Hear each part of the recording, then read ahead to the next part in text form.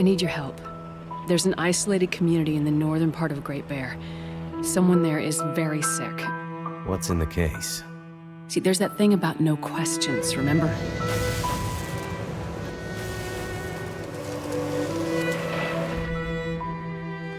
I'm looking for my friend. She was with me when my plane crashed. I seem to recall the town somewhere up north, far. What was it called? Hello? Is this the radio station at Perseverance Mills? Ask for Atwood. Atwood. Got it. What's the message? Wintermute. I have wandered these paths a long time, friend. I was a walker, now I'm a watcher. What's in the case? I have no idea.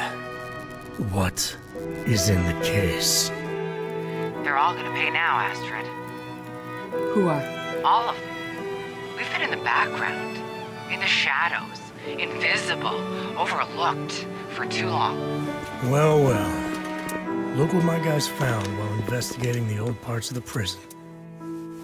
Someone is seriously fucking with me. Wake up, man. This is all about Donna. Don't you get that?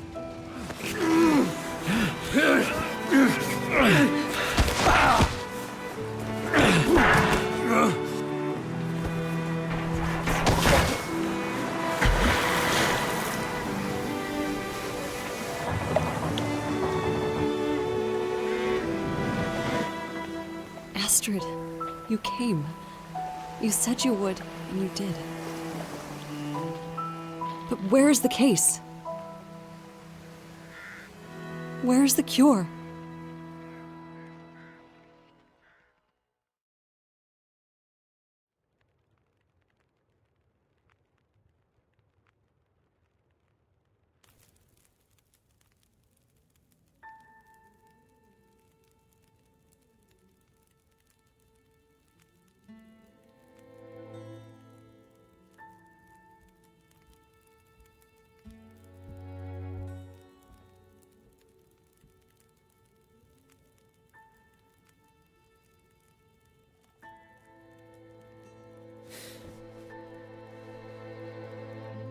Jack?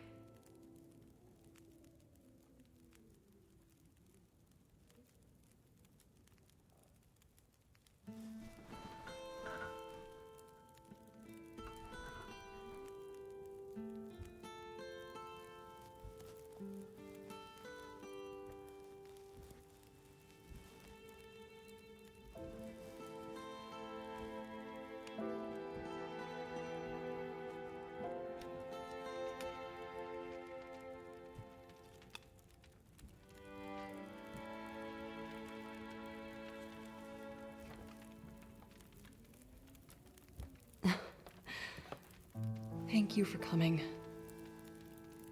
I didn't dare to hope, but when I saw your face in that canoe, I wasn't sure if it was too late. Where? Oh, this is my home. You made it. To Perseverance Mills. I woke up and I thought I saw a child. God, I wish it were true, but I can't see how.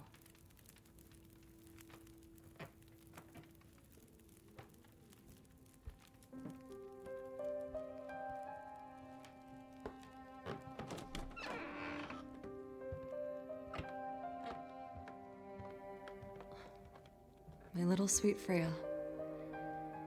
It's gotten worse since we last spoke. She's been asleep like this for days now. She comes out of it once in a while and seems completely lost. The other night I woke up and she was standing on the porch, door wide open, like she was going to take a walk. She was freezing, but she wasn't awake. It was like sleepwalking. We knew these symptoms might come. Did you bring the treatment you promised? I did bring them, but on the way here, the plane came down in the mountains. I got separated from McKenzie. I'm sure he has the meds, and I know he's trying to get to us. We just need time. He'll get here. Astrid, I'm not sure we have the time. Whatever happened to Freya seems to be affecting others in Perseverance. Dr. Larson set up a quarantine about a week ago when the power first went out. But he's gone missing, and the whole town is afraid.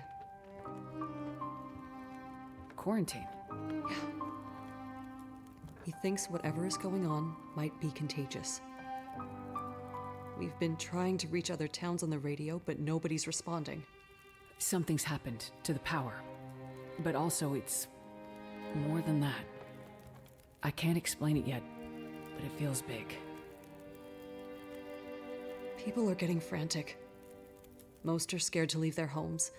Some are talking about breaking quarantine. The doctor must have had a good reason for establishing it. If it is something contagious, we need to keep it from spreading further. I think we have bigger problems. People have gone missing, and a couple have turned up dead. Some people are saying there's a killer from out of town, preying on people, catching them out in the forest, strangling them, drowning them. There are all kinds of crazy theories. Everyone is scared, and nobody's thinking too straight. It sounds like the doctor may have had some ideas. Where can I find his clinic? It's near the center of town. Not far from Cooper's Blind, the bar. I'll be back as soon as I can. Be careful, Astrid. Freya's counting on you.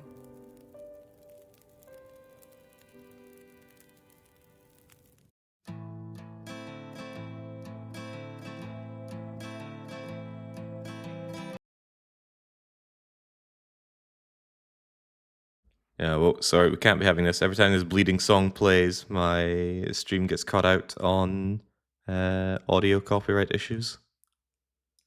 And I can't find my bleeding mute button. There we go. Yeah, we can just watch this in silence. Whilst I remark upon how weird it is that the lady said, "Do you have the case?" How did she know about the case? Sure, we were meant to be bringing her a cure, but why did she specifically seem to know that it was in a case?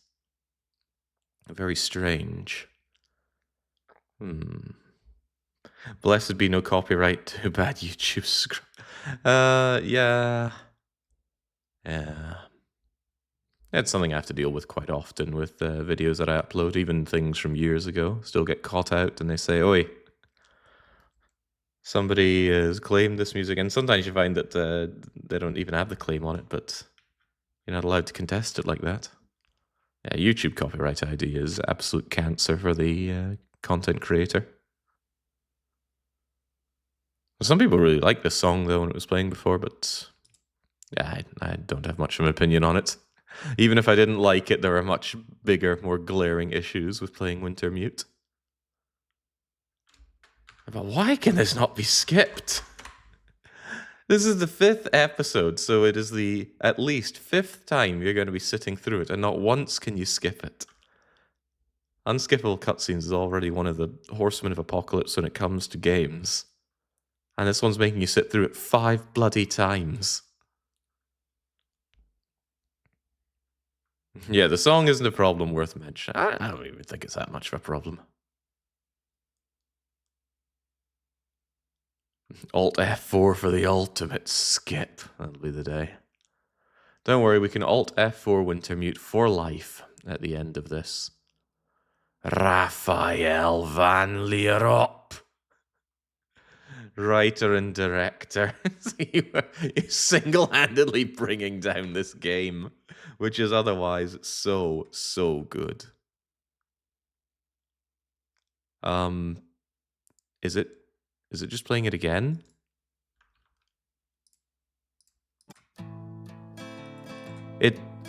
Why is it playing it again? Oh, no. What?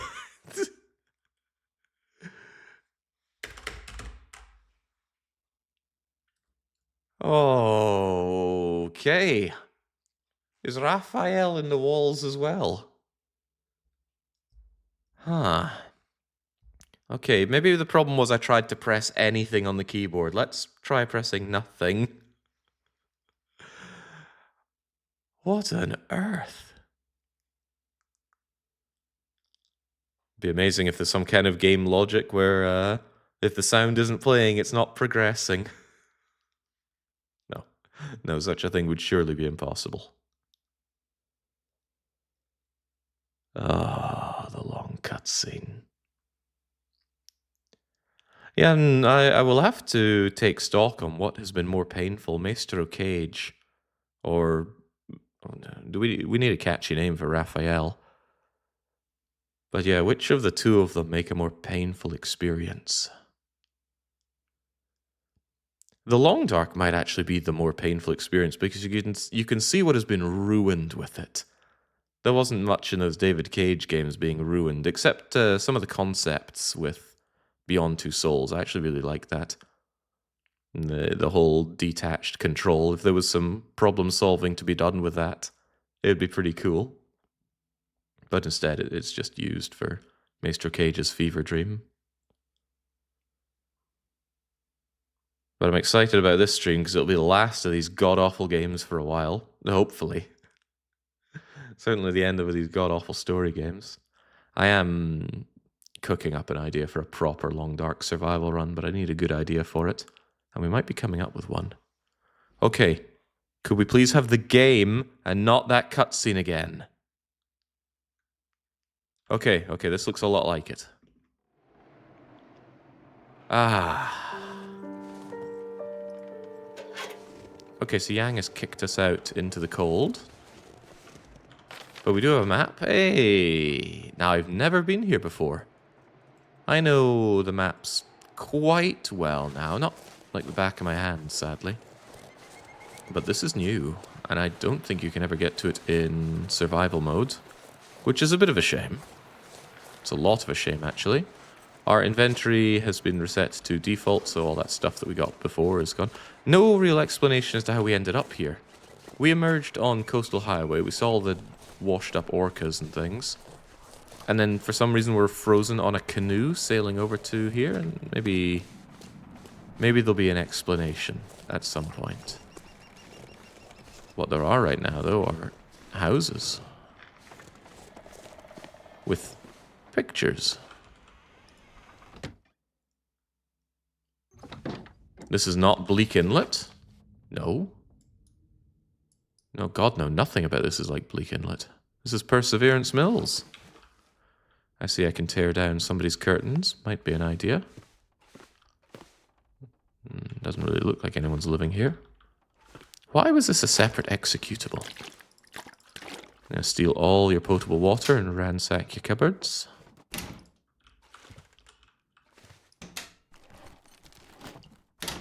As I said, I've been playing a fair bit of Interloper in my own time. Which has been refreshing to, enter places and not find all this loot everywhere. And to my extreme delight, Baron Von Owen was streaming as well. I wasn't able to catch all of his run yesterday. Pretty much just up until the point where he died miserably. Because he'd rather carry 15 books and 10 liters of water than use a flare to not get killed by a wolf. The man is bizarre. I wish I could understand Baron's thinking. Okay. Oh, I do not think I want that. Story mode is awash with food. You kind of expected that Perseverance Mills would be located in Bleak Inlet. I didn't expect a new map. Why would you specifically think it would be in Bleak Inlet? I could understand that there's that connection to Coastal Highway. Maybe that is the understanding I should go with. This'll come in handy. Antiseptic is heavy. I don't like carrying much of it. And a bit more Newsprint rolls are so good. They harvest into 4 whole. bits of tinder. And I'm going to steal your curtains while I'm here as well. A bit of cloth can go a long way. Although I don't think I have a sewing kit.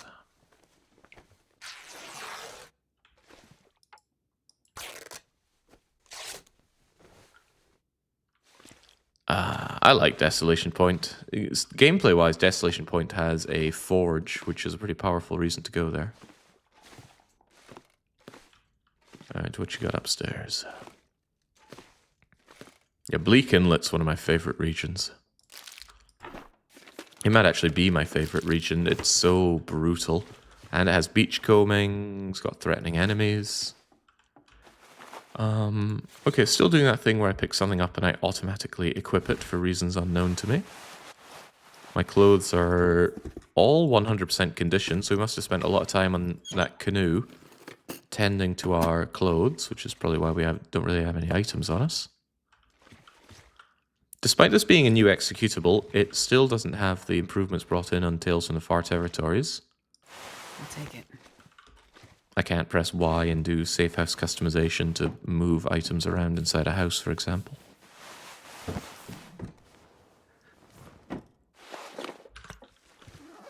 Yeah, this game development has been quite bizarre. I can't wrap my head around it. No. So the game was forked between Survival and Wintermute. But when I loaded up Wintermute, which launched a new executable, and then I got into Chapter 5, it then launched another new executable for this. And then did that weird thing where it replayed the intro cutscene. Maybe the less we think about that, the better. So this is all new. I have not played this. I have not seen this. At least I had an inkling about all this stuff beforehand, having played a couple episodes and watched some stuff from other bits. But this is all new, which is exciting in a way. Yeah, we got no preconceptions. For all we know, some new blood was brought into the team to make Episode 5 really shine. And whilst Episode 5 has been lambasted in the reviews, these seem to be reviews from people that enjoyed Episodes 1 through 4. So maybe we're going to hit this wonderful moment where it's actually good for me. I would say good for us, but I don't care how you feel about it. This is me going from my experiences with this. Okay, everybody's locked their doors, which makes a bit of sense. We're under the impression that there is a community living here. Okay. Although, where are they all hiding? I mean, they might be hiding in their houses, but I don't see smoke coming out of the chimneys at all. Jake and chat, which characters are you looking forward to meeting again? Well, how about meeting Donner for the first time? Donner is going to be one of the worst things about Episode 4. Well, no, there's a lot of very heavily competing bad things about Episode 4. But as a plot device, he just made no sense. He's going to be committing so much evil if he gets out of prison. Out of solitary, where he's been with no power, no people, assumedly no food or water for weeks. And, he'll be a threat to people, not just on Great Bear, but on the mainland of Canada as well. I really felt like they were talking about him like he was the freaking juggernaut. Oh, hello. Ah, lots of colourful characters. I'm going to be taking your stuff, if you don't mind. Hope nobody needs this anymore. Nobody needs this old can. Lantern fuel. I can't take many of the books. I can only take one. I'm taking your lantern. That's useful. I can't hack apart the metal chairs.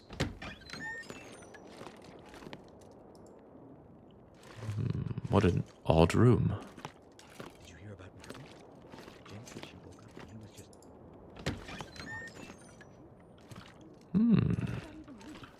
Yeah, what a cozy looking and suspiciously non-dilapidated place. Feels weird in the long dark. Why was the hacker girl talking as if she knew Mathis and Donner personally? Wasn't she just an astrophysics PhD student? What an excellent question, Alpha. I'm looking forward to this episode shedding some light on that. I also want to know how she hacked the steam pipes and hacked the Victorian era dynamite detonator satchel.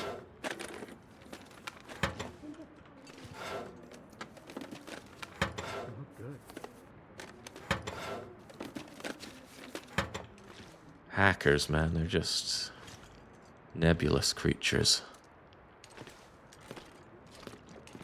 Yeah, Ninja's a hacker. Well, he's more of a cracker. Maybe he can shed some light on it.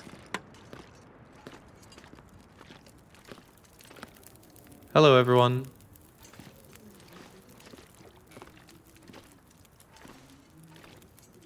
Look, all I'm saying is it doesn't make sense to just sit here waiting for more bad stuff to happen. But what about the quarantine? So what? It's not like there's anyone here to stop us from leaving. I'm sure this will pass. Supply boat from the mainland will get here. It always does. You really want to take that chance? I say we take what supplies we can find and go south.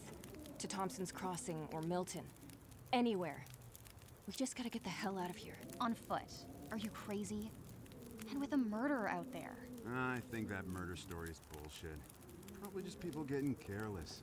You head out there without protection and you're bound to get in trouble. Wolves, bears, cold. Lots of things can kill you. You don't need to make up murderers to explain it. I'm not so sure. I say we clear out the co-op, grab whatever supplies are left, pack it up on a sled and skidoo out of here. You try starting yours lately? Nothing's working. Well, then we take our chances on foot. I say wait it out till spring. See what happens.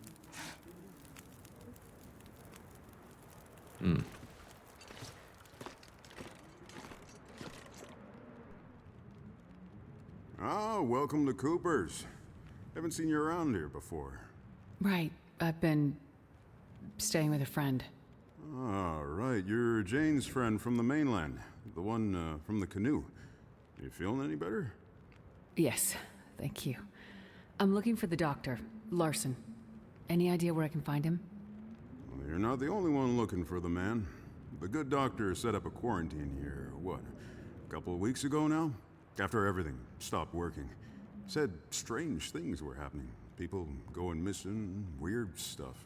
Not sure. He's usually such a level-headed guy. It's not like him to just disappear in the middle of all this. When was the last time anyone saw him? It's been days at least. It's a bit hard to keep track, honestly. Every day another refugee from the cold, or 3, showing up and camping out here at the bar. I'm sure they appreciate having a safe place to stay. Well, most of them wouldn't stoop low enough to pass the threshold in good times, but I don't hold it against them. I'm happy to be able to help, as long as there's wood for the fireplace and booze for the patrons, that is. At least I don't expect the wood to run out.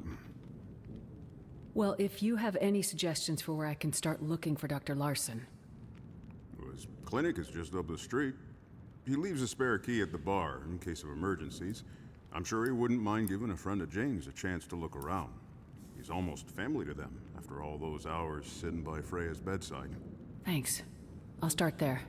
Might be worth taking a look at the constable's office, and the co-op too.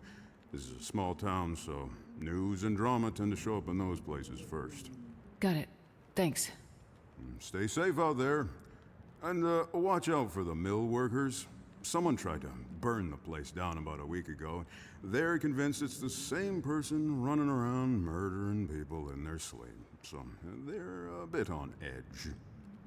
You don't sound like you believe in the murderer theory. Not my place to say. I mostly listen to people and keep my opinions to myself. I will say that I've lived here for years. A remote place like this is dangerous by nature. We're always only one careless step away from a very bad situation. It can bring out the worst in people. Thanks for the key. I'll bring it back when I'm finished. You stay safe out there. And if you get too cold, feel free to come back to warm up a bit. I'll keep the fire going as long as I can. Thanks. I'll be careful. Wow, Cooper is so out of place here. He's the first person we've come across that hasn't been cryptic and standoffish. Oh, you need directions? Yeah, it's right over there. You need some help? Yeah, here you go.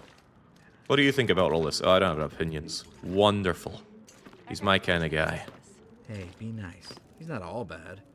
All those mainlanders are the same. You don't think he'd try to help us? Look around you. The doctor, Constable Pete, all the people whose job it is to keep the community safe.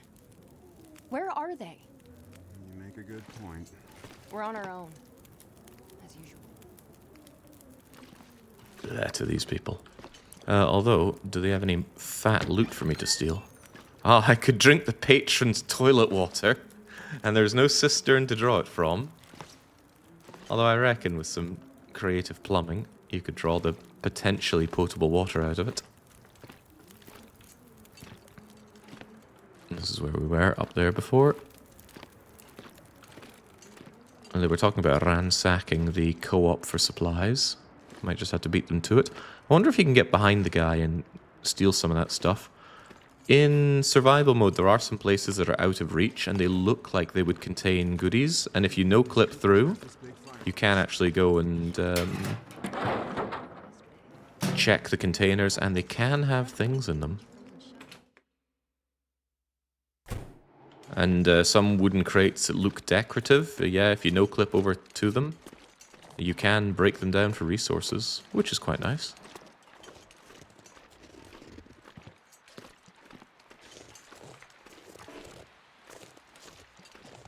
Okay, I'm actually kind of happy that there are these houses here. And rather than just having them all boarded up, which would seem out of place, they have them locked up, as people would probably do.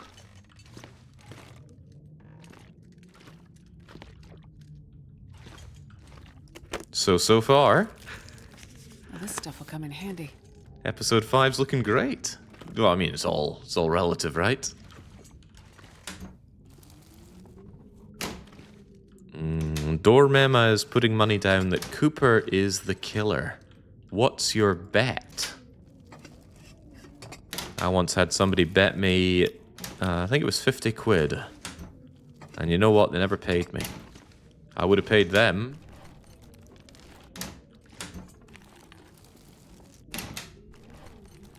Right, shower up bastards. Oh, okay. I've never seen metal pan before. I thought I might be able to grab it and cook with it, but no. You have to use a skillet or pot. My bet is we never return that spare key. I will go out of my way to return that spare key if I can. It was the key for the clinic, right? Once we check the clinic, assuming it's not too far.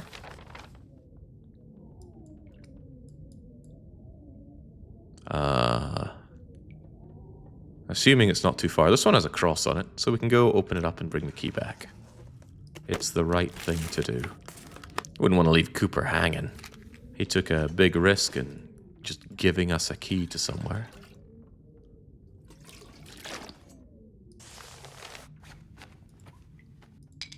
That's interesting. The newsprint roll weighs 100 grams. When I tear it apart into 4 tinder plugs, 4 tinder plugs weigh 200 grams. Cue the X-Files music. New, amazing Wintermute art assets and iron pan. Oh, hello, I almost didn't see you there. Hunter knife could be useful. I mean, I had one before, but the game has stripped me of all my inventory again.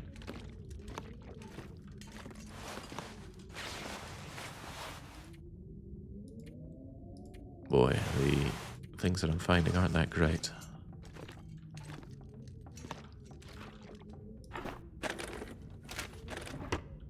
Imagine a lady comes in drifting on a kayak, you nurture her back, you trust her with a key, and then she goes to the houses to drain and drink all the toilet water. Can't be trusted, can they? Also, in these small places, when an out-of-towner enters a bar, all the heads turn. I would know, as I have been that person many times. I can use this. One time in particular in Austria. Where was I? Where the heck was I? Murtzerschlag. That's where I was. I was in Murtzerschlag in Austria. And I was thinking, damn, I could do with a drink. So I walk into a bar and just sudden silence, every head turns. Well, it was obvious looking at me that I wasn't from those parts. But I just walked up to the bar and asked for a whiskey. Much to the surprise of nobody. Yeah, probably the kilt.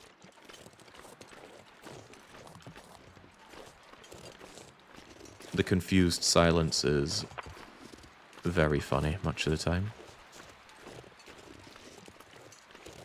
Similar routine when I was in Poland, and there was this old lady came up to me trying to express her love for Outlander. And I hadn't heard of Outlander. My understanding is it's a TV show. And I thought she was talking about Highlander. Anyway, she just wanted to express her great affection for me, and I forget what she wanted off of me. I think she wanted to touch me for a bit, which was fine. It happens a lot with the old ladies. I don't mind giving them what they want. I mean, they've only got a few weeks in them left if they're lucky, so they might as well go out happy. Right, what do we have around here? A whole lot of not much. Time is midday, so fortunately it's not too dark. I've been very tempted to mod the game so the insides of buildings aren't so obnoxiously dark. I think Kitty ran a mod for that. I should check and see if it's still supported.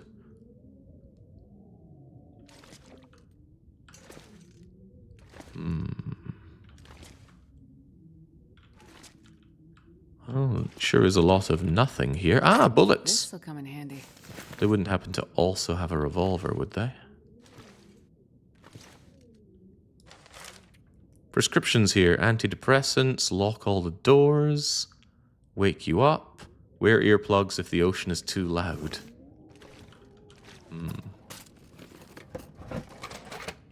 Jake preying on lonely Austrian pensioners. That's why I don't need to worry about my Swedish pension.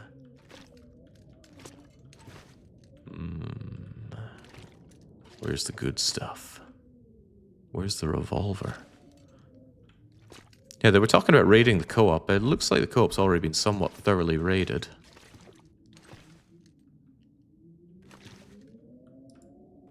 Very thoroughly raided. Wait, that's kind of strange. Ah, I see. They've got one of the whole big chill units and they just have that at the front. Weird to have that in such a small store. But who am I to judge?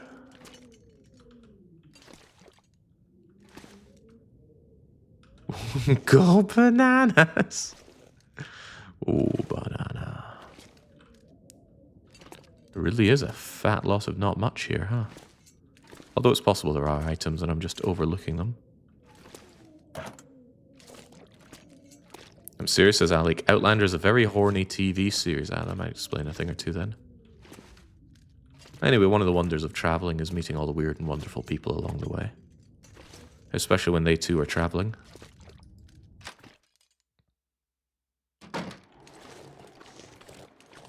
Absolutely lovely day here in Perseverance Mills. Nice of them to leave all of their cars and trucks unlocked for me to go and raid their energy bars.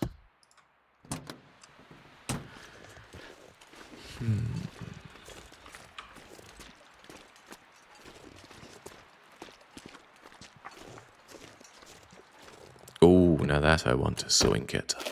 I'm under the impression I didn't have one already. Very correct. Sewing kit is amazing. There are certain items when you're starting out, especially on interloper runs, that are just such a game changer to grab.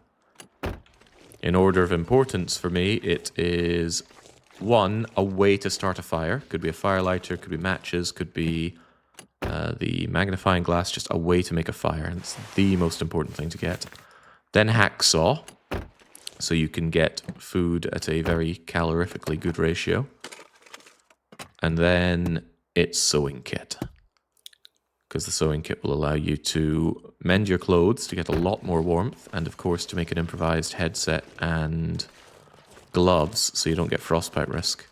And there's an argument that sewing kit is more important than hacksaw, but the way I see it is if you already have a way to start a fire, then frostbite risk should be a thing of the past.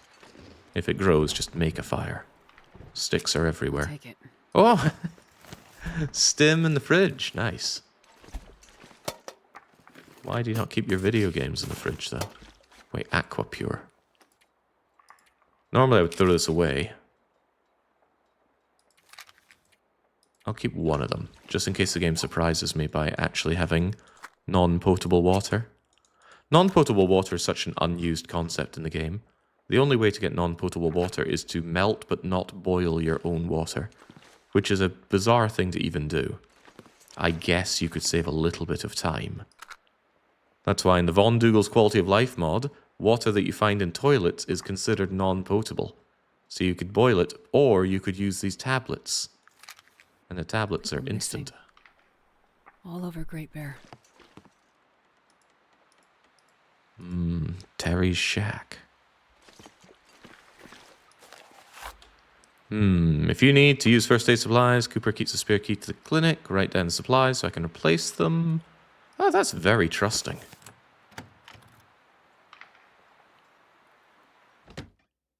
A little bit too idyllic. I mean, I'm from a very, very small town. 400 people. And that doesn't stop there being degenerates and dangerous people who you would not trust with the keys to a pharmacy. Hope nobody needs this anymore.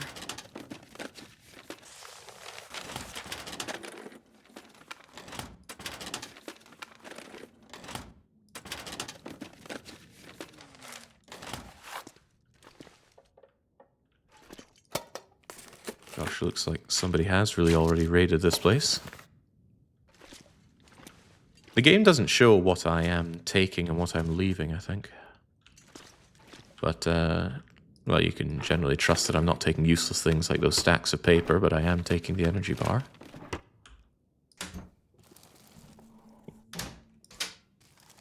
More water. Yeah, I have enough water.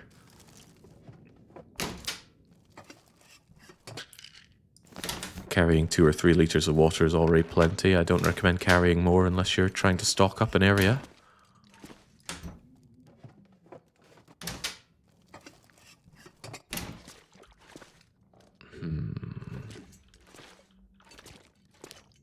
Cute little clinic.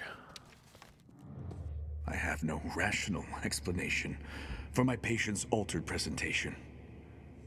All that is left is the irrational. And I do not want to go down that road quite yet. Ever since the night we lost power, everyone has looked to me for an answer. But my limited journals are useless without a connection to the mainland. I will press on, but I fear it is time to involve law enforcement. In whatever fashion the law remains on this tragic island in the middle of this catastrophe. Doing my duty, I will pursue the leads that I can, as I can. I have enlisted the local constable as well.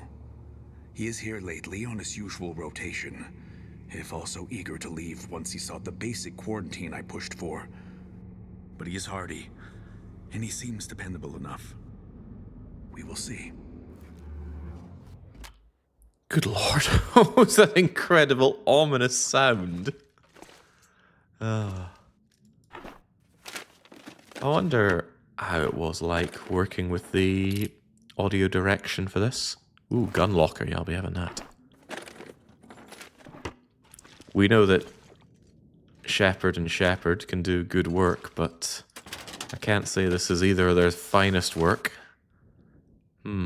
A bunch of brain scans and notes. Sounds like a key item. These findings feel familiar. I think Astrid's kind of phoned it in. Will's given it a good college try, though. These notes are detailed, yet vague. You can tell he wasn't really sure how to interpret his own observations. Keep locked. Keep the windows open. Ah, okay. We have used the key. And I do want to go and return it. We're gonna give it a try. We're gonna be nice and try and return the key. I came from this way, right?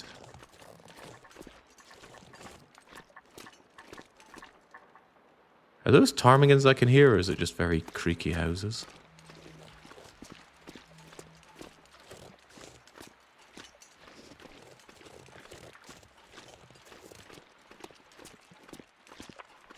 The audio direction is a headless chicken and darts deciding volume levels. But audio levels are tough to nail.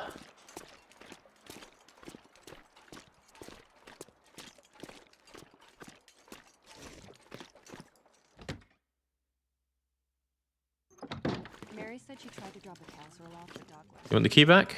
And he wouldn't even let her pass the clinic door. No? Okay. Well, I tried. Oh, can I have this coffee? Well, this stuff will come in handy. Yoink.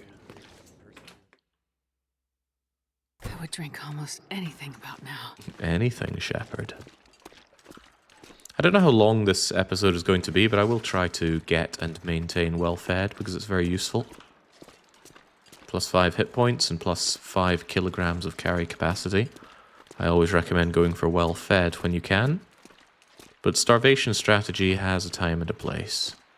And especially if you're having a hard time getting a hacksaw, so that you can just carve up animals for meat, then it might be wise to go for starvation over well-fed.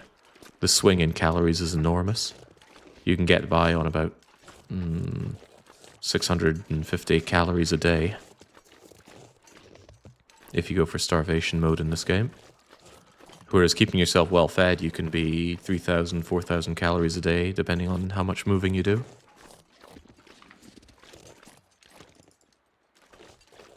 We're not going to try the windows. It did say keep the windows open.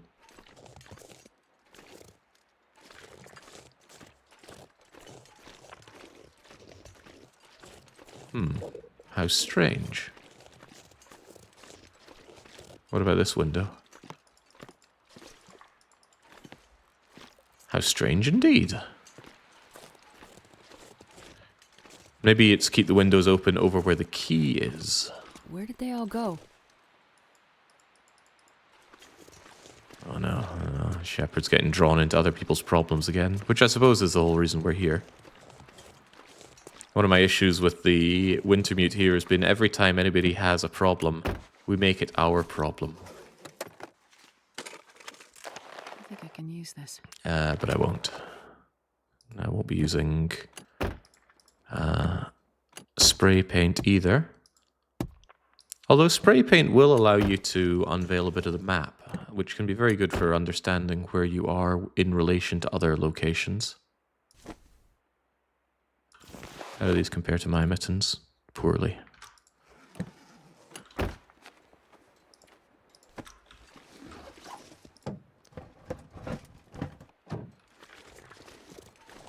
I like to pop the hood to tell me that I've already checked the vehicle thoroughly. Because there's never anything of use when you pop the hood. Sometimes there's a car battery, but in interloper mode that's not useful. You can use it to repair the radio masts though if you're doing all the tails stuff, but I don't think I'll ever do that crap again.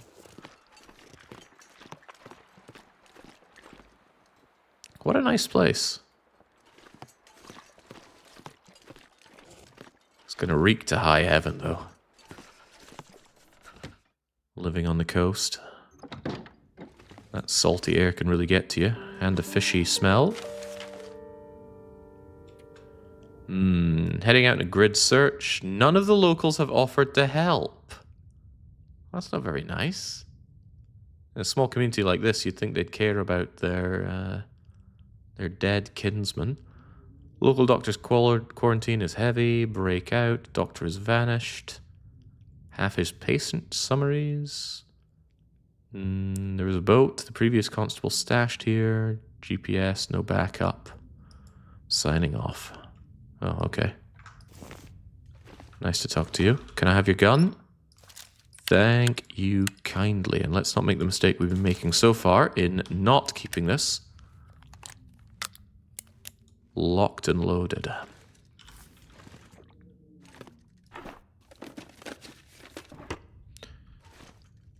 To be fair, making other people's problems the same as your own gets things solved. Oh, not really for me, though. Dear Constable Pete, please find me. My husband Martin has gone missing. Last Friday, I woke up, he was gone. There's snow all over the carpet. He didn't take his coat, and he wouldn't leave. But he's sleepwalking, da-da-da-da-da. I have never sleepwalked.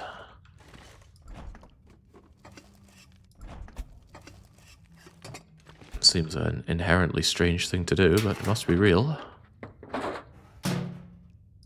This'll come in handy. I can do talking in my sleep. Or sometimes I wake up mid-sentence.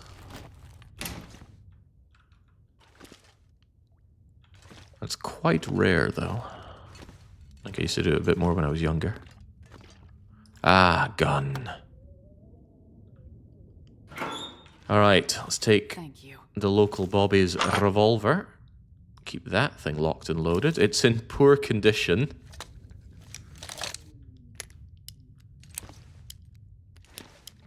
Is this a standard issue gun locker? I've never owned a firearm. Very rare thing to have in the UK. I'll take it. Oh, right. I'll take that balaclava if you don't mind. Let's see. Astrid's hat.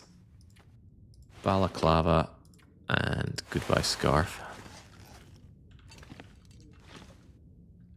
Used to wear balaclava when I was riding my motorbike in the dead of winter. Remember all the signs on the petrol station saying, for God's sake, take off the balaclava so we know you're not robbing us. If I don't drink soon. Hello, Constable. Autopsies, victims, salt water in the lungs. Please come to the morgue. This tiny place has its own morgue? Maybe there's a morgue in the clinic. Alright, we're desperately thirsty here. What am I even going to be eating and drinking? The crappier Zap bars, I suppose. The chocolate bar would make me thirsty, so we eat it when we are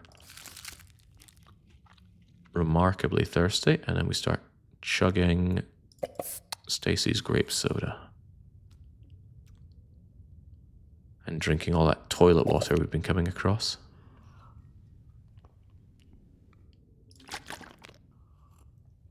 There we go. Keeps us light, keeps us in good nick. You gradually restore health as long as you have no problems.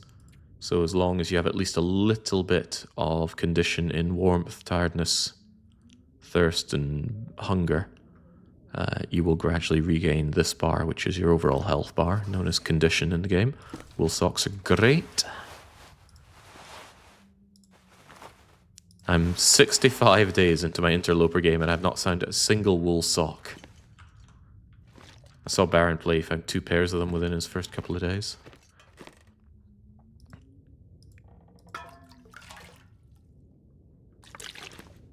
Yummy Constable toilet water. I always look at barred places like this and I think, I could break through that, surely. Good bit of leverage and you just snap those little twinky wee bars clean off, but maybe I'd have to try it someday. Fortunately, I've not been incarcerated. And perhaps if I ever do, maybe I shouldn't go about trying to prise the bars off.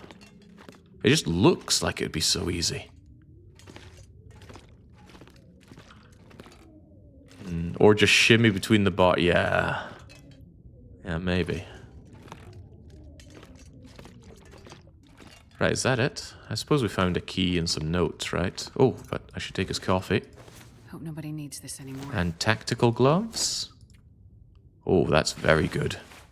Low condition, sure, but fix those up and we're in the money. Lots of fire logs, but they're very, very heavy. So I don't recommend them. Well, whilst I'm good in here, I suppose I should... Oh, they require leather to be fixed. That's not inconceivable. I know where I left some leather. Well, wait, where did I find the leather gloves that I didn't take with me? The driving gloves. Ah, well, I'm not going out of my way for it.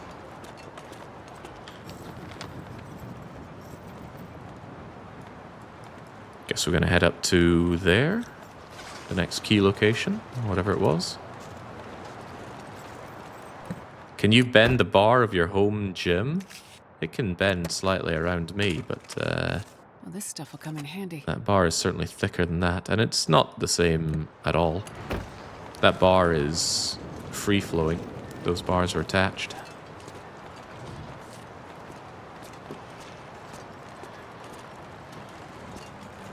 There's a lighthouse, there's a lumber mill over there. Doesn't seem... Well, no, that is where we're meant to go, but I'm a little curious what's over here. The conditions aren't that bad.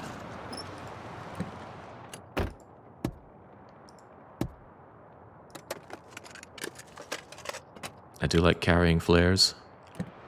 Normally when I'm playing on interloper survival mode, I'm satisfied carrying one flare. Maybe one flare and one marine flare.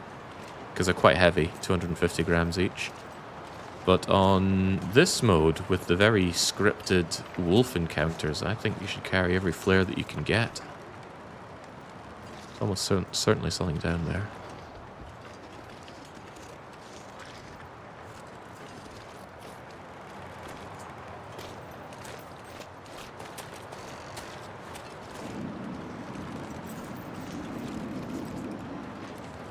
I think they missed putting a locked notice on those doors.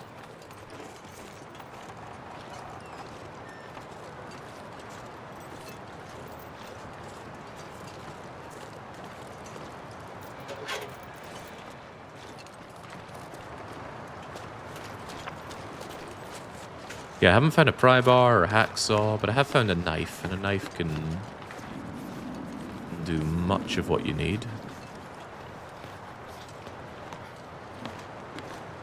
You don't get fancy manufactured knives in interloper mode. You get a crude knife, which is just sharpened metal with a cloth handle, and you have to make it at the forge. You can kill the cougar and make the cougar knife, but the cougar is crap, so I never play with the cougar. They implemented the cougar, it was really bad, so they reverted it, and then they brought it back, and the cougar's still bad. But I have a feeling that they're just giving up on the Long Dark now and moving on to future projects. I'm probably sick of making poorly received update after poorly received update.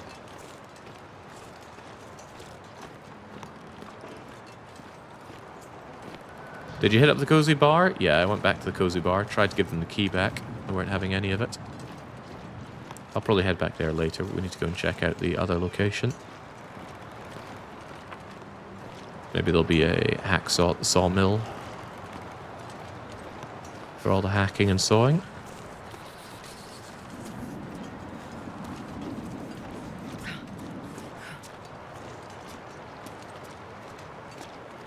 God, this looks so cozy. Not enough to make me miss Scotland or Sweden, but it does look cozy. Distinct lack of sticks, though. Even around these woods, there's no sticks blown down onto the ground.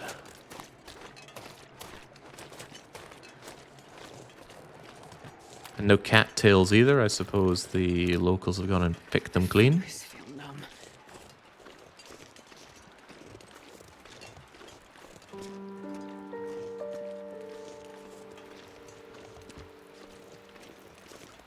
Ah, people.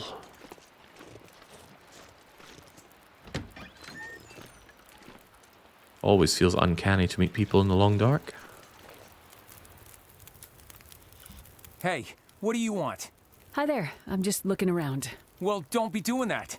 Easy, Jean. She looks harmless enough. Trust no one, that's what I say. You guys guarding the mill? Yeah, can't be too careful. You're obviously new here, so let me fill you in on the situation.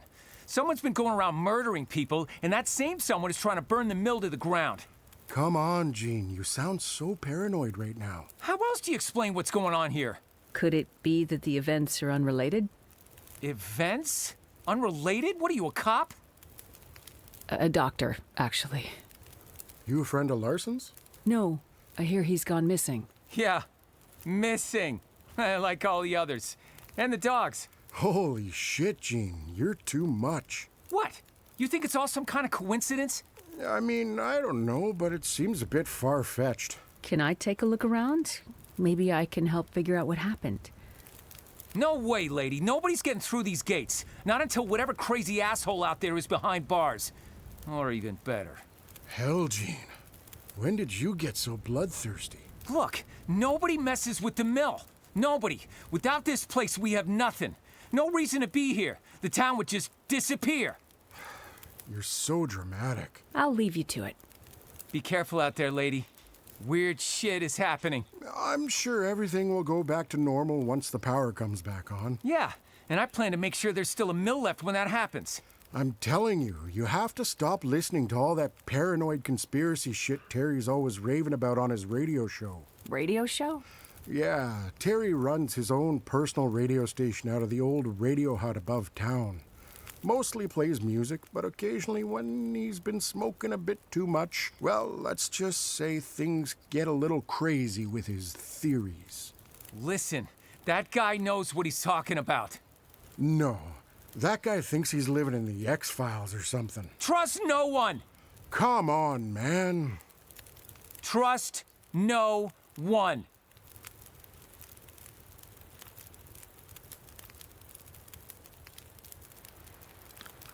Well, just like that, my opinion of episode 5 is taking a rapid nosedive. Jesus Christ. I was with these people. I hope they don't mind if I cook up some of my pork and beans around here. Pathara just comes in saying, I hate millennial writers. I'll just wait until it's alpha writers or whatever new generation there is. And then just wait until people are nostalgic for millennial writing. It'll happen. He's bulletproof. Not that I expected the game to acknowledge me shooting Jean. But it had that opportunity to surprise and impress me.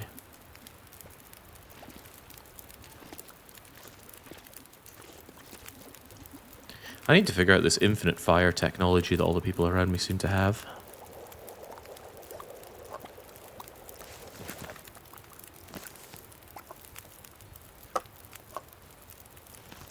I was wondering why the cooked food isn't gaining any calories. I can't quite remember if cooking industrial food gives calories, and if it does, I suspect you need cooking skill for it.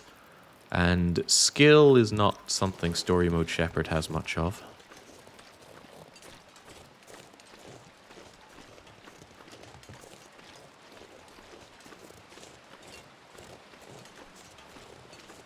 I guess these are part of the quarantine. I imagine these barricades were probably guarded at some point. With all this talk about a murder and people going missing. It's hard to tell if these barricades are meant to keep people in or out.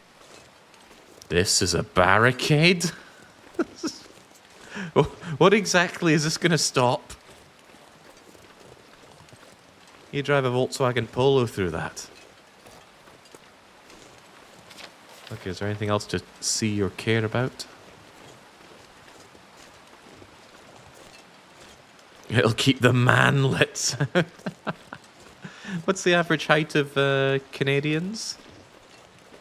I suppose you'd have to divide it between Canadian men and Canadian women.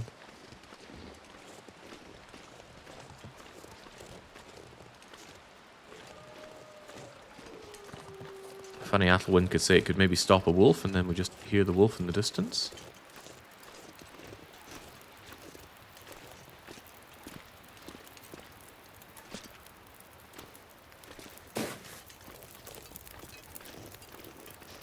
I wonder if you could clip your way into the mill. I also wonder if these people stand here even during the blizzards. Okay, well... we haven't found a whole lot going on here. Ah, but I didn't stop in by the clinic's morgue. Ah, that was the key that I got in the Bobby's office, wasn't it? Right. We'll get that done, and then we'll go back to the Winchester for a pint.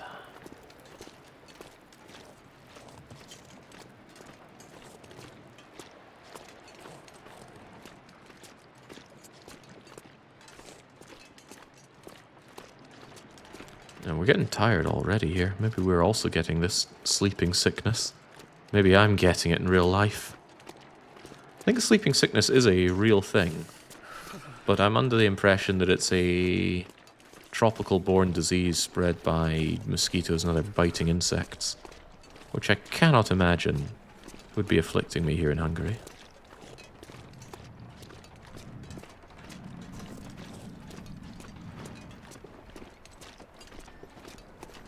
Well, we do have a lot of mosquitoes here during summertime, and they did have a fair few bites out of me at Balaton. It's kind of incredible that the sky just becomes a thick cloud of mosquitoes, all flying around there having dirty mosquito sex and stinging everyone they can find. I imagine it must be great being a bird, just flying through it with your mouth open. A buffet.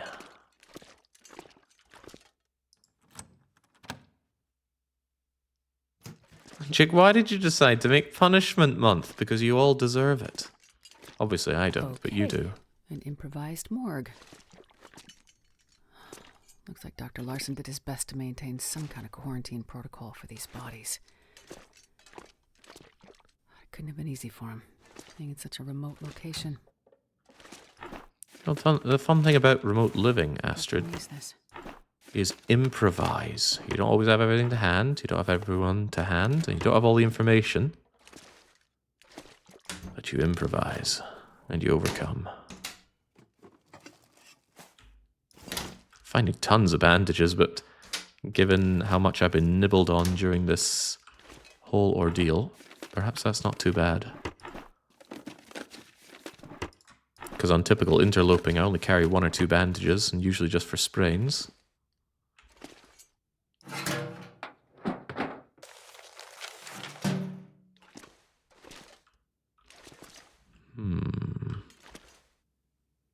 Best be prepared for anything. Jerry cans have magical properties where they can turn 100 grams of lighter fuel into less than 100 grams of weight.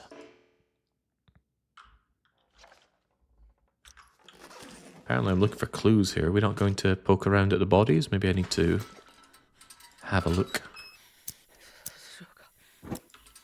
And it is guy cold in this morgue. Maybe I shouldn't make a fire here.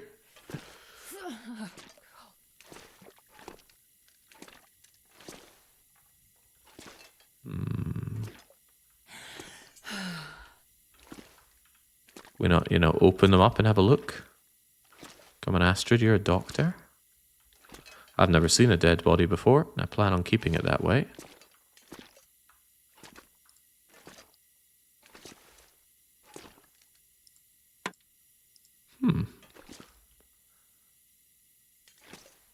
My perception skill isn't the greatest, but am I not meant to find something here?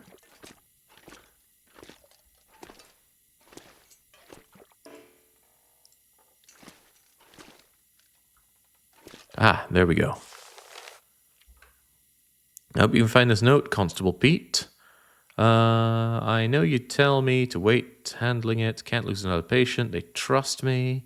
Someone is out there preying on the poor. I've seen a faint pattern. I can connect the dots. I saw it too late. People are missing. I'm afraid it's spreading. Okay. So Larson and the constable both left town looking for the missing townsfolk. Each of them is a piece of the puzzle of what's going on in Perseverance Mills. I need to find them. Yes.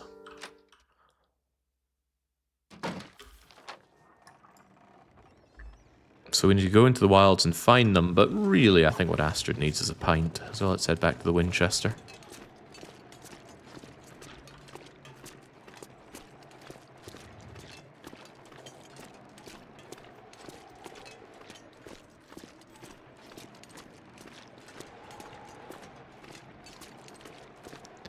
It came out of nothing. Suddenly Farthest Frontier is out, but all this trash is in. Yeah, but don't worry, this is the end of it. After this, we're going to go back to playing actually good games. What those good games are, I have not yet decided, but I have already decided that they are going to be good. I am bouncing around the idea of doing a proper long dark survival run. Right, can I give this guy back the key? I feel pretty guilty still holding on to it. But key items are not inventory items that you can hand over or anything. all these losers here just sitting back. They're warming their hands on nothing. Well, leave them to it. It's time we caught some kip anyway. And I can just steal somebody's bed and their diary. Another sleepless night, trying not to hear old Joseph snoring, Carol muttering in her sleep. It's mildly entertaining to decipher the rambling. I want to pee. Oh, don't worry, I've scooped that up into my bottles. It's not just the sea. Something sounds like waves, waves beneath the ice, something deep, it's barely there. Maybe it's all the washed up orcas that we saw earlier. Wait, I'm taking it? That doesn't seem right. Is there anybody else's diary I can start peeking through? This'll come in handy. Probably won't. I already have my own 100% bedroll. Oh! The bearskin bedroll is incredibly warm, but I don't think I want it because it is quite heavy, and I struggle to imagine a situation where I need the extra warmth of a bearskin bedroll. It is heavy. It's 3 times the weight and 3 times the warmth of a regular bedroll. Which is why people tend to prefer the down stuffed bedroll, because it's only 100 grams heavier, but it's twice as warm as a regular bedroll, I think. Anyway, let's steal somebody's bed. Gosh, there's another bearskin bedroll. Incredible.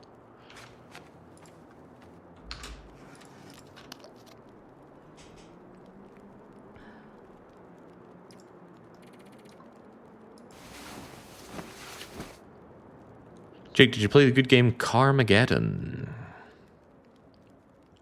Didn't Carmageddon come out 30 years ago and was lambasted for being terrible?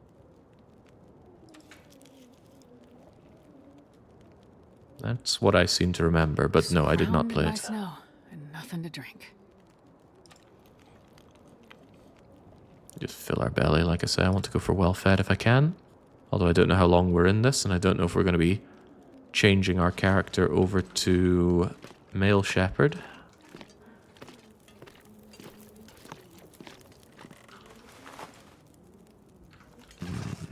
And you still don't want to talk.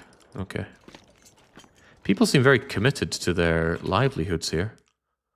The barman is staying in his bar. The mill workers defending the mill. Has anybody here had a job they loved so much that they would actually go there and stand guard to defend it? I mean, I've stood guard at my workplaces, but that's because my job was to guard the places. I couldn't imagine, take the garden centre that I worked at, my very first job, couldn't imagine standing guard because I heard someone might burn down the garden centre. So, oh no, not my £3 an hour paying job.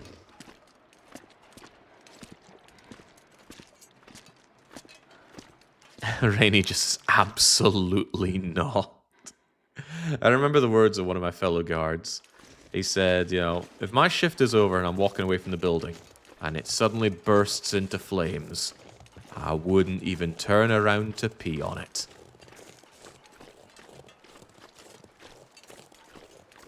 He had no love for the game.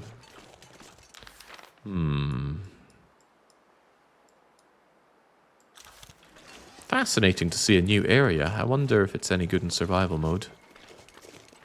I'm pretty sure you don't get access to this in survival mode, so maybe it wouldn't be balanced for it, but there is a bit of a curiosity there. Ever since you mentioned sleep talking, I imagine you castigating chatters in your sleep. Castigating? Chastising, maybe. Well, I don't know what I say in my sleep, I just know that I sometimes do. Well, I know that I used to. Come to think of it, I'm not sure I've done that in years now.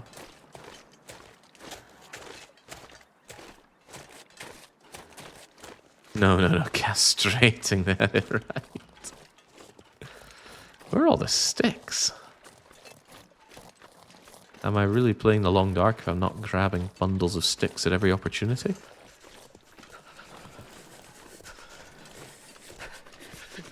Seeing Baron play this game is really a trip. He sees a stick meters away and he will run right over to it. The thing about sticks is they're a convenience, not something to go out of your way for.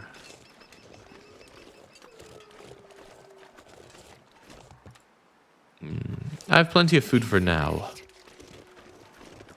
I am keeping in mind that I could be killing them for their meat, but there's no real need for it.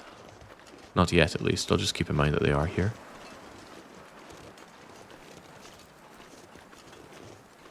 It's too early in winter. Stick season hasn't started yet.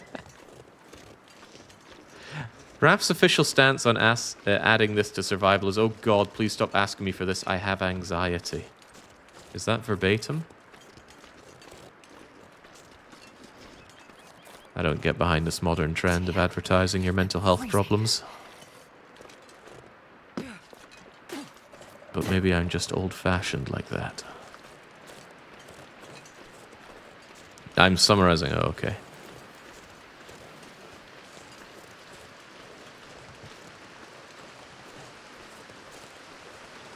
I don't accept quotes about other people that aren't verbatim. It's way too easy to mold whatever somebody else has said into something that fits your own ideas and narrative.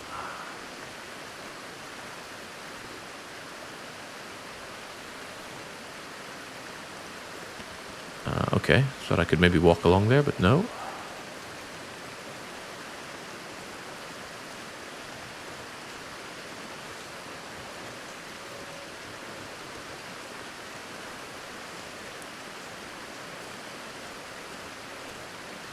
Flowing water is an instant kill in the long dark, so if you chuck your body in there, the game is just going to say, you faded it. You know what? Why say when I can do? Give me a save. Whee!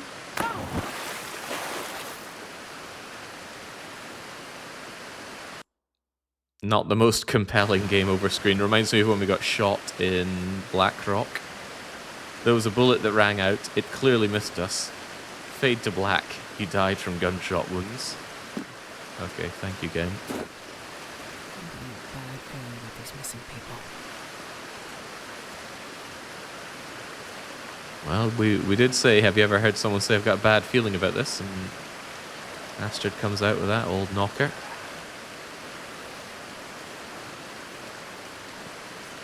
Yeah, I assume you missed the summary there, Improved Spoon.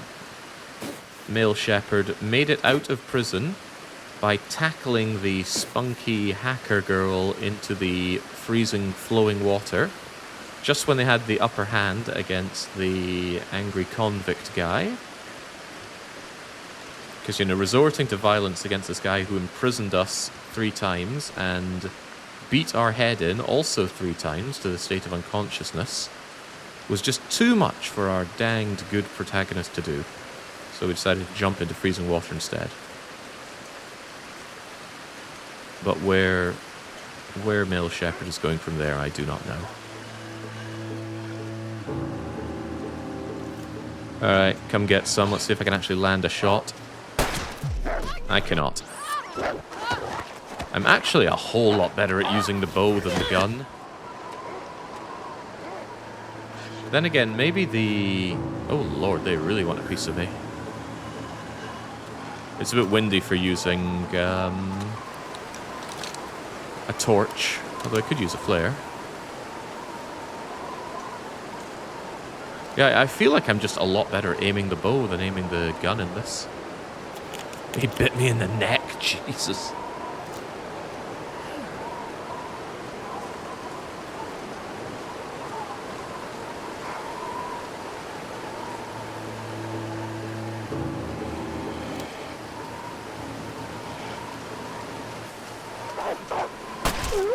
There we go. Don't worry about the other one, it'll bleed out.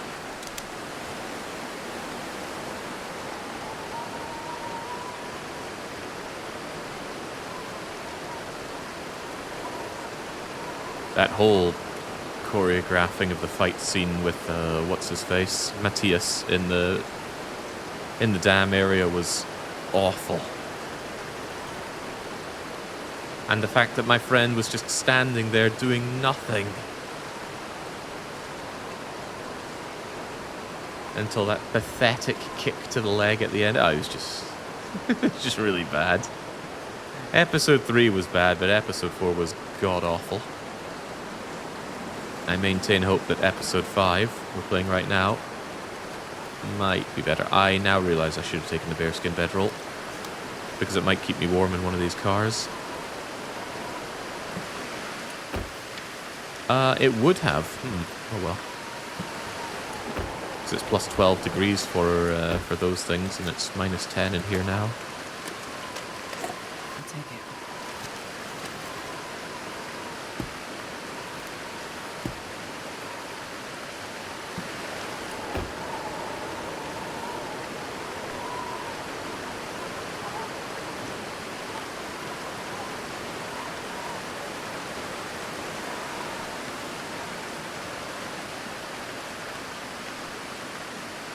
Six Sock saying, I'm beginning to think that this survival game's strongest point might not be the set pieces.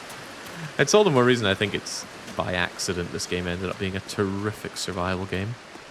The best, even. If there's a better survival game out there, then I want to know. And the forest is not the answer.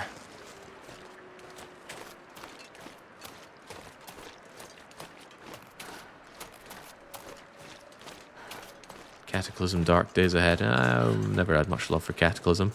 I might have loved it a bit more if when I was playing it, it didn't default to starting you with everything fresh frozen. It was such an unapproachable game, blind. Which made streaming it blind all the more painful.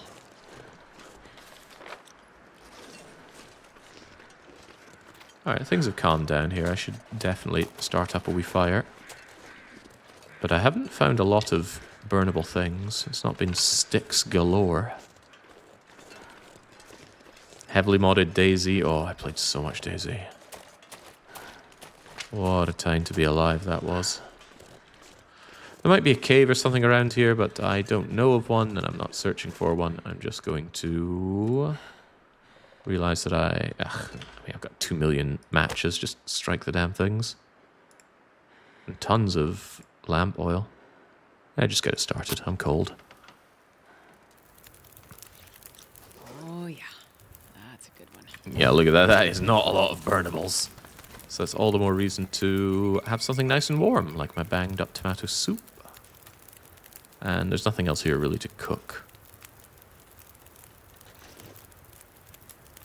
I would actually like to take a nap here, but again, there's not really much to burn. Maybe I should have taken one of those fire logs. I lamented earlier about how heavy they were. Not happening, I suppose.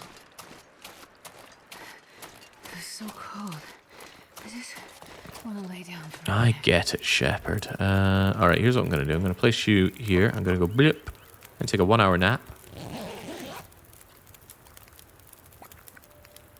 And then hopefully my soup will still be warm.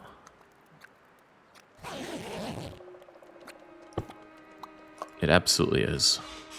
Calories, some hydration, the warming up bonus, and hey, there's still embers here.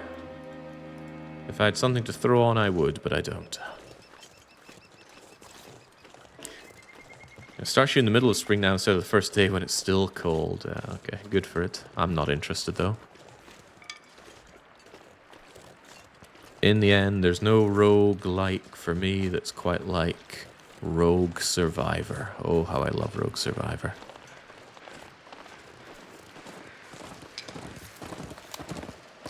Could shoot Bambi in the head, and then have all sorts of meat to harvest without burnables. That's a bit out of the question. Set Pief Wolf, get out of here. I've seen hypothermia do weird things to people, but this feels like something different.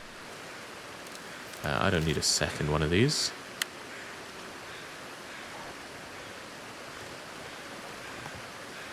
You could actually break apart the paddle for wood. That's actually pretty good in terms of time and what you get for it. 2 reclaimed wood for 12 minutes barehanded is very good returns.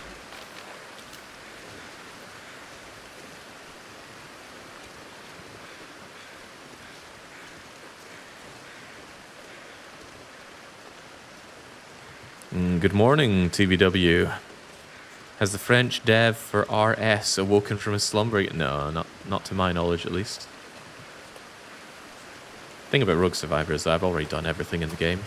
Murder Bingo in it was pretty fun, though.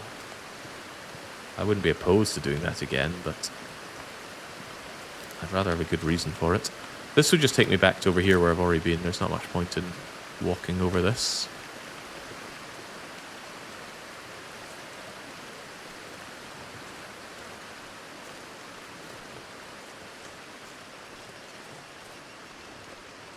Well, it's all for balance reasons, battle unit.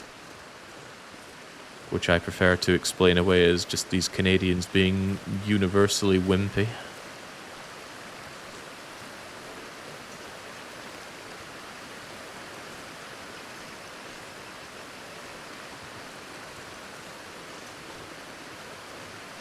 Oh, welcome, Andarius. Steam was telling me that you've clocked 21.5 hours in this recently.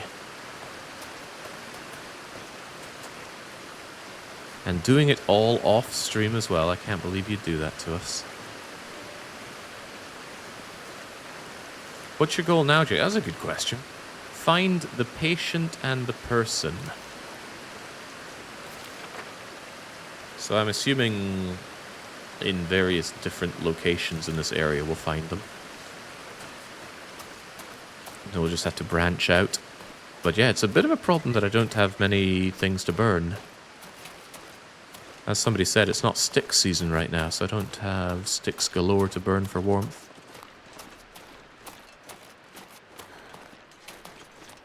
Oh, hello. What's all this then? Hands off. I could take some meat with me. I'll go on then.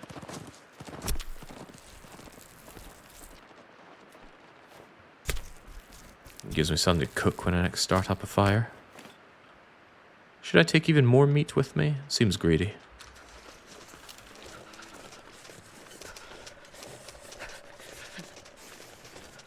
Carrying raw meat makes me stink to high hell, but the wolf was already spooked.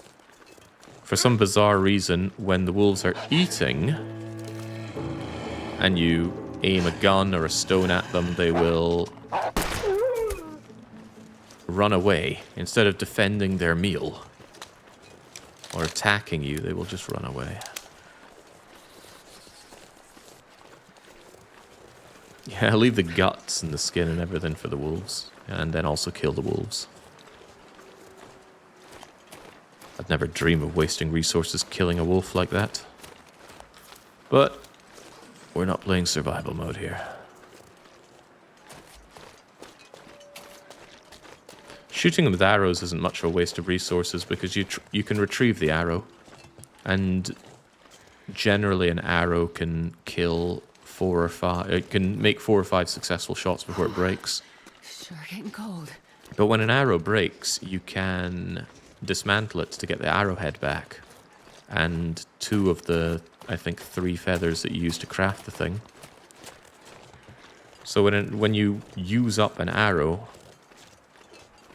essentially all you're using up is the time it took to craft the thing and 1/3 of a cured birch branch. Now the world has a finite amount of birch branches in it, saplings rather, birch saplings. But birch saplings will infinitely respawn on beachcombing. Gosh, there's a lot of dogs to kill here. Is that one coming for me? No, it saw its friend die and realized, nope, I don't want to be here anymore. Warming up a bit. You're not wrong, Shepard. The severe lack of burnables is becoming a problem. Let's try and solve that problem.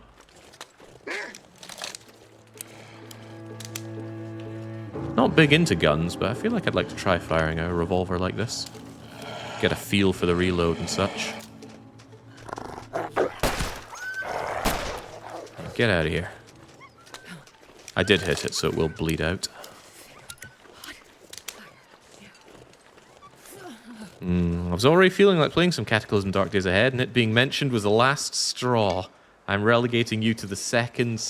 The fact that I've been on your primary screen with Wintermute is already an affront to gaming there, Overlord 2D. Go and play some better games.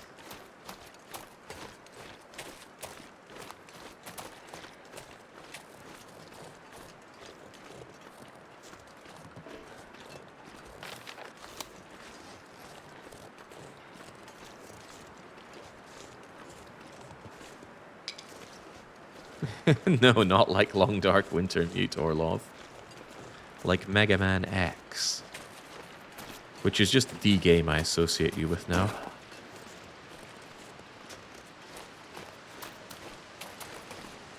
I just see you in my head, mental image of you with your stolen MacBook Pro playing poorly emulated Mega Man X.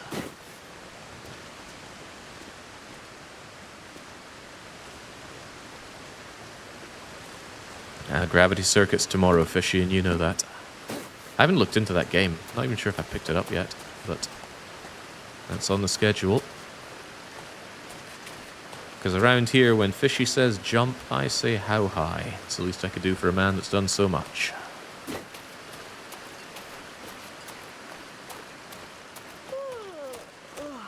Good heavens, this is not a forthcoming area for natural resources. I don't need Old Man Lichen because I still have antiseptic for all my septus. Ah, now we're talking. Some naturally occurring fire log made of compressed... Oh, hello. Arrows? Hope nobody needs this anymore. I mean, maybe we'll find a bow.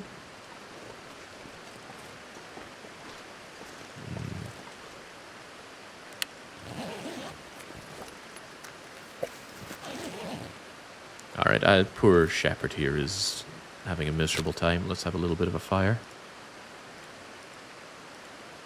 The fire log lowers the chance of successfully starting a fire. Interesting. And actually, I think so do cardboard matches. They're light, but harder to start fires with. So better to use them to make a torch. One little fire. A flare pistol can indeed kill a wolf. It can even kill a bear, I believe. Just shoot them in the head with a flare, and they'll keel over. Alright, what time is it? It's not even midday, so I'm going to wang on a fire log. I'm going to realize I have plenty to drink. And, of course, these.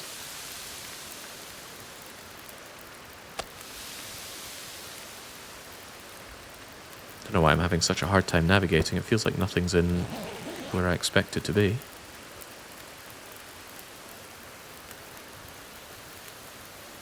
In my defense, it was an iMac. Orlov knows. Alright, give me the food. This thing's still going to burn for an hour and a half. How about we make that 2 hours?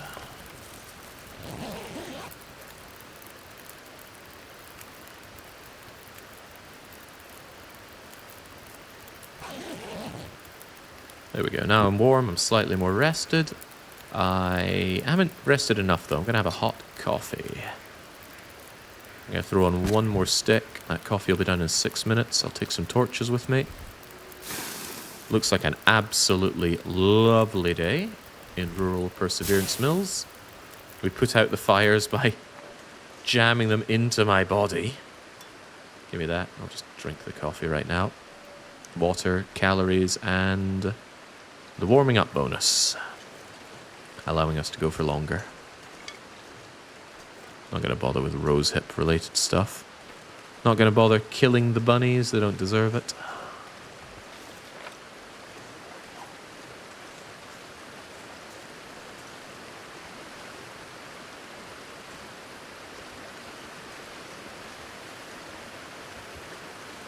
Does this actually go anywhere?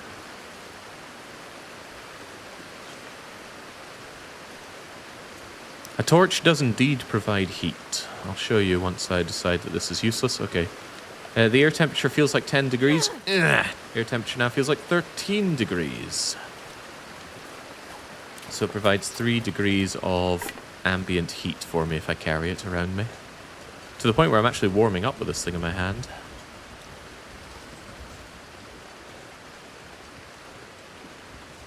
I'm not accustomed to traveling with a torch in hand, though, because thanks to the awesome Von Dougal's Quality of Life mod, you can disable pulling torches from fires, which is a really, really overpowered thing to do, so I'm glad that it can be removed.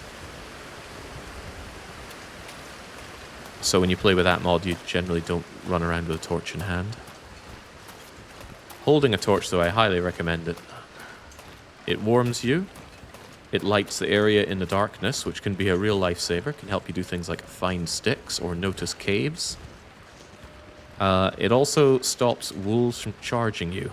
If the wolves run up to you, but you're carrying a torch, as in a fire torch, not a lantern, they will stop and growl at you instead of charging you. And then if you just tweak it onto the ground and then aim anything at them, a stone, a gun, a distress pistol, they will then run away. So a torch is a lot of safety in this game. The main downside, of course, is that torches blow out in the wind. So if the wind picks up and you still have a wolf on your tail, you have a few options. You can run away. Can I walk over this? Ooh. This was a one-way trip. How do I get back around? I don't like the answer. The answer is I was meant to cross back over here. Ugh.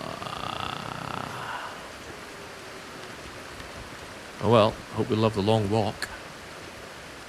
You know, nuts to this torch, get out of here. Yeah, you can run away, you can kill the animal, but what I always like to do is carry a flare as backup, because a flare cannot go out in the wind, and it will spook an animal just like a torch. Yeah, jumping technology is a bit too much for Shepard here. She doesn't have the Mass Effect 2 implants yet. Jeez, there's wolves galore here. That one's not worth the bullet. Although perhaps I should check in that vehicle.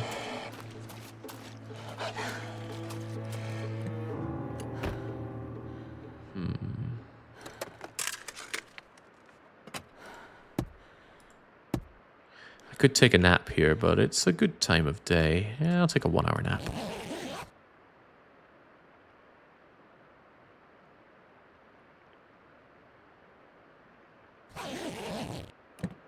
So is the story for This Long Dark any good, says Quillman as they clock in with 99 months. Good heavens. Well, the story is god-awful, and I'm looking forward to it being over, but it will be over today. Why don't you give us a story as to why exactly you decided to stick around here 99 months ago? And why you decided this place was not only worth your time and attention, but also your hard-earned money. Well, I assume it's hard-earned. Maybe you're some Swedish-born millionaire. Right, so we found you being chewed on by the wolves, but what we were actually meant to do was circle back across the collapsed wood. Dang. Good fun, innit? Okay. Are we having fun, chat? Gotta put my drug-dealing money to good use. Ah, there we go.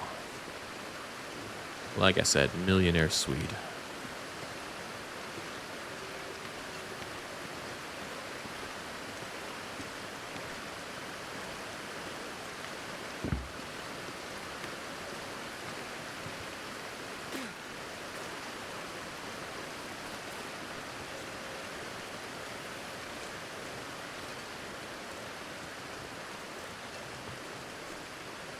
I think those are my footprints from aeons ago. I guess it's a sign that it hasn't been that stormy so far. The amazing weather has already turned, but it's not very cold, so we're fine. In fact, we would be warm if we had a torch in hand, which I do have. I could have a torch in hand, but let's save that for dire situations. And let's ask ourselves, where the heck are we going? I think we're going to follow the left route now. Given that what I'm looking for are little corpses in a large map, I assume there's quite a bit of exploring to be done to find them, so let's try and be a little bit methodical about it.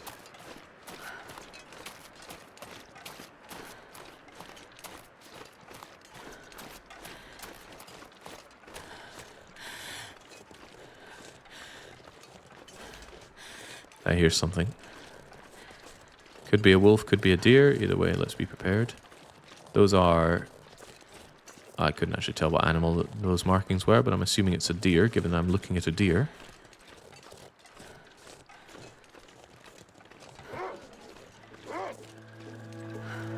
Ah, these wolves are not worth my bullets.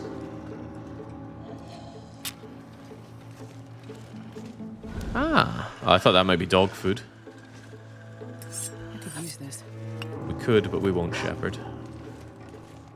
Ah, there's a bed here. I mean, it's a terrible, terrible bed. But the option is there. That's odd. Why did you get spooked?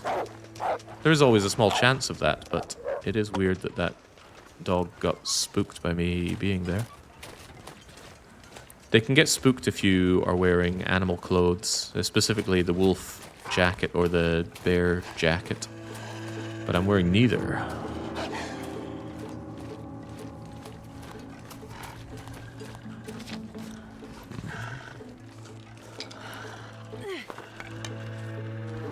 Come get some, wolf.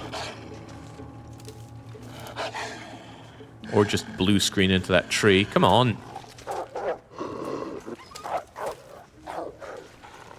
Ah, bollocks.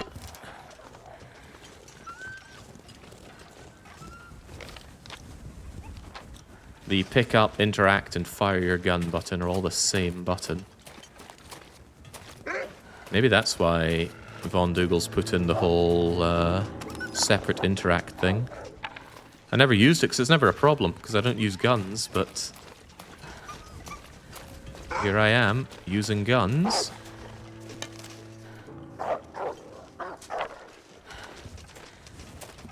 Oh, it's just a rabbit. But what is over there? Oh, it's just another wolf and a car. Let's go and explore this region then. That's why I always holster my gun. Way too many bullets lost trying to pick up a can of beans. Like I said, I never normally have a gun because there is no pistol or revolver on Interloper. Well, there's a distress pistol, but even that you don't fire from the hip.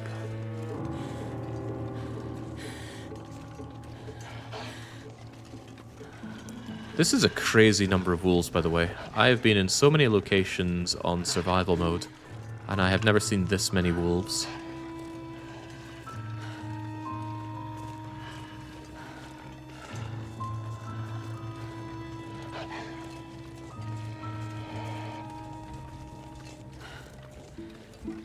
Ooh, there's a moose over there. That guy who drank his own pee doesn't seem so crazy right now. Now is not the time for your fetish talk, Shepherd. It's time to be wary of that moose. I'm assuming this is a house I can enter. Ah, my assumptions are not completely lost. Some crackers, some peaches, some books, matches, more fire logs. But no bed. It is, however, quite warm in here. We are also quite tired. I said you weren't worth a bullet, but now I'm starting to have second thoughts about that one.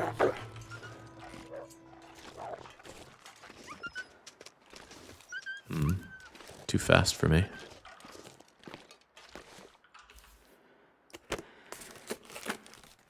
Well, this stuff will come in handy. Yeah, I don't need it. I might take that. I'll certainly take that, though. Another noisemaker. You can kill with these. Should be warm enough here even through the night, and if it's not, we can always start a fire. However, I almost want to mark this on my map. If only I'd taken spray paint, but we can keep in mind that it's right next to this tree. I should probably go along here and search for a body, and then if I find nothing, we just head north. So that's what I'll do. I'll actually head down that way, and then I'll come back here, spend the night here. So that means I want to ditch some weight. Man, I got a lot of crap on me here, don't I? It's a problem with baby mode giving you all this stuff. There's a lot of stuff. I'll ditch quite a bit of the food. These tin food things weigh quite a bit, and I'm not currently hungry. And the fewer meaty things you carry on you, the less you stink. What are we now? 23 out of 28? That'll do for now. So we check the south. And we double back to this. I am real sick of you, dog. Real freaking sick of you. Oh boy, you're sick of me.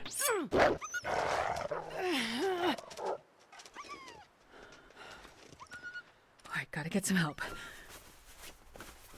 Don't worry about that dog, it's dead.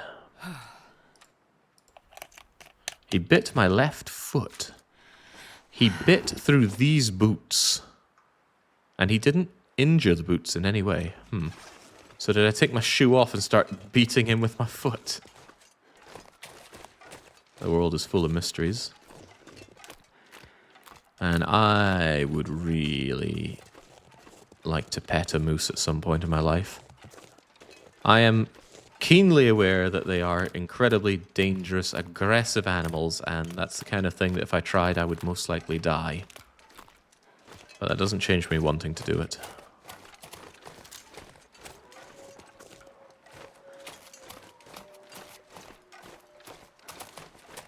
You can pet its hook. The moose are tall. Pet its hook.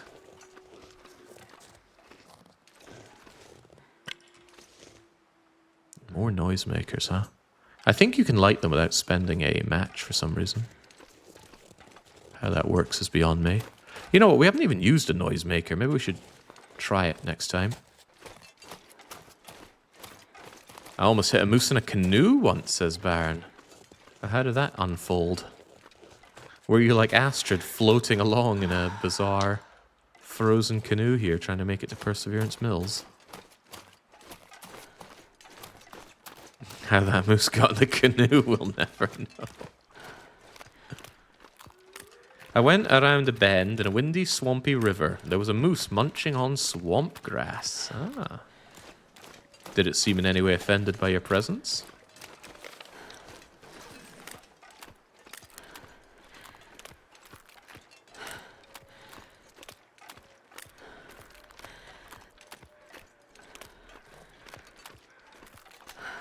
I just like big animals there. Pretty cute.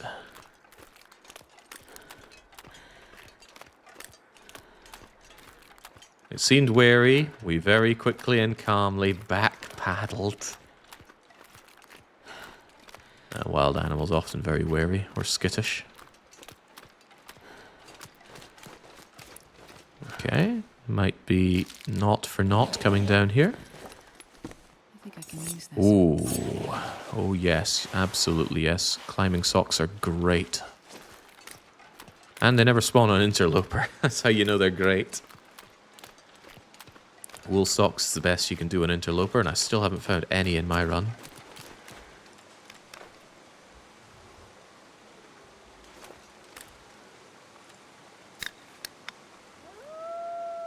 Wait, there are grenades in this game? Oh, you better believe it.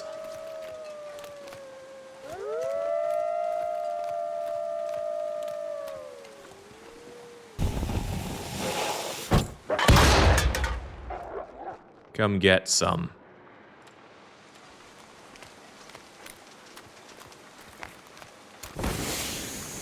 They are remarkably unhappy. Also, there are wolves and timber wolves here. Seems a bit mad. Also, this was much further down than I was expecting and anticipating.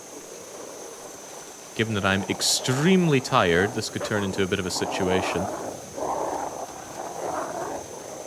I'm also really quite injured.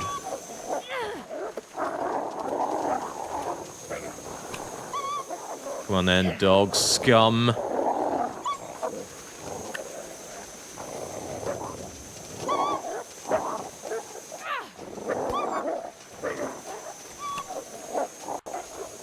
Dealing with Timbies is always really, really bloody weird in this game. And I'm only causing myself a lot of harm here. I should set up a wee fire.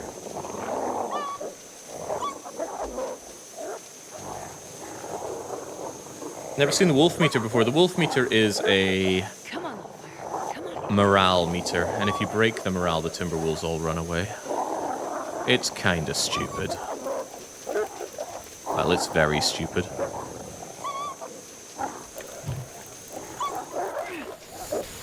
Ah, that ran out just as I threw it at him. Fair enough. I got another one.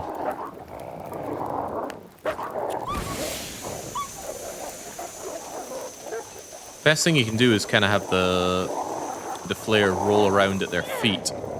Yeah, like that. And then it just does multiple hits of morale damage on them.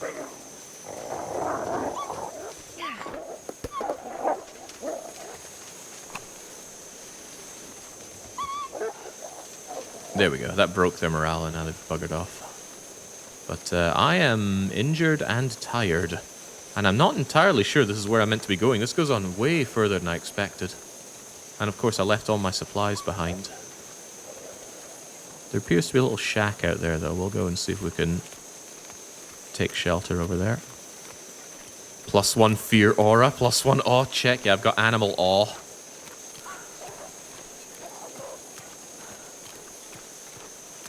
But unfortunately I also have fire shield and that is counter synergy. Whenever the conversation goes weird like that and you have no idea what I'm talking about, it's usually Dominions. Good old Dominions. The Doubter's Retreat is here, but I won't check it out just yet. I want to check that little shack on the ice first. Because it's a good time of day right now. It's just gone nightfall, which is pretty much the warmest time of day. Of course, it gets colder from here on out, but at this point, it's quite good. Ice fishing hole. You better believe I'm not fishing here. This will come in handy. Replacement flare. Cloth. Fishing tackle. I mean, I'll take the fishing tackle because it weighs virtually nothing. I think it weighs 10 grams. An old rusty key for the boat storage. I don't mind if I do. I am pretty close to dead, though. So, despite my earlier plan being going back to where I came from, my new and improved idea is, oh god, a blizzard's coming. Let's get inside that shack. And if for some reason I cannot enter the shack, I will sleep over there.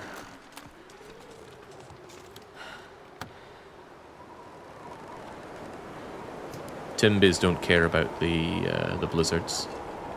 Hell, friend. Frozen in place. How does this happen?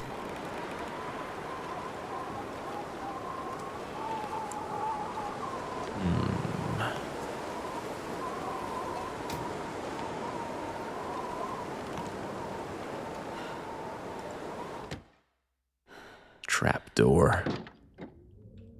I need to find and watch some trapdoor. That was ancient stuff. Recht, we are warm, we are safe. This is a good place to be for now. Just need to close my eyes. But maybe I should sleep until morning before investigating this place. It'll be brighter and I'll stop taking condition damage.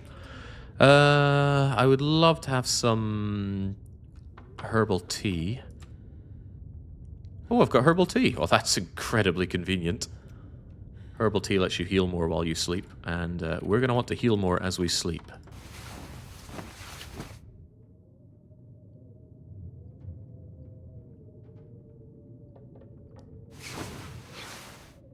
Damn, that was a lot of condition to get back. Kind of obscene amounts. You can still heal quite a lot with a good night of sleep in Interloper, but not that much.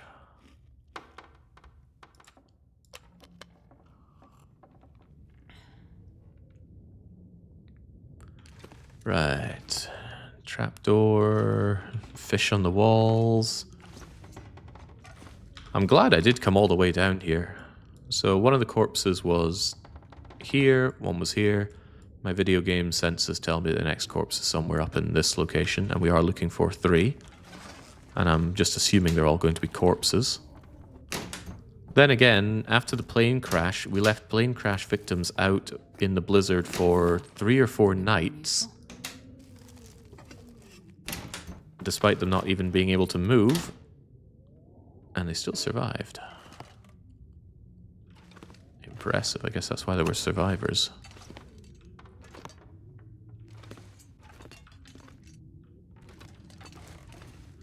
This match is absolutely everywhere in this. It's like they're scared of you not finding some. And I'm sure there's plenty I've overlooked so far.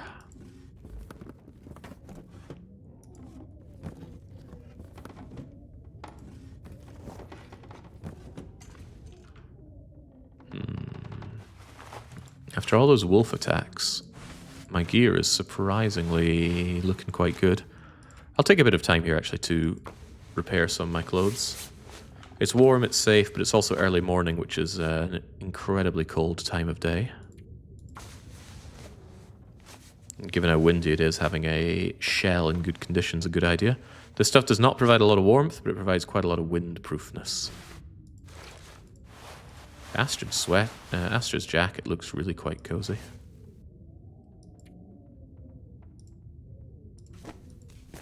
Climbing socks are so good. Unlike regular socks, they are worth keeping in good nick. There we go. A whole degree of warmth. The windproofness is irrelevant because it's not the outer layer. Both of these are inner layers. This is the outer foot layer.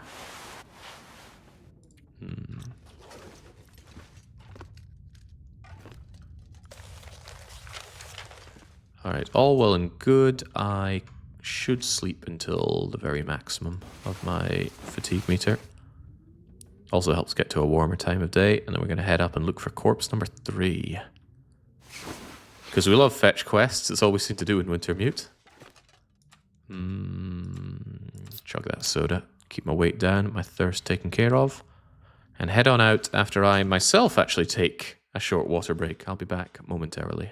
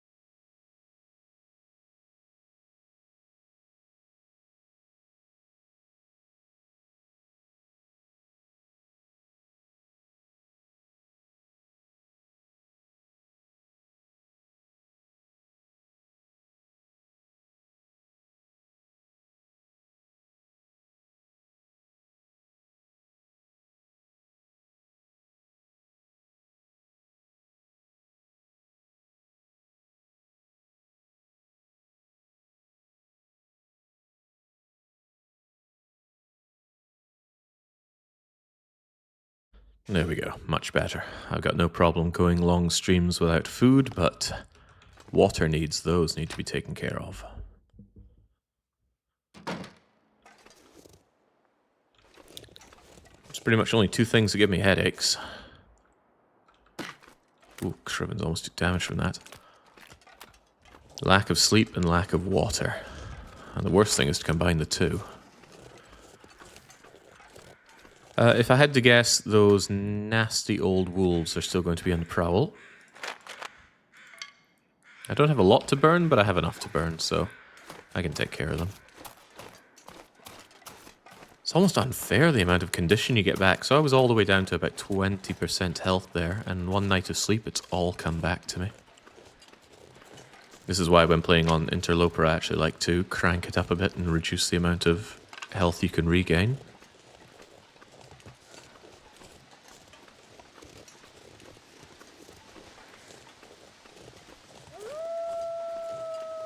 You missed an opportunity to say that chat being stupid gives you headaches. It doesn't, though. It makes me feel good that no matter how dumb I am, I'm not as stupid as chat. Alright, my wolfy friends.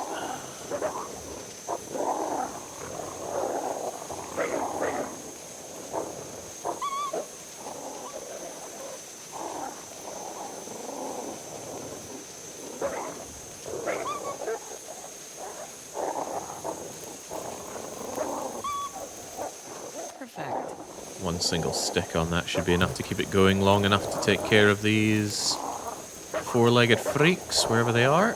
You there. That didn't do much to you.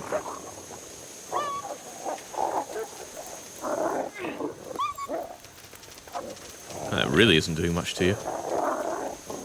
That said, this is also an easy mode. Well, relatively easy mode. On the more difficult settings, it's actually harder to break the wolves' morale.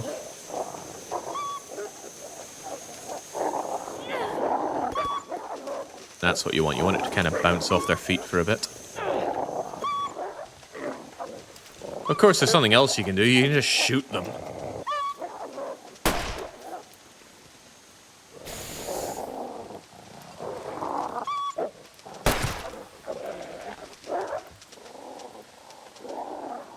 Any more for any more? Looks like I will need a second stick. And what you can also do is to grab torches from your fireplace and then throw torches at their face. Oh wow, that torch did better than any of my flares. Incredible. Alright, come on, let's get out of this. They should be morale broken long enough not to bother me for a while. A few hours at least. Those timber wolves look so cute, though.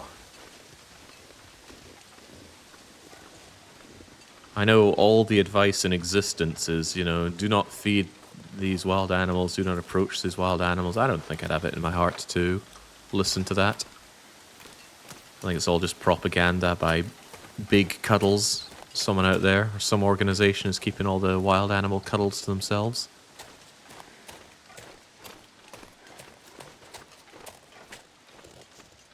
Although, like I said, one of my friends from childhood died to that, so maybe, just maybe, I should take a cautionary tale.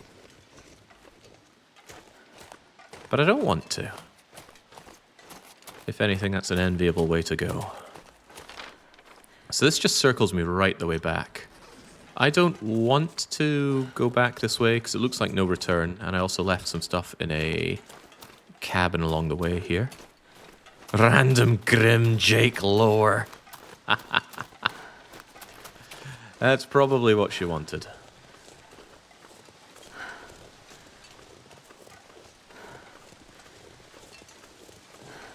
I mean, if I go out being trampled to death by elephants, then so be it. There would not be a regret on me. I'd be at the pearly gates with a big old grin on my face. Jake, do you think not having all the status indicators on Interloper would make the game more fun or just more frustrating for no reason? I think you've already answered your own question there, Bruno.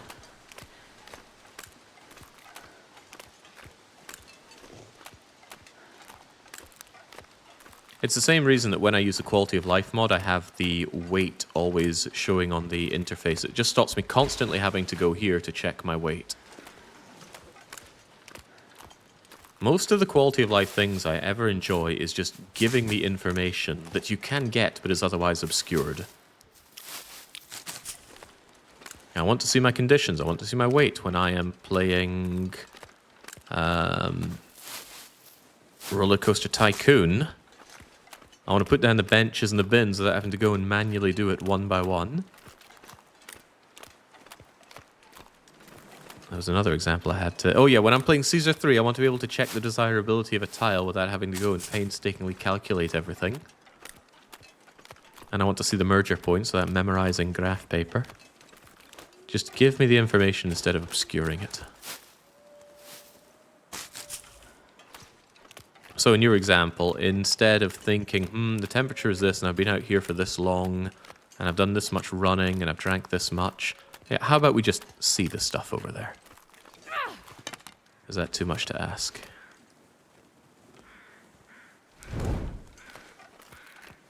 Your shipment of one giant elephant to Lake Balaton is on the way. Where would I keep the elephant? Maybe I'd just keep it in Balaton. It'd be the new attraction. I could only assume the locals would love me, but I wouldn't know because we don't speak the same language. I don't speak the same language as my landlord. It's a very old-timey relationship where it's all firm handshakes and gesturing, which is fine by me.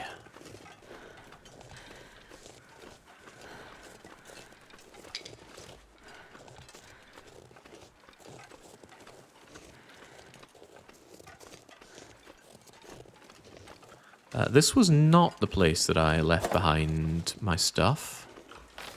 I believe we said it was next to this tree, so over there. I'll go and get my stuff. I'm going to take a nap as well. I am of the opinion that when you're playing to survive in this game, you should sleep a lot. And that's not just because I sleep a lot in real life. You want to sleep through the night, and you want to sleep through the... Well, oh, hold on. The moose is loose. There's one really good time of day to go exploring, and that's from like 3 p.m. to 9 p.m.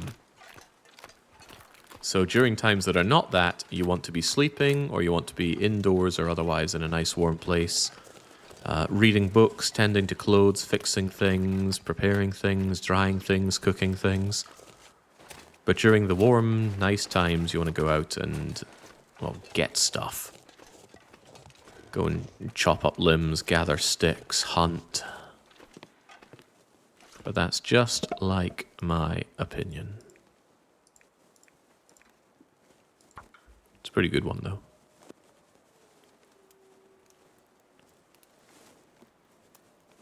And something I cannot relate at all, by the way. I can't have enough coffee in my life. Well, Red Apple, why don't you have a little challenge? 2 weeks, no coffee. Surely you're not such a fragile individual that a couple of weeks without your little stimulants is going to do you in. And you know, if you're able to do it, great. And if you can't do it, you have to do the Mario Marathon. And if you refuse to do it, you have to do the Mario Marathon, right? This all seems very fair. I'm glad we've come to this conclusion. Red Apple found dead gnawing at his own leg. Ah, good. Recht. Let's enjoy some nice food while we're here before we head on back out. Well, some food, a sleep, and then head out. I've got a can opener, so opening this doesn't even cause condition damage on my knife. So back when I was in Scotland living with my friends, and we were living the dream, right? We came out of university, we decided to get a house together, and that's how we lived, and it was great. And then I ruined everything by moving away to Sweden. And our whole impromptu family unit fell apart. Anyway, that aside, we used to do these little challenges. It's like, you never gave up smoking, you said you would. That's it. This week, no smokes. That's the challenge that you have to do. And this other guy, right, you're playing all these games. No more games for you this week. There was no win. There's no prize. Just something we punished each other with specifying. I guess I'll take these back. My one was no ice cream. I was on a real ice cream bender at the time, so that's it. No more ice cream for you for the whole week. Because we'd found this really nice gelato place. I know really nice in Scotland might sound unusual, but we did. Plenty warm time of day. I will take a 2-hour kip and then get moving. But one of my friends was like, no cigarettes this week, and he couldn't handle it. 4 days in, I caught him smoking.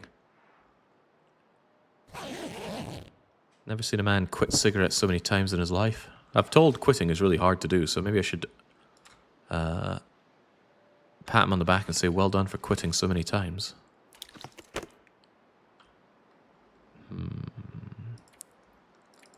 Just switch out for a better sewing kit, otherwise there's not much to worry about here. We're relatively rested. It's relatively nice in many ways. Let's head on out. We are heading north. And hopefully the moose is not out. Yeah, well, the moose is out, but he's not causing me any grief. I don't follow. What's the mission at now? Well, Red Apple, you are not to have any coffee for 2 weeks. That's the mission. Now, granted, you could just lie to us and say, oh, yeah, no coffee whilst you're busy hooking the espresso into your veins, but we're going to have to do this on the honors system. God, I'm not flush with bullets here.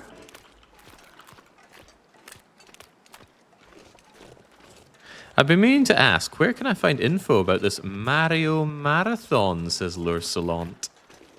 Anybody have that? You know what? I have it. If I just punch Mario into my browser, it brings up the Mario Race intel. There you go.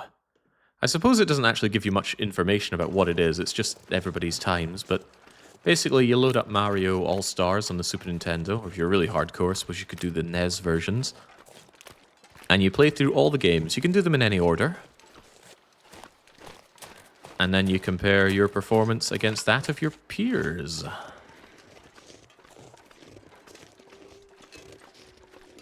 Lizard is saying I can't even time out L'Ursulant. Yes.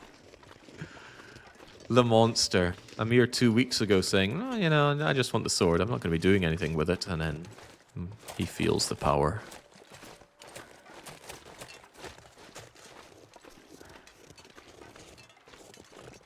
What's this cave doing over here?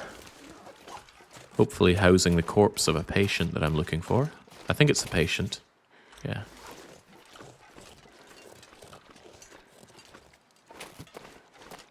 What have we here?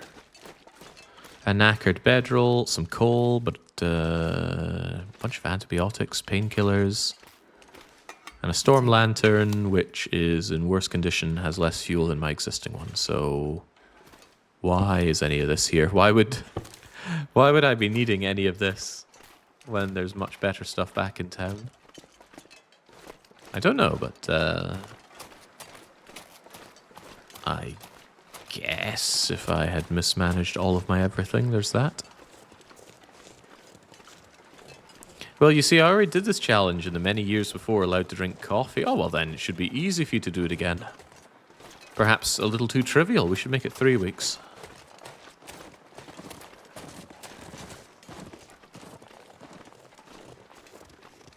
Is that a wolf down there? Is that a very small deer? Doesn't walk like a wolf. It certainly is a very small deer then. Or maybe it's very far away. The guy who drank his own pee doesn't seem so crazy right now.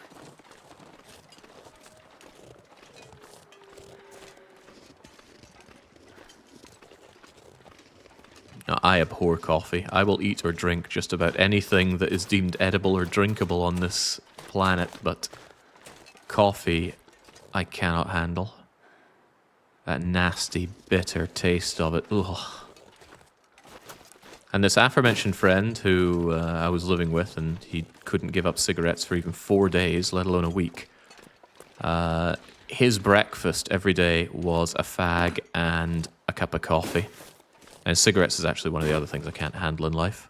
Although it's not a food, so I don't really count it with the others. Oh, here's a little... Oh no, they're already after me. Probably because I've got this food on... the meat on me.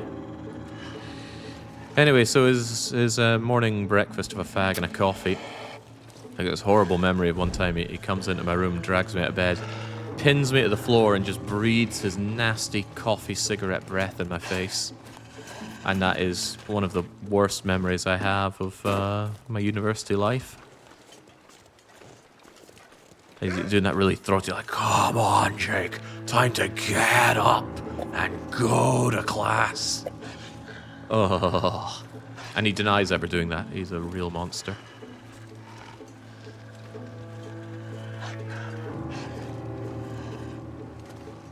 Anyway, he recently got married, so I hope his wife makes his life a living hell.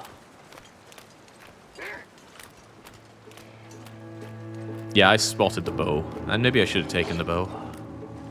But with only 2 arrows, it didn't seem worth carrying around a 500-gram bow. But sticks, oh hell yeah, give me every stick under the sun.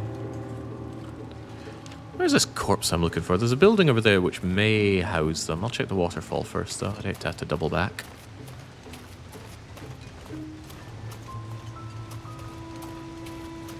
I asked what the mission is in this game, but I appreciate trying... Oh, we're searching for 3 corpses.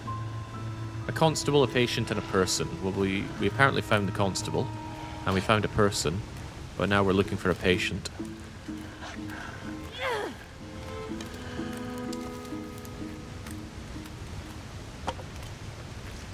Wow, that wolf just...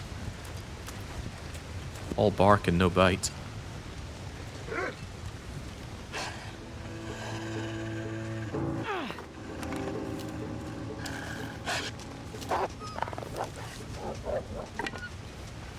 They're so weird. I can't believe after all these years they still have the wolves acting that weird. I don't know how they would make them feel fair and a bit more organic, but they really just feel like robots, the way they react to fire and threat and such.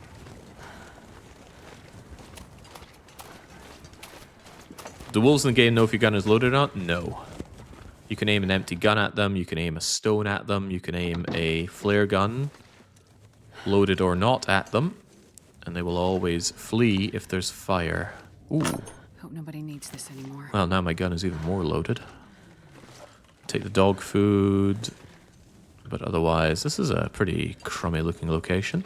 I can't even use this upturned bed.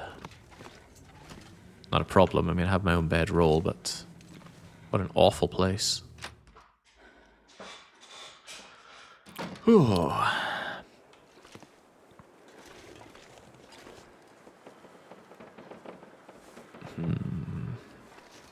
I see Careful Jake, but I don't see the rest of the context. Oh, Careful Jake, all the addicts will pour in and say you haven't acquired the taste. I've acquired plenty of tastes, but I certainly don't want to get one for coffee or ciggies. I've got a taste for gambling. Oh, I love gambling. I gotta get out of here. Nothing is helping. I keep hearing voices. I have no idea. If I can get behind the water, maybe the voices will stop. I used to go there when I was little and it would always calm me down. I think we're here in the loony bin.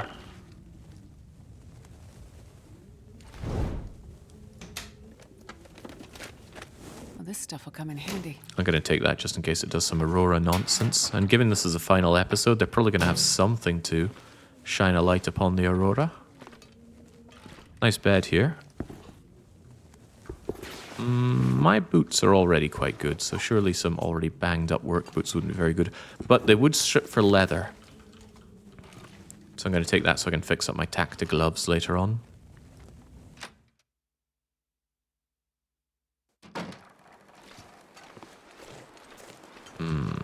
This evening is getting worse and worse. It's windy enough to blow out my torch for one.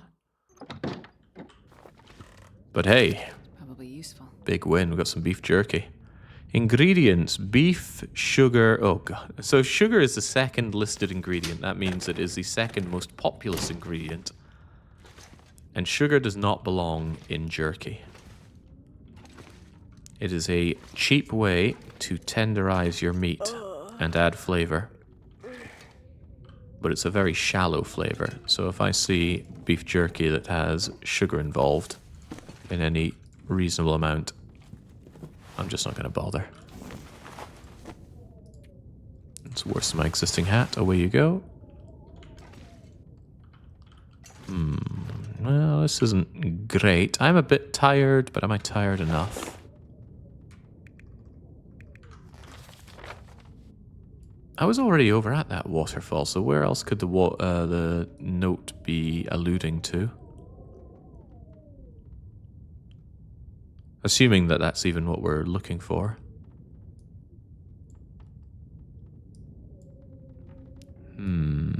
The direction that I took was like up and over this way. I think this place needs to be explored more thoroughly. Even though the conditions aren't great, I'll head out in it. Instead of beef jerky, we tried bitong. Yeah, I've had bitong. Bitong's quite nice. But when I want jerky, I get it from Finland. I forget the brand's name, but it begins with a V. And it's long and impronounceable like all Finnish words.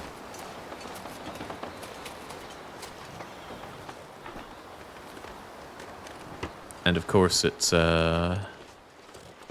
something I can acquire within the EU, meaning I have no problems importing it to Hungary, unlike getting something from the States or Asia or the United Kingdom. God forbid. If you will challenge yourself and drink 1 cup of coffee every morning for 1 week, honest to God, I will stop for 2 weeks. Oh, no, this isn't about me. I do challenges all the time. I do them every week. I'm asking you to do 1 singular challenge. And you're already shying away from it. It's unreal. Yeah, every week. A majority of weeks. I mean, come on, I've done over 440 of them. I think I can afford to take a bit of a breather from time to time. Varusteleka, that sounds exactly like it. That does indeed sound like it. Ooh, there's a lookout tower here. Although the wind is very much getting in my face right now. And this wolf is... these wolves are similarly getting on my case.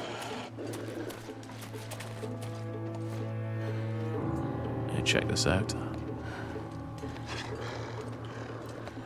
Is it really barely a majority? How many...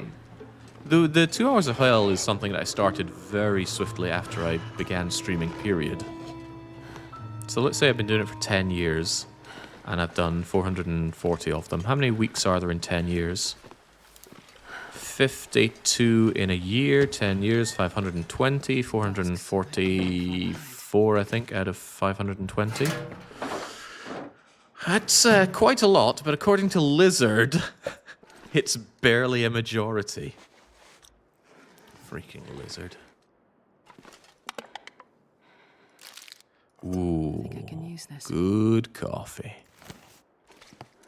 Ooh, that's even better, a cooking pot to cook all my coffee. No indication of where I'm looking for this scoundrel, but what I can do is pass quite a bit of time here. The conditions are not ideal for going oot and a boot with the wind and the snow and the wolves and me being tired. What I will do then, I'm going to grab my boots here. Rather frustratingly, the boots are better than Astrid's boots, especially if I fix them, but part of the problem is I need some cured leather for my tacti gloves, and those tacti gloves are also good. So we're going to harvest these old boots.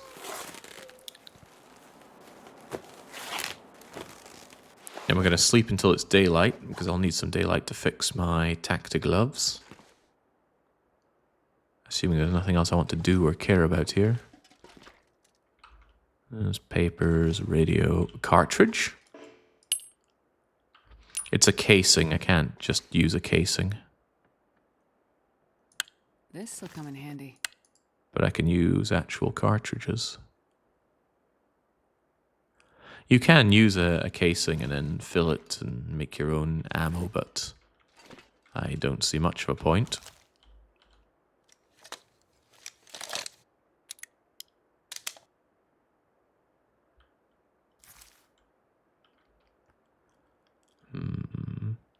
Kui Valley Kahundi is the brand, I'd guess. Now that also sounds right. You know what? It's not too difficult for me to just go and check, is it? It's in the kitchen.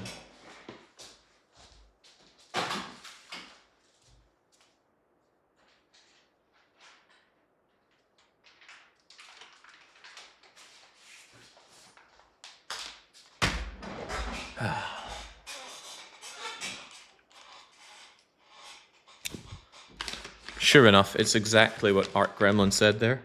Kui Valley Ha Kundi, made in Finland. That's where I turn around and realize that it's packed full of sugar. Man, that is one long ingredients list. But it's also in Finnish. Anyway, it's good stuff. Extremely good stuff. Best beef jerky I've ever had. Recht, time for eating, sleeping, and treating Shepherd good.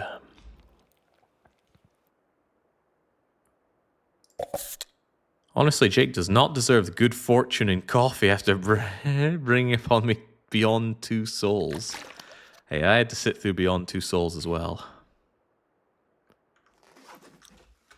Anyway, cheers to any Finns out there right now for your excellent jerky. And that weird brown mush that you mix with thin cream and collard dessert is actually quite nice as well. I know it actually just looks like a plate of poop, but it's pretty good. Right, Tacti gloves. Please don't fail me now on the repairing, because these are really good gloves. Good and also good. Hey, there we go. Lovely toasty gloves. Worth tearing up some perfectly good boots for. And we get well fed. Excellent. So that means we spent 72 hours keeping my belly full. As long as your hunger never quite bottoms out, you can keep well fed. And I do recommend it. It's not that difficult to get loads of food. Goodness, that condition looks grim. And I don't even know where I'm meant to be going out there.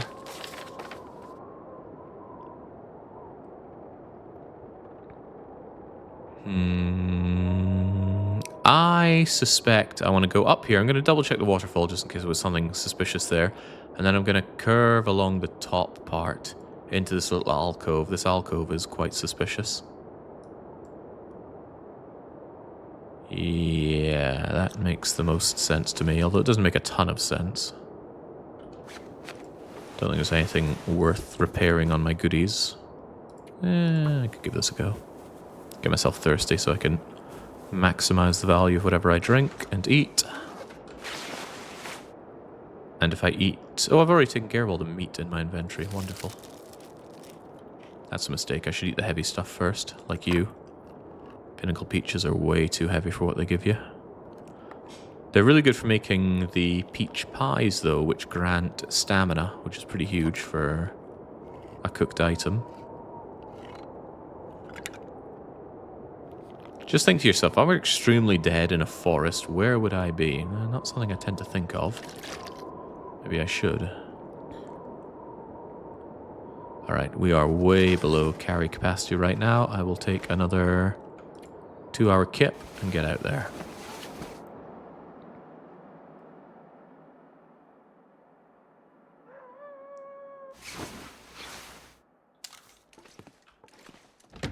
Okay, maybe we shouldn't have the gun out, keep it holstered. If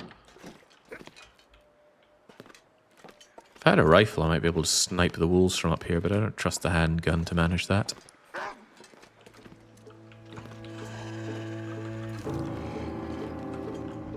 Let's see, do I want to check this area? Maybe a little, maybe just circle around it a bit. Anyway, Wolfie friend, come here and take a bite of peach. I've never seen that before.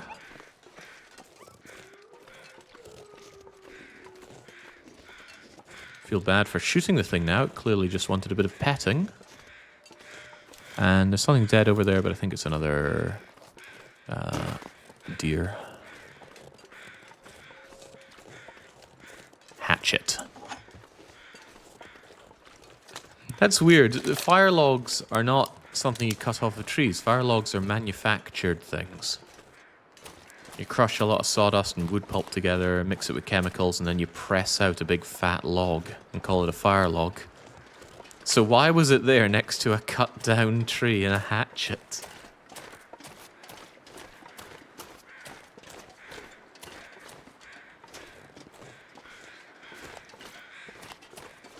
Don't think I've ever burned a fire log, but I've sold plenty of them. At that good old garden centre I worked at when I was 14 years old, I think. Being paid £3 an hour to sell overpriced hydrangeas. That is a corpse, but it's not a human corpse, so I'm not interested. I don't have a firearm cleaning kit, so this revolver will gradually lose condition as I keep firing it. Largely not my problem.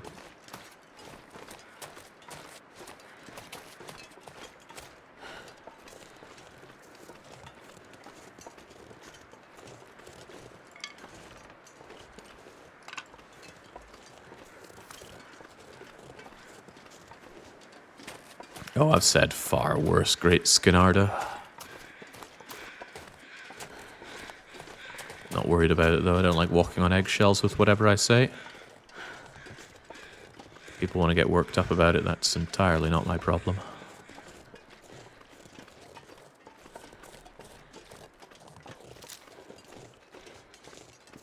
Can hear footsteps that aren't mine.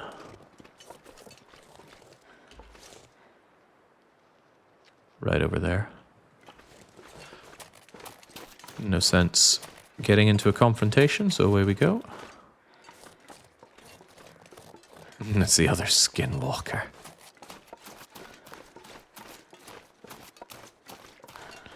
Since fire logs almost never appear on Interloper, I'm not very familiar with how they are in terms of weight to burning time to heat ratio, which is something I think a lot about when normally playing. For example, a stick weighs 150 grams, adds 1 degree to a fire, and lasts for 7 to 13 minutes, depending on your fire starting skill. But a lump of coal, which weighs twice as much, adds 20 degrees to a fire. So I very much believe in carrying 4 or 5 lumps of coal on you at all times, so that if there is a horrible blizzard, you can at least get behind a rock, start a fire, add 2 bits of coal, and you'll be warm. And I say carry 4 or 5 because it might be a really bollocking bad blizzard and you need 3 of them, and it might happen twice. That's my incredible logic, and it's pretty good.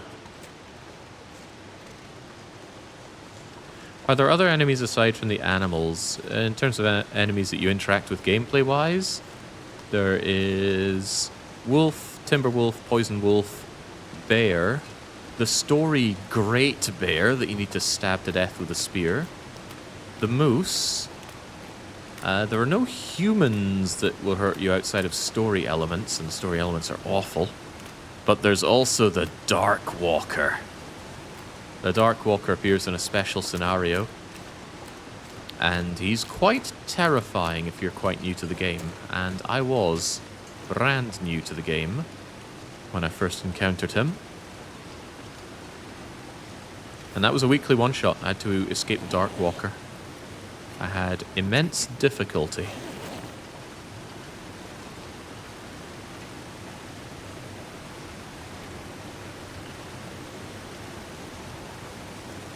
It certainly beats the snot out of Wintermute in terms of enjoyability. I can imagine getting lost and freezing to death in the night. But this... What the hell happened here? We have to get one of these bodies back to Larson's clinic. No, we don't. An autopsy's the only way I'll get answers I need. Oh, I was so worried we were going to be having to actually carry the bodies like we did in episode 3. Well, that's not what I would have expected, honestly. Larson was clearly onto something, based on his notes and the questions he was asking. And those other bodies, the other missing people he mentioned in his notes from months ago. But how do they connect to these new bodies? What I can't figure out is that there's no obvious external cause of death. Nothing you'd have expected. No predation. No obvious injuries. If not for... I'd have said something maybe like a heart attack or hypothermic hallucination, but... This body, it's like the others in Larson's notes. This person died with water in their lungs. Salt water. They drowned. It makes no sense.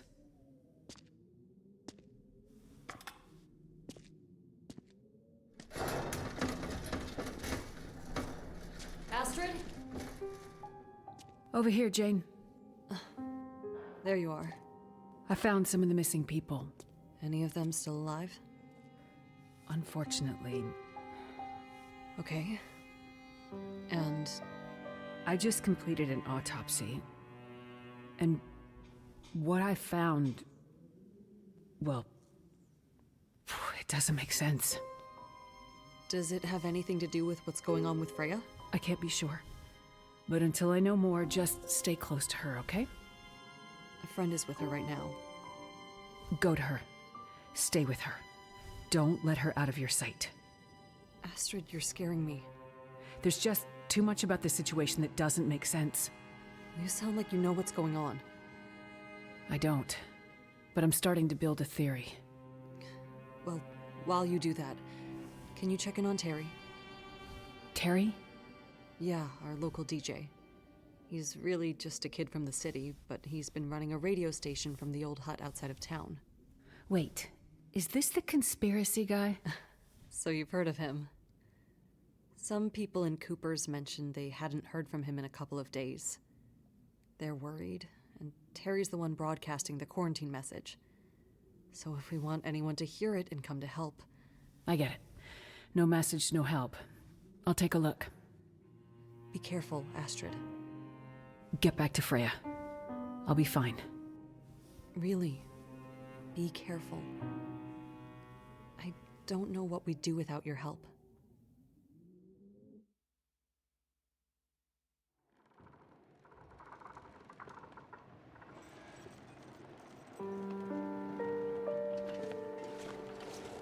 That's actually a little unusual, and I'm grateful for the fact that it just brought me back here rather than having to have me drag those corpses. I was not looking forward to a redo of episode 3 there. Okay, now to find that radio hut. Yeah, where even is the radio hut? Was this area open to me before?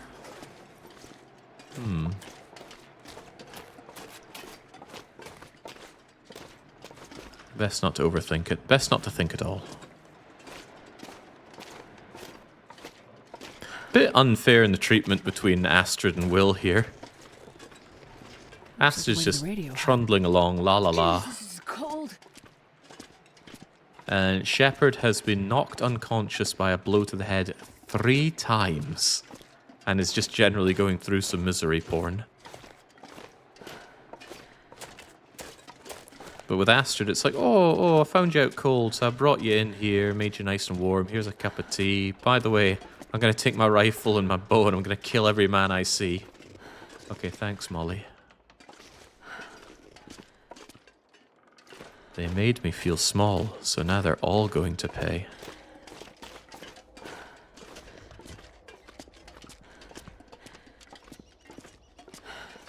Don't forget the bear. Oh, how could I forget the bear?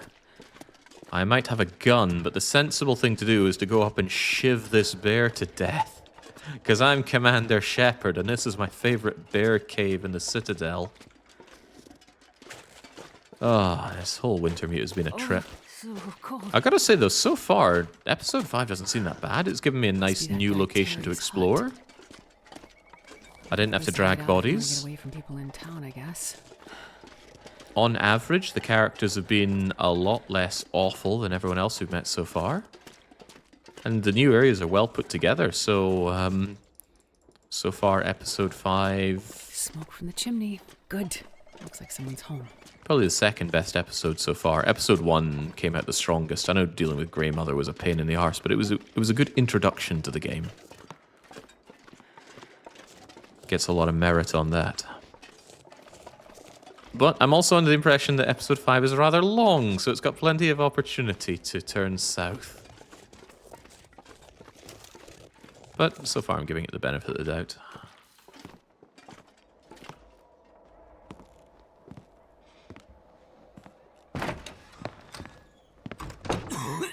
Look, I'm gonna bring them back, okay? I promise. Excuse me, are you Terry? Yeah, look, you didn't have to come all the way up here. I just need them for a bit longer, and then I'll bring them back. Wait, you're here about the batteries, right? Batteries? Yeah, car batteries. I just needed some fresh ones. It's like 9 out of 10 are completely fried, so it takes a while to find enough to get it working. I'm not here about the batteries.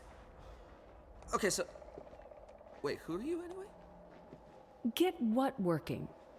Huh? You said it takes a while to find enough batteries to get it working. Oh!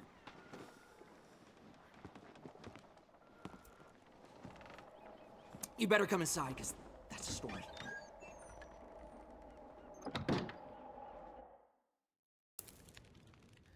Okay, so about 10 days ago, Doc Larson asked me to start broadcasting a quarantine message. He was worried about what he was seeing in the town. Some weird sickness, people going missing, something with the dogs, too. You know, it's not the kind of thing I usually do with the radio, but I could tell it was important. So this is before the power went out? Yeah, before the lights in the sky and all the electronics went dead. So, how did I hear you? Huh? What? I heard your message from the radio tower in Pleasant Valley after the lights in the sky. Right, so even though the power was dead, some things were still working. Not well, but well enough. Lights flickering. The TV or radio in your house would suddenly come to life and then die again, almost as quickly.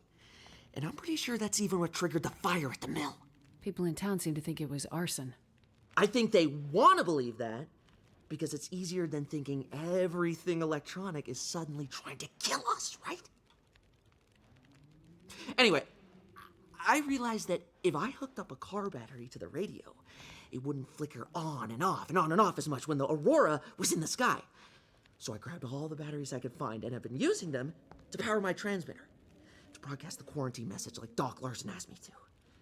And other stuff. What other stuff did you do with the radio? Okay, so anyway, I've been broadcasting this message for days.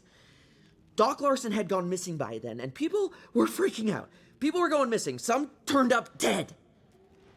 We didn't know what to do about the quarantine. So I kept broadcasting, but this time asking for help. And then out of the blue, I got a response. You did? Yeah. Some guy. He asked about a doctor? He was cutting in and out. Right. He was looking for me. Whoa. Okay. I tried to tell him Doc Larson was already missing. I could hear him, but he couldn't hear me. So that's the conversation I overheard. Okay, but that's not the interesting thing.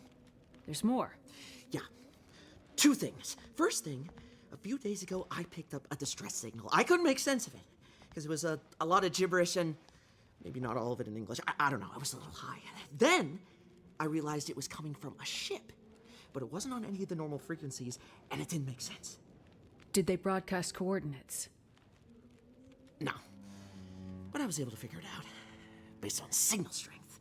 The signal came from the bay just north of town. Desperation Bay. I meant to check it out myself, but frankly, I'm scared as shit to leave this place. I think there's probably a murderer out there. Point it out on a map and I'll see what I can find. What's the second thing? Okay, second thing.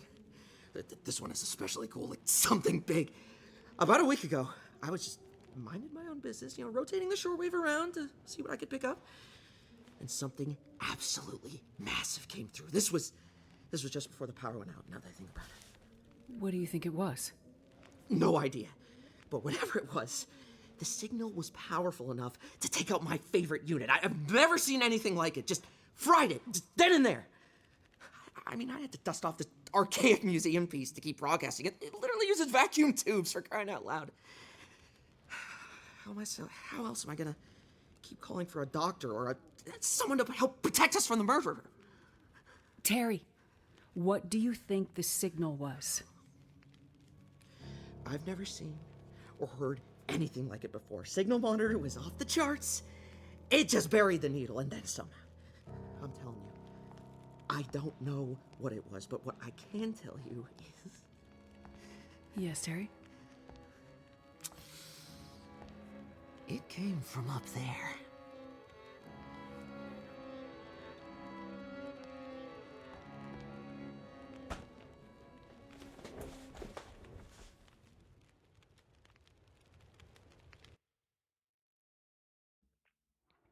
Okay, the only reason we were there was to go and check on him and make sure he's okay. Cargo ship, mysterious radio signal, Desperation Bay.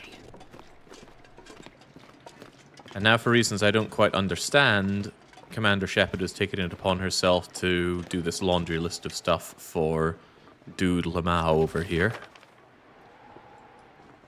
And it's unlocking more areas. Alright. Wait, isn't that beyond the quarantine blockade? Alright, well never mind that. We're just too gosh darn good to leave anybody's homework left behind.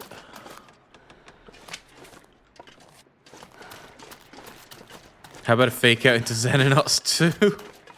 When there's a community patch, I'll give it some thought, but not before then. Xenonauts 2 just has too many holes in its game for me to be interested. Because I played a bunch of it, and I played some more of it in my own time, and I still just thought, you know, I'd rather play Xenonauts 1.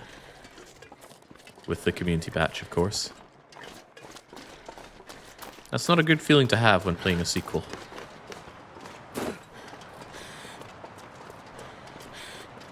Are you calling her Shepard because the voice actors sound the same? Are they the same? Yep. The voice actors for Will McKenzie and Astrid, probably also McKenzie, are Commander Shepard from Mass Effect. So I just call them both Shepard. But, you know, occasionally I slip in and call them Mackenzie or Astrid or Will. Habits and all that. Jake, which are your top locations, areas, and maps in this game to survive in? What do you mean by top, Kalmar? Most enjoyable, or the ones I think are best? Well, I suppose I can answer that, can't I? The most enjoyable locations for me are Coastal Highway and Bleak Inlet. Both are coastal, both have just about everything you could need, and they have a strong focus on the outdoors.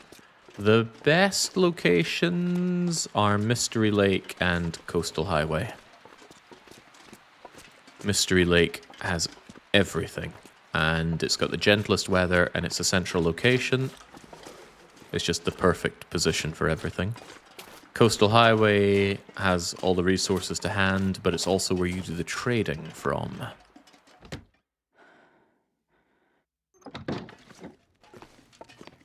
Why did I come back here? I thought I wanted a nice warm place to rest, but I suppose I didn't need it. I still want to return the key I took off of you, but you're having none of that. I tell you, while I am here, though, I can right that wrong. Earlier I said, I don't need this bearskin bedroll, it's too heavy and not worth it. But now I have something that I didn't take into consideration when making that assessment was sleeping in cars is really, really easy if you have a bearskin bedroll. The enormous amount of warmth you get out of this thing, plus 12 degrees, is usually enough to sleep in a car in anything except for a blizzard, provided your clothes are also up to scratch. Also, I'm going to sleep here, but not in the bear bedroll. I'm going to use a proper bed. Maybe root through someone else's diary while I'm here. I feel like I would have had a story about finding somebody's diary and giving it a read through, but I'm drawing a blank on that one. So I turn to you. Have you ever found somebody's diary and given it a flick through for all those juicy details? And then you say, oh, no, you have a diary? No, I didn't know you did. Of course I wouldn't have been reading it.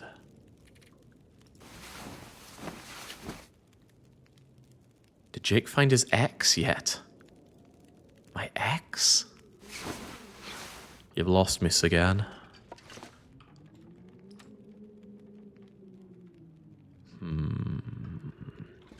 I'm wondering if I can use that fireplace, if I can get close enough to it to put down one of my tinners.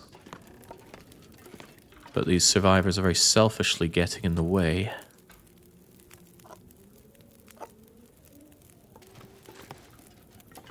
Come on with your fat ass. I want to warm up my tin of tomato soup. Ah, what a shame. Oh well, another time then.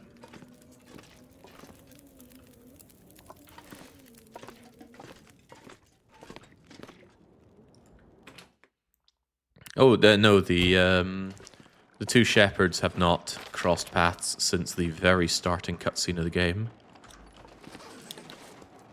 When their plane went down, Mackenzie was farting around in Milton, whilst Astrid was running away from convicts and crawled her way through to Pleasant Valley. And they have not crossed paths, or even come close to crossing paths soon. I don't even know where this area is in relation to the rest of the Great Bear locations. And male shepherd is currently freezing his balls off just outside Black Rock because he decided that the correct thing to do is to jump into freezing flowing water, which is normally an instant game over gameplay-wise. With any luck, he'll have killed the tech head that was with him. I was just offended by how badly she was written. Hacking those steam pipes and satchel charges. She hacks into the CCTV to monitor us, never mind the fact that the electronics are all fried. Ugh.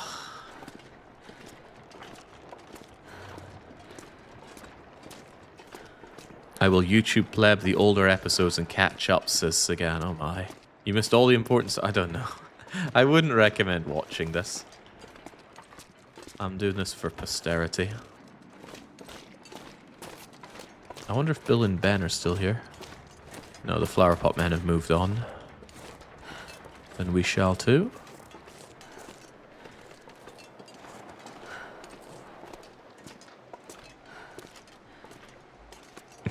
That's not what a closed circuit TV means if it's hackable.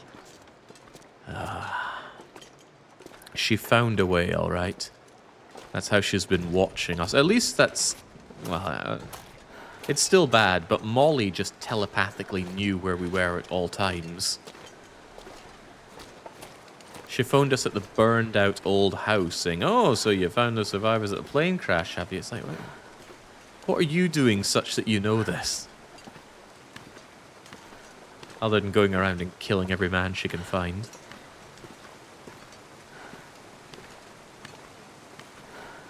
I guess she got a taste for it. Killed her husband and then killed the convicts. But we didn't even think to warn Father Hanish about it. I guess in the end we're party to what she does.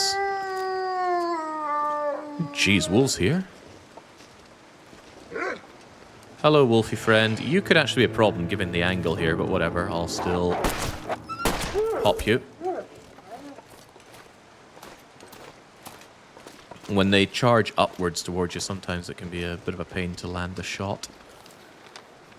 Destroyed pet. The icon on the map made me think there would actually be a bus here. But there is no bus here. There was a bus in the collapsed bit in Milton, though. Yeah, she did say that if you phone one phone, you phone all the phones, but she still seems to do that under the idea that she's going to call us.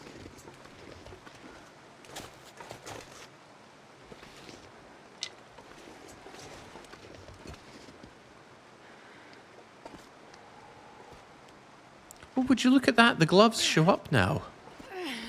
Ah, I think I understand why they forked this as well. Yeah, I didn't notice that, but my fancy gloves are showing up on my hands. That's something they added into survival mode, but I guess they also put it into episode 5 and only episode 5.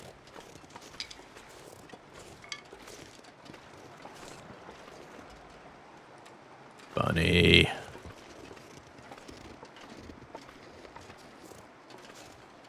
Bunny.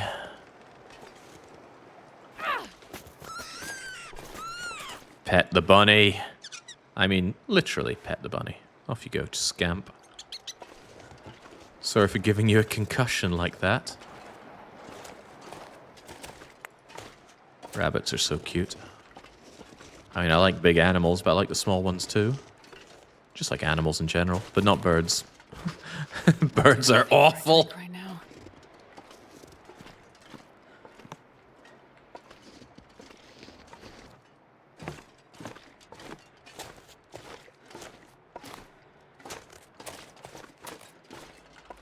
Alright, Shepard is sure enough thirsty here. Let's crack open another Summit soda. Somebody told me that the sodas are actually really good in terms of weight to performance ratio. Don't think I agree. I think they're pretty bad. And they're nice to have and to consume, but in terms of carrying around, I think they're almost a waste of weight. They don't hydrate quite like water does. They don't give many calories. I'd rather just have some pure water plus something that's a bit more calorifically dense, like a chocolate bar or some beef jerky or energy bar. Oh, well, would you look at that? Yeah, I need to cook them to make them last longer, Vaziel. Good old Peak. Hasn't been any Peak for a while, but to be fair, that game has been played to death. I love it, but what is there left to do in Peak?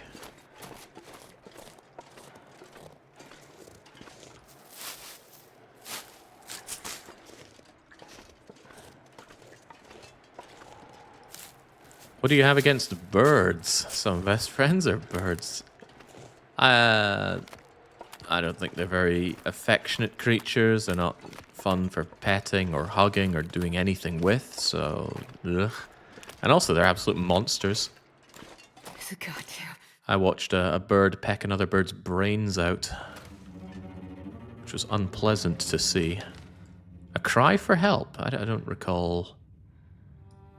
Oh, right, yeah, Terry's sending us on the endless fetch quests here. Alright, let's head on out then. At least it's warm in here, which is rather convenient.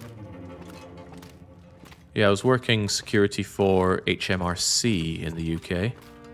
I looked out the window and was like, oh, a couple of birds are there. And then they had a fight that concluded with one bird pecking the other bird's brains out of its skull. Which was pretty hardcore, but not really something I was looking forward to seeing that day.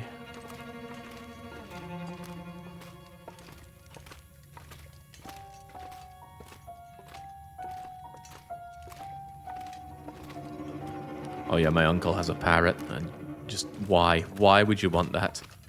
A smelly, squawking creature in your home? And yeah, it too does a lot of swearing, because it keeps hearing Uncle doing all the swearing. Mumbly Scottish swearing as well. Which is a weird thing to hear coming out of a parrot, but it does.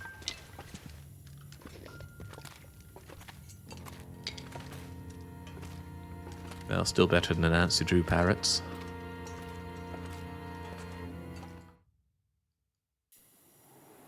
Meridian says I need a chicken, which are excellent for hugging. I'll have to take your word for that. I haven't interacted with many live chickens. Palmar says, I've just started playing this game on survival. Our quality of mods a necessity. Is vanilla good? Vanilla is perfectly fine. The quality of life mod from Von Dougal's, I'm not sure if it works on the current version. I haven't tried. I didn't want to risk ruining anything with this run by trying to run the quality of life mod, but I will be testing it out after I conclude this run, so probably this evening. And I will let you know. There's a good chance it doesn't work, though, because this game is horrible for modding. But I highly recommend survival mode. I do recommend Interloper, because the game is so painfully easy on easier settings. But I also recommend use maps, because so much of it comes down to map knowledge. And if you don't know where you're going, you're just going to stumble around and die to the cold. On my Google Drive, I have a collection of all the maps. It's full of useful information, and there's nothing wrong with just pausing the game, looking at the map, figuring out where you are and where you're going. And I highly recommend doing that. Is that a... Wow, they added ptarmigans. Wow, that was pathetic of me. Can't even catch a ptarmigan. I've shot one out of the sky once, which was really, really cool. I would not be able to do that again if I tried. I did it on stream as well, so I feel extra good about it. Because, you know, something doesn't happen if it doesn't happen on stream. So yeah, Palmar, play on Interloper mode and use the maps. That is my recommendation. Of course, in the end, you do whatever you want. My opinions aren't worth more than anyone else's. Toilet water. And I'm a little brassic on the water, so I'll take some. Meridian, 6 hens. They are extremely sweet. Ah. I do like some hands-on knowledge.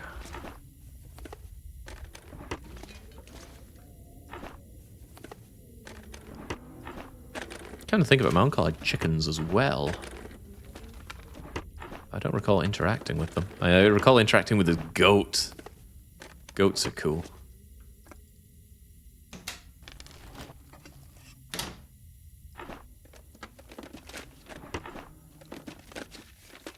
Best be prepared for anything.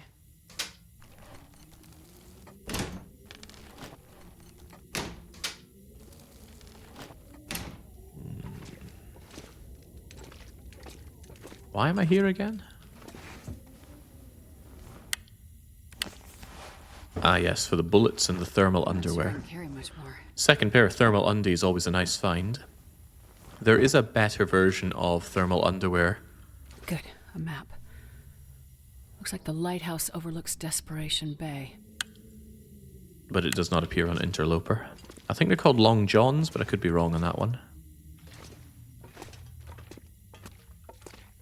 Up or down? I'll take the lower route first. This seems remarkably well built.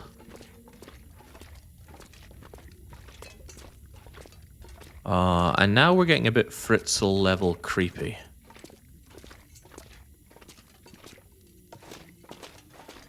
We will do that after we look at the top then. Yeah, I didn't expect this to be an Austrian lighthouse.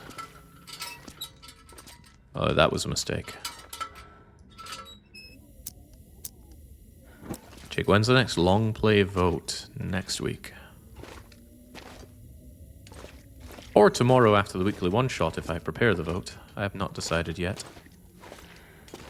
It is a mistake to think that I do a lot of planning for my streams.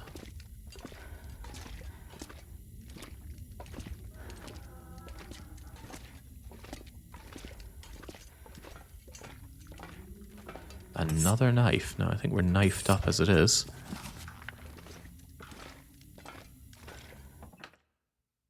This pack is getting kind of heavy. More books. Oh, cured leather. Yoink and more yoink. Makes me feel bad about tearing apart those good like some kind of cargo boots. ship. Must have floated into the bay after it ran out of fuel. That must be the ship Terry heard the message from. Okay, but Astrid, I'm not following your motivations here. Why? You were investigating the bodies and working on a theory about what's happening, which feels like exactly what you should be doing currently. But then your friend asks you to go and check on Terry. Now, why is this something that our valuable doctor should be doing? I don't know. We have all those people farting away over at the pub. Any of them could go and check on old Terry. But no, we have to do it. And then, okay, Terry's fine, but hold on. Terry heard this transmission. Well, we'd better go check that. Instead of doing any of the things we came here to do. I don't follow the motivations. I know I can be a bit of a psychopath, but really, where comes this motivation to help everybody with their bloody homework that we come across?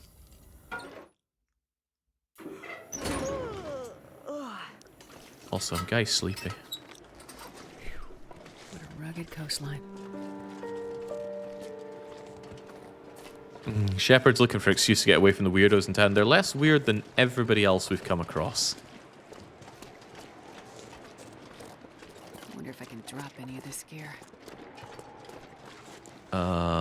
We still have well fed, right? Yeah, but we are a bit above and we are getting tired. The coastline isn't that rugged. Any more info about the Shepherd's past? And no, since they haven't been interacting with each other, they don't been talking much about the past. They were married, now they're either divorced or estranged. That's not... I don't think it's been explained whether or not they are or not divorced. It is heavily implied that they had a child, and that child is now dead. They have not actually explicitly mentioned a child. They've just been going on about, oh, we can't bring him back, you know. And during the opening sequence, there was a photo of happy shepherds together and a crack in the middle, showing what looks to be a child between them. A very poignant visual to show what once was and could have been.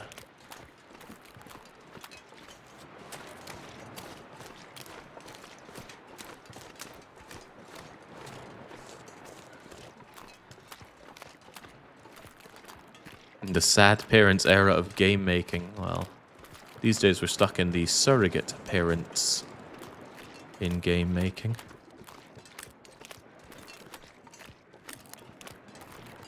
What do you have? You got that Pragmata, you got Death Stranding.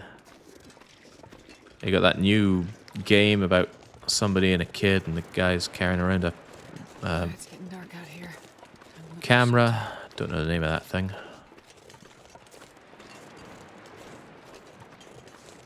You got Dad of War, or the new God of War. I don't know, it seems to be such a theme right now.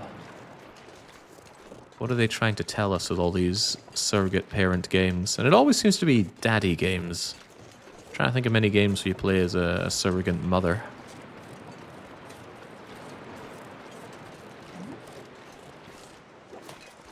I don't know, give me Caesar 3, and I'll be the parent to the city. The city is my child. Gosh, this thing that ran aground is giving me a Hansel and Gretel style breadcrumbs of actual food.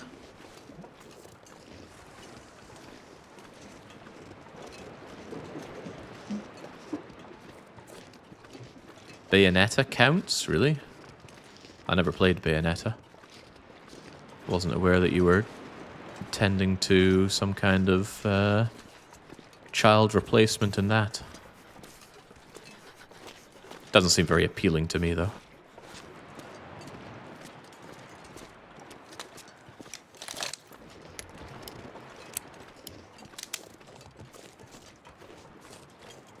Maybe an unpopular opinion, but the new God of War games are not nearly as compelling as the original ones. I love the gameplay, but the story... I don't know. They look like walking simulators to me. Says man currently playing actual walking simulator. I played the original God of War on the PS2, and I played a God of War game for the PSP. And they were alright, but very much products of their time. A lot of QTE mashing that I don't go in for. Getting guy hungry and tired and cold out here.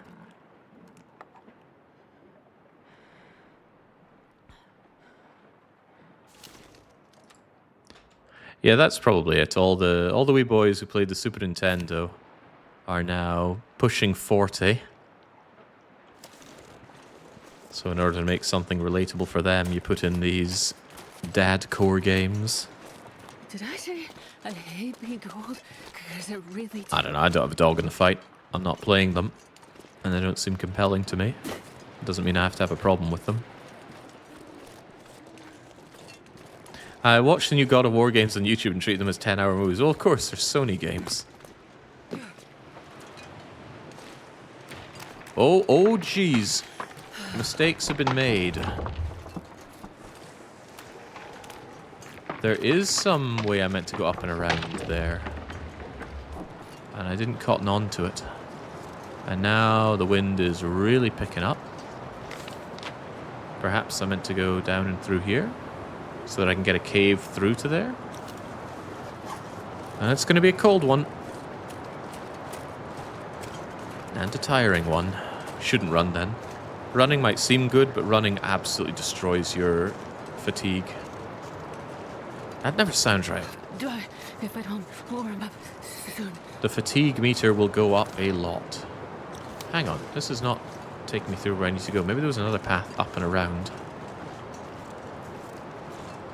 Well, it is a little dark, so I think I can be forgiven for missing things, but Astrid is now about to have a really rather cold, fumbly night. Well, stamina is a different concept. See that bar in the bottom right? That is my stamina. But in the bottom left, that symbol with the eye in the middle of it, that is your fatigue meter. Your fatigue meter goes down as you accrue more fatigue. But I don't have a good word for it.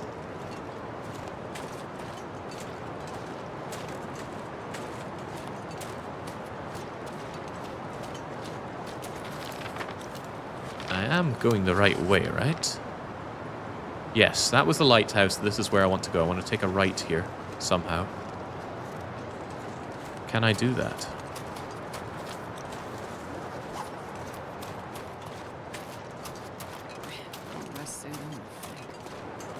Almost feels like I should be able to get up there and over. Because if I go this way, I'm just heading back to the lighthouse. But I don't see a way up there.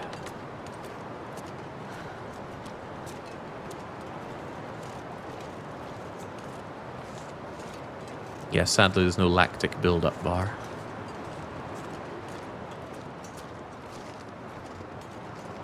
I'm pretty close to just running back to the lighthouse so I can sleep and then do this in daylight where I could maybe see what's expected of me.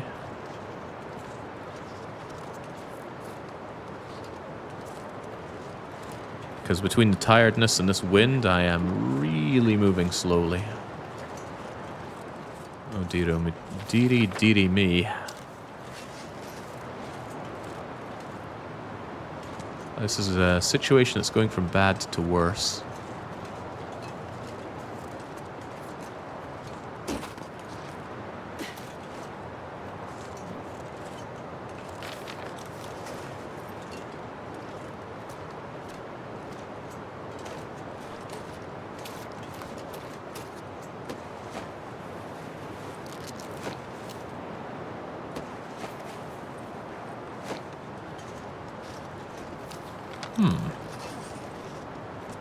Where in the world do I go here? Maybe I was meant to go down and through?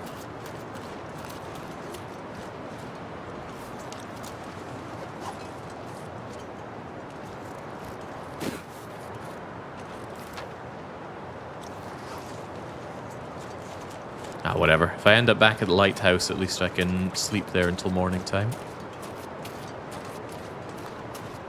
Because traversing this right now is just getting more and more dangerous as I get tireder and more cold.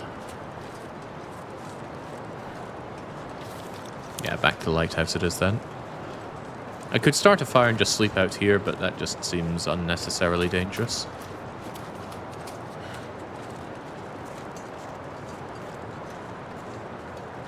My brain went to peak when you mentioned, did I expect Fenshet to be climbing up there? I'd like to play another nice climbing game. Somebody did submit a weekly one-shot for White Knuckle that I'm probably going to do despite that being an early access game. But they explained it well. They said, okay, I know it's early access, but the stuff that I'm asking for you to do in this challenge is stuff that is done in the game and unlikely to change. So fair enough, I might give it a go. I am too tired to think straight. Well, this is brutal. I did not think I'd have so much difficulty navigating this, but difficulty I am having.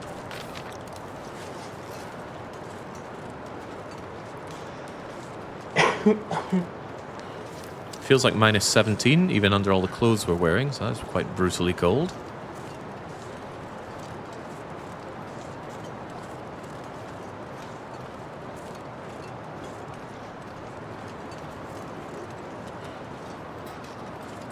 And now I cannot see where I'm going at all.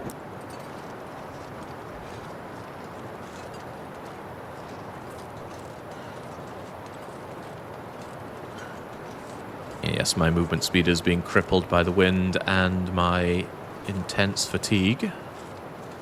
Coffee could let me burst through this, but I would rather save that for a real emergency.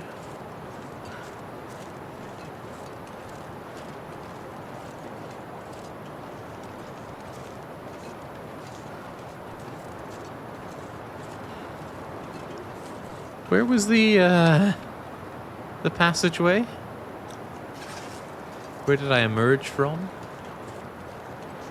I think it was up a bit.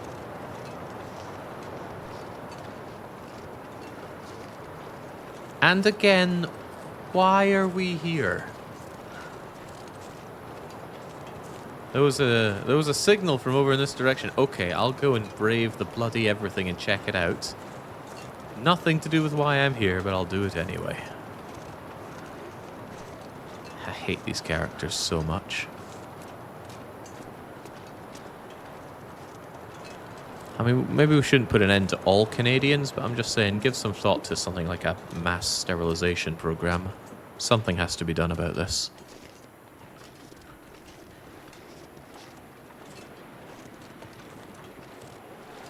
The day of the rake can't come soon enough.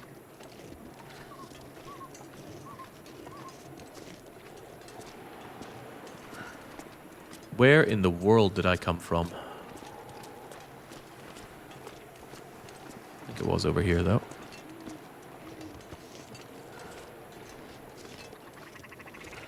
Oh, the ptarmigans.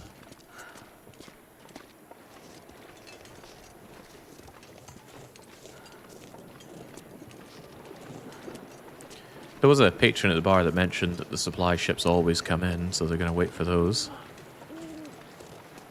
Maybe I can get some ransacking going. There we go. Finally, I can just go here, lay down my bearskin bedroll. Hey. And then, yeah, we're also sodding wet and freezing cold, but that's okay. It'll warm up and dry out with us in bed. Enjoy some lovely ketchup crisps. And chug some water and go to sleep. And I mean really go to sleep. Give me 12 hours of shut-eye, please. Be more merciful to the Canadians, Jake. They live in Canada. I haven't been to Canada, but it is on my bucket list. I'd like to go there someday. I've met plenty of wonderful Canadians across my travels, and they tend to be wonderful people. But, I don't know. Clearly there are exceptions that prove the rule to be seen here. I should eat the dog food. It's not pleasant, but... Well, I say it's not pleasant. It actually doesn't matter. In the end, it's just calories. Commander Shepard won't complain. She'll just wolf it down.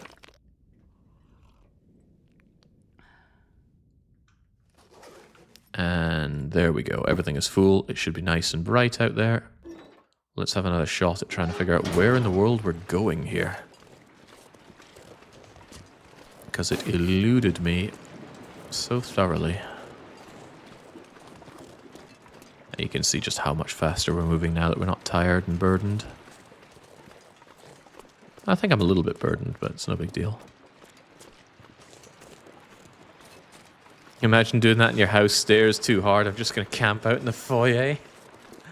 There have been times that I came home in Sweden and I didn't stay in a big apartment. It was just one big main kitchen, living room, and then the bedroom and the bathroom. So I step into the living room and it's just one door away to get to my bedroom. It was like, no, I'm just going to collapse on the sofa right here. Blunk. And out I went. That was back in the days where I would work for Paradox through the day and do my streams through the night. And come to think of it, I did not sleep enough during those days. Maybe that's why I'm sleeping so much now.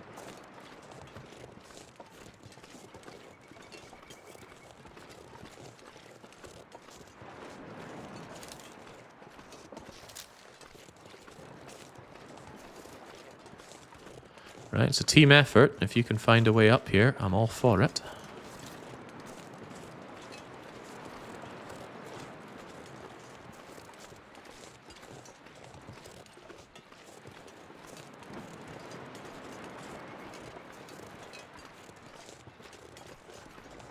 Really feels like I meant to get through here so I can go around to that. Then that would probably pop me out here so I can continue up. But then it also looks like there's a passageway here. So what am I to believe? You have all the information you need, Jake. Okay, well that's reassuring. Perhaps up here? Seems more readily accessible.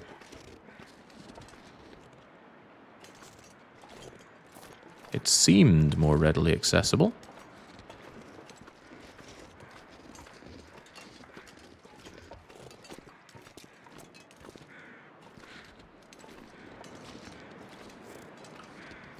Let's keep this holstered. It doesn't seem to be dangerous here, and I'm sure I'll accidentally click and fire.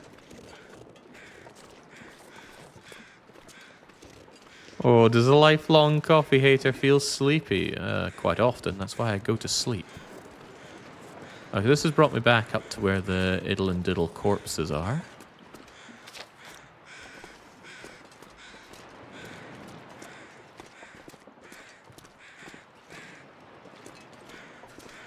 I could try the waters again, but it's probably still going to break beneath my feet.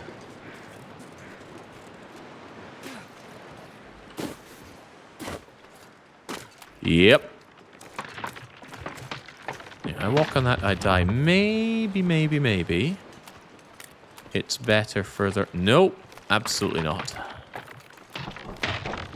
It's funny, they had that in survival mode, but I've never seen it in Wintermute till now. The ice breaking beneath your feet. So where in the world do I go from here? Where's my industry standard yellow paint pointing me towards my way forward? Which is said very coyly, I do not want yellow paint in my games.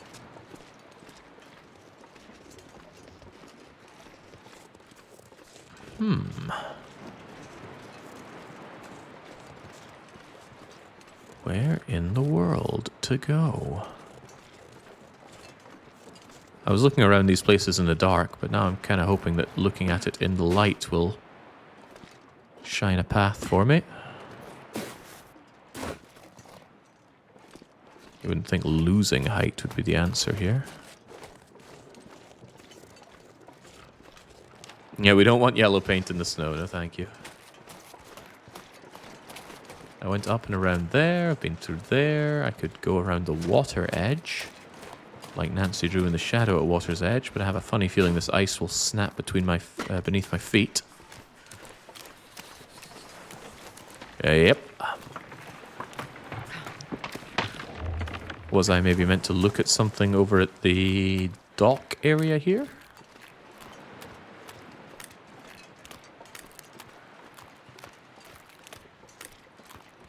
Is it not just a straight line path or something? Possibly. It would not be beyond me to just completely overlook a straight line path.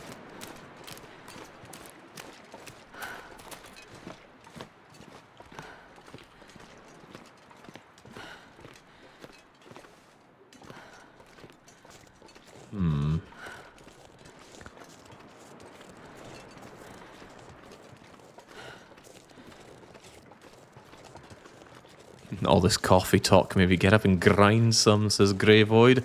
How can one not love the smell? I'm very ambivalent towards the smell. It's the taste I cannot stand.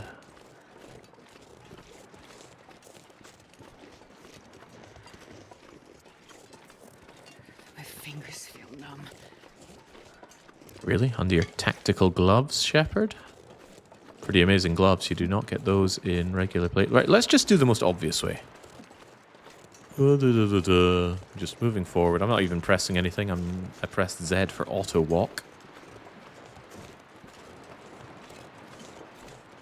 You emerge here and you go, I need to get over in that direction. So you keep on walking.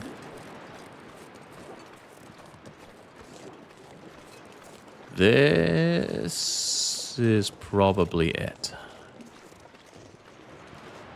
Yeah, this seems too obvious not to be it. Yeah, this game has auto walk built in. You just tap Z. I think Z is the default button. And you'll auto walk, which is really handy. And it'll cancel out of auto walk if you ever press S to move back or to stop moving.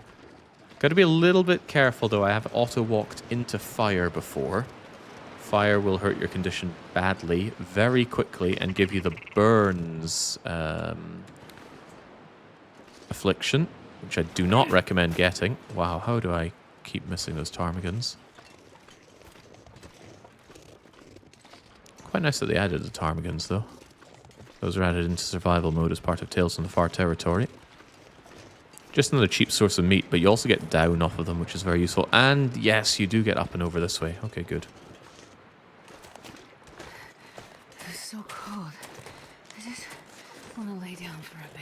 Well, the funny thing is I can just lay down for a bit and be fine, and I will. Gonna get sheltered between the rocks here.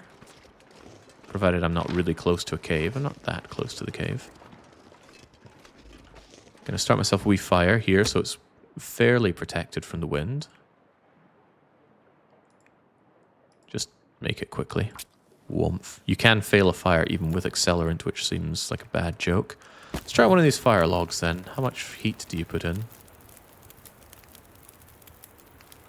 No heat, or almost no heat. Well, that is what the description says. And this bearskin bedroll is so incredibly warm. How are we doing on water? Not amazing, so I'm going to make 1 liter of water, sleep for an hour, and we'll warm up nicely. Throw a grenade at them next time. Ooh, that is an idea. The trouble is often... Well, I said I wanted to be protected from the wind, and that's exactly what has happened. Darn, I am almost too clever. Let's take a torch so it can hilariously blow out the moment I step out of the shelter that I made. And keep on trucking. Something I adore about this game is how oppressive the blizzards feel. So loud, so much obfuscation to how well you can see. And if you're going into it, it almost stops you dead in your tracks.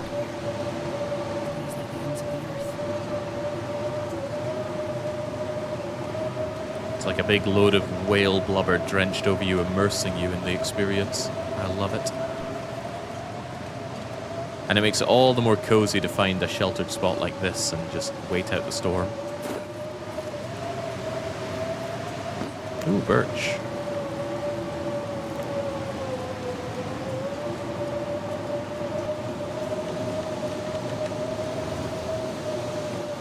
All that warmth that we have is just plummeting down.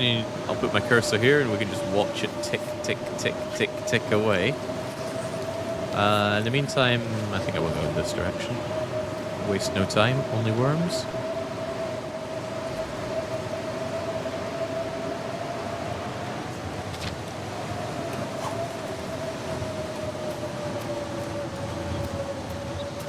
I prefer not to run if I can avoid it, but during a storm like this, you want to be through as quick as you can. Haha, but not when birch bark is being offered. I can't feel my hands. Birch bark is incredibly powerful. It's good for just about everything. You cook your... Oh, Christ! That's illegal, game. You and I both know that wolves do not spawn in blizzards.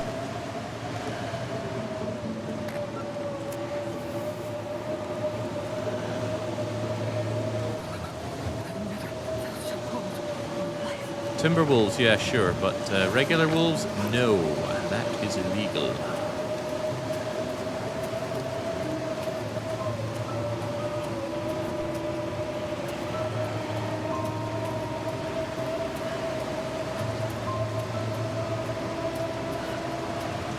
Oh, but, yeah, birch bark. Birch bark is good.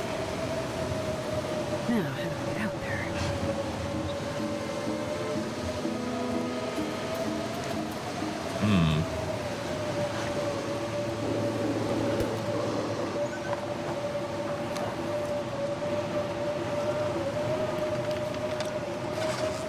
Certainly an inopportune blizzard, but there'll be a cave around here somewhere to mosey our way into, probably up and around over that. That's what my gamer senses are telling me. It's too much of an incline for Commander Shepard, though. Yeah, she is not into the peak technique.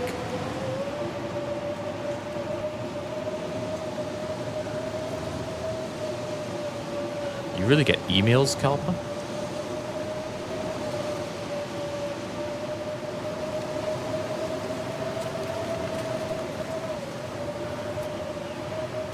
Oof.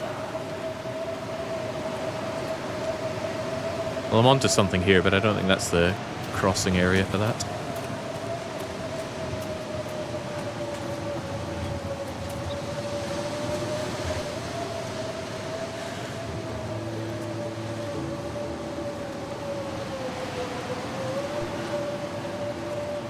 This is what I imagine Kid Jake had to go through to get to school in Scotland in May.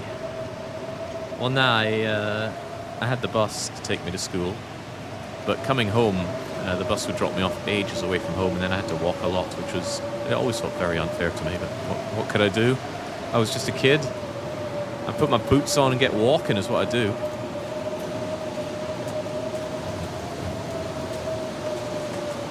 And yeah, some days sure felt like this.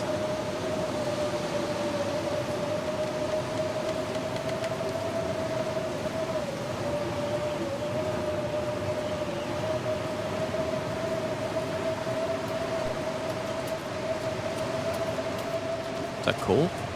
Yoink.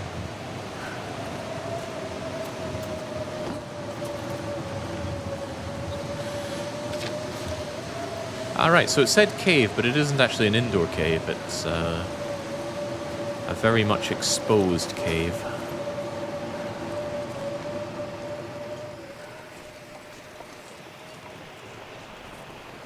Yet another bedroll. Okay, if you insist, game, I'll start myself a little campfire. The game bizarrely defaults to using your birch bark as tinder, which you should never do. Birch bark is so incredibly good. A hot cup of birch bark tea will give you food, it'll give you water, it'll give you warmth, and it will give you condition. Quite a lot of condition relative to the effort. The Von Dougal's Quality of Life mod selects the best equipment to light a fire with there. It does not default to birch bark, and it defaults to whatever lit thing you have in your hand. Oh, that didn't work. Which is extremely... Oh, God, I have no tinder but my birch bark. This will not stand.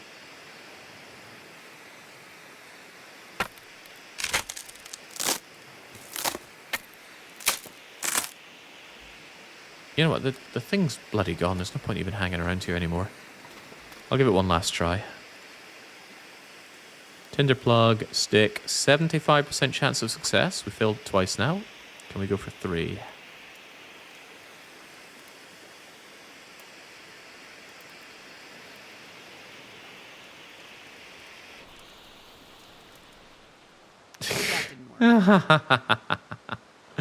Wow.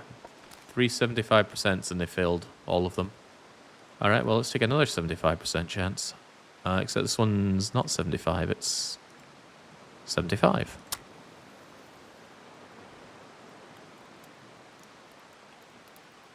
A quarter of a quarter of a quarter. Can we get another quarter?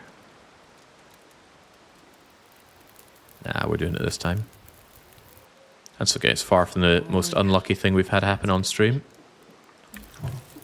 A full hand of Snecko cards drawing at 3 cost. Now that is pretty bloody unlucky. We'll warm out a bit here, and I will have none of that. I will have some birch bark. Since I was talking about how good it is, I should probably show how good it is. I did a challenge in the Long Dark where I had to survive for, I forget how long, probably a couple weeks or so.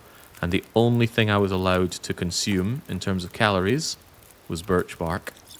The fact that I got that done in one go, despite the abysmal start that I had, is a testament to just how incredibly powerful birch bark is.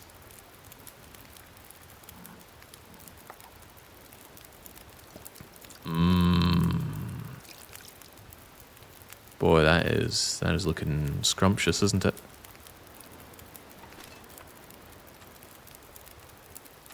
I'll finish off the last of my dog food as well. It's my starter. I don't want to carry around all these tin cans, though. These tin cans are no match for me. Oh, it's lovely and warm now, and a great day. If I had a mag lens, I could actually start a fire without needing to use a match. Which, the way I see it, is what all about the late game. The late game is all about being able to continue surviving without needing to use any matches. Or maybe like 12 matches a month tops, because you do get a small amount of them from beachcombing, which I do a lot of in the late game. Anyway, I'm lovely, I'm warmed up, I'm taking this fire with me. I want to take it in a better torch than that, though. That is not better. 2 more tries, 1 more try, give me a good one. Oh, that's amazing. That was a perfect torch, actually. 50% condition.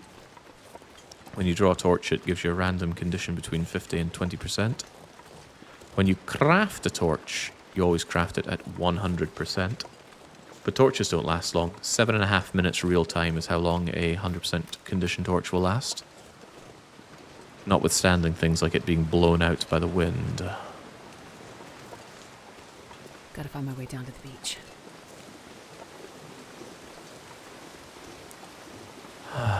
Something I love about survival mode is your character just not saying that.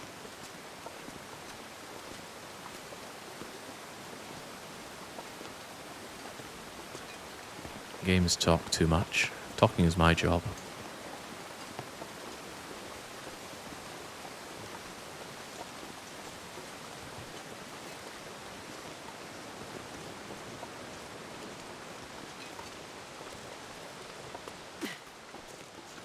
Instead, she muses about drinking piss. Yeah, when it comes to their bemoaning, Astrid is a bit more whimsical with her stuff, so I don't like it.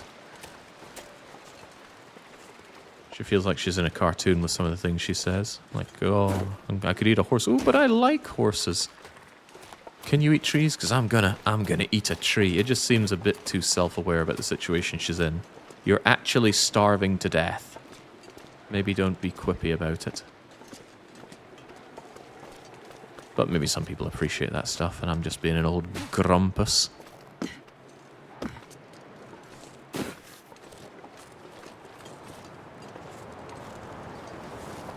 Oh, I was just talking about wind coming along to blow out my torch, and that's... What the hell? You died from massive internal injuries after falling. Did I buggery? Is this really the most recent save? Game seems to think so. I've lost my position now. Is this really it? Because... Oh, okay. You didn't go in Raph's perfect direction. Oh, it would seem I did not.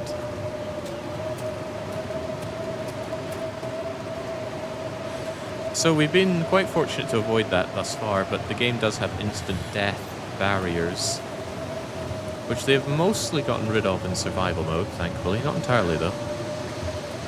Just to stop you from going against the grain of Raph's perfect directions.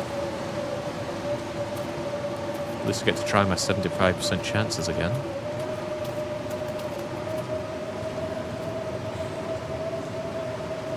Yeah, there was more coal, Great Skinardo, but I didn't take it on purpose because I didn't need it. There's plenty of stuff, but that doesn't mean you have to take all of the stuff you always find.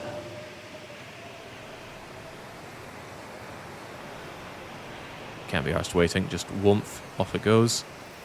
And away you go. One bit of coal. And have my birch bark, please. The Ravine kill box is still there, but you can go to around it these days. I wouldn't take the chance. I would be too scared of losing my save to even chance going into that. You know what, this time let's have some tomato soup.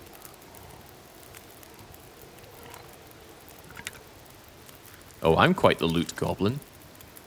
Jings, I want to tear down an entire house and take everything back with me if I'm playing 7 Days to Die.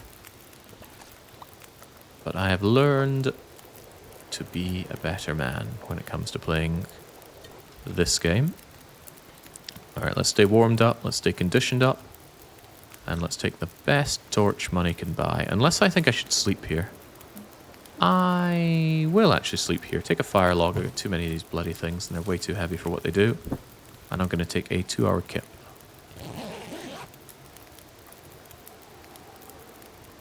Yeah, I'm very unhappy with the set pieces battle unit.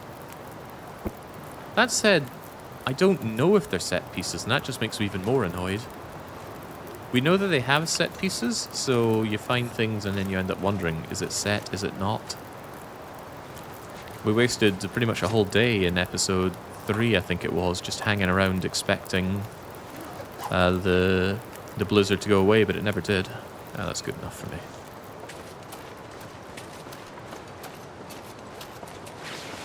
Yeah, I like to be underweight in most situations, or if I need to carry a lot of stuff, I have a 10 kilogram tolerance above my maximum limit.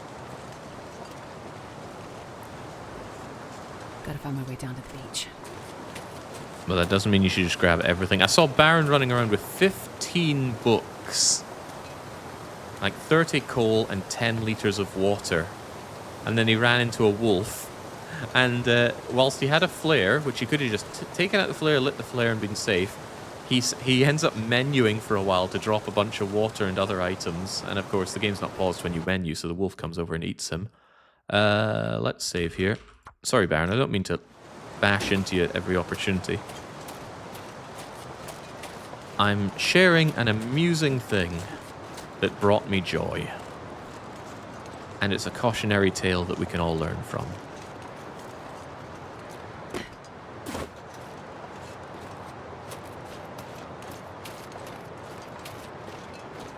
Aster's not talking this time. Okay, but yeah, going down there makes the game think that I have died a horrific, violent death. I don't know why they kept that in, right? There's been a fair amount of comments about the game having these kill boxes, and people haven't liked running into them, and that was years before Episode 5. Now we have Episode 5, and they just decide to keep them in. Get off of me.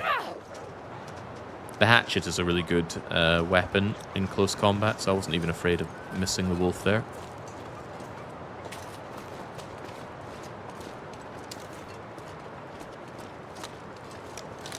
Oh, hey! Hello, Baron!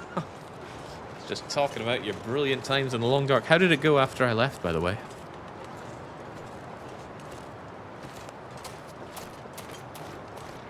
Deed. Ah, he did the deed.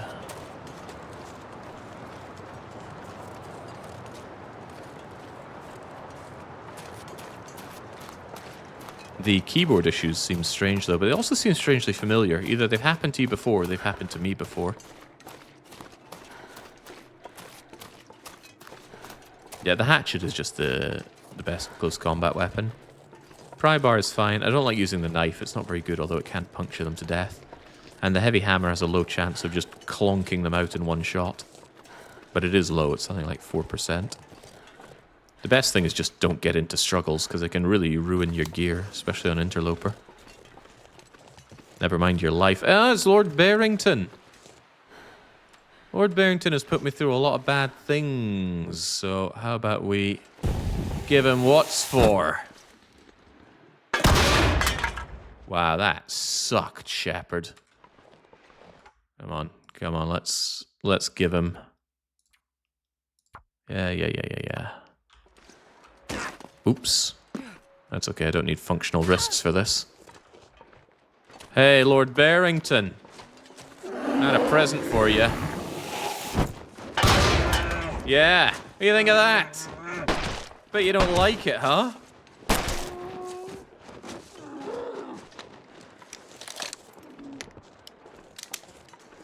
Alright, off goes Yogi.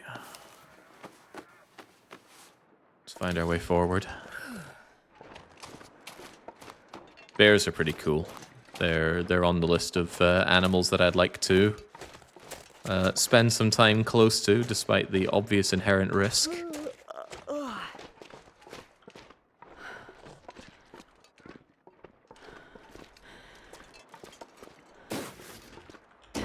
I don't think Shepard sprained her wrist from falling down the rocks there. She sprained it from that awful throw. Canadians and their pathetic joints. Maybe they have like some kind of genetic... what's the word? That thing that makes your bones go all creaky.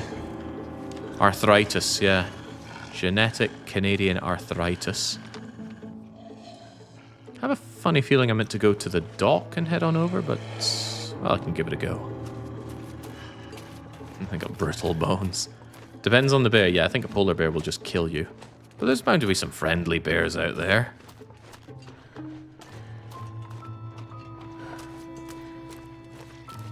The problem is, Lizard, there's something else in Romania. Millions of them.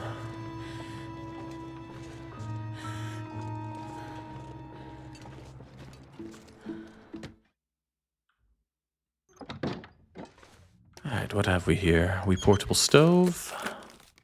Well, this stuff Even more matches. I'm not even taking those.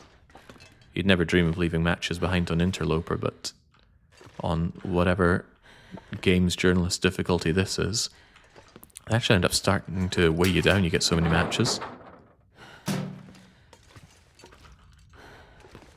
Is that wool socks? No, it's nothing. I don't like this blurry vision, so let's just take some painkillers.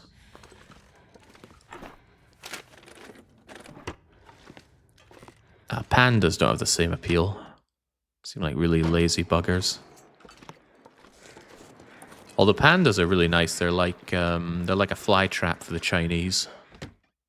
I remember going to Ueno Zoo in Japan, and had pretty much free run of the whole place because all of the Chinese were lining up in their droves to go and see the pandas. Which seems kind of weird. I mean, they're on loan from China, so the Chinese will go over to Japan to see the pandas. I don't understand, but I won't attempt to understand. Doesn't seem my place.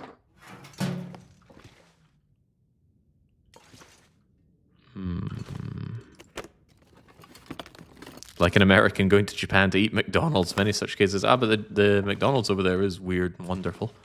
I wanted to try it myself, but I kept putting it off. I'm like, come on, I didn't come to Japan to eat McDonald's. I figured on my last day I'll go there. And on the last day it was shut. So, more fool me. I wanted to try McDonald's Japan miso soup. That's fine though. I mean, Japan had many wonderful things. And the food was certainly great. I did not, however, enjoy Japanese candy. I don't think they had anything that tasted particularly good, sweet-wise, or sweet things in general there. It was also ghastly expensive for a lot of things. I've largely shelved the idea of moving to Japan. I would have done it already if it wasn't such a bureaucratic nightmare, but it is a bureaucratic nightmare. And the effort to payoff ratio didn't seem good enough, so I think I'll relegate Japan to being somewhere I go for vacations rather than consider living.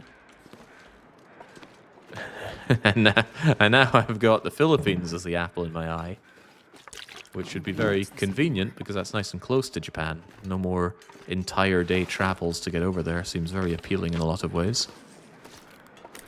Right, we're just going to brave the ice to head on over? I think we are.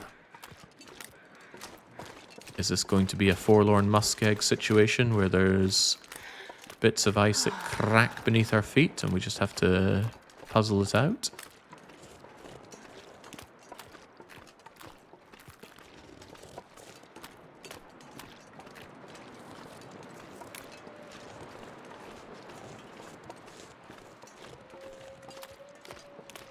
I had this strange thing in Japan. I can't remember what it was called, but it was almost like a very runny jelly. And you had some brown sugar-like substance. Somebody mixed a ground up brown sugar with flour. And you get a stick, a thin wooden stick. And you're meant to eat them. And it just wasn't very good. It's one of those things I saw a lot of people queuing up for, and the advice I'd been given was if people are queuing up for something in Japan, that usually means it's good. Avoid... Oh, Christ! Oh, so, wait. I'm so cold, I'm warming up a bit. Okay, they give you no warning on that one.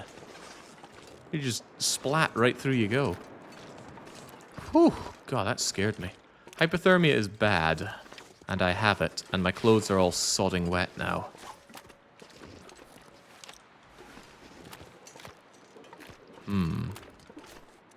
I should start a fire and warm up. Got to be a way through this maze of ice. That seemed unkind. Just instant fall through, instant hypothermia. I'm a little scared to warm up in case it does it to me again, and then I have to warm up again.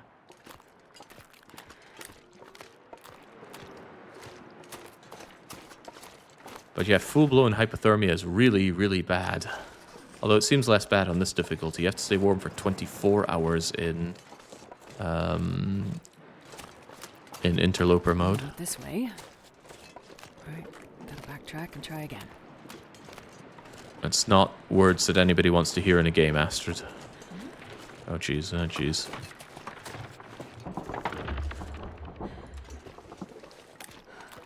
Completely drained my... This way. Alright, gotta backtrack and try again. Such cursed words in a game. I've got to backtrack and try again. Let's find a nice shelter place and warm up. This hypothermia will very easily kill me. I'm going to need to make some tinder plugs while I'm at it as well.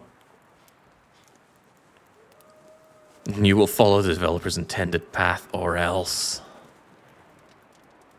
Come on, little fire. It's not been great, but so far Chapter 5 has still been better than the other stuff we've seen. Right, do I actually have enough to keep this thing going for a while? Yes and no, but more no than yes. Here's my proposition. I'm going to take off all my clothes. It's getting hot in here. Come on, Astrid. Smile for the camera. Even the socks. Yes, all 4 of them. Now we're talking. And, well, I'm in a bad state, so we're going to need to sleep. This thing will last for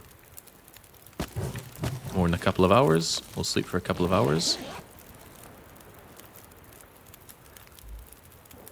There was an issue in the game where clothes wouldn't actually warm up and defrost if you were wearing them. And I don't trust that it's been properly fixed, so the way around it was to take them off next to a fire. And that tends to dry them out pretty well. Okay, tired. Getting tired of your nonsense, Astrid. Yeah, they're mostly dried out now. She's not wrong, though. She is still tired, but it's a relatively warm time of day. Do I have a coffee? I do have a coffee. All right. We're going to drink our coffee. And as she says, we're going to backtrack and find another way. Now, I do not like this moment whatsoever, so we're going to have a little save here. Call it Backtractors. Grab a... Oh, that's a good torch. Oh, it's windy. Oh, wonderful. Gotta backtrack and try again.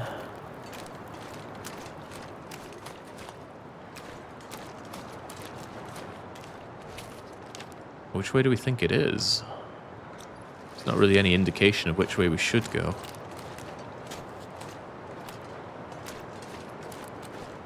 The hats are on backwards. Ah, you're right. I meant to have hat here. Hat here, balaclava here. Thank you.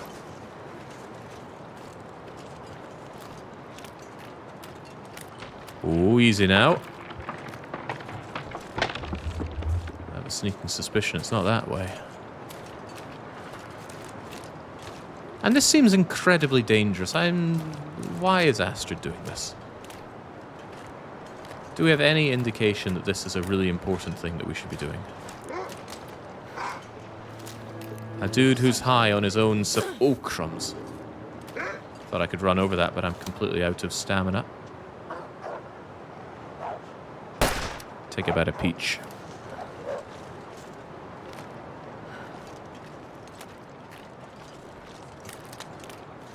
Yeah, Mr. Dude Weed Lamau told us there's a signal here, and that's all we need to do to just go on over. Hypothermia completely wrecks your fatigue meter, by the way. You get tired out almost instantly. The trick is just never get hypothermic. It's not that simple, though, is it? Oh, buggering. Bollocking.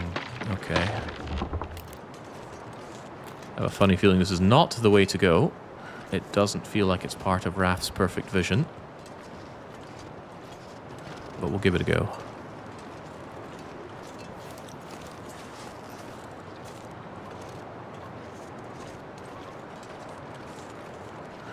Hey, there's my old fire.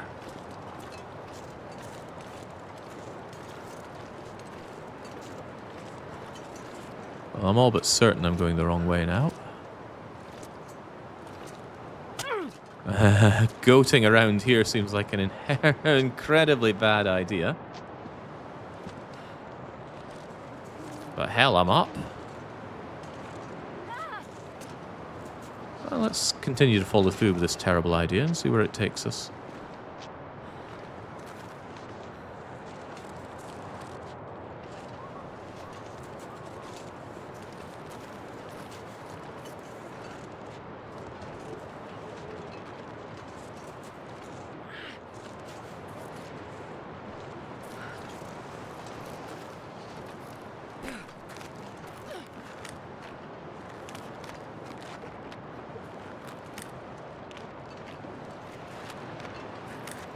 Alright, walk of faith.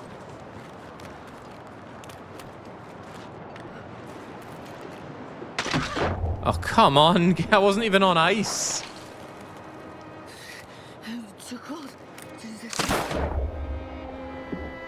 I think that's it for Astrid. I'm freezing. I'll need some first aid soon.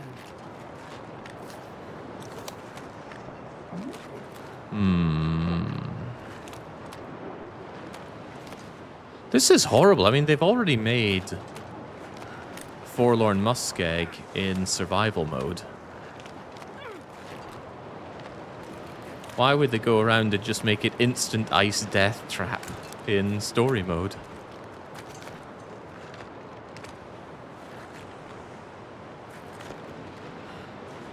I don't know. Maestro Raph's vision is beyond mine.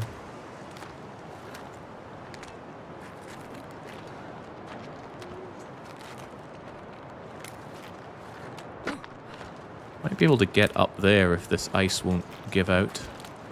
That squirts a bit. Come on, ice, don't be a buster. There we go. Oh no, Commander Shepard can't quite. Or can she? Come on, just up over that tiny little lip, Shepard. Gain a bit of height.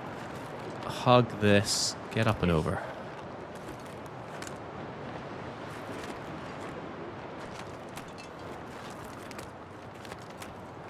Oh, it's a good thing I've got plenty of food and drink in the bearskin bedroll.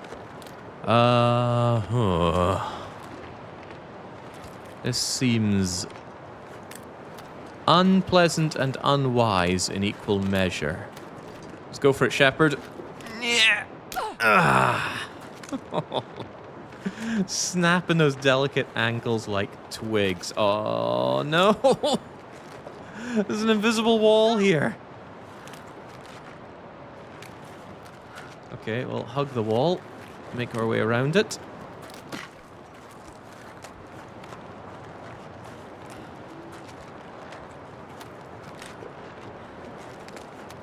I would run over this if running was in any way possible, but it's not. We just gotta walk off it.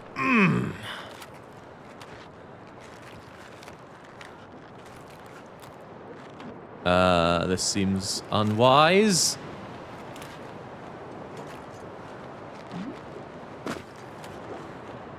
Okay, could I please enter the boat now?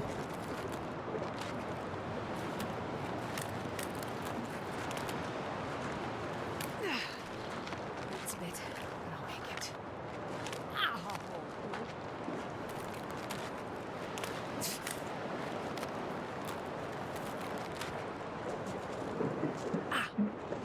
That smarts a bit.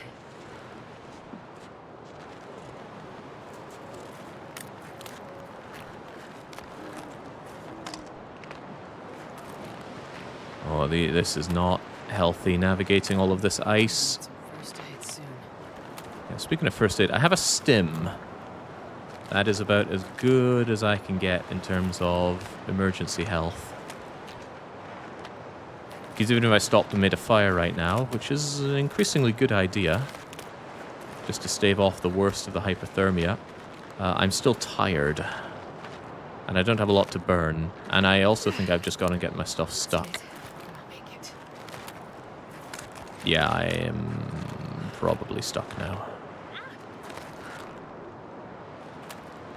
The downfall of this game having no jump button is if you end up in this situation where you have some shin-high obstacles around you, you can no longer move. 2 minutes ago, you say?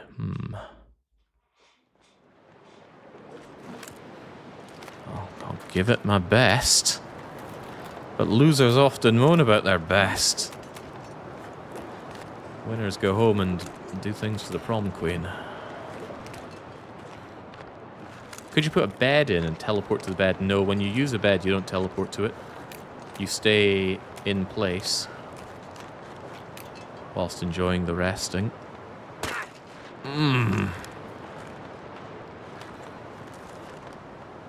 Invisible wall, but we can hug around it.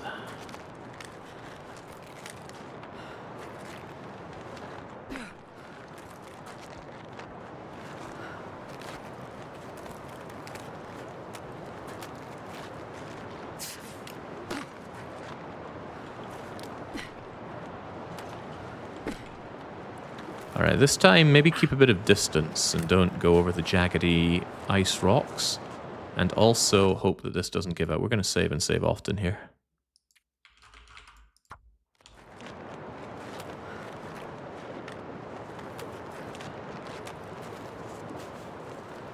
If you follow Raph's path, it's pretty easy. I followed my path. And it's been mostly fine. Ow. Need some first aid soon. She's not wrong about that one.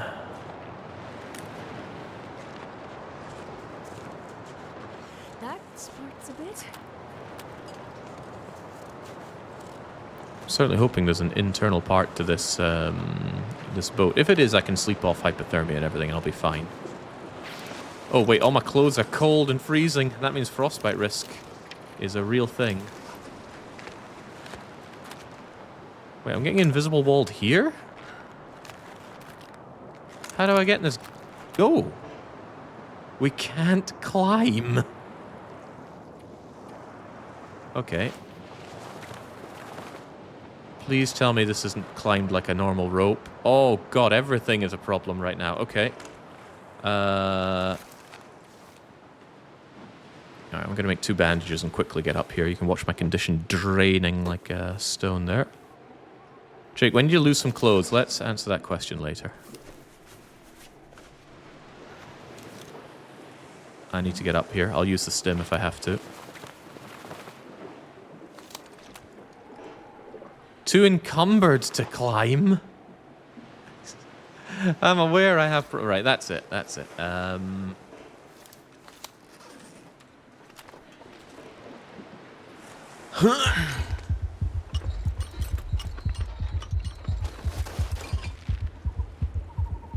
Made it. Tell me there's a way to get inside here, please. Is anyone there? Because, otherwise I'm in for a bad time.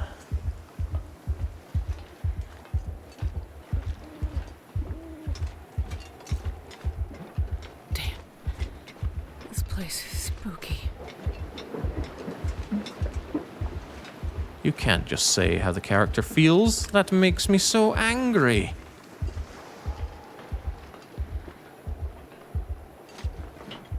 Okay, I was really hoping for a way in. Remember, I don't even have Tinder. Yeah, maybe there is a way in and I'm just not seeing it.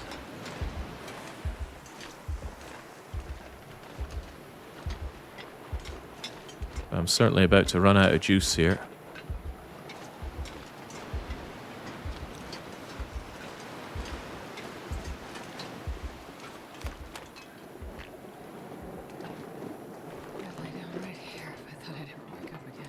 You're gonna have to, Shepard. We're on our way out.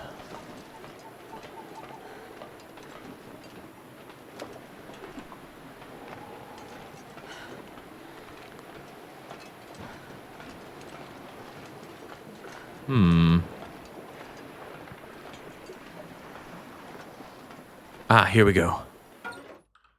Okay, please let me warm up. It's agonizingly cold in here. I might need that stim very soon just to stay alive. Hello? Anyone? Alive?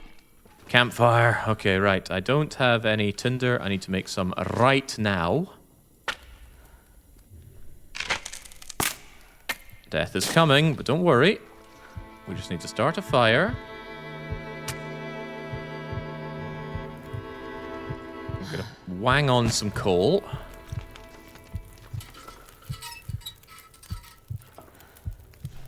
Let it warm us up. Let it warm up our clothes.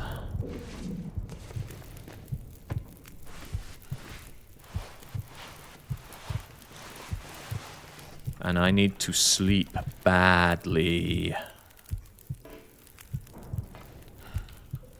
Need to sleep or I'm going to die, game. Okay, there we go. This fire needs to keep going. I'd rather sleep for as long as possible. But first thing is to warm up our clothes. So I'm going to sleep for 2 hours. Yeah, 2 hours. Junk. Use a sleeping bag without the fire. It's too cold even with a sleeping bag, but I think if my clothes are defrosted, they're still a bit wet, but as long as they're not frosted, they should be okay-ish. There we go. 50 of these degrees come from you. I think I'll be fine then.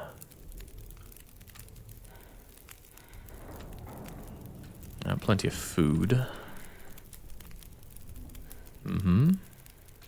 We're still hypothermic, of course, and we're still in horrible pain. I have enough water to see me through this, so we're going to chow down on some lovely dog food and then sleep for a long time.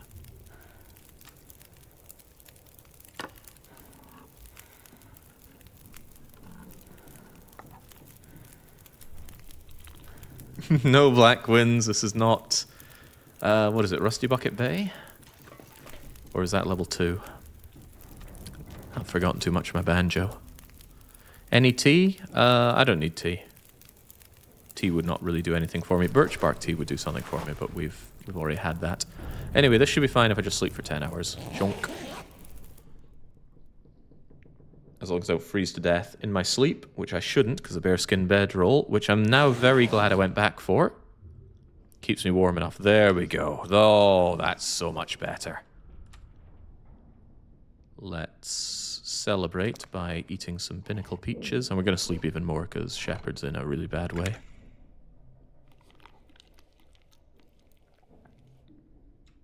Yeah, I might have seemed a bit hard-headed with my approach to there, but if the game says, oh, I'm going to backtrack and fumble around, I'm just going to be having none of it. It's entirely too many tinners. Okay, keep one of them on me. Stay hydrated. And we'll get all of our condition back if we just sleep for another 2 hours. But yeah, it feels like -7, but this bearskin bedroll is just that powerful. Make one of the shoots be the chompy monster like Rusty Bucket Bay. What's the name of the... Oh, it's Treasure Trove Cove. That's level 2 in Banjo-Kazooie. Alright. This is pretty high in the list of places I would probably never be going to, but... let's move. Are those my gloves? Pretty sure I'm wearing tactical gloves. Changed out my gloves to that little animation. Okay, sure, Shepard. Whatever you say. Maybe we'll get some wolves chasing us through this like in Day After Tomorrow.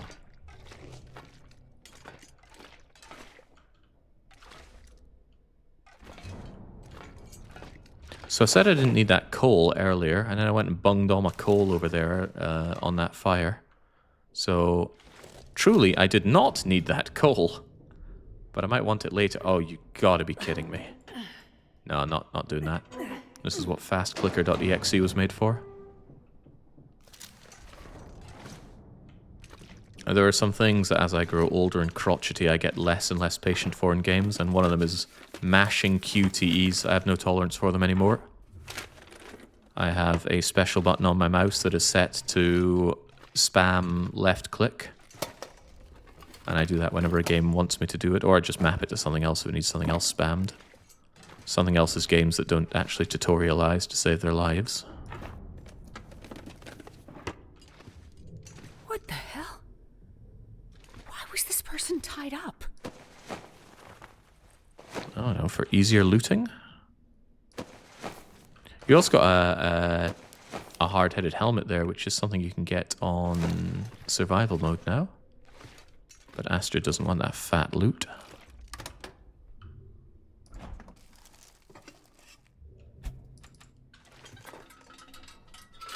I'll use this not just for the extra light, but the heat as well. Lowers the amount of cold damage that I'm taking here. Hope nobody needs this anymore.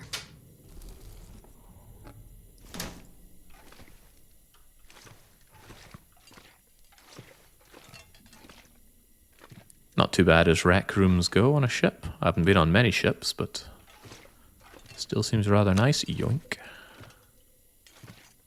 We have somebody around here that does months at sea. Apparently they download my VODs to have something to watch while they're out there. It seems the developers themselves also got sick of the mashing after just one door I had to mash open. Thank you. Spare my own poor rickety joints.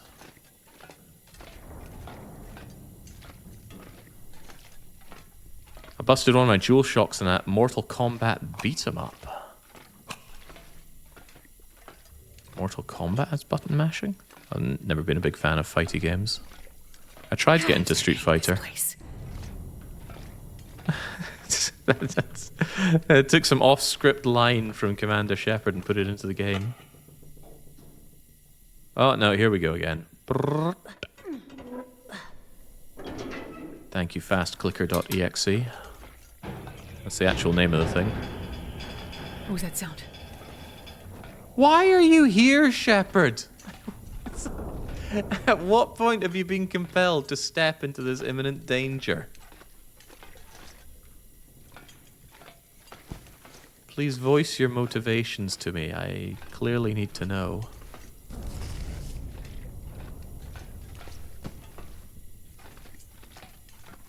Am I overweight? No, I'm actually remarkably underweight. Fire Striker?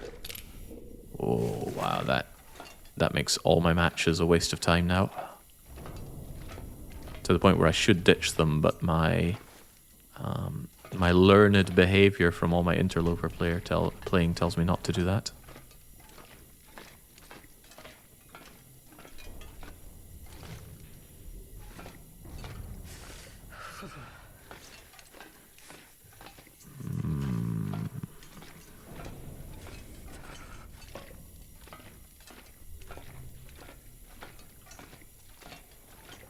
Feels like somewhere we're gonna have a boss fight.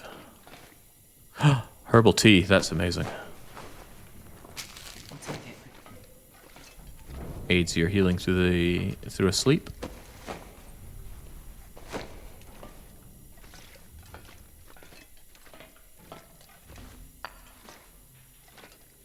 More people tied up? What happened on this ship? Do not untie them, leave tied. Okay. I tell you, if they turn into zombies and this game suddenly morphs into actually State of Decay 3, then I take back everything negative I said about Wintermute.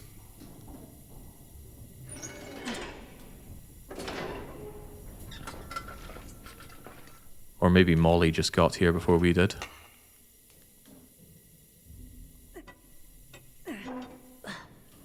Don't drag State of Decay into this garbage.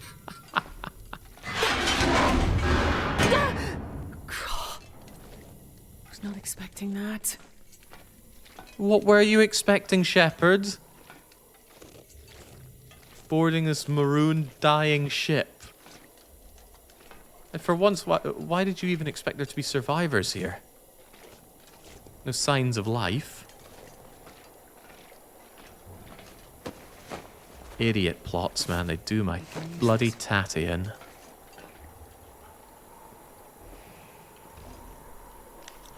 Is that actually colder to stand near? I think this whole area just got significantly colder. But why do they call it caldera? Wait, this has 50 milliliters of water. Dubious. I already have a better bedroll than that.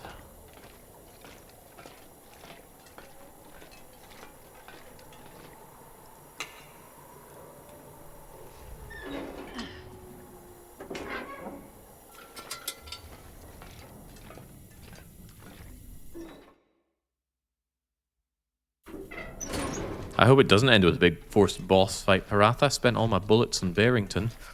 For no good reason, I just wanted him to suffer. Well, not all of them. Looks like I've got all chambers loaded.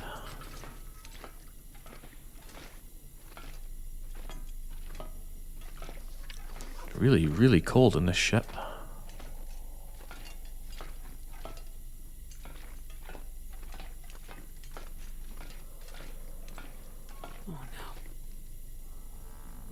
On this ship. Looks like things got worse and worse over time. Okay, I really need to get out of here. Is that the same face as the convict? I think that's how he had his face shaved.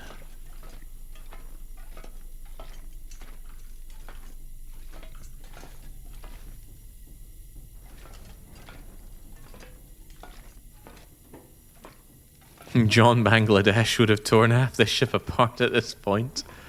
Well, if you didn't hear it already, there will be a Ship Deconstruction Simulator 3 Ship Graveyard Sit.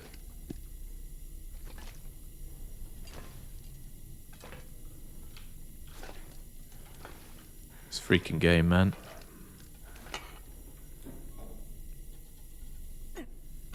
I think that's the fourth one we've had to mash to open. It's just so disrespectful to your player, just have them mash for no good reason. Or mash at all. At least when you're in the wolf struggle, it's a punishment, right? You should not have let the wolf jump you anyway, so here's your suffering. But just mash to open door? Looks like signs of its struggle. Starting to feel numb. How cold is it?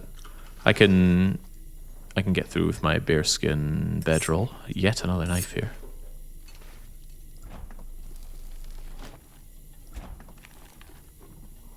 Failed movie writers remember that they're working on a video game. Isn't David Cage working on an actual movie now, or did I invent that in my head? I think somebody mentioned it. This'll come in handy. Ooh, that may come in handy. Beat the raggedy ones with some decent ones. Use our stretch arms to get over there. Can I not have that axe?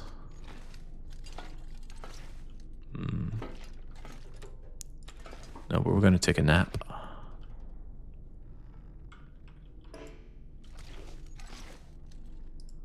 Yeah, just on top of all this snow and stuff.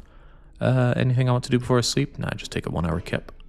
You cannot rest right now. Why not? Okay, fine, I'll just freeze. It is not fine, I refuse.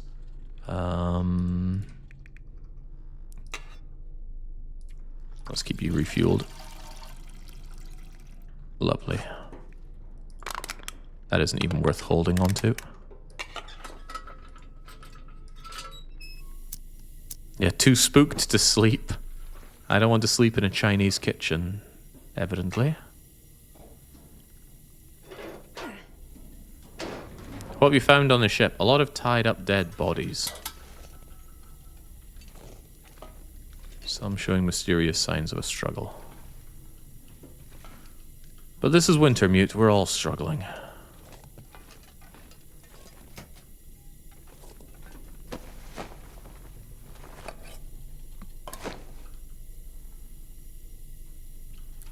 This guy just seemed to overdose on his painkillers. Feels like a frozen tomb.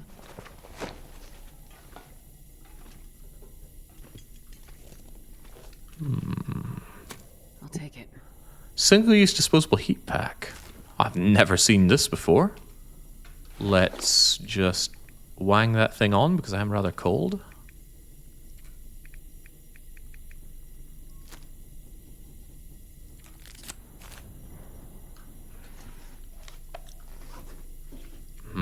You feel a gentle temporary warmth.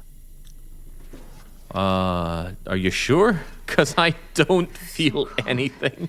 I just want to lay down for a bit.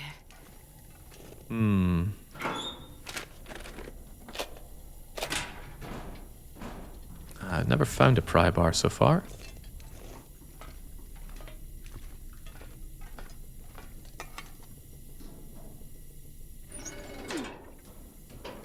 It's a trader item, and it's banned on Interloper.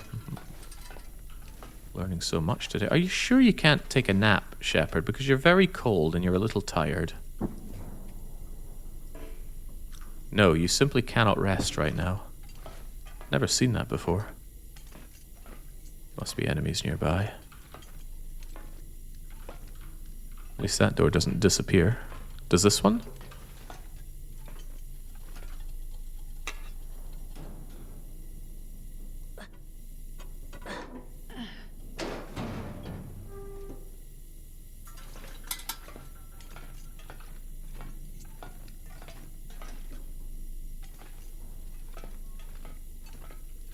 No, the ambient temperature changed from area to area, I believe. So now I'm just barely staying warm thanks to my lantern and the heat pack. I remember being fascinated by those heat packs. Hey, another one. Oh, sure. Like, how could they work? You know, you feel them and they're cold, but then you give them a little snap and suddenly they warm up. Fascinated me as a child. And you can buy them nice and cheaply over at Tesco.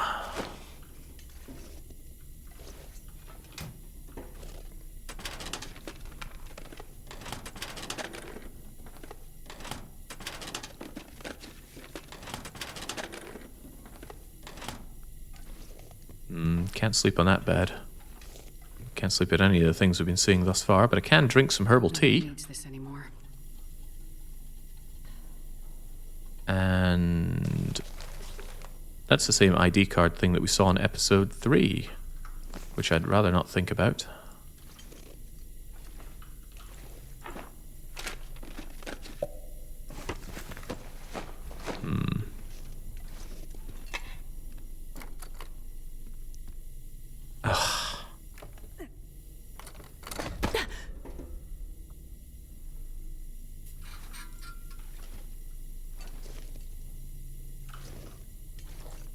Oh, maybe. It's sleeping time? No, of course not.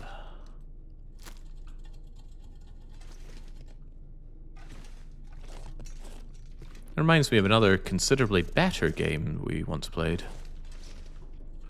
What was it called? Still Wakes the Deep? That seems almost right. When you're Scots on an oil rig.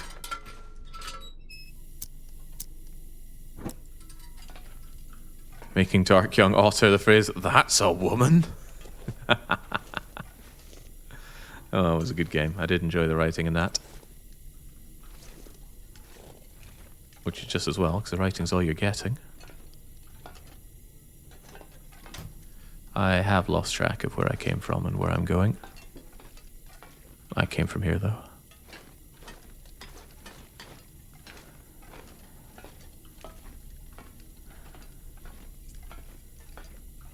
Scottish Banter Simulator 2025.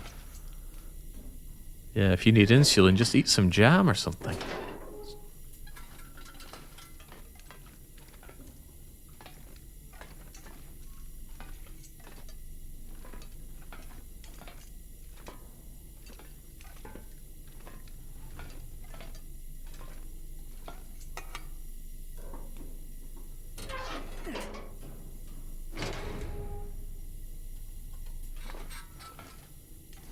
What's the point of this? It really doesn't feel like the long dark, does it?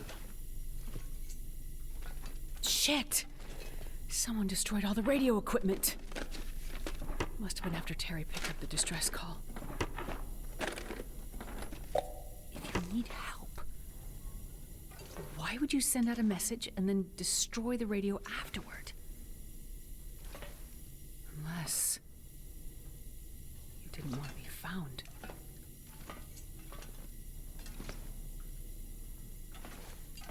I could do with a long snore after all of this. But look on the bright side. Once we're done with this episode, we're done with all of Wintermute. We'll have no reason to ever play it again.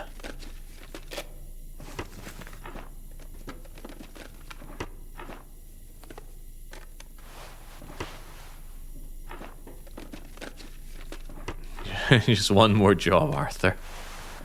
Then we'll be set for a life free from Wintermute. It's kind of a shame I've already left a negative review for this game. I'd like to leave several more, maybe one per episode, except several for episode 4. I think I can use this. Actually, I could use that. I could tear that down for a spare leather. That I can also use.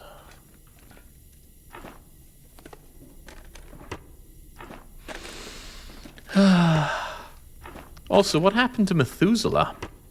We haven't seen him for a while.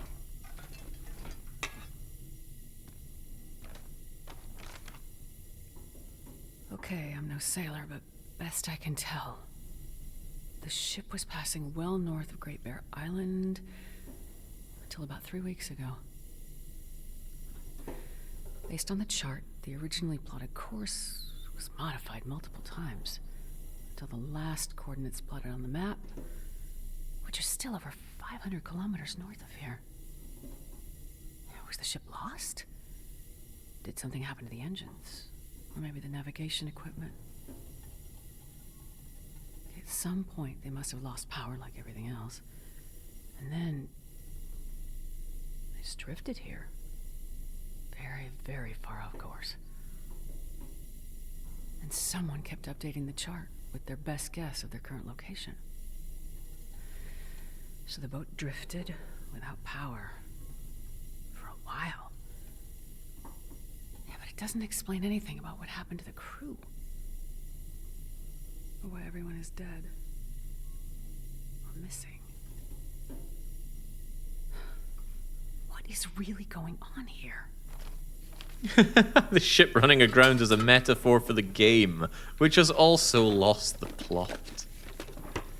I feel like the final episode is a little late for adding these new things here, new characters, new plot points, new mysteries. Can we not just tie up the existing ones? Maybe I'm asking for too much, or maybe this is going to be really, really long. A multi-parter, maybe. We don't need the weekly one-shot tomorrow. We can have Episode 5, Part 2 of several.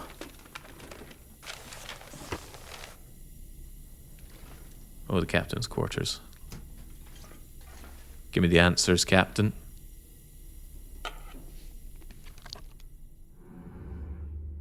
Best I can tell, it's been 14 days now since they picked me off my trawler. Engine dead, no GPS, dense fog, and this big bastard of a ship appears out of nowhere. They had jury-rigged some diesel contraption that kept the screws turning, but barely. Crazy but smart as hell, these guys. At least what's left of them after their old captain wandered overboard. And we keep coming across small boats with some survivors. They all have the same story. The lights showed up, and their ships went dark. No power. A few speak English, but they can't seem to tell me what the hell happened after the light showed up. As much as I'm grateful they found me, they dropped me into a big mess by electing me captain. But I know these waters, and based on how badly the crew is holding up, I wouldn't trust them to find a port anyway. Guys tied to their bunks, men throwing themselves into the sea. Never seen or heard of things going sideways like this, no matter how long they've been out. They keep jabbering about the call of the lights and a burning fire. It's for sure a damn strong aurora some nights, but I don't see what's so mystical about it all. But we have enough food for now, calm seas, and a good course for landfall soon. Man, I could eat anything. Well, the captain's right here. Oh. I'm glad you're keeping your head in the game here, Shepard.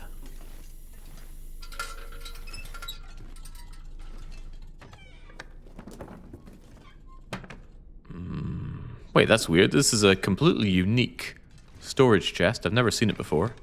And you open it and there's nothing. How bizarre. Well, before I proceed on,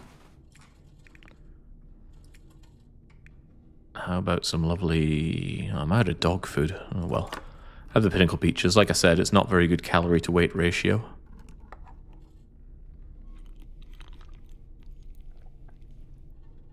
Well, it's not good, but I mean, meat is worse. What else you got for me? Lovely peanut butter, just nom nom nom nom nom. I quite like peanut butter, but I have an issue finding peanut butter that is actually peanut butter. I don't want to get a bottle of palm oil. I want something that is just peanuts and salt.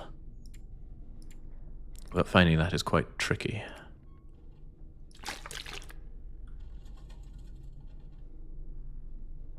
You could make such a thing yourself. What an idea.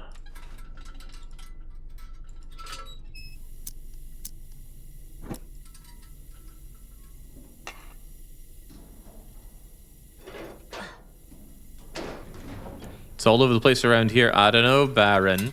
I can't trust Canadians to make non-bastardized goods like that. Why, I try to buy some maple syrup and it's mostly just sugar water. Why would I trust them with peanut butter as well?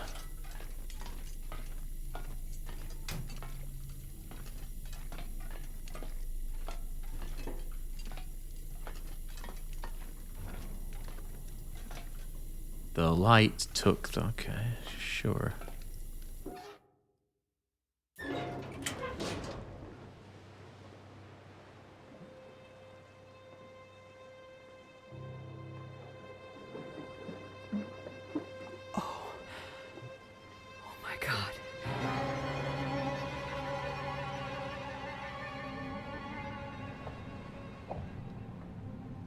What happened here?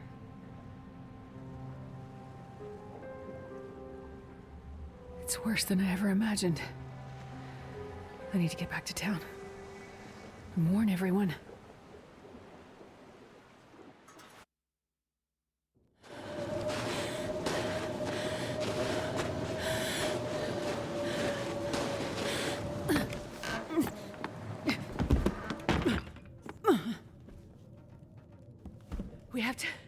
We have to get out. Oh, steady, girl. Catch your breath. She looks cold. You give her a whiskey.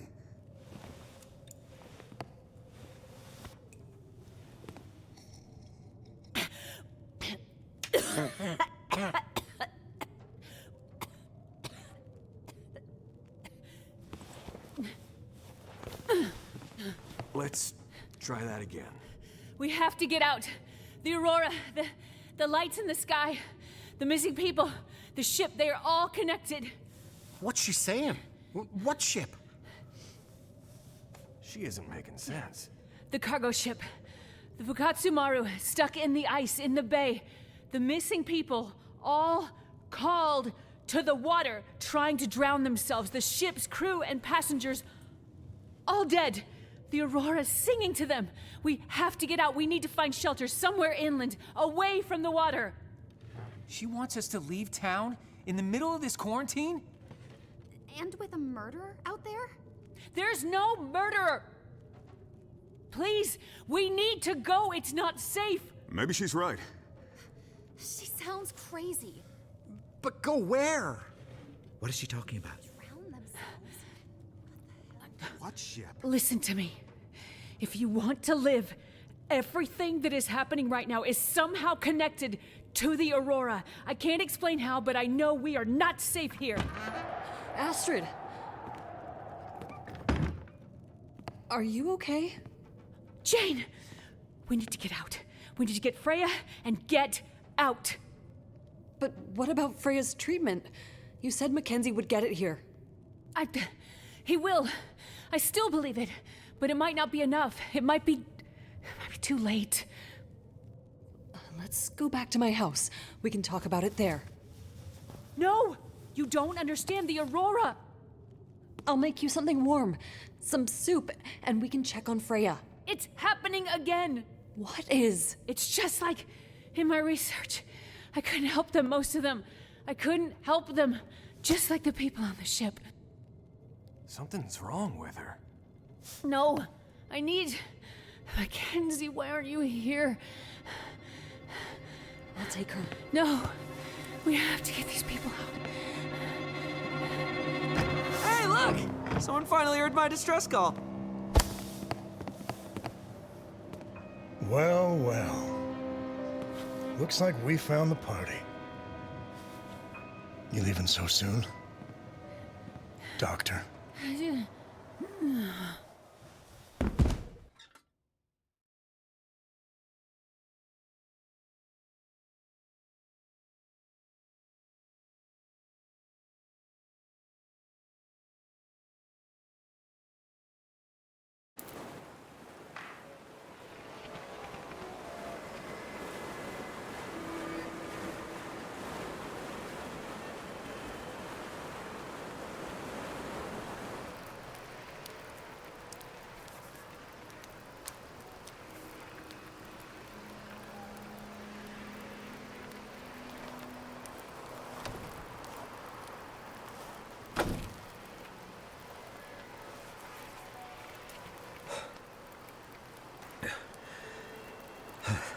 Another night out in the cold. What am I even doing out here? That's always the question, isn't it? What are you doing here? I told you before.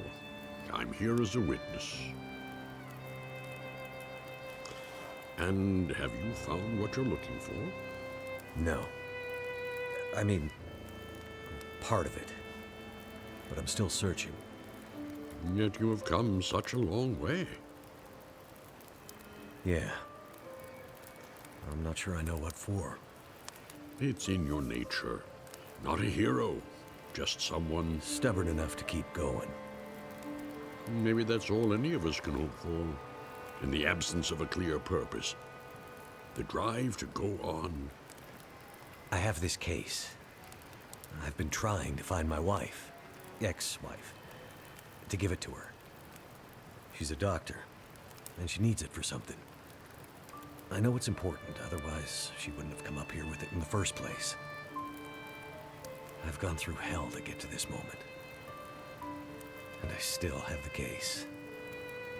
And I'm still looking for her.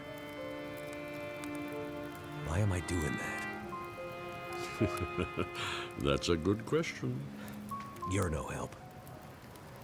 The first time I met you, you said, this has all happened before.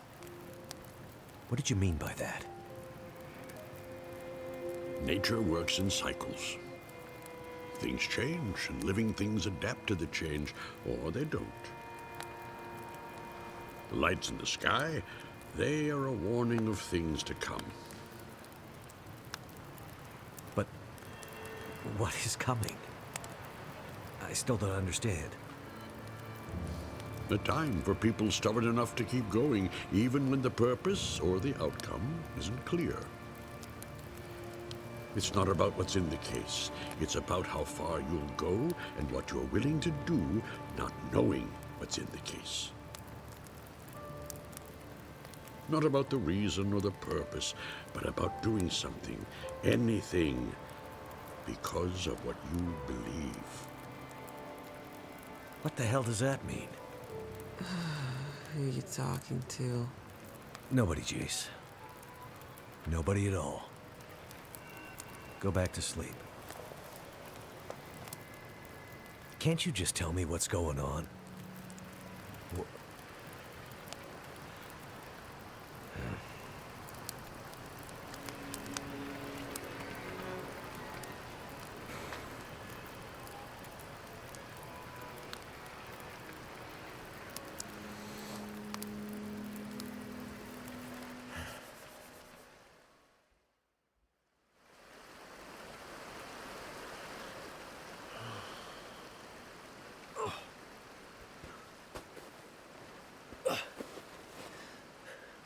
Hey, sun's coming up.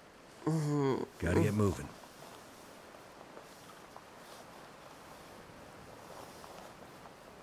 You must have been freezing. I was just having the strangest dream. Oh, yeah? Yeah, I was at the beach. It was summer. My mom and my sister were there. I was a kid, but my sister was grown up. You know, messed up dream logic shit. I was afraid to go in the water, but my mom and sister said, "It's okay. You'll be happy in there." So we all held hands and started to walk into the water. And I felt it come up over my feet, then my ankles, then my knees, then my thighs, higher and higher. I said to my mom, "Are you sure this is a good idea?" She just looked at me and smiled, didn't say anything. And then I felt scared. I looked back at the beach and all the people were gone except for a man. I couldn't see him clearly, he was all blurry. We were already too far into the water, but he was tall and I could see that he had a beard. And a big blue coat, kind of like your parka. And I remember thinking, he must be so hot wearing that parka at the beach. And he called out, he was yelling and waving his hands at us. But I couldn't hear what he was saying. It was like his mouth was yelling, but nothing was coming out. No sound. Screaming silence. And when I look back at my mom and my sister, they were smiling and singing. But the singing wasn't voices, it was like music from heaven. But instead of making me feel safe, I felt afraid. I tried to pull my hands back to swim to shore, but I couldn't. They were holding too tight. I screamed, but my face was already in the water. My mouth was so full of water, I couldn't spit it out. It was like tar in my mouth. And the underwater was black. But instead of water, it was stars. And the ocean was space. And then I woke up. Well, that's some dream. Yeah. How about you? You sleep okay? Yeah, sure. You okay to walk? I feel like I've been hit by a truck or maybe a train, but I'll manage. We'd better get going.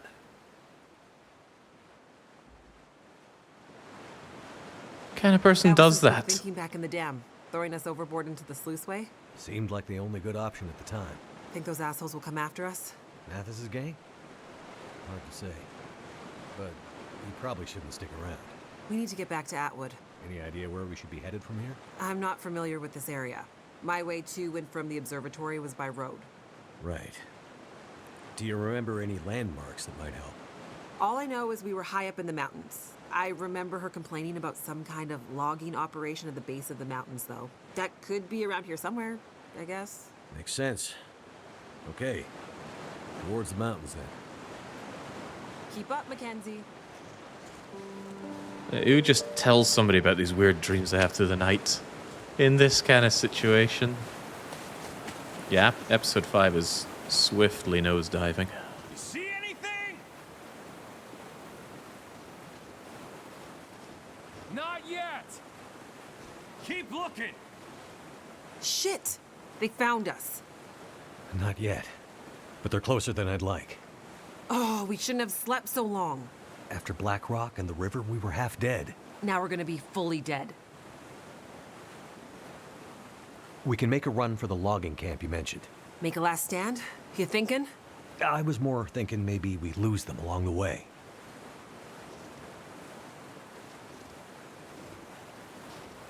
I have an even better idea. We'll split up.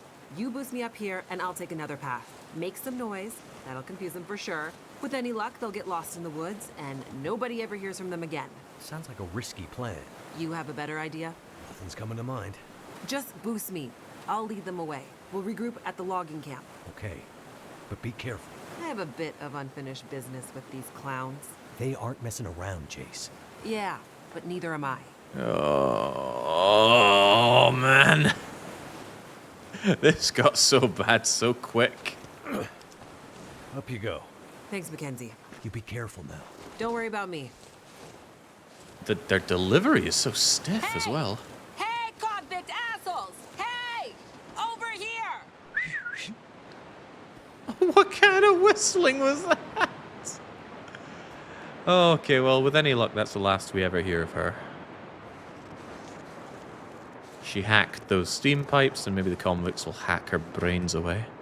We have no map, we have no idea where we are. This does not look like any part of Black Rock that I'm familiar with.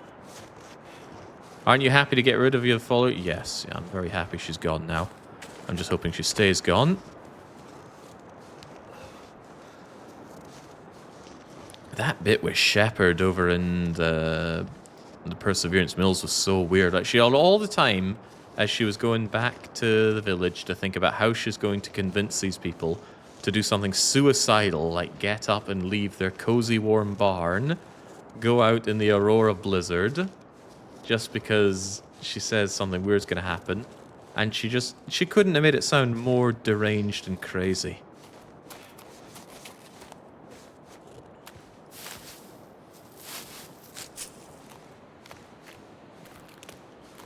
I was coming into this with some fairly all-right feelings about Episode 5, you know, the second best of the lot.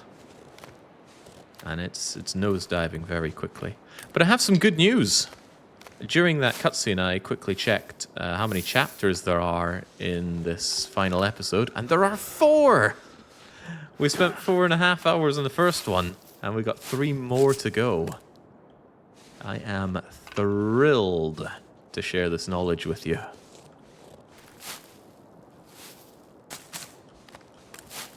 Strap in, it's gonna be a long day. I'm glad you're all so enthusiastic. I know I am. Baron was kidding when he said there are 3 acts. Well, you're right, he was kidding. There's 4. Ah, life is good.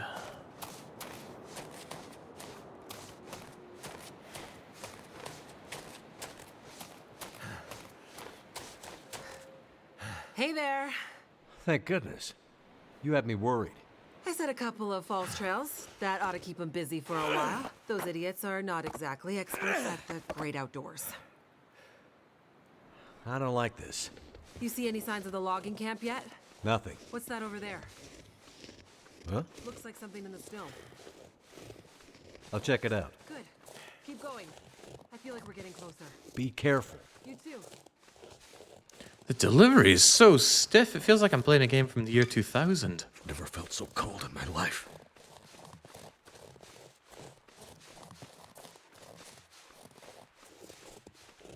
Very disjointed recording sessions. I expect you to be extra entertaining, says Spectre79, because the story certainly isn't going to be. I know you've been around long enough not to expect that.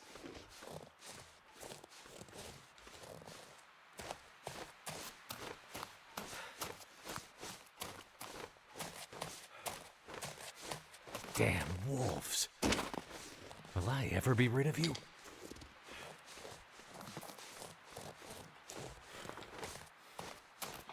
Well, yeah, it's quite simple. Run up to Wolf and go... Oh, I think I aggroed the other one. Mistakes were made by me. Yeah, what do you think about that, there, Wolf? Dumb canine. Uh-oh.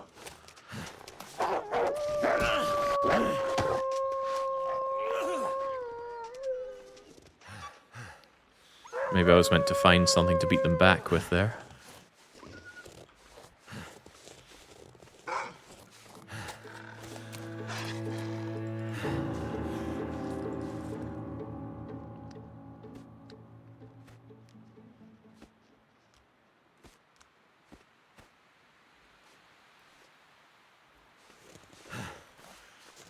Oh, I don't know how they do it, but that sounds horrible. A turret section.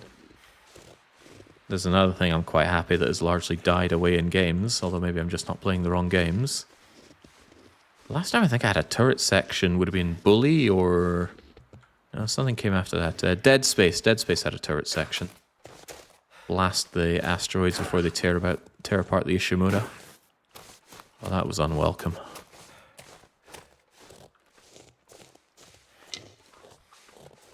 Felt like they were all the rage during the PS2, Xbox 360 couple of eras.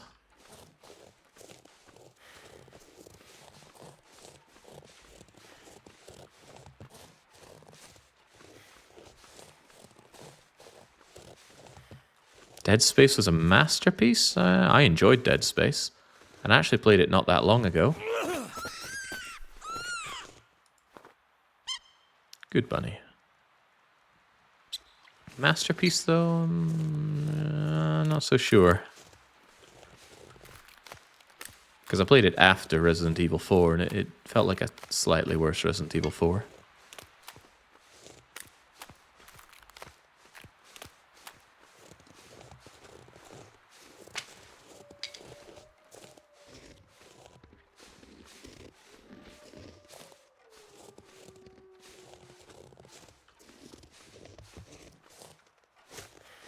I'm not in Keeper's Pass, am I? No, certainly not. I think I'm in a brand new area, made for this chapter. Oh, I've got matches on me! Ah, jeez, here I'm freezing my bits off. Didn't realise I actually had the solution in my hand the whole time.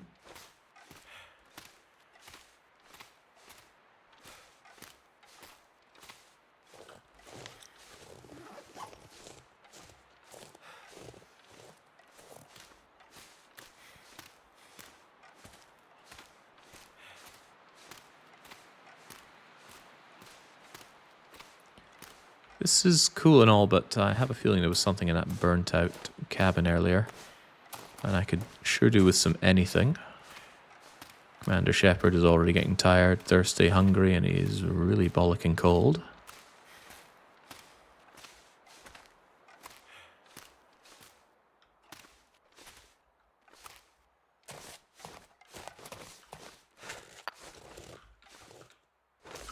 And unsurprisingly, I don't have my well-fed bonus either.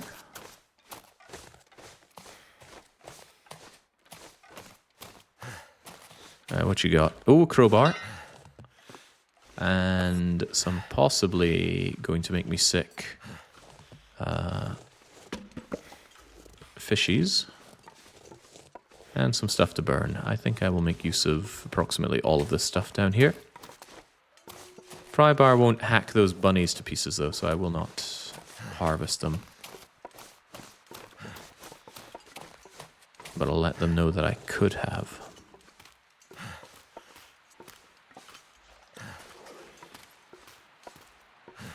Have you ever gone crazy looking for a pair of glasses only to find you were wearing them? Oh yes, back when I used to wear glasses. Fortunately, that was a long time ago now. I got LASIK when I was living in Sweden. Painkillers, Pinnacle Peaches, and nothing. And a can, which I will not need. Yeah, because you always start with a can.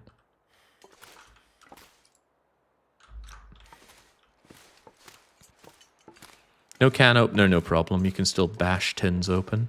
You'll lose a random percentage of its volume, though. Usually about 20, 25%, sometimes 30 or more, which can feel a bit of a shame, but too bad. But the little fishies have a ring pool, so you just yoke that off, no loss. How edible are they anyway? Yeah, a little risky, but I'll eat them anyway. Never a problem.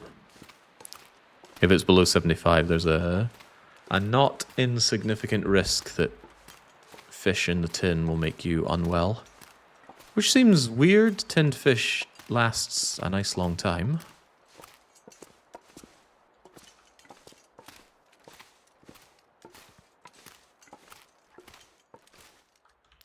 I want to head out there without some fire by my side, so let's work on that.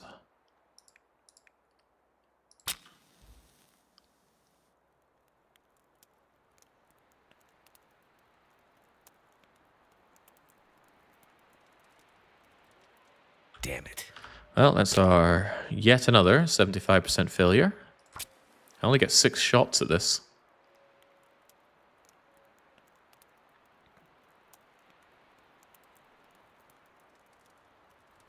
Come on. It's much better to light a torch and then use the torch to start the fire, because then if you fail, you still have the torch. But there we go. Turned out pretty well. It wasn't bad, Shepard. Don't get ahead of yourself. How are we doing on water? We have none. Alright, well, let's fix these issues. Let's make that amount of water. And that amount of water. And just smash open our tin. How much do we lose? 0% of it lost. That's strange. Don't like how much they're pushing this Jace on you. At least Molly had the good decency to just disappear once we were done with her episode. I'm going to pull a bunch of torches so I have those to carry around, but before that... I don't have the opportunity to wait it out for this thing to be ready. How strange.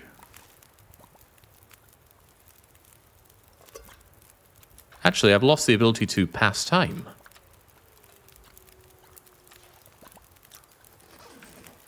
Maybe it doesn't want time to pass. It's scripted to do stuff during this time of day. That's a little frustrating because I want this... Oh, you know what? I can speed it up a bit. I can do that. And that.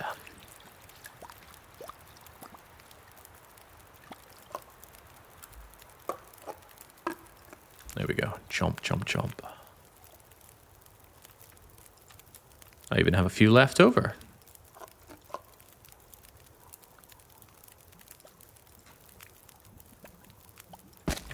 Okay, well, while that is going, let's start doing our stick gacha. That looks like about 27%. That's just garbage. That's decent, 40 or so.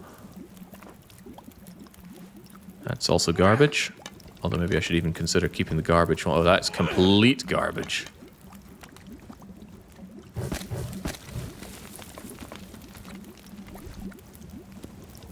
I suppose I don't have many things on me, so it's not a big deal to carry fairly useless torches. 1 minute till boiled, 2 minutes till boiled. In that case, just give me all the torches, please. One more, one more, one more. Nope. Alright, you're coming with me. Your water is coming with me. You're coming with me. And then... Sadly, the game defaults to your highest quality torch when you usually want to be burning your lowest quality torch.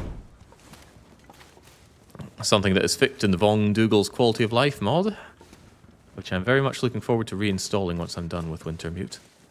I have no... Oh. I'm telling you, that was her voice. The girl from the prison. One that messed up all the systems. I didn't think it was possible. The way they ended up in the river. I told you they were still alive. Bullshit. You thought Mathis was crazy when he sent us after them. I mean, Mathis is crazy. What the hell are we even doing out here? You want to push back on Mathis? No. No way. We need this. After the fuck up in Blackrock, Mathis is on the warpath. We need a win. Otherwise, we'll end up like the others. Let's find these two and get back to the group. Mathis just said bring the pilot. He doesn't care about the girl. Yeah, but she and I have some unfinished business. So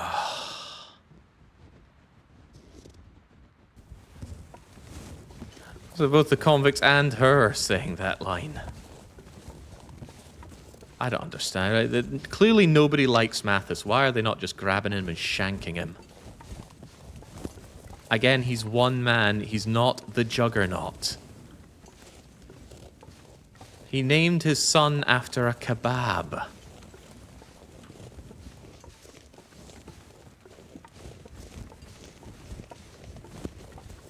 And Darius is saying that the Von Dougal's Quality of Life mod does not work at the moment. Oh dear. I really do not want to bother Von Dougal's about that, given that he worked a lot on it, and I know it's a pain in the arse to mod. However, I did branch off an earlier version of The Long Dark, and frankly, there's nothing that's really been fixed or improved with the updates, so maybe I'll just keep running with that.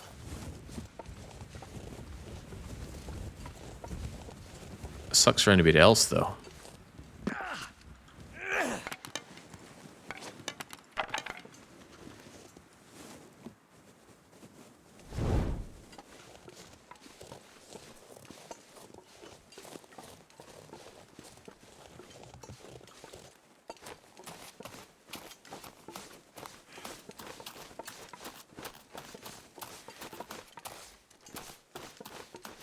Feels nice being able to run far and fast due to this light load. Not a situation that happens often. You see the little red bit on my stamina bar in the bottom right. That will grow and grow as you put on more and more heavy gear. So when you're wearing 2 bear coats, your deer trousers, your wolf hat or your cougar hat and whatnot, you end up only having about 1/3 of your stamina bar. So running is just not something you do much of. And if you're playing on misery mode, you get something that even further lowers your ability to run. You run about this fast instead of this fast. Shit. Not this again. They keep taking Shepard's off-script comments. That's him reading the gash that Raph handed to him for the readings. It's like, oh man, come on. I used to star in Mass Effect. Why are you making me do this?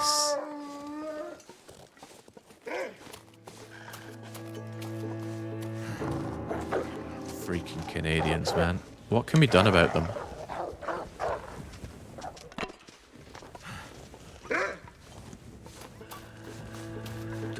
Are there any guns on Interloper? There's a distress pistol and extremely limited ammo for it. It's your absolute last resort weapon. I generally save it for bears. If suddenly a bear gets the jump on me, distress pistol out, shoot it in the face. I wouldn't even use it on wolves. But bear is a serious problem. I don't actually know if it works on mooses.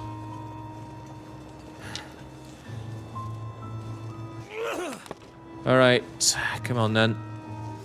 See my fire, be spooked by my fire, and then sod off. It was a pretty good idea to make all these torches. Oh, my pinnacle peaches have gone cold. I wanted to eat them to get a boost of heat.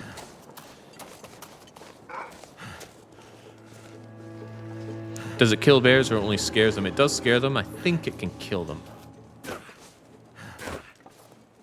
But if you suddenly have a bear that get the jump on you... Actually, I had that happen to me the other night. I was in Timberwolf Mountain, and I crested a hill, and I did do a check for wolves, and I was fine, but I crested a hill, looked down, and I was standing right over the bear, and I thought, haha, I'm above the bear, he can't get to me. Then he went on his hind legs and charged at me, because there was a path around over to me. And then suddenly had some company in my trousers, but I was cool-headed enough to very quickly throw down a fireplace in front of me. I threw some accelerant onto it, and that way I had a campfire between myself and the bear, and that was enough to stop it. So it stands at you, it looks at the fire, and you have an opportunity to shoot it, which I did. Shot it right in the head with an arrow, it keeled over and died, and I lived to fight another day. In fact, I then had 30 kilos of bear meat to drag back to the cabin in Timberwolf Mountain, which I did. So now it's all good and set up, thanks to that incident. That brown pantsing incident paid off. Anyway, talking about that got me through that little walking segment. End up being useful. And now we need to, I've lost count of how many times, but we yet again need to remake an inventory of tools, equipment, and things that'll help us thrive and survive.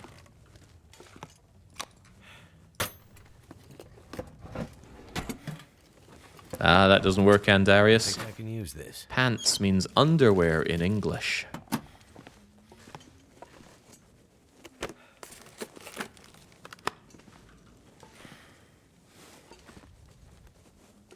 A single book. Okay, sure. At least they start fires easier.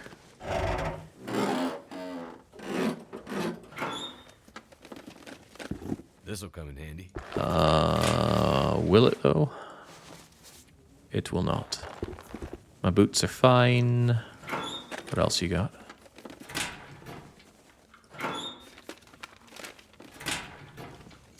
Well, this is grim. There's not even anywhere to sleep in here. And I don't have a bedroll. Maybe in the other cabin. Did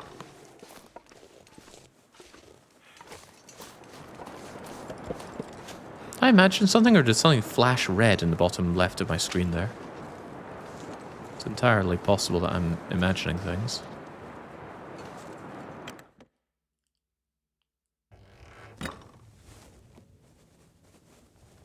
Great. A map. Maybe now we can find a way out of here. Wait a second, this isn't Commander Shepard's voice.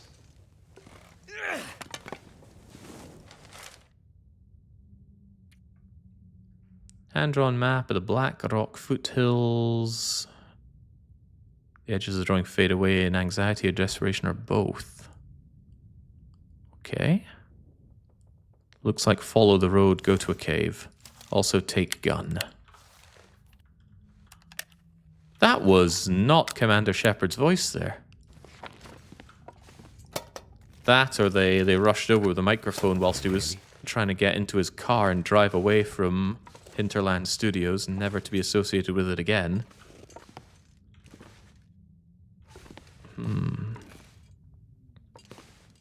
Well, when we get to the end, we can check the credits. What's the name of the voice actor and voice actress for Commander Shepard? What have we here? Because now I'll be curious to see if it's anyone other than that. Alright, we already have a tin opener. This one's marginally better, though.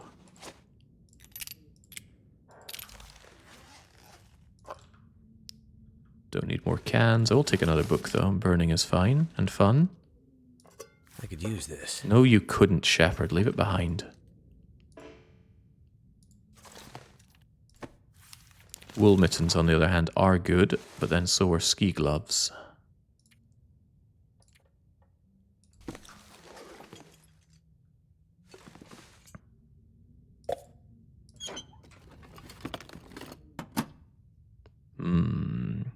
Mark Meir is the male, and Jennifer Hale is femshep. Thanks for the insight.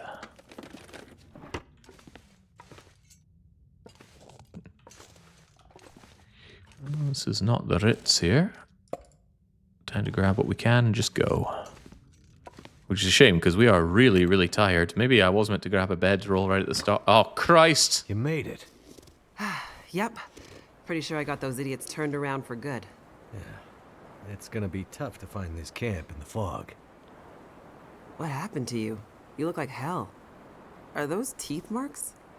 I met some old friends along the way. What do you have against wolves anyway? I think the better question is, what do they have against me? Good news.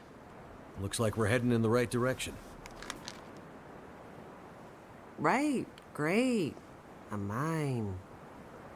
Trust me, they aren't my favorite either. I remember Atwood telling me a couple of hikers went missing there last year. Search and rescue got in there but had to give up. Too unstable. And let me guess, we need to pass through it. Well, no, not if we can find another way up and over that mountain.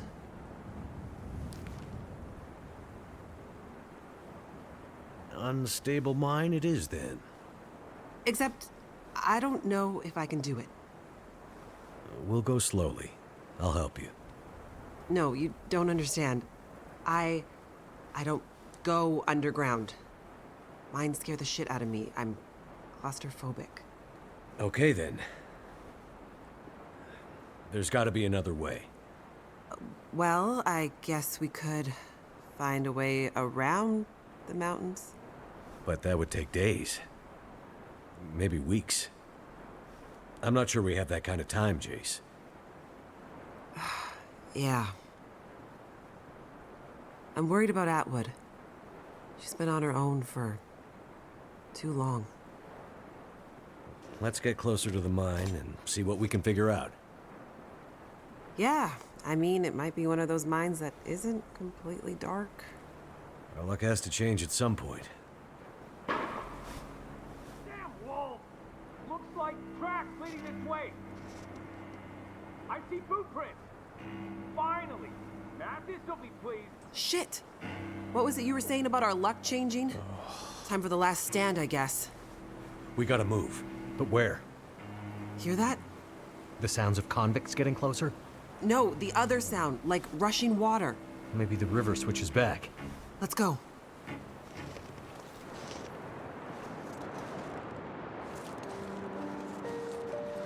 Oh, it is getting very painful.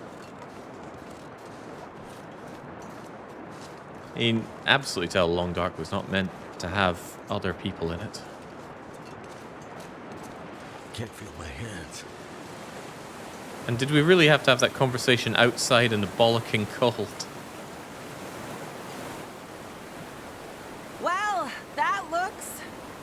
it looks like a terrible idea. I was trying to come up with something good to say, but it looks like a terrible idea. How are you with heights? A bit better than I am with fast-moving water, I guess. I'll see if I can find a way across. Wait here and keep an eye out for Mathis's goons. Will do. And take this. Hopefully you don't need to use it. Be careful out there, McKenzie. I want to shove her in the water. Well, we already did in episode 4, but I want to do it again. What's the problem here? Why can't we just grab the rope and shimmy across?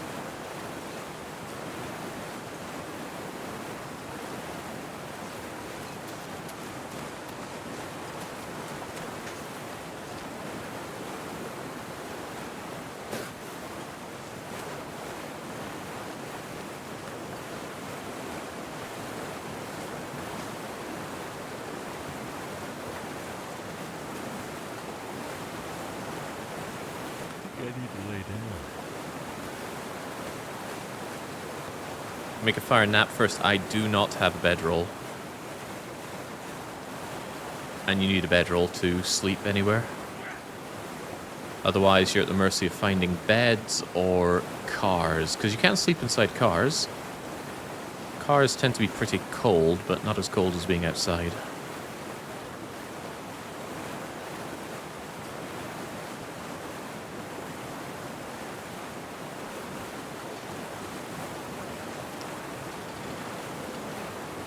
Oh, not this again.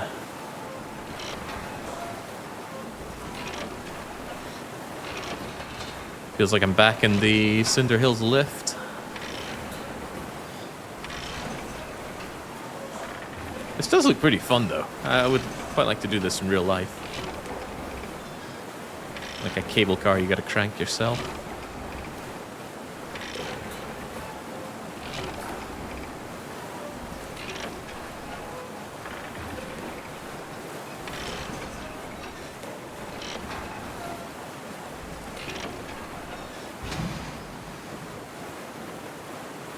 Jace! Get in the cable car!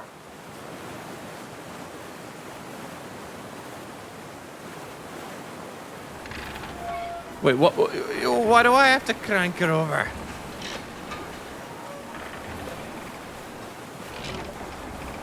Oh, this is grim. Am I taking condition damage?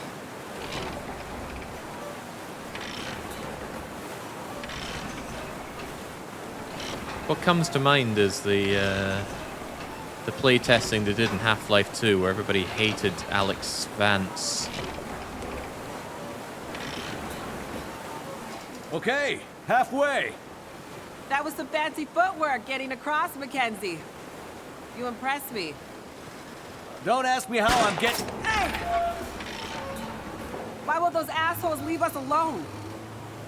I don't get the sense that Mathis is a turn-the-other-cheek kind of guy. Think they decided to just kill us? I'm starting to get that idea. What are we gonna do? We don't have a choice. I have to get you to the other side. But the convicts, you're heading straight at them. I'll figure something out.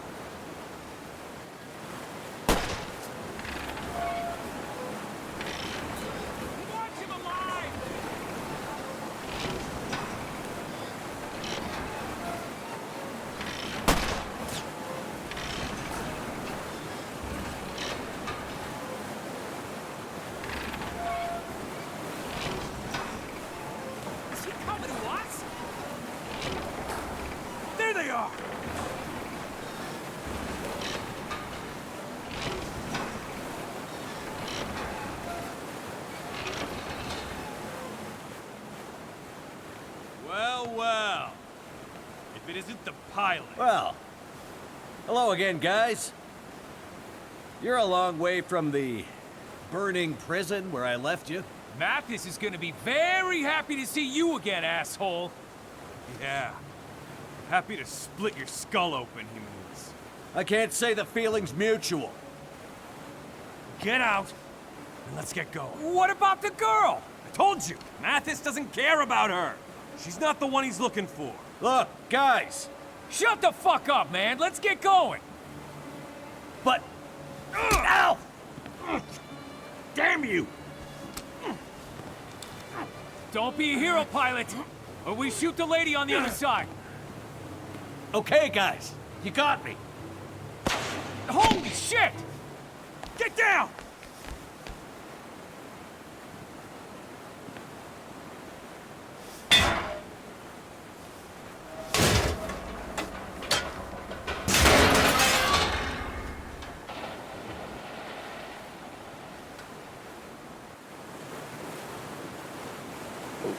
What? Hey!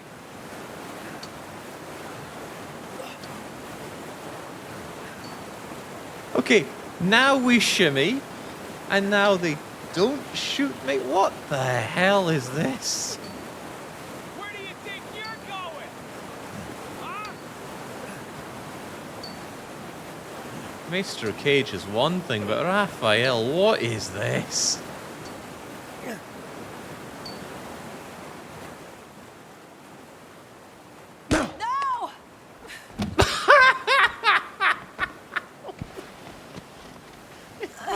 BB at us.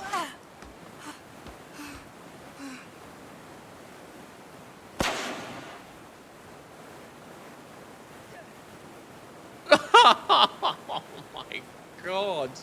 McKenzie? McKenzie! Wake up. Wake up, man. Mass Effect Andromeda level here. Don't leave me here. Alone.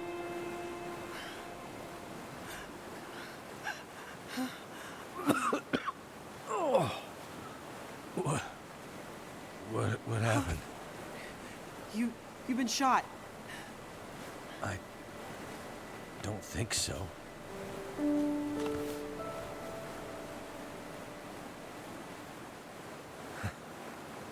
I knew there was a reason I've been carrying this damn thing.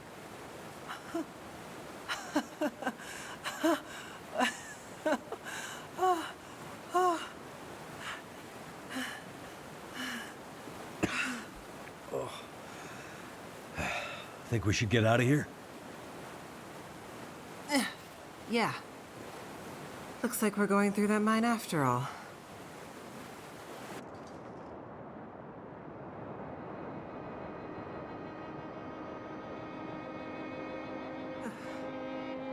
I just need to catch my breath. Good idea. Wait here. I'm gonna look around. Please, game, I'm actively freezing my tits off here.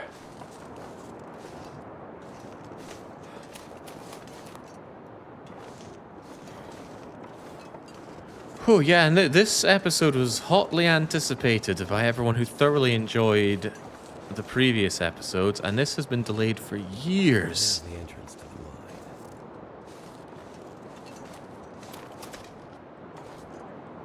Well, at least I get some sick pleasure in knowing that it was a monkey paw for those people.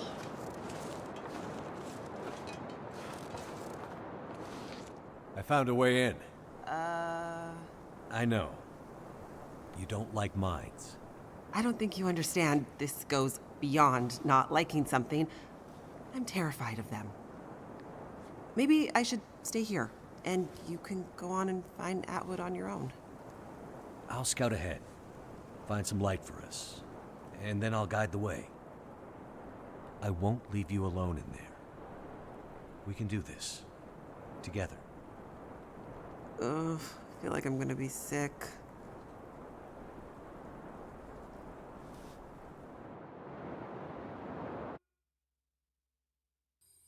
McKenzie, I'm sorry, but the only way I'm continuing deeper into this mine is if you find a way to light it up better than this. I'm sure there's a way to get the old light system working. Just give me a minute to figure it out. Lights. Thank God. Nice work, McKenzie. Yeah, it was hard work, flipping that lever and all. Speaking of leave her, I would very much like to. The Gilder won't see down in this mine if I choke her out, will he? That'll come in handy.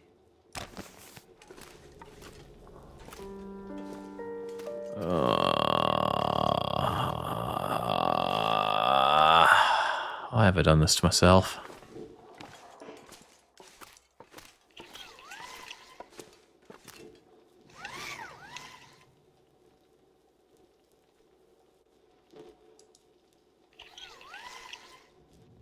What?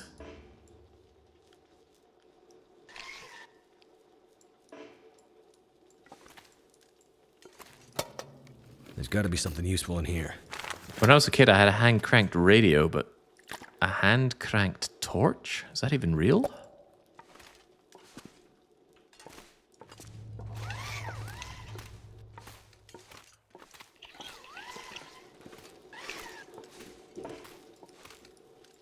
Yes, it is, and it's Soviet tech. Oh, fancy that. But why does it exist? I mean, here and now, what is it achieving?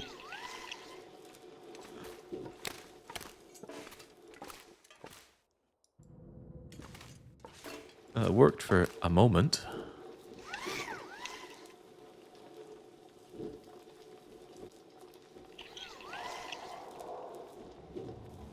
And why does he crank it so slowly? Oh, you're meant to mash! Oh, hell no.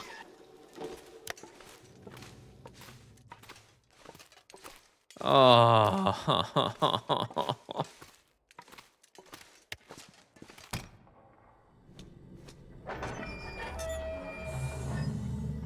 My fast clicker is only set to work for left mouse button.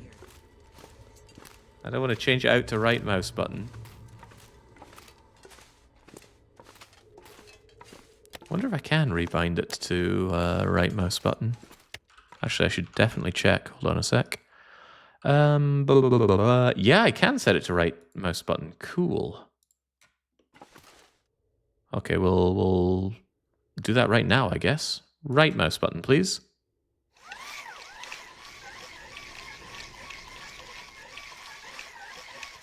And I guess we'll keep it like that for the duration of this place.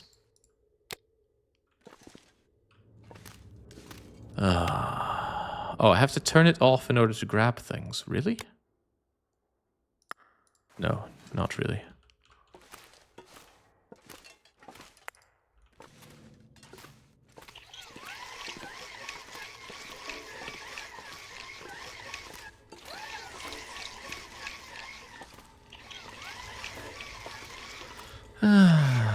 It's Soviet tech because Soviets could not get into battery production. Well, they couldn't figure it out. Yeah? An elevator. Let's go. I would have figured they'd have all the materials for it.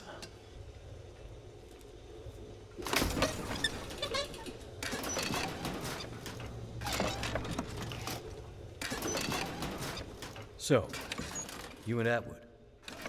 What brings you out here? I'm studying under Dr. Atwood. She's a genius. But why way out here? Radio telescopes are usually built in remote locations to avoid interference. Honestly, the more remote, the better. Not when you have to walk to get there, though, right? Right.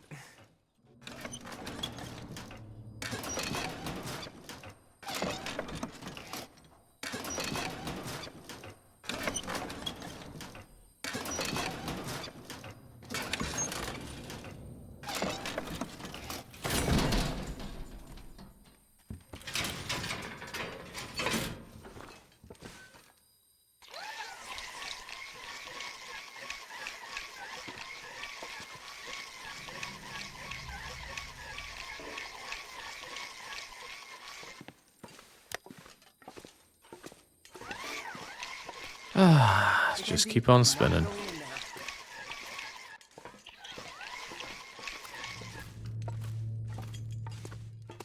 Does anybody in chat have a phobia so extreme that in a survival apocalyptic situation like this, you wouldn't do it? I wonder who owns this stuff. Maybe apocalyptic's a bit far, but a survival situation, you know. Your life is in active danger. Do you have any phobias that are so bad that you wouldn't... Holy moly. Oh. Holy shit. That was a little too close. Okay. It's lucky Jace couldn't see that. I wonder if you can die from that.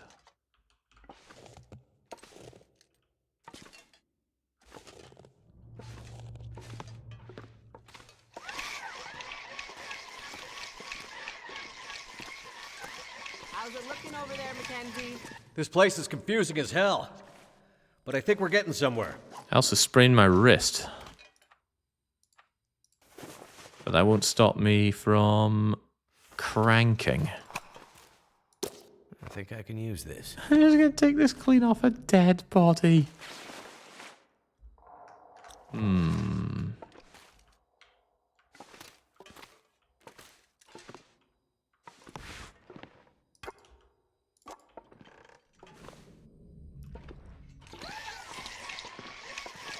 So I've seen these respirators appear even on interloper modes, and it's for the gaseous areas in, I suppose, Blackrock, but there's one in Zone and Contamination, which you have to do to finish off the tails stuff, and you better believe I have no interest in doing that. Right, how does one respirate?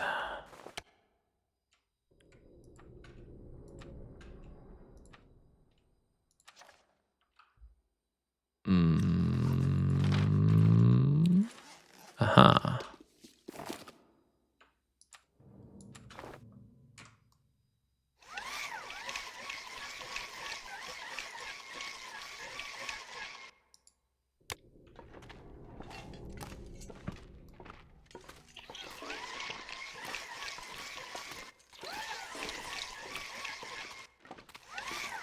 I suppose from Jace's point of view, she's got this little pet who will do all the dangerous work for her. But I don't want to be in Hazy Maze Cave.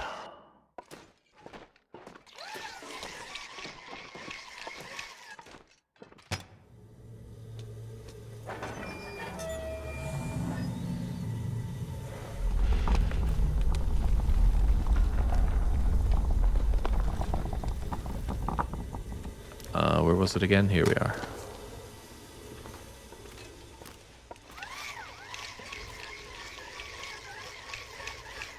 It wants you to keep mashing right mouse button for the light. Unsurprisingly, I'm not interested. I have a pry bar. But that one's considerably better. Here's a fun thing. You can, with your bare hands, tear apart this pry bar into scrap metal within half an hour. How the Canadians can have such wimpy joints but be able to do that is beyond me. There must be a technique to it.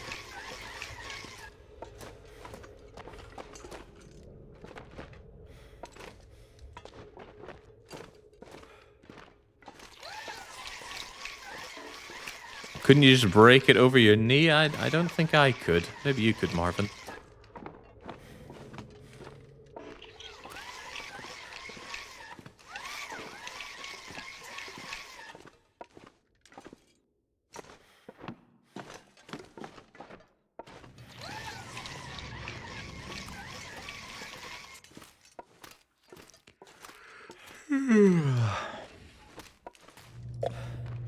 Five and a half hours deep, and we're only in chapter 2.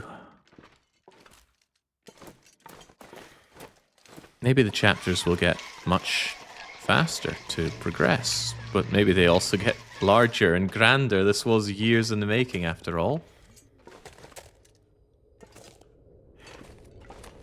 I don't think she's right behind us.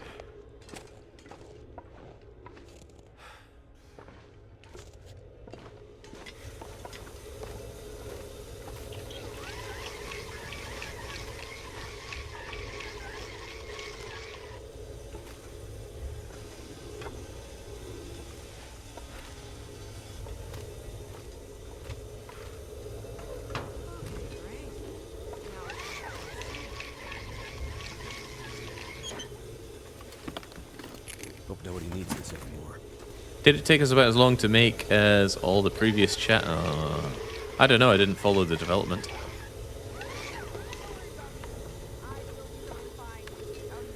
The light stops here, so I guess I do too. Why do you still have to be so standoffish with me, Jace? You need a right kick in the face. Darkness, poison gas. I'm starting to feel like we're not meant to be here.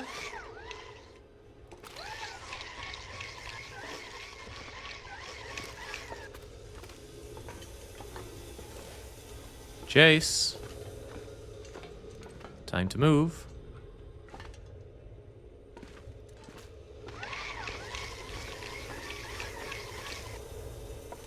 I have a funny feeling that by doing things out of order, I've just gone and soft-locked her. That's what my gamer senses are telling me. I was meant to hit that first light switch the moment I came in.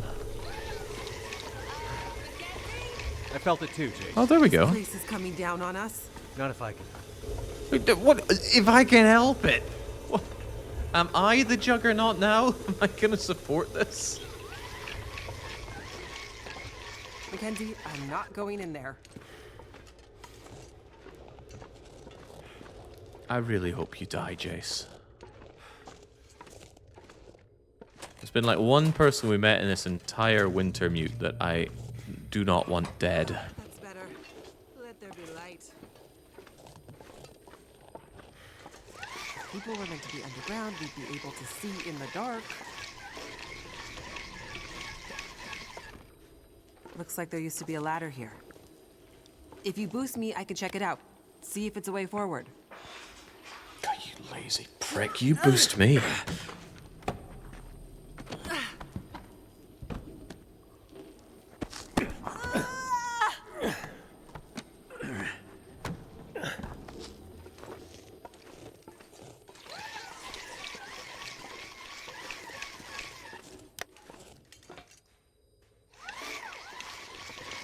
Is that the next elevator? Looks like it. Oh, thank God.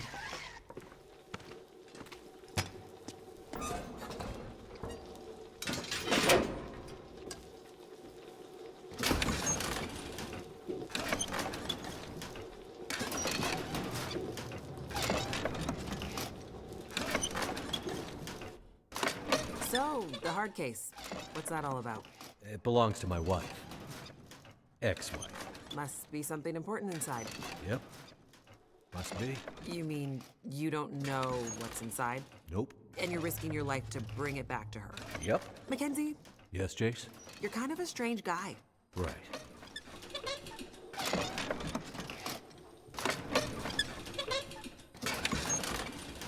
They also covered that in episode 4, so I don't know why they felt the need to revisit that and write it in such a stilted way. Thirsty.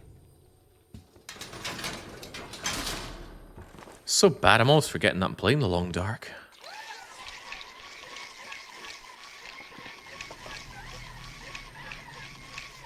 Didn't you have a revolver? I had a distress pistol, and I gave it to Jace, and Jace shot a convict from about 70 meters away.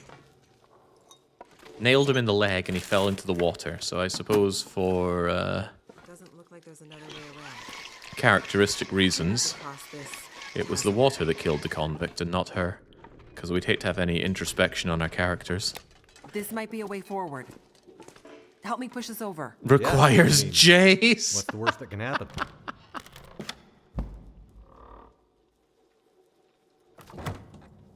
Oh, right. I need to change my mouse button mashing to left now.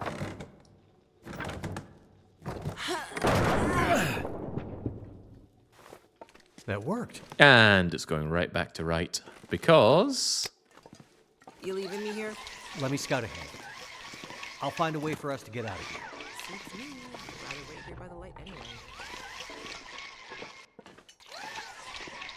With the light, I've got the light. I hate you so much, Jace.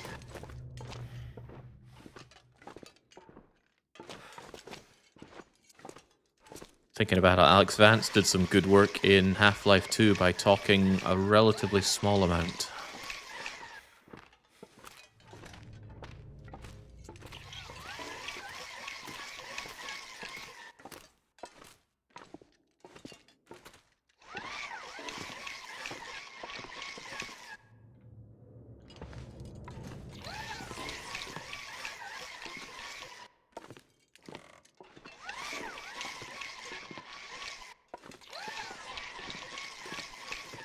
We're all enjoying the crank the light thing, all right?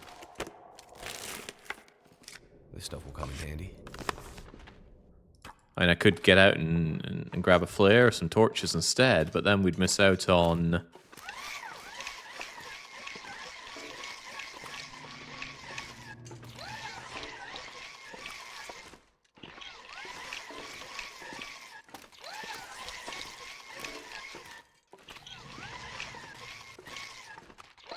There's the other Half-Life NPC, the one that says, here, have a med kit, and then he gives you a med kit. Great guy. Yeah, but his buddy was the guy that just said, don't forget to reload, Dr. Freeman. I do not like Half-Life 2. I somewhat enjoyed Half-Life 1. But 2 was too much of a movie game. Really rather unenjoyable. Right, work boots, I believe, beat McKenzie's boots. And we're feeling a bit thirsty here and hungry, so we'll take care of the food that handles both of those things.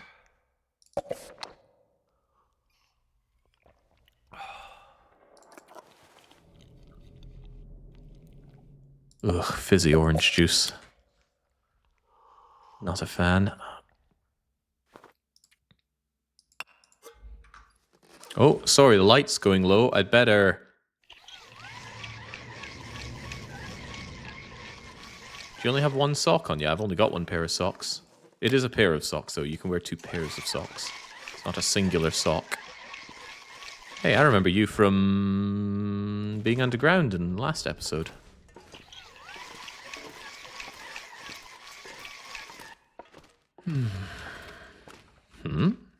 Seems like a very odd place to put that stairway bit, but sure.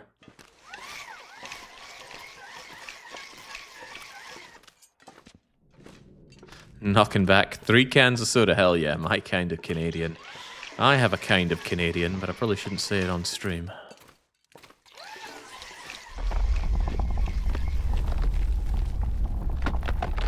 All the shaking and dust and shit is not giving me confidence about this place. In my experience, this is just what mines do. Just what mines do? What the heck does that mean? Deep breaths, Jace. Well, at least the ventilation system is still working in this place. Somehow. Yeah, we're going to address that somehow at any point. I suppose it's a mechanical system. But so were the steam pipes, and Jace hacked those. I do not have bolt cutters. Did you see any?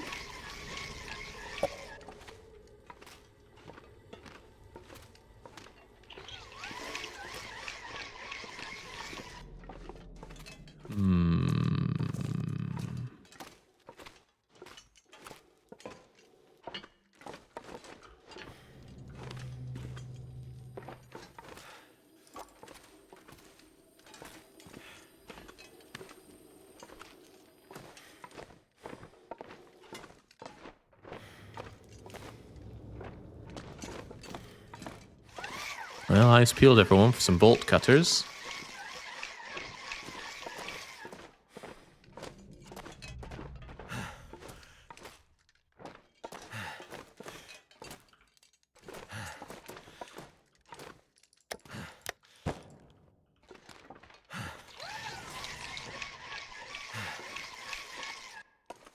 If Jake gets soft locked by a bug, do we get to go free? Oh no, we'll go back as far as we have to go and redo it all. We are finishing this game.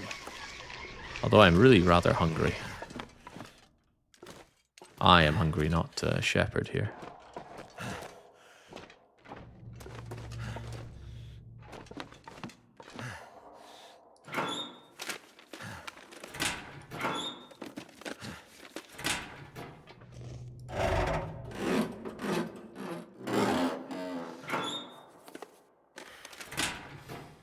Although now that you've brought it up, it would be prudent of me to save more often.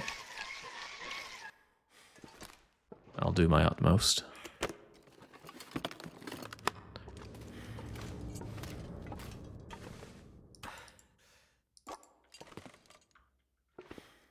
It's a heck of a lot of canisters. But I've only had to go into the poisonous gas once. How bizarre.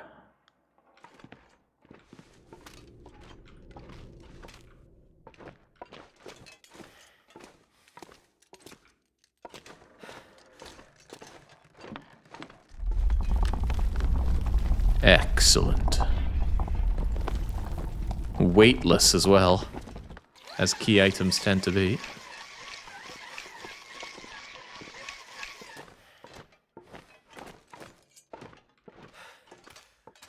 Oh, here we bloody go. I wonder, could I just, like, run a bit into it?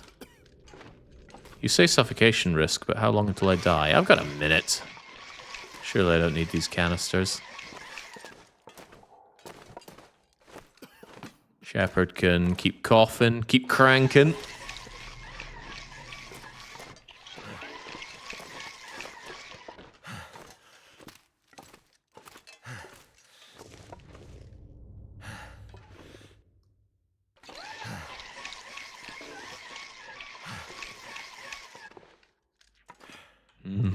It's only 1 PM here, says Spade Numbers. He's ruined my morning. You might as well ruin my afternoon.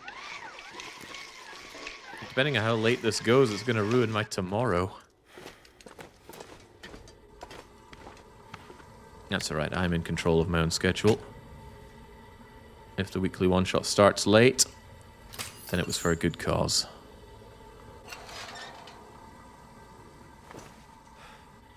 Really, no acknowledgement of everything I'm doing here? I hate you so much. I hate you so much! Would you shut up? I'll scout ahead. See what I can find.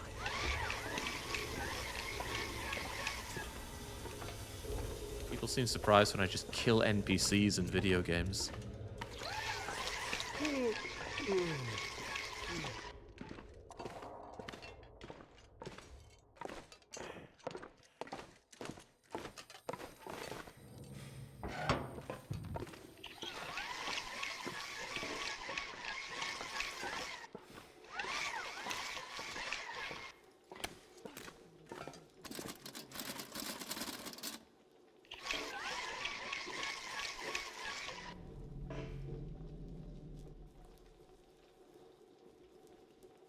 Jace. Oh, you are so slow and so annoying.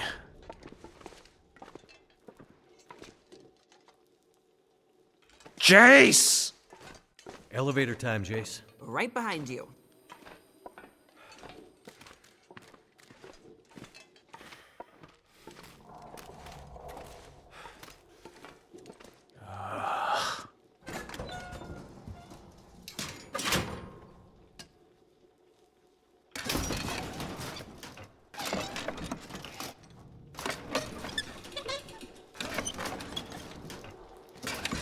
Punishment game survival mode, but Jace is there with you. Oh, that would be some painful stuff.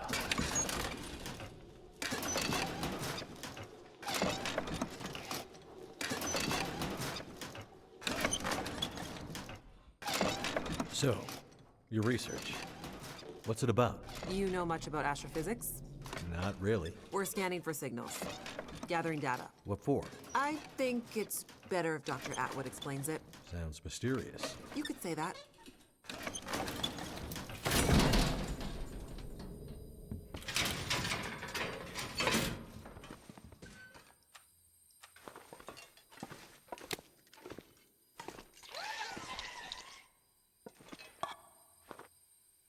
Screw it, if I get food poisoning, so be it.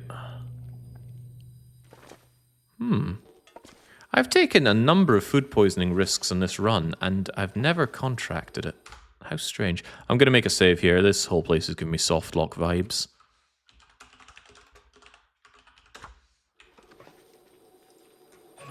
Lights! Great! Now we can really see how dark this place is. We might be pushing our luck, but I wonder if we can get that crane running again. I mean, not without power. I bet it has a manual setting. See if you can find a way to unlock the system. Could be our way across to the other side. Right. Toddler could jump this, You're Jace. probably looking for some kind of key. Sure, there's always a key. It's just never anywhere close to where you need it. Oh, Raph. Relax. Bridge can only break once. This is me. Relaxed. Any luck finding that key? Still looking. I'm gonna need a game to like blow some steam on once this is all done.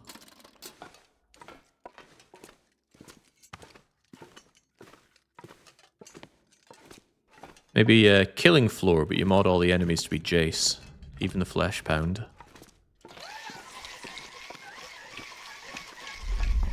One in each hand.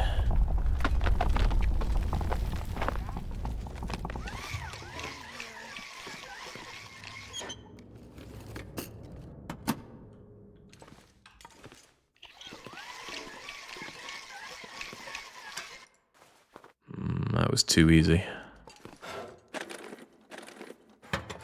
What contrived happenstance is going to happen on the way back is what I'm wondering.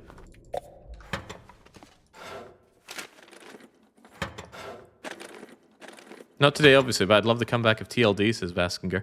Yeah, I'm strongly considering doing a proper survival mode run once all is said and done with this. 59% torch, that's an odd number. What an odd thing to say.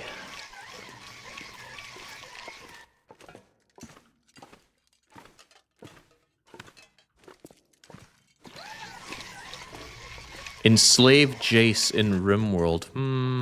I don't know. I've kind of had peak torture in RimWorld. I captured a pregnant woman and locked her in a room with no food.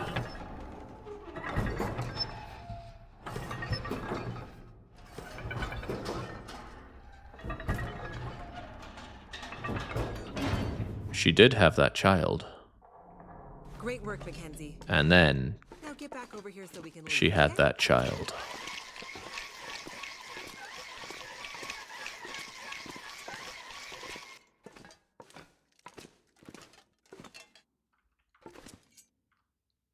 My way back.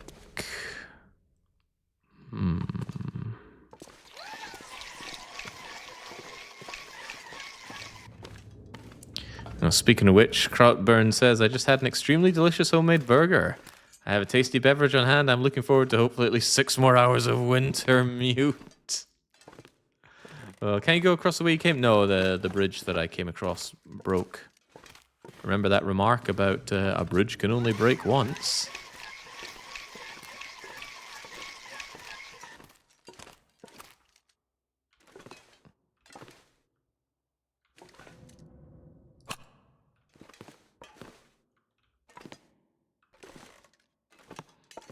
Well, you say woman, Ali, but really she was a raider. She tried to kill us. She failed, and I didn't kill her. I let her go free, and completely well fed as well.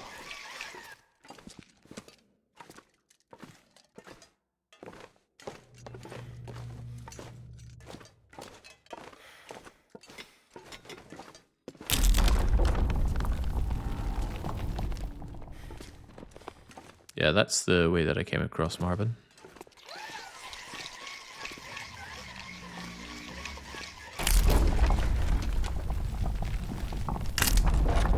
Wait, what? If I keep walking over here.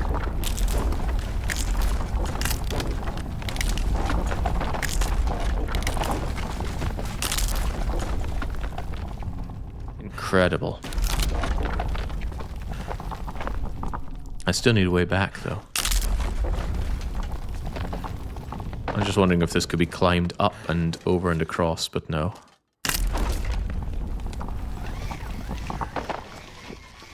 Right, I'm getting a bit tired here. Time for some good old coffee.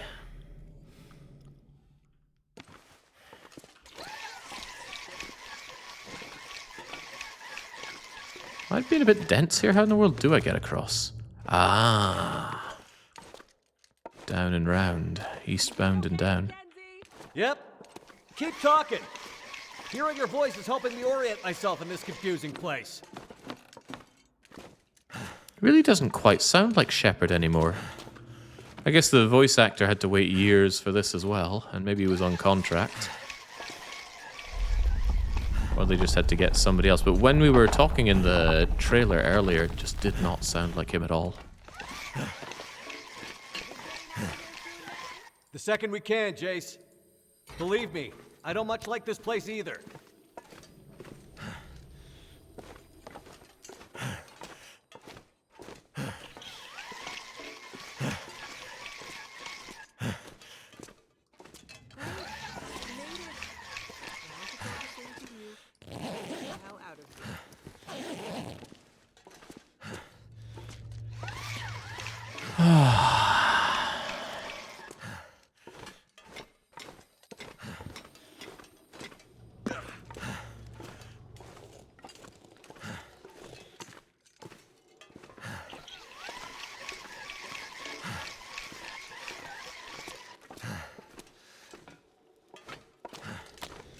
Jace, it's your favorite time.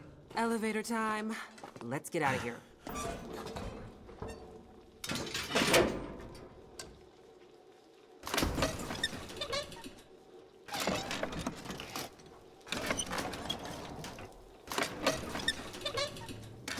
Before, when you asked about my research with Dr. Atwood. Yeah? I'm not trying to be evasive. It's just... It's okay, Jace. We're not all cut out to be astrophysicists.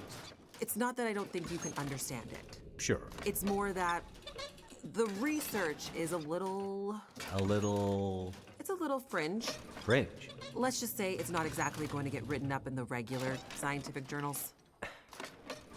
You have no idea what Dr. Atwood's doing up here, do you?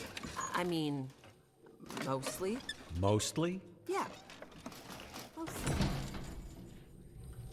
Exactly, Kevin. Your life depends on someone, but you still can't help from being insufferable. Well, sadly, we must suffer the Jace.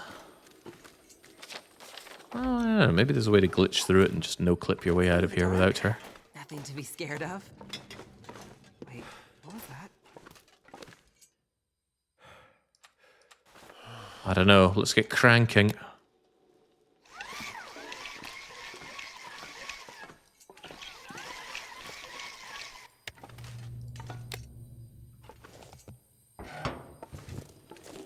No, we never met Donner. We just got told that he's incredibly evil, and if he ever got out, he'd be a threat to all of Canada. Stop fooling around. I need to feel fresh air on my face. Just gotta get past this massive door.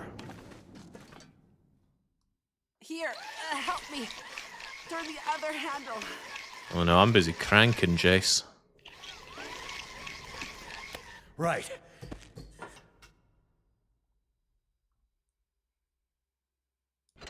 Oh, hold on. I need to switch my fast clicker. There we go.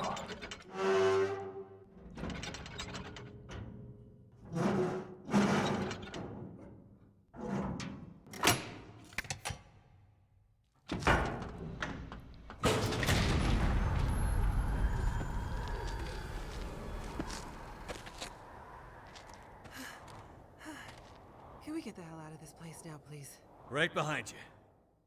I think I can smell fresh air.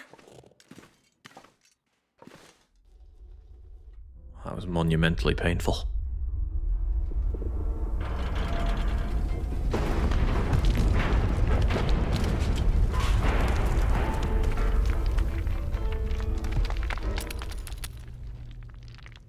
Well.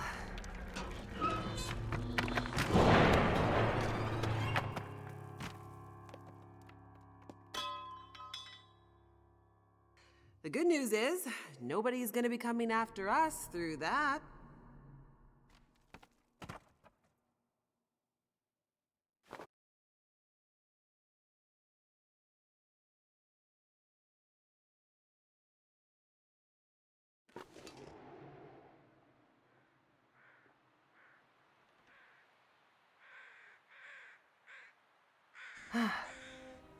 There it is. Home sweet home. Feels more like the ends of the earth up here. We're above the tree line. The weather is unforgiving, but there's a peacefulness. Being this close to the ceiling of the world. Not words I'd have expected from a girl who grew up in the big city.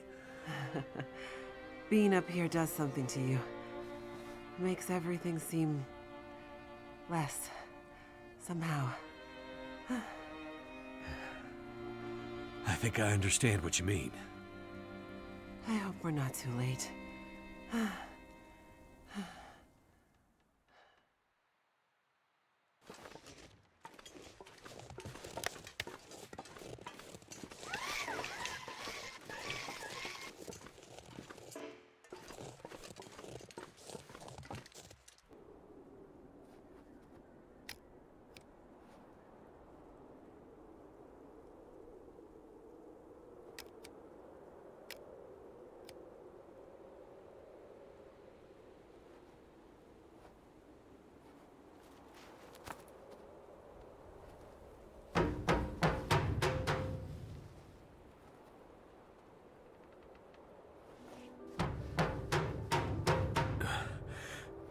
Maybe nobody's home.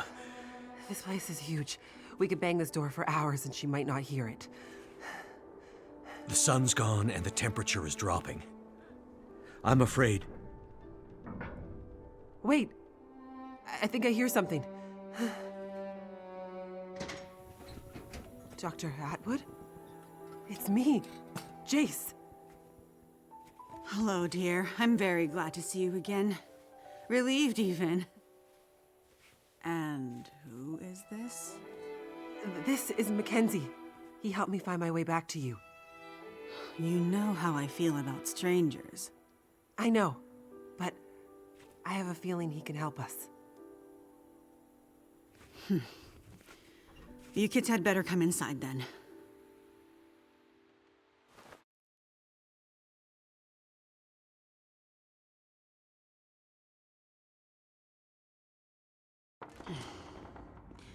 What took you so long? I was starting to get worried. I ran into some trouble on my way back. You know the old penitentiary? Oh, goodness. You didn't end up there, did you? Yeah. And things got messy. But McKenzie helped me out of it. You met this man at the penitentiary? I wouldn't have made it out alive without him. Well, it sounds like you've had some adventures. I've also been busy with our research. Yeah? Any breakthroughs while I was gone? Well, unfortunately, no. The whole facility seems to be in a kind of maintenance mode.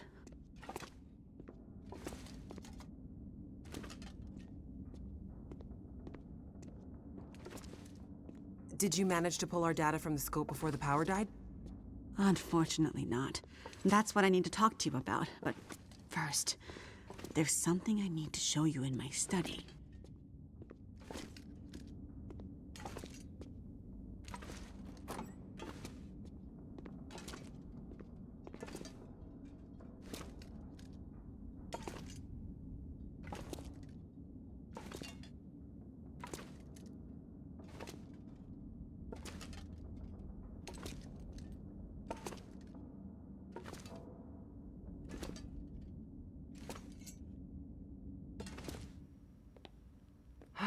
Nice and warm in your lab. How'd you manage that? It seems that the plant's geothermal backup is still working, but this seems to be the only room at the facility getting any heat. I've started sleeping in here, which is convenient for my research. Any way we can use the backup to power the rest of the facility? Unfortunately, no. At least, not without several time-consuming excursions to the substations providing power to the lab. But what about our research? Were you able to pull the data down from our last series of scans? Also negative. I was able to extract a small amount of data before the massive power surge fried a lot of our equipment. It's possible there might still be some remnants in the memory buffers, but we won't know until the power is back online. Damn it! That's years of postdoctoral work down the tube. I will say, the small amount of data I was able to pull just before everything shut down was concerning. Enough to confirm your theories? Theories? I hesitate to say more without access to more data. What I saw could easily have been a glitch. Maybe. Maybe. I know that look in your eye, Dr. Atwood. You found something, didn't you? I shouldn't say more until we can get the data. now that you're back, we can put our heads together and maybe find a solution. That said, it might be best to remember our security protocols. If you're referring to McKenzie, he can be trusted. If my suspicions are correct, I'm not sure we can take that risk. Look, I'm not here about your research. Then why are you here? I was sent here to find you. Sent here by whom? An old trapper living in a cabin somewhere near a place called Mystery Lake. Trapper? I don't know anyone out that way. Guy by the name of Jeremiah. Grumpy guy, but he didn't strike me as the frivolous type. It was important to him that I find you. Well, what was the message? It's a bit strange. He said to tell you Wintermute. Wintermute. That's what he said. Jeremiah and Wintermute. I haven't heard those names in a long, long time. Are you okay, Dr. Atwood? What's this all about? It can't be. Dr. Atwood. What does it mean? It means things are much, much worse than I feared. Are you going to explain any of this? I need to think. Please leave me now. I need quiet to think. Well, okay. Come on, McKenzie.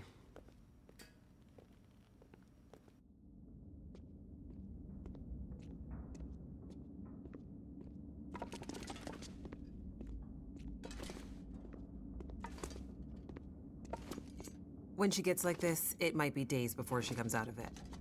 We may as well try to get some rest. I won't lie. It's been a while since I had a proper sleep. I hear you. My room's in the workers' quarters out this way. There's plenty of empty bunk rooms. Take your pick. I will do that. And a kitchen with food, if you're hungry. Thanks. I'll check it out. Thanks for your help today, McKenzie. Not a problem. No, I mean it. I never would have made it through that mine without you. Or the prison. Or the logging camp. Or... Good night, McKenzie. Night, Jace.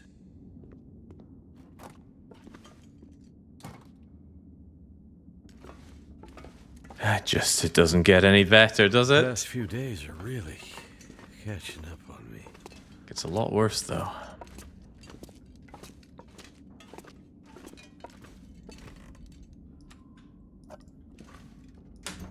Not sure why I feel so tired.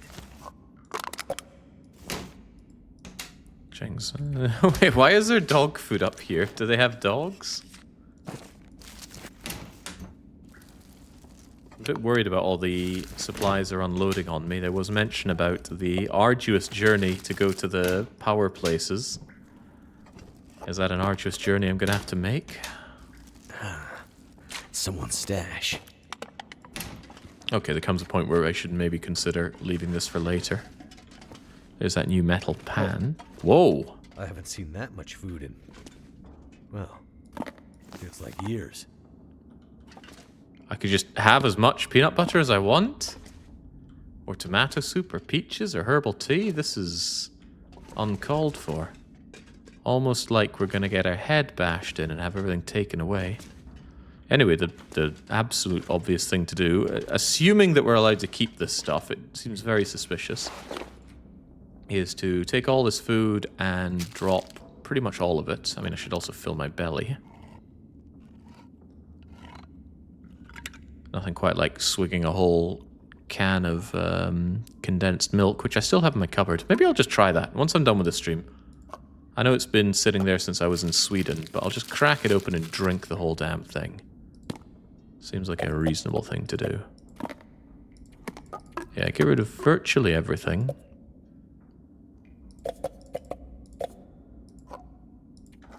And acknowledge that salty crackers are more or less your best bang for buck in terms of calories to weight.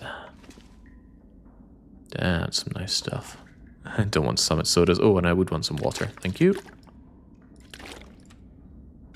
What a strange thing to give me. What does it all mean? You're insane chugging that? You really need something to diffuse the sweetness. Ah, look, if Commander Shepard can do it, why can't I? Plus, I haven't found any use for it in a while.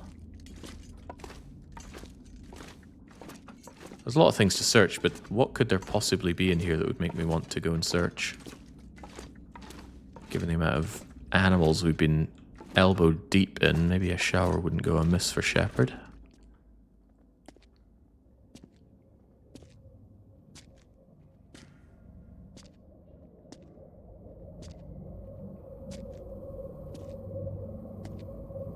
It's getting worse. We have to do something. You said you'd help. You said you had something that could help her. Astrid, it's getting worse. You have to do something. You understand that better than anyone. Yes, I do. Find a way and get up here as soon as you can. I will. As soon as I can figure out how to... I'll find a way to get it to you. Have you asked Will? No. It's been years since we... I haven't asked him yet. We don't have time for this, Astrid. You need to do this, and soon. I will. I'll fix it. I promise I will get there. I'm afraid it's happening again, Astrid. I'm afraid we'll lose her this time. That's not gonna happen. Hurry, Astrid.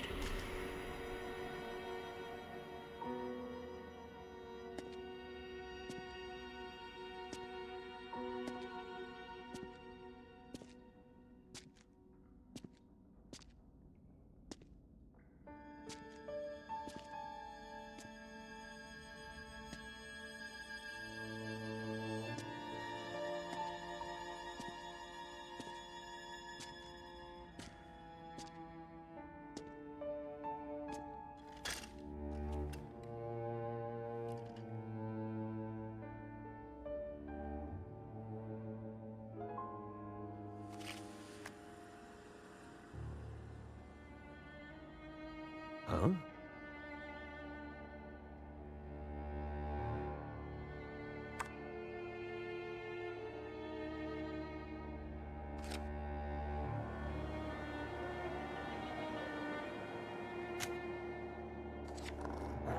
Well, don't worry, Pilot. You'll be with her soon.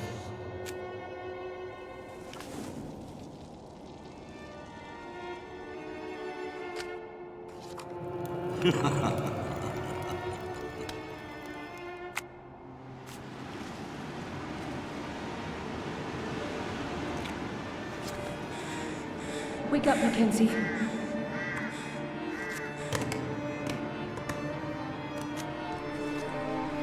Wake up, McKenzie.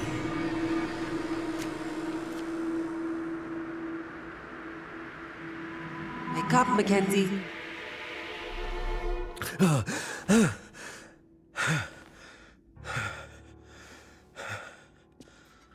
Good. You're awake. Atwood wants us to meet her in the control room. I think she was up all night.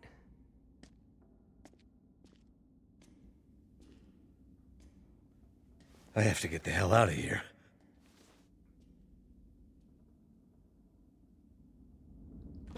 Common thoughts for any Canadian, no doubt. Ah, now there's an inventory. The perfect inventory doesn't exist, they say.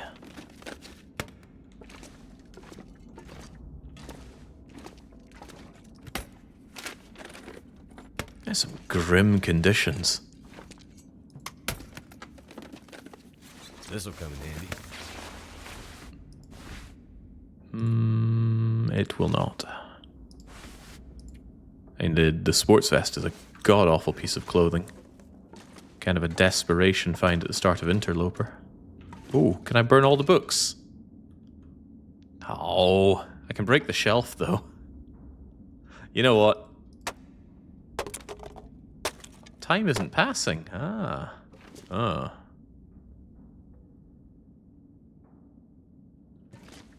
Something's gotta go. I do have quite a bit of stuff here now, don't I? Nobody needs this kind of reclaimed wood in their life. One of these days I'll figure out if reclaimed woods or sticks are better.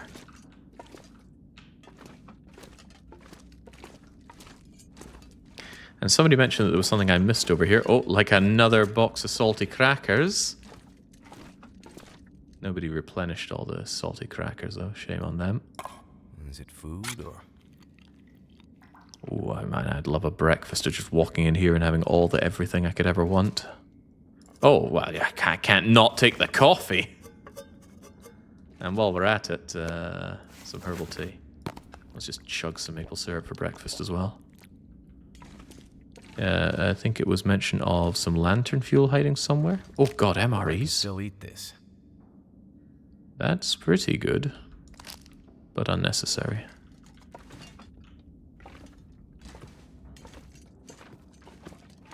Some maniac raided our pantry, but they only stole all of the salty crackers. Had to be done. Can see why Atwood doesn't like strangers.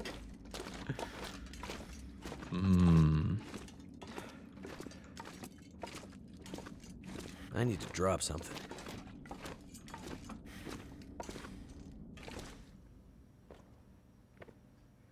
You look like you could use this. There isn't enough coffee in the world, believe me. Glad you could join us. It took me all night, but I think I figured out how we might be able to retrieve the data in the memory buffers. It's risky, but I don't think we have a choice. I would love to help, but there's a place I gotta be. I delivered your message. I got Jace back to you. My work here is done. There are other people who need me. Listen, McKenzie, is it? I'm not a trusting person by nature. But if John trusted you with his message... John? You know him as Jeremiah. Oh, so you do know him? Yes, it's a long story. Suffice to say that if John trusted you, I will also be forced to trust you. Like I said, I have stuff to do, so don't feel obligated to include me. Mr. McKenzie. Just McKenzie. Mr. McKenzie, whatever important thing you think you need to do, I promise you, it's not more important than this. This might be the most important thing anyone has ever done. I'm listening. I have an idea for how to retrieve our data from the memory buffers, but to do that, I need the power back online. Sounds like a tall order, given everything.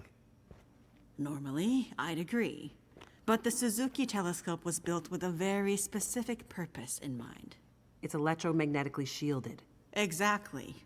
See, the whole reason this is up here is its location not only allows the telescope to broadcast and receive signals from space with almost unprecedented clarity. Like I said in the mine, why else would you build a radio telescope in such a remote location?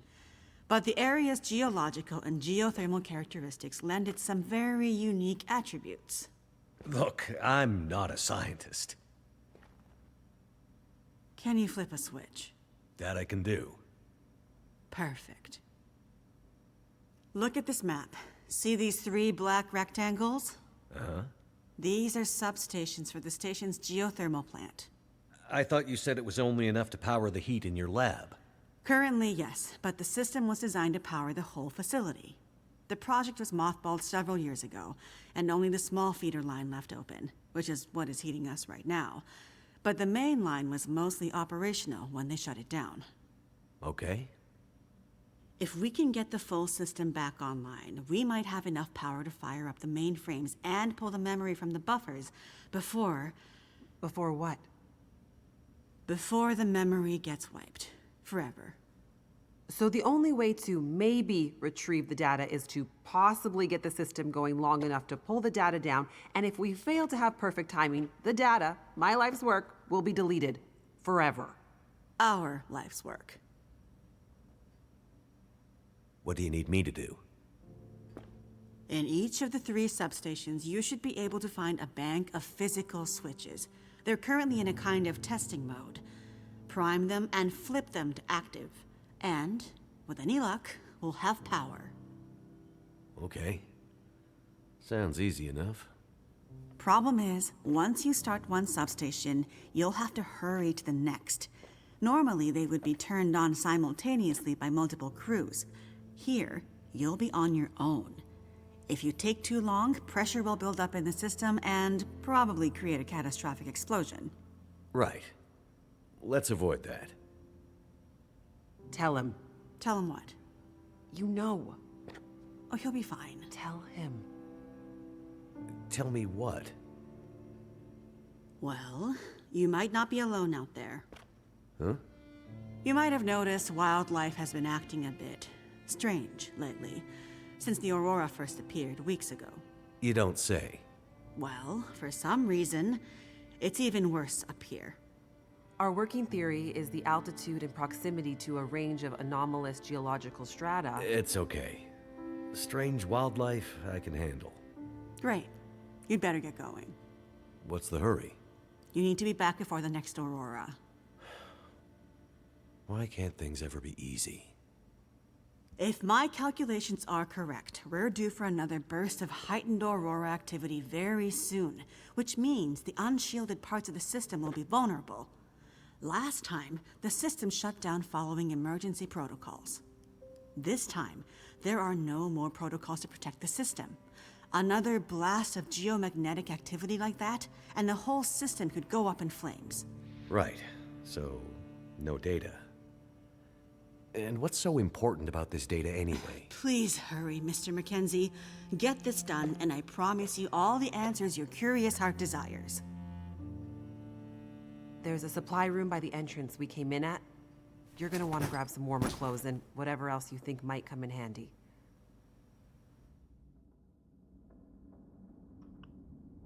I find a gun and shoot you both? Why is this my problem? Why did McKenzie agree to it? Oh, I have to go and do something else. Please do this. It's very important. Oh, all right then. I'll go and risk my life for these people I don't even know or care about. And why the hell can't Alex Vance do it? I hate this game. I hate these people. I hate Canadians.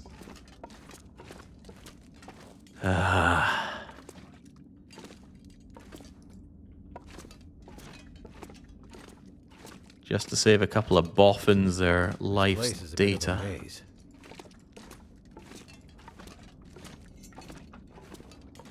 We need to save all of our postdoctoral work. Think of her feelings.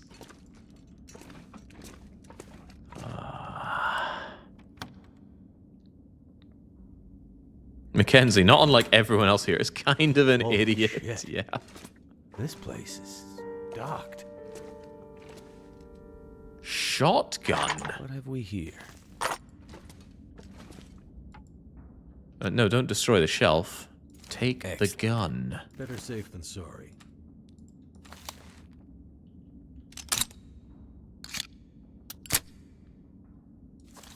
Boomstick time. Okay, it's kind of hard to see here. Where'd my lantern go? Oh wait, who needs a lantern when they've got this?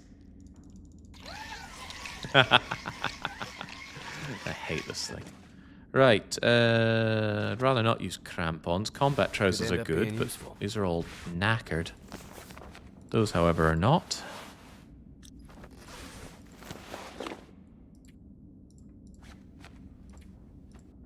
This is weird, just giving you all of these goods. Long johns, that's what you can't get in Interloper. Tactical gloves are good. Wool socks, climbing socks. Yes, I will. Insulated boots are fantastic.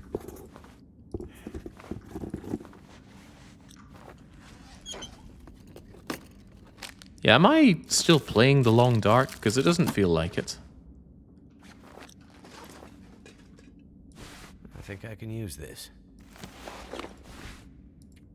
Well, it's heavy, but warmth is king. And how about for the headgear?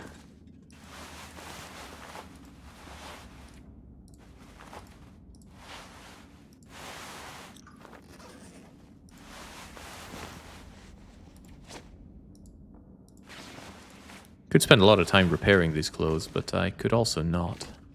I could use this. Military stim I've never seen before. That's new. Actually, I will probably want some of this stuff, won't I? Ugh, nobody needs that many antibiotics.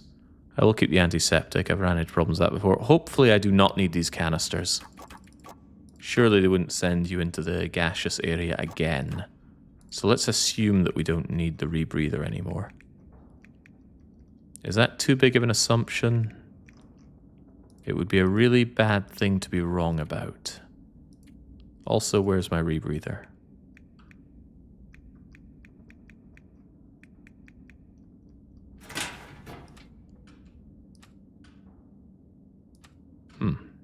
Well, not here. Excellent. Do you feel like you play, Jake? Just any game? Playing a game?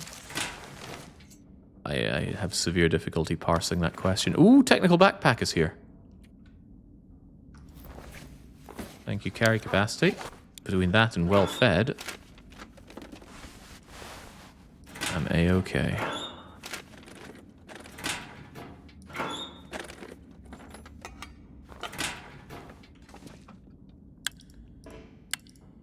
I'm firing slugs here. I believe I already have a hatchet.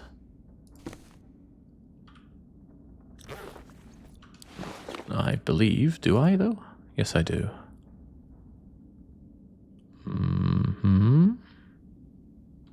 Still overweight despite the tactical backpack, so I will still need to triage. Never would have thought to look here.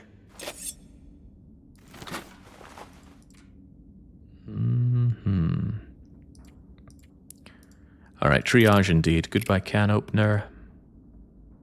This is way too much burnable stuff. These fire logs weigh far too much for what they do. I do not need matches if I have a fire striker. I probably want some other kind of tinder. I'll keep the cardboard matches there. Yeah, I guess I will. I think I'm wearing all the clothes that I have on me. I do love my salty crackers, it seems, and my endless amounts of coffee. Right. What else you got for me? I guess I'll wear the crampons. Couldn't hurt. What have we here? The implication seems to be fix up your clothes while you're here. And in what nick is this shotgun? Oh, it's in perfect working order. Shame I have no other gun. Is that true, though?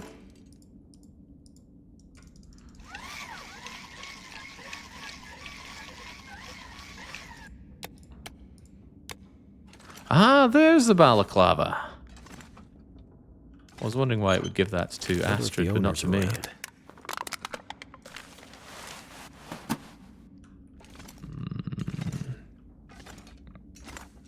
Alright, I think that's my lot. Turf my old toque. Grab this. Actually, my toque beats the scarf for some reason.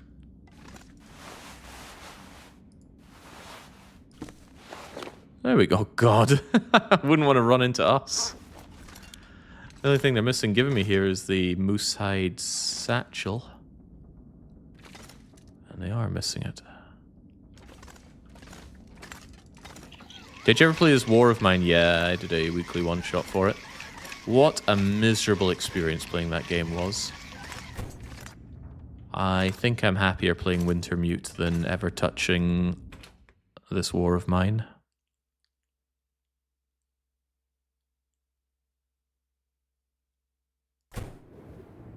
Be careful out there. Everything depends on you now.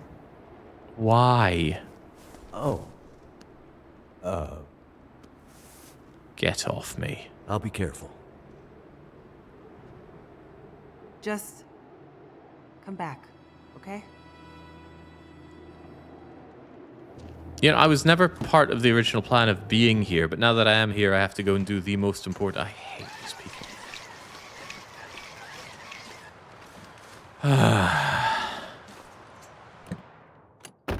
We're still in chapter 2, by the way. 4 chapters. That's not what I want. Let's holster this bizarre thing. Shopping list of things, not the crappy brand of green tea.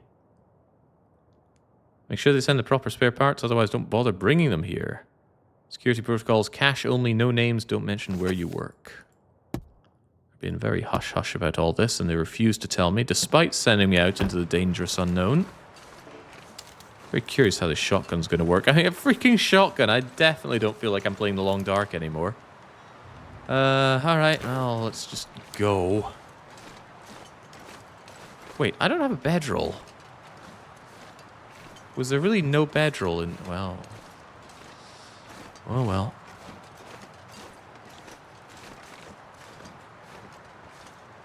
I've already shut the door on me. I have 200 tins of coffee. That is my bedroll. I like that one. But it's just tinned coffee. I need to cook it into something I can drink.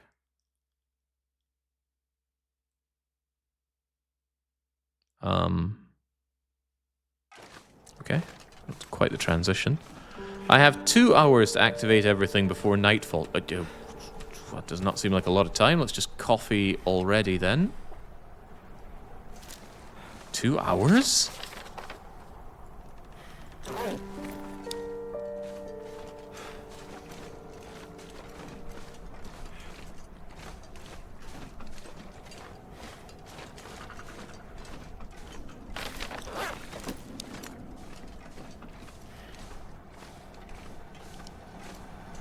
And can I get in here? I assume not. I assume I have to go up and around, but I only have 2 hours?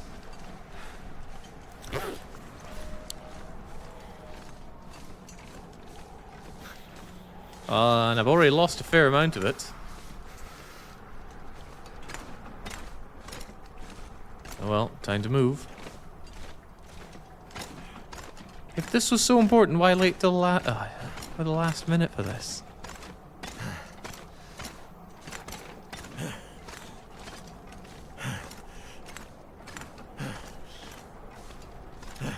I'm angry. Angry at Canadians.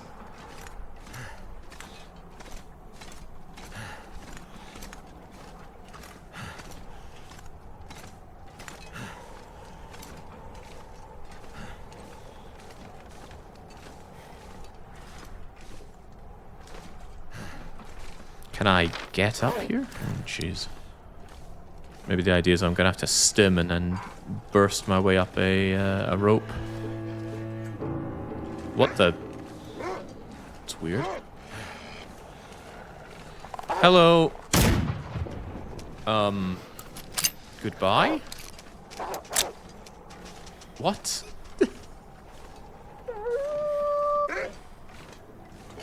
Are you okay? Oh, not anymore, he's not.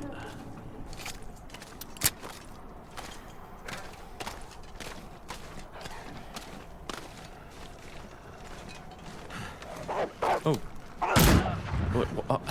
These wolves are acting very strange. Although I suppose they did say that they are acting strange, so maybe I shouldn't be too surprised, but still. My head feels thick. Me and my boomstick. Ooh, Crivens. I wanted to hold shift to run, but tab to check the status stuff. And unfortunately shift tab opens Steam overlay.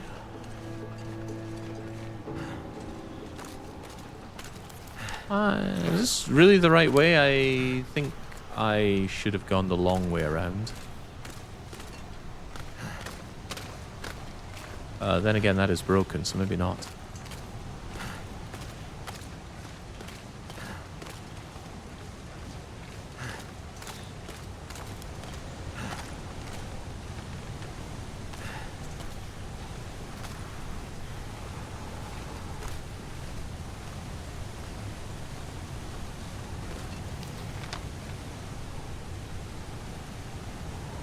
die if I don't warm up soon. Maybe there really was a way to activate it from below.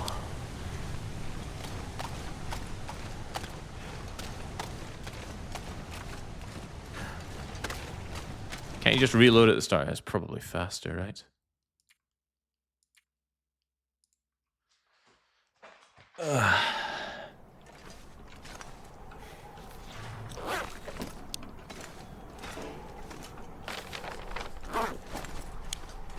It saved me, right? Actually, seems like a good place to make a save. Substation nonsense.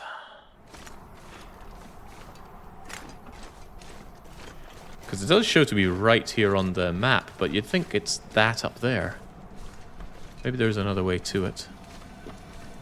But I took a look at this and it seemed like a no-go.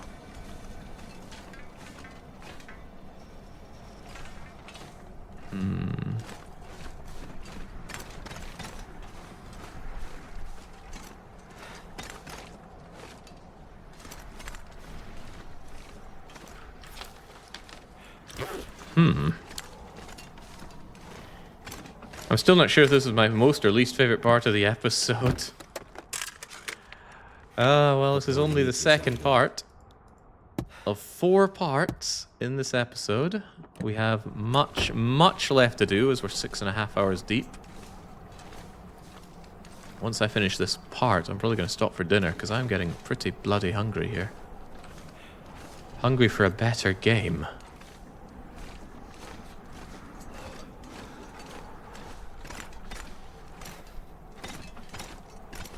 It says activate them all before nightfall, but it's only morning right now.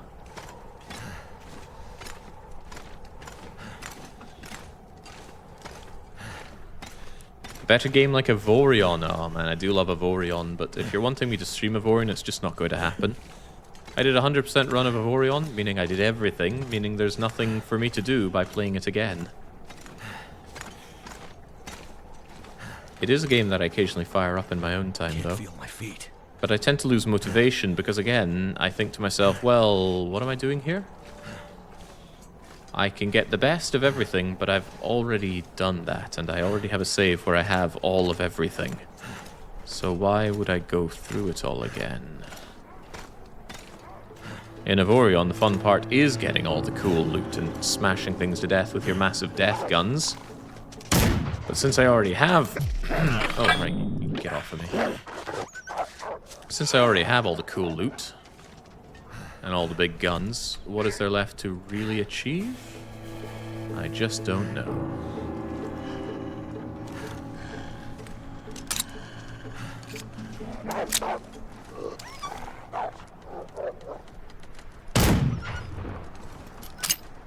You aim like dog dirt, Shepherd.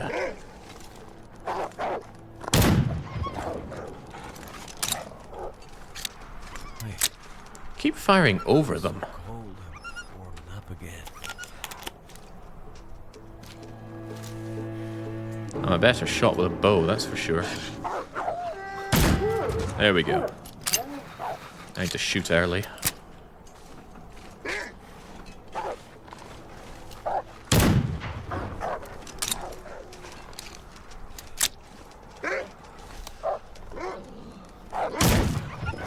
They're acting strange and there's tons of them. This really, really does not feel like the Long Dark experience.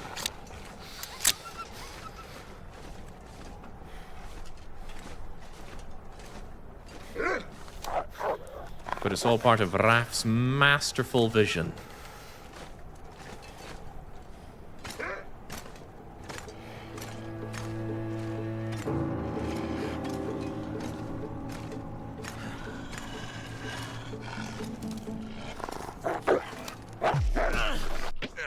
Jeez, jumped me before I could even pull the trigger.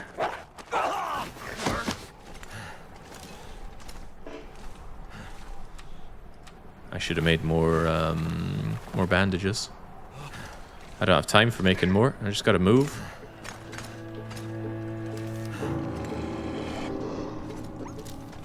The hell were you thinking, Raf?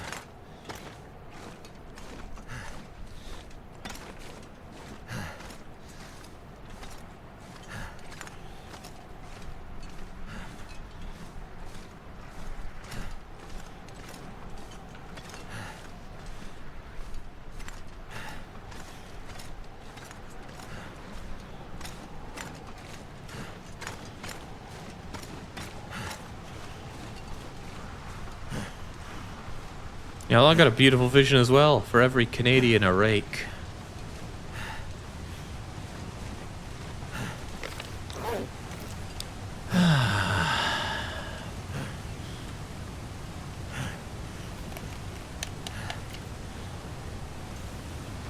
Pour that freezing antiseptic over my foot. Ah, looks like a climbable path over here. I could shoot one of the rabbits with a slug. I don't think there'd be much of a rabbit left. Maybe rabbit stew.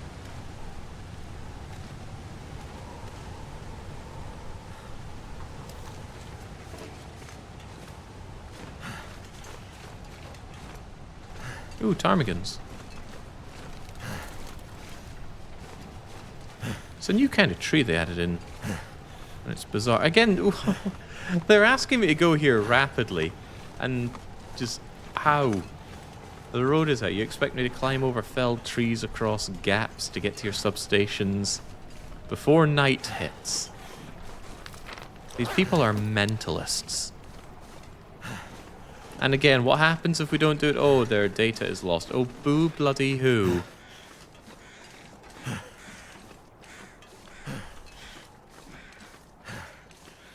God, I hate everyone in this game. Except for the bar guy. What was his name? Cooper. Poor guy.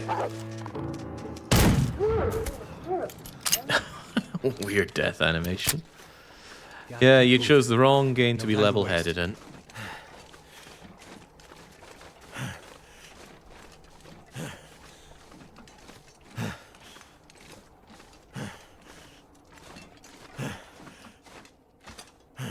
I should have cooked more coffee for this. I'd have to stop and make more.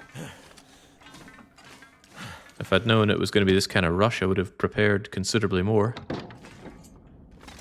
Ooh. This'll come in handy. Heat packs and hoodies and whatnot. I don't really have time for this, but you got any bandages? Thank you. So I was meant to flip a switch. Otherwise, there'll be a catastrophic explosion if I was listening to their conversation correctly. That'll come in handy. But why?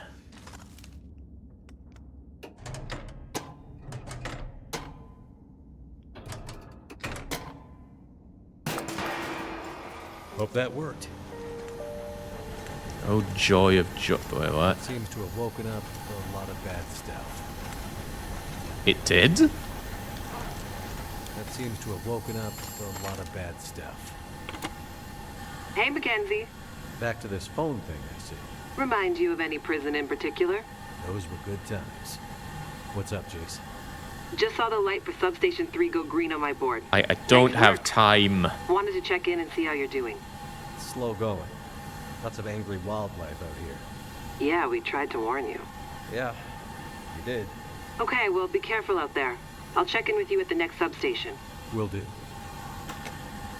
I wonder if there's a way not to get burned running through that, but whatever, I got burned. Steam burns are painkillers and bandage. Feels like it's still burning.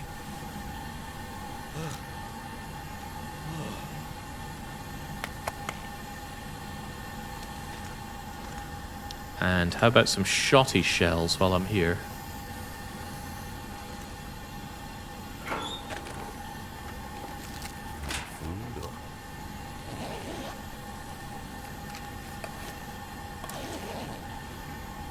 I really don't have time to be searching through all this.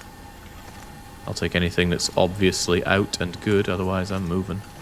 Ah, that was probably the way through without getting all steamy.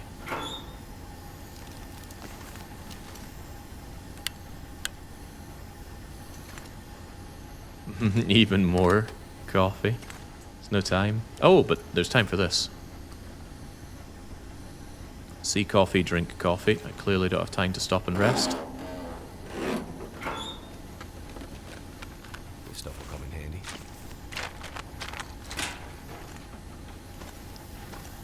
Okay, I would like to leave now, please. Leave. Why am I carrying 7 liters of water? This is something I was mocking Baron for earlier, and here I am doing it.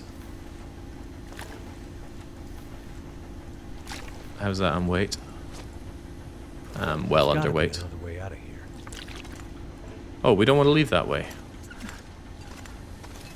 Good of you to intuit, Shepard.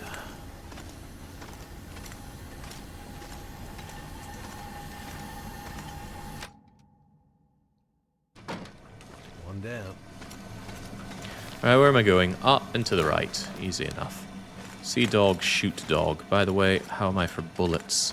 I picked up a revolver, but I have no revolver rounds. Maybe I should have looked a little harder for those. I'm also curious if I can calm the beasts by showing them a flare, because that would buy me a lot of time if I don't have to engage with them. Out of the pipes. Pressure must be building in the system.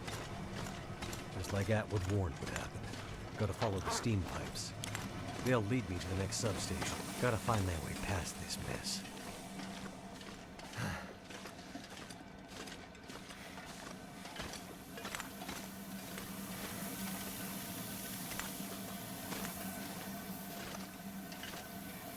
I can see a way past this mess, Shepard.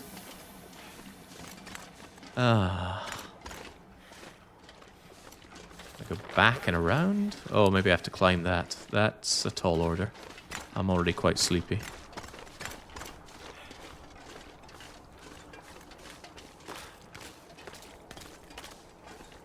Yeah, there's only one reasonable way up here.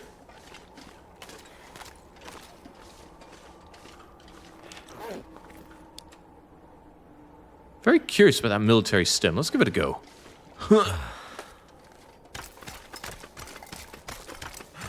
Maybe it's like a stim, but it doesn't have the downsides. So it just completely restores your stamina.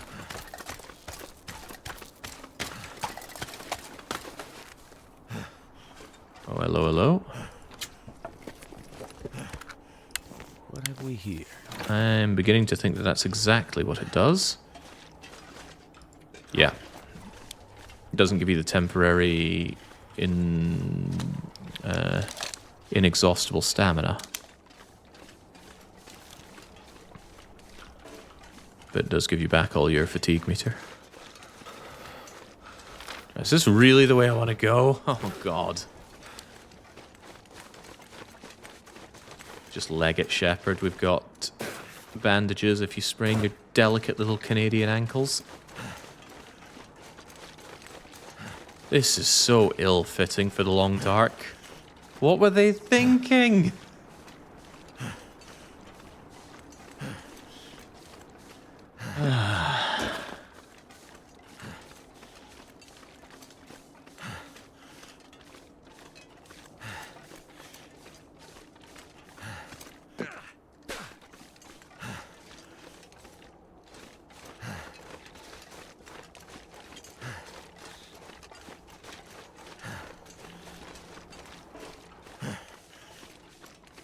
I was kind of hoping this would have been Chapter 3, but no, we're still in Chapter 2. So Chapter 3 is probably us going back to FemShep again, with her going completely mad, scaring all the bar patrons, and then having, what's-his-face come in, the convict guy. Athel? I don't know, the guy that had Donner as a child. Long Dark 2 will become a speedrun. Let's not talk about Long Dark 2. I probably won't have to think or care about it for a long time because I imagine it'll be released into early access. This whole DLC was early access. Right, I said I wanted to try this with the wolves.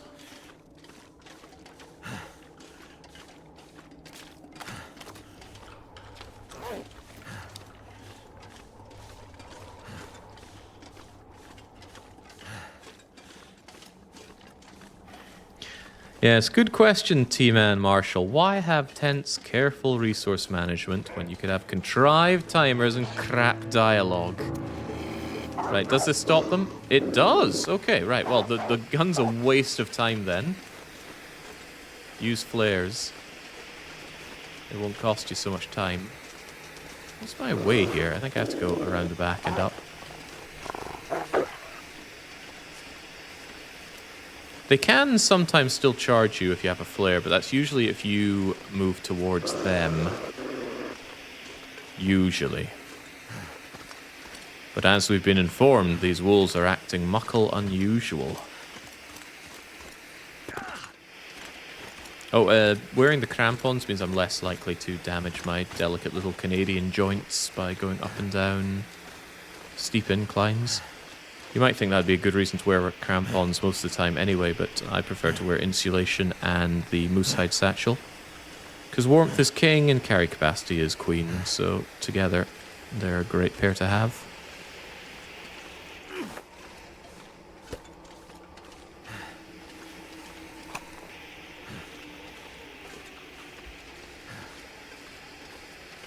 Just to get put on auto walk and grab a drink.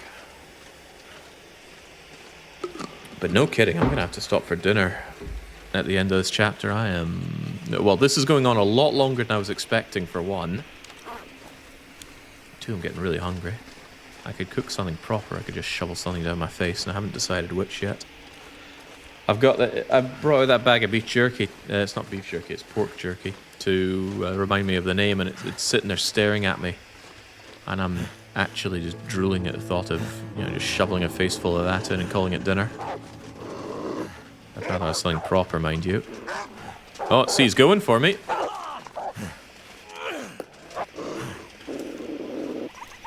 I don't think he's alright. That boy ain't right. I'm going too slow. I'm gonna run out of...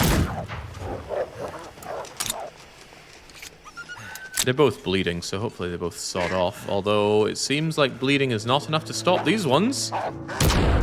What?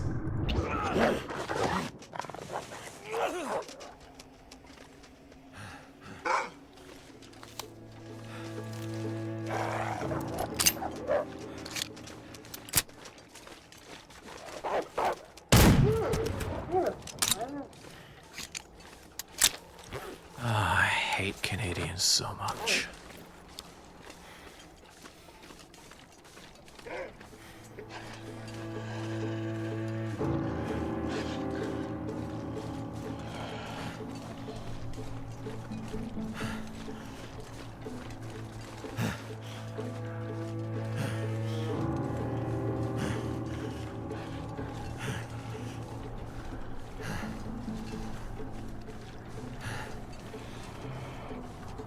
Yeah, stim to win is probably the reasonable thing to do soon. Got an hour and a half. But I'm pretty close. I'm just disturbingly low on ammo. Fingers feel numb. It gets worse before it gets better, I see. Okay, he just runs up and gives me a little nibble. I'll be the first to agree my aim is a bit tat.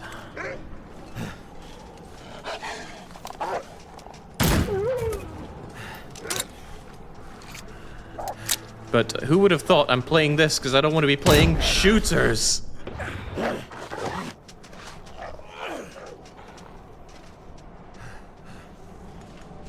Oh my freaking...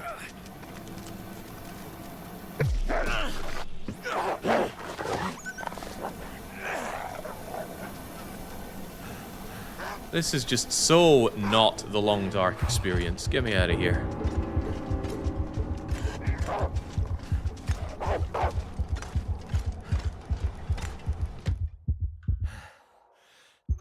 I better save and save often.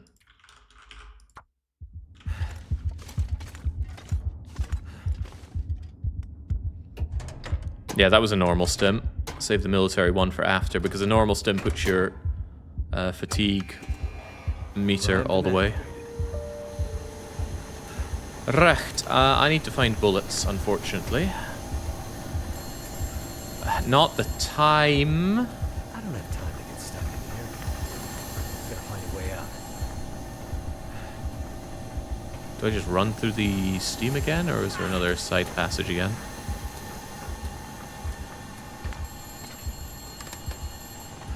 Coffee, yes please. Anyone spot any bullets? There's gotta be something useful in here. That actually is useful. Give me some of that. Yoink.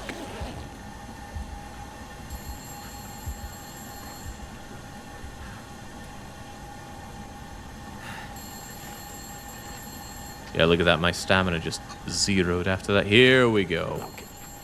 Oh wait. Oh, I thought it was bullets. It's oh god, it's been so long I forgot what they're called. The things that remove chalk.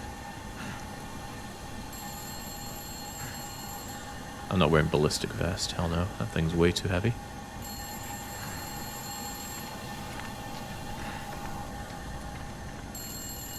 There we go. There we also go.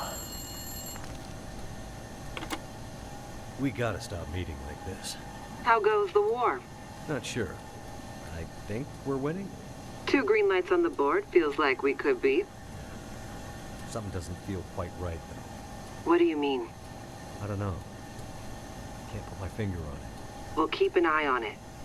I need you upright and breathing out there, getting shit done. I'm on it. Atwood's getting squirrely. She's pretty sure tonight's Aurora is going to be a big one. I don't need to tell you how important this is, do I, McKenzie? Yes, you do. I know what I need to do. I'm seeing some pressure building in the geothermal system.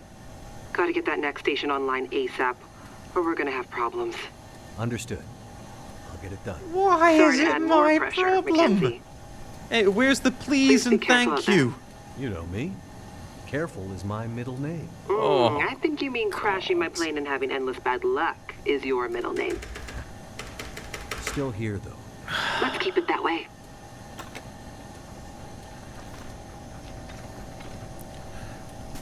There's a good chance Jace is my least favorite character in any game I've ever played now. And she hasn't even been here for that long. Right, a little bit of thinking. I want to be reloaded. I'm going to need that just wasted half an hour of my 3 hours to get this job done. As you fail to tell me how important it is. Right.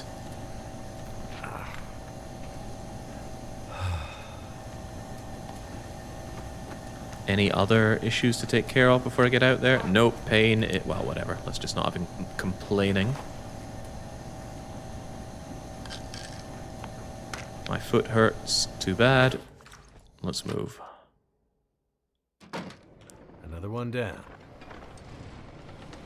What's in the box? Why would there be a box here if it wasn't important? I could use this. Gamer senses yet again not letting me down. But where am I and where am I going? Forward lots. Gotcha. It's like the Aurora. Yeah, you just go away. Oh, but of course bleeding isn't enough for them. They'll still come right back. That was impressive. He kind of faked me out there. And I just heard a dog die.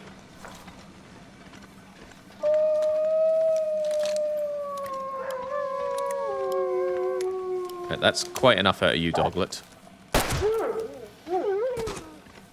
What are they doing?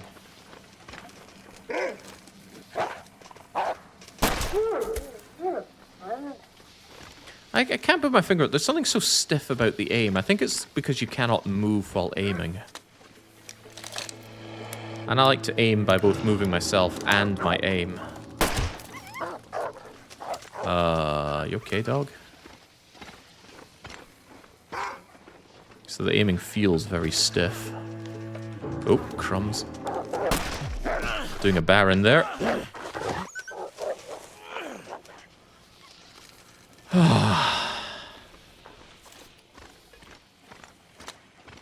It's okay, you shot it. No, that's not enough. These ones still charge after you, even if you shoot them. Alright, how about we just leg it? And then when we're tired, we just chug one of our Go energy drinks and then run some more. Follow the pipes. Yeah, they'll show the route out of this crazy place. Chuggy chuggy.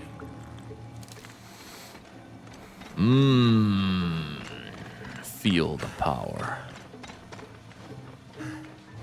You are the 8th greatest lord.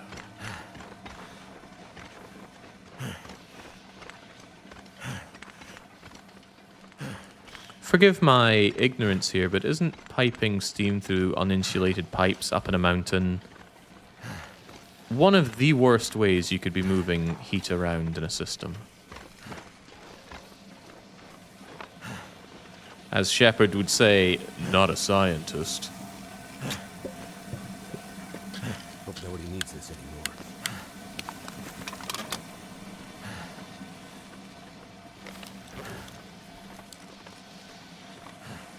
This seems like a bad idea. Okay, they're not so hot that we can't walk on them, but for some reason our boots let us get electrocuted when we walk on cables. I'm so mentally clocked out of this stupid game.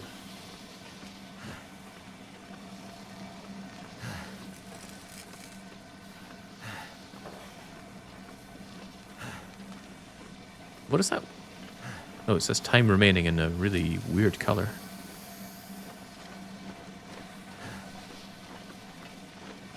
Maybe they're insulated pipes, but we saw steam coming off of them and out of them. I don't think they're particularly well insulated. Thought you liked this guy. I love survival mode Long Dark. From the hip, Shepard.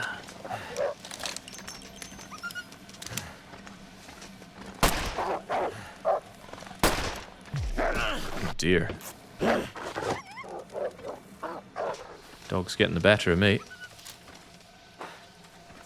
Get the better of this, then. I got hurry.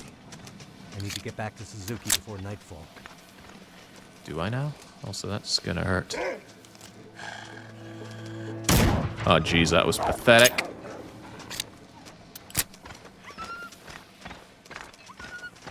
I need to bandage that wound, but the dog is deciding to just run away on me.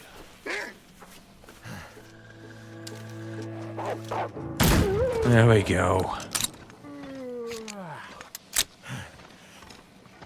Affliction, headache. Too bad, Shepard. Drink more Go energy drinks. I'm like a Finnish soldier on amphetamines here. It's almost like I'm stuck in the crazy mountains. Madness. Like mountains of madness. You're not wrong there, Shep. I don't have any regular stims now is saddening and disappointing, because that at least would let me absolutely smeg it along here.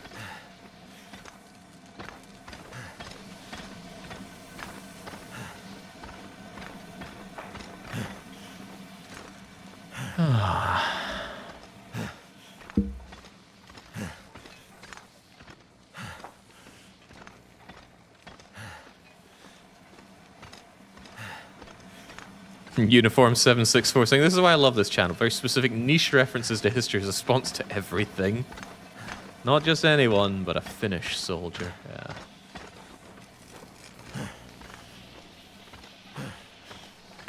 I dread to think what kind of drugs to give soldiers these days.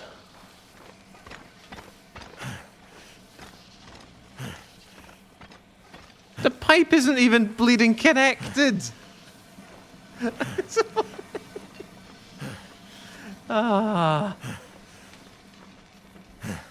This is all for Connaught. Your engineer's kind of lazed out, Dr. Atwood.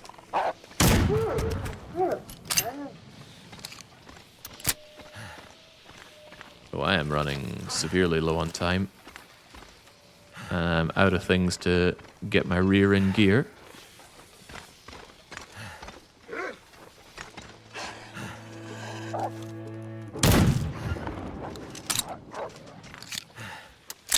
This is a slug shot. How is a wolf still moving after receiving that?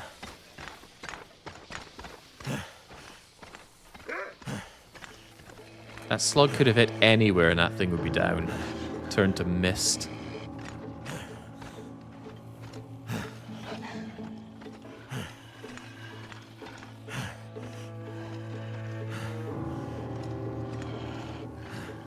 None of the writers have ever shot a gun before. I've only shot a few guns before. My head. I'm not much so of a gun nut. I shot that thing right in the belly with a slug. It shouldn't certainly not be barking.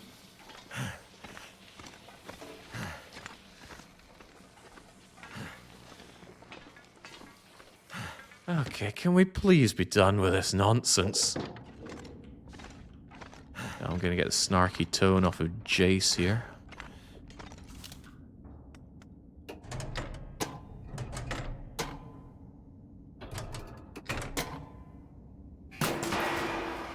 That's the last of them.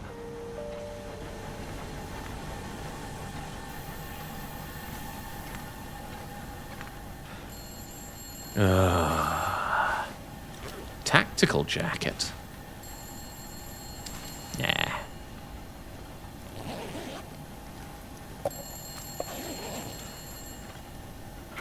I'll be having bullets, and slug, which are not properly stored. Another Go energy drink wouldn't go amiss. Not this again. Need to find a way out. Better safe than sorry. In better condition than my revolver, so... Yoink.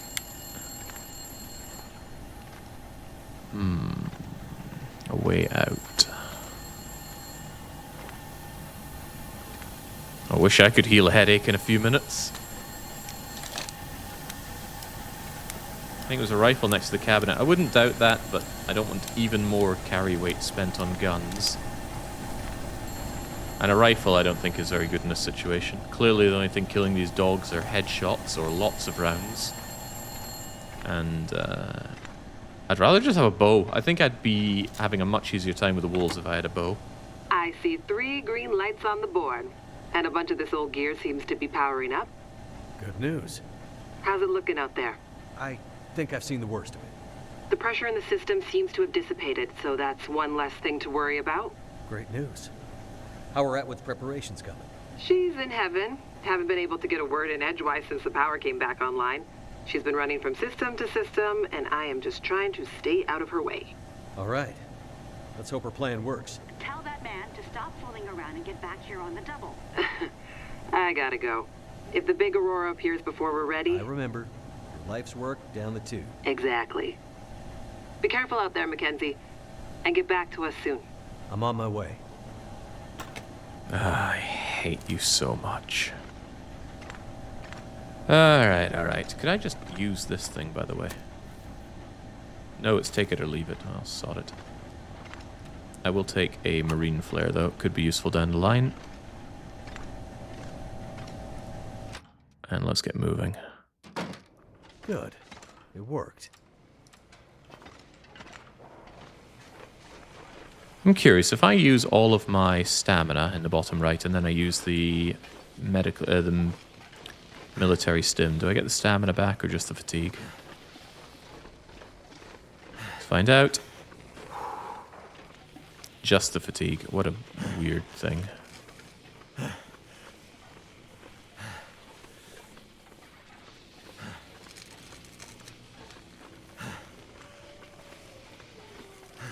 All this crackling around me, it's like I'm turning Super Saiyan. But it's blue, so it's Super Saiyan J2? It's funny, like metal. Don't know, I stopped watching after Cell Saga. I knew Dragon Ball Z was never going to be good again, so that was it.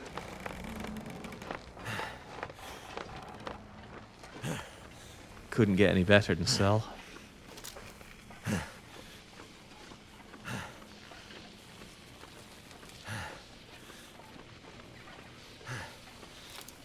So I am coming back, right? I just need to run to the end of the road in the next 46 minutes. That's not a lot of time.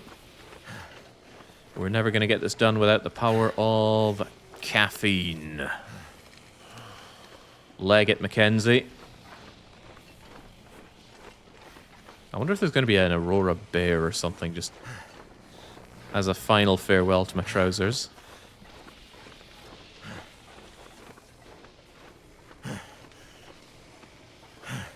In the event that it's a bear, maybe I should be a bit more prepared.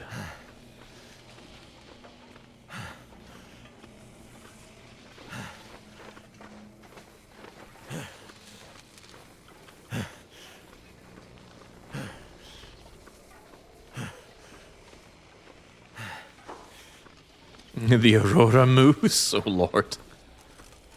Ribs turned to jelly again.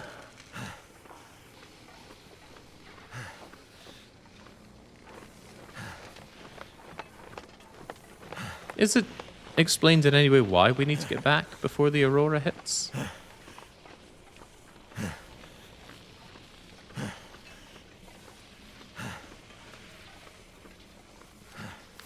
Not convinced that it has been explained.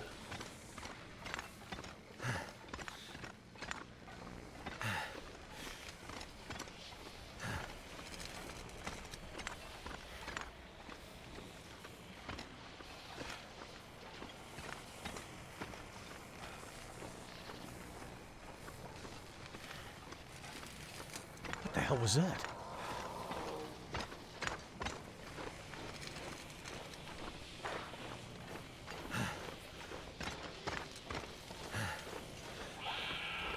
Oh shit! Is that what I think it is? I don't know what you think it is, Shepard.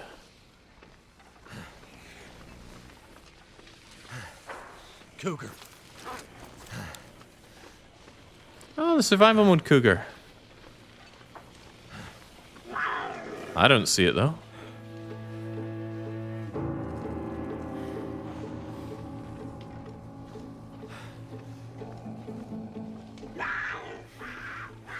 Oh, now I do. Hello, cougar. It's starting to get dark. Gotta go faster.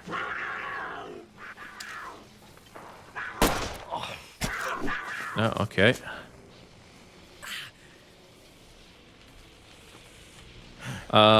You took my gun off me. Oh, here it is. You took my shotgun off of me. Is this doing anything to the cougar? Well, shotgun's a thing of the past. 8 minutes to go. I gotta not be here anymore. Cougar or no cougar.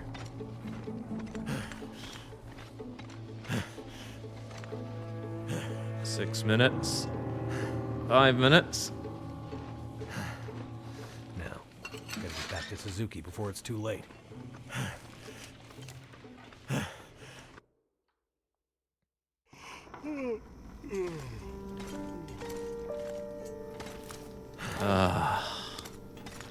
I'm high as a freaking kite, lassie. I'm really angry and I'm armed.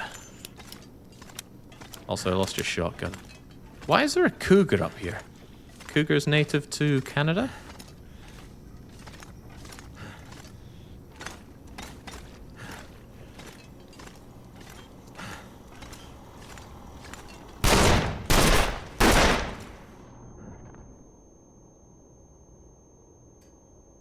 You did it, McKenzie!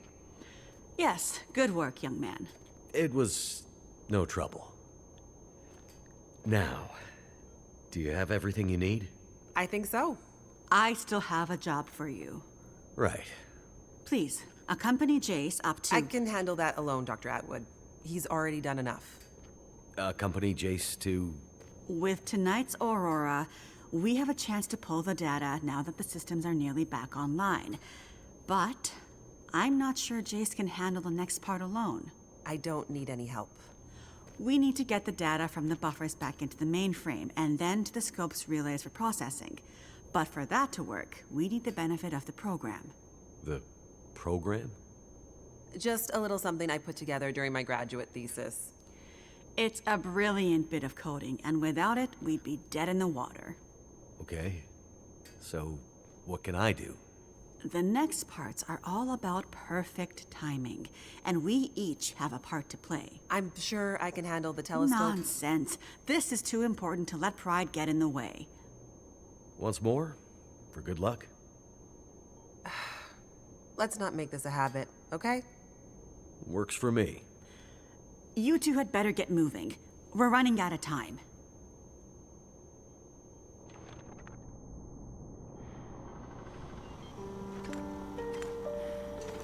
I've got the jitters really bad, Jace. It might make me... Oh, yeah.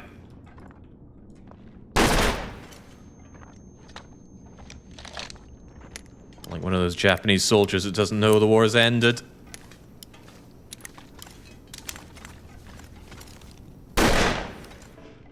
Just assuming I'm not going to need these bullets later.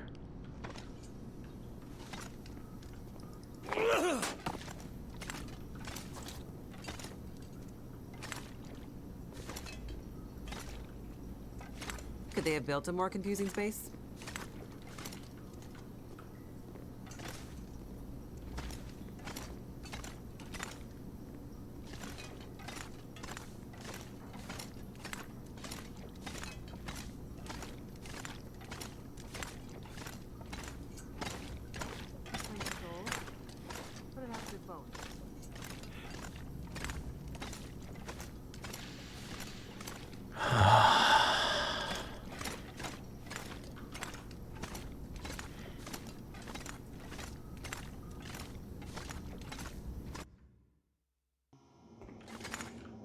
Okay, good. I can just race ahead of you. I like that one. It's a masterpiece of awfulness. I wonder how much worse it can get as well. Now, we're not done. Chapter 2 of 4.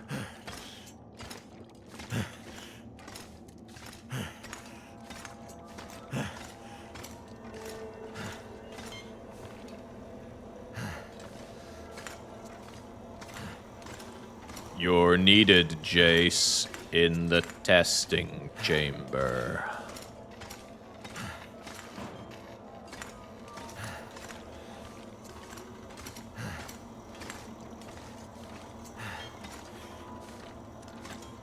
Come on, Commander Shepard really doesn't have time for this.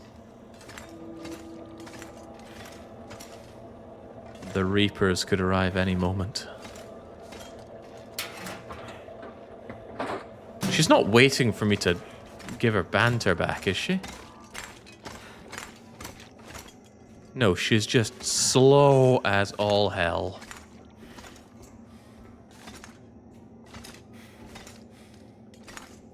Like a turd very slowly sliding down the bowl. Get in there.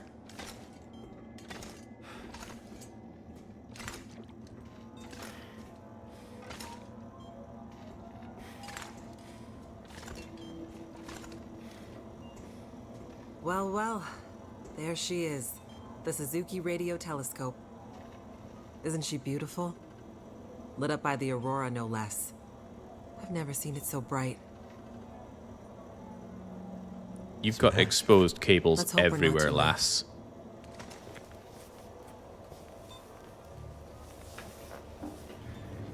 Okay, time to get this party started. There's a fair bit of interference. Keyboard is glitching a bit. Can't be helped, we're way past long shots at this point. Loading the program. Now. Are you in place? I'm seeing some spikes on the sensors at the peak. Shouldn't be long now. What do you need me to do? Okay, this is the tricky part.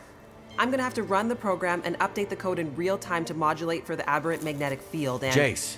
So I'll be busy focusing on that. Meanwhile, once the telescope grabs the signal, we'll need to follow the source. The new data will help flush the buffers, and the data in the buffers will get pushed to Dr. Atwood's workstation for processing. It's an archaic system, but best I could do with 30-year-old technology. I'm still not clear on what you need me to do. You're a pilot, right? Yep. Know how to adjust your heading to follow a radar beacon? Yeah, I have a pretty good idea. Same principle. Grab the big metal wheels at the base of each leg of the telescope sensor assembly. You'll see a bunch of numbers around the edge. When my program outputs specific bearings, I'll shout them to you. And then you have to find a way to match those bearings as quickly as you can. Sounds easy enough. The timing has to be perfect. Got it. Like, exactly perfect. I hear you loud and clear. Did you say you got here after crashing your plane? Don't start. Get ready. I'm seeing some power spikes. Something big. It's happening.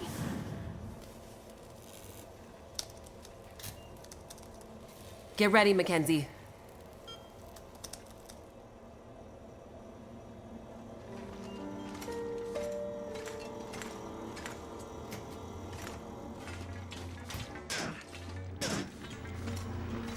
mess. Look for the wheel, McKenzie.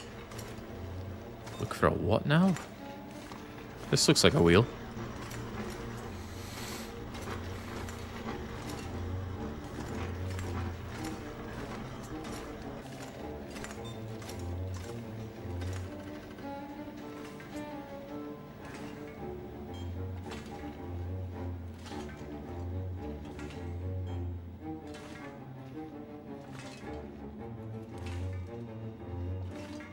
Given that they have people actively working here, why is this place such a revolting mess? Trashed, exposed cables everywhere, torn up paper on the floor here? But the bunks indicated they could have dozens of people here. Oh yeah, I'm hungry as well, Shepard. Let's have some of our many, many salty crackers. Mmm. That's the good stuff.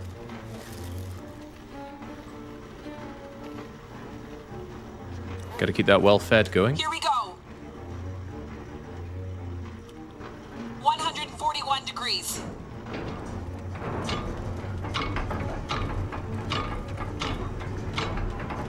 Am I really playing the long dark?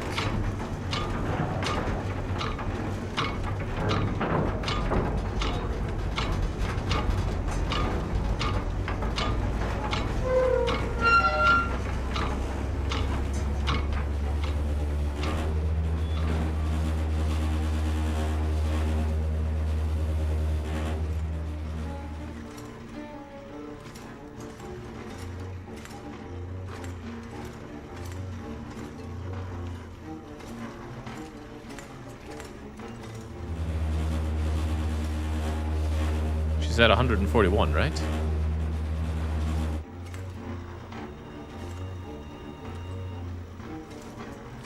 Maybe they didn't give me a bedroll so I couldn't just sleep through all this.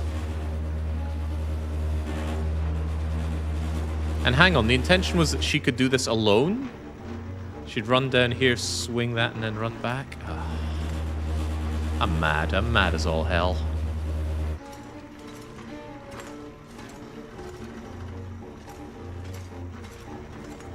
That it?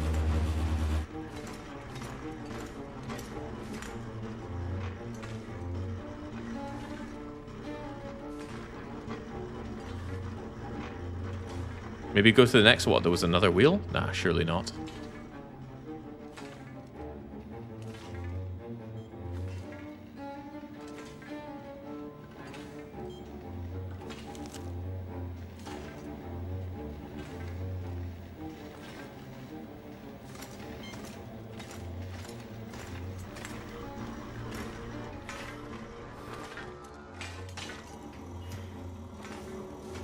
All done.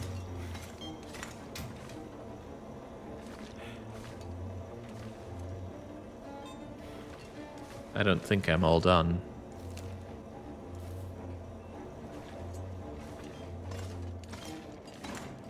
Okay, there must have been more to do that just went right over my head there. The stims have ruined Shepard, yeah. He's falling down staircases now. No hope for the man. This took years for them to make. Years.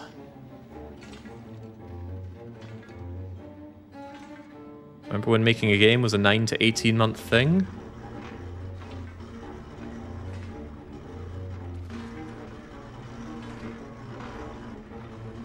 And it didn't come out like this.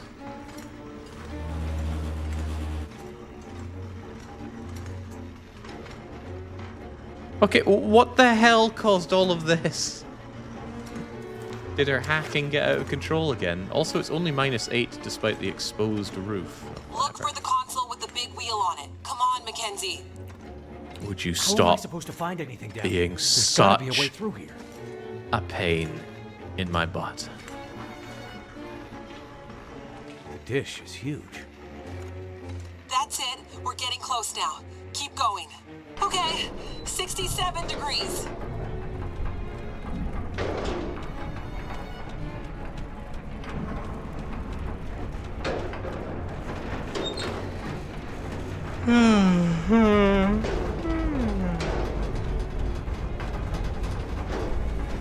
67.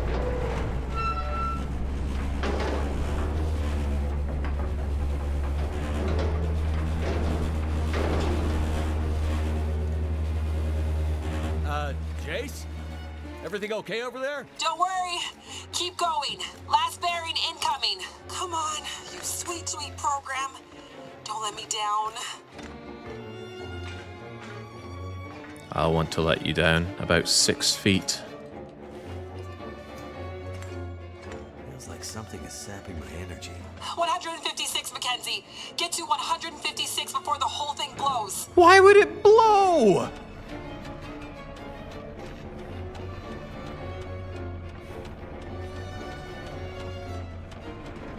Oh, it hurts a lot.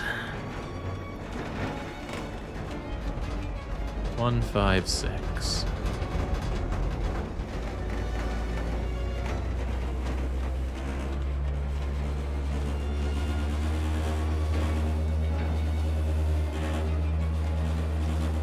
Now, McKenzie.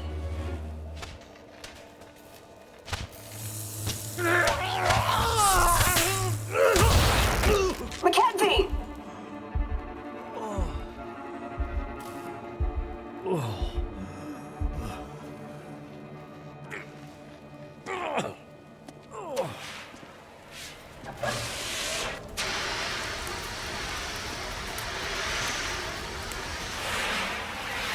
The program? She did the most any program can hope to do. Her job. Now let's hope Dr. More Atwood than got you what she do. needed. Because this gear is toast.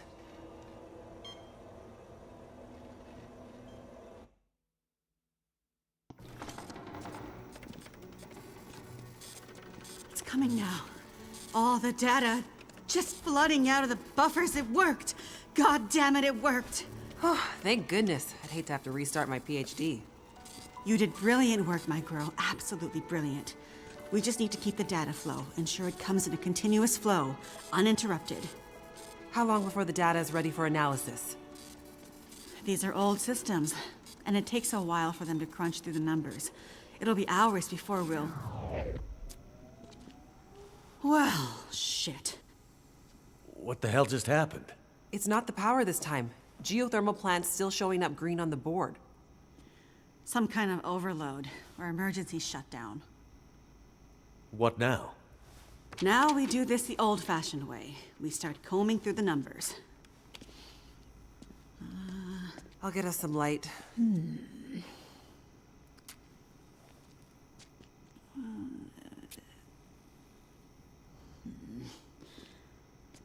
Do you see anything that would indicate the level of K-index we might expect to... Shush, girl. Let me read. Huh. Do you want me to grab a printout and Could it be a G10? Is there something I can do to... Aha! Here it is. Here it is. There it is. What do you see? It can't be. That silly old British bastard was right. He just never knew how right he was. Why did it have to happen in our time? British bastard? Please explain. For you to fully understand would take more time than we have. I'd have to go back more than 150 years. I like a good story. I think we deserve some answers. Very well. In 1865, a British scientist and naval officer was tasked with supporting the research of a scientific team, seeking to create a kind of communication that could travel over the air. The Admiralty felt that dependence on the telegraph was holding them back. This Navy man was inspired by stories he'd heard about the Carrington event 6 years prior. At the time, the largest geomagnetic event ever recorded. He had heard that the abundance of static electricity in the air had powered telegraph lines, even after the operators had unplugged them. Fires broke out due to this geomagnetically induced current. It got him thinking. This scientist's research led him all over the world, and he began to piece together a picture of the Earth's geomagnetic profile. and something about the operation of the sun and its effects on the Earth's magnetic field. Remember, this was 150 years ago, and well before they had the equipment to prove any of this. But a theory began to take shape in his mind that suggested the sun went through cycles of geomagnetic activity, waxing and waning, but sometimes spiking inexplicably in dramatic ways. The historical record held evidence of many of these events, but in pre-industrial times, the impacts were more subtle. Even in the mid-1800s, there wasn't enough power infrastructure to really feel the impact of these spikes, so it wasn't of grave concern. But the growing dependence on telegraphy suggested this shouldn't be ignored. And this scientist predicted that if the level of electrification continued to grow exponentially, as was predicted, this would create a serious vulnerability that could be exploited by their enemies at great cost to industry and society at large. He was given a secret commission from the Royal Geographical Society to prove his theories and to come up with a strategy that would ensure the British were in the strongest position to exploit any such geomagnetic disaster. After another decade of research, this scientist began to suspect that this geomagnetic current that existed all around them could impact many other things and more deeply. He began to study migration patterns of animals and gathered evidence of whale strandings, bird die-offs, and other unexplained mysteries relating to animals' innate abilities to navigate vast distances with great precision without the benefit of modern tools or equipment. Eventually, he knew he had to travel north to the Arctic to really test his theories. And in December of 1865, he took a ship and a crew of Navy scientists and mariners in a specially commissioned research vessel, a modified bomb mortar ship, fashioned after the Terror and Erebus from the ill-fated Franklin expedition. His ship was named the HMS In Tenebris, and he took it and a crew far above the Arctic Circle, along with an array of unique recording equipments he had crafted himself, with the hope of collecting data to support his theories. This scientist and Navy man was Captain Edmund Wintermute. The word in McKenzie's secret message. It was a person's name. Wintermute's mission was to collect data near the Arctic Circle, and he and his crew were also tasked with the goal of resupplying a small Navy research outpost that had been set up as part of Wintermute's program the year before. Some of the crew on Wintermute's ship was designated as relief for the outpost crew, and Wintermute was meant to bring the replaced men home to their families. A few days away from the Arctic Circle and 2 days from their destination, Wintermute recorded increasingly active aurora and other geomagnetic activity around the ship, including St. Elmo's fire. But he also noticed something else. As evidenced by their journals, many of the crew were having trouble sleeping, with some experiencing full-blown insomnia that worsened as they traveled further north. Some were also beginning to forget things, their journal entries occasionally slipping into childlike language or outright gibberish. 2 days out from their destination, the night watch rang the ship's bell to announce a man had gone overboard. The man, an experienced mariner, had been observed to simply walk off the deck of the ship. By all rights, a calm and dependable sailor. This event shook the crew's morale. Wintermute did his best to keep them focused, but he was still inexperienced as a ship's captain, always more the scientist than sailor or Navy man, and he could tell the men were increasingly becoming anxious, even distrustful. Walked off the ship and straight into the water. Exactly, but things got even stranger after that. When they arrived at their destination, a small island surrounded by sea ice, they found the Navy observation camp that Wintermute had set up the year before completely abandoned. The shelters were mostly destroyed, the relentless Arctic winds having shredded their canvas. The sled dogs were killed, some seeming to have been eaten. Many of the men were found dead, their bodies frozen in their beds, some showing signs of having been attacked or murdered. Yikes. Keep in mind, the Franklin expedition was still fresh in the public imagination during this time, including all the rumors of cannibalism. Wintermute could tell some of his men were nearing their breaking point, so he sent them back to the ship and took only a small group of trusted officers with him to search the rest of the small island. On the far northern side, in an icy bay, they found the remainder of the outpost crew, their bodies frozen solid in the ice. Some appear to have walked in and simply frozen in place. Jesus. And I thought we had it bad. Not wanting to completely abandon his research, but also recognizing the fragility of his situation, Wintermute kept a small group of trusted and hardy men with him.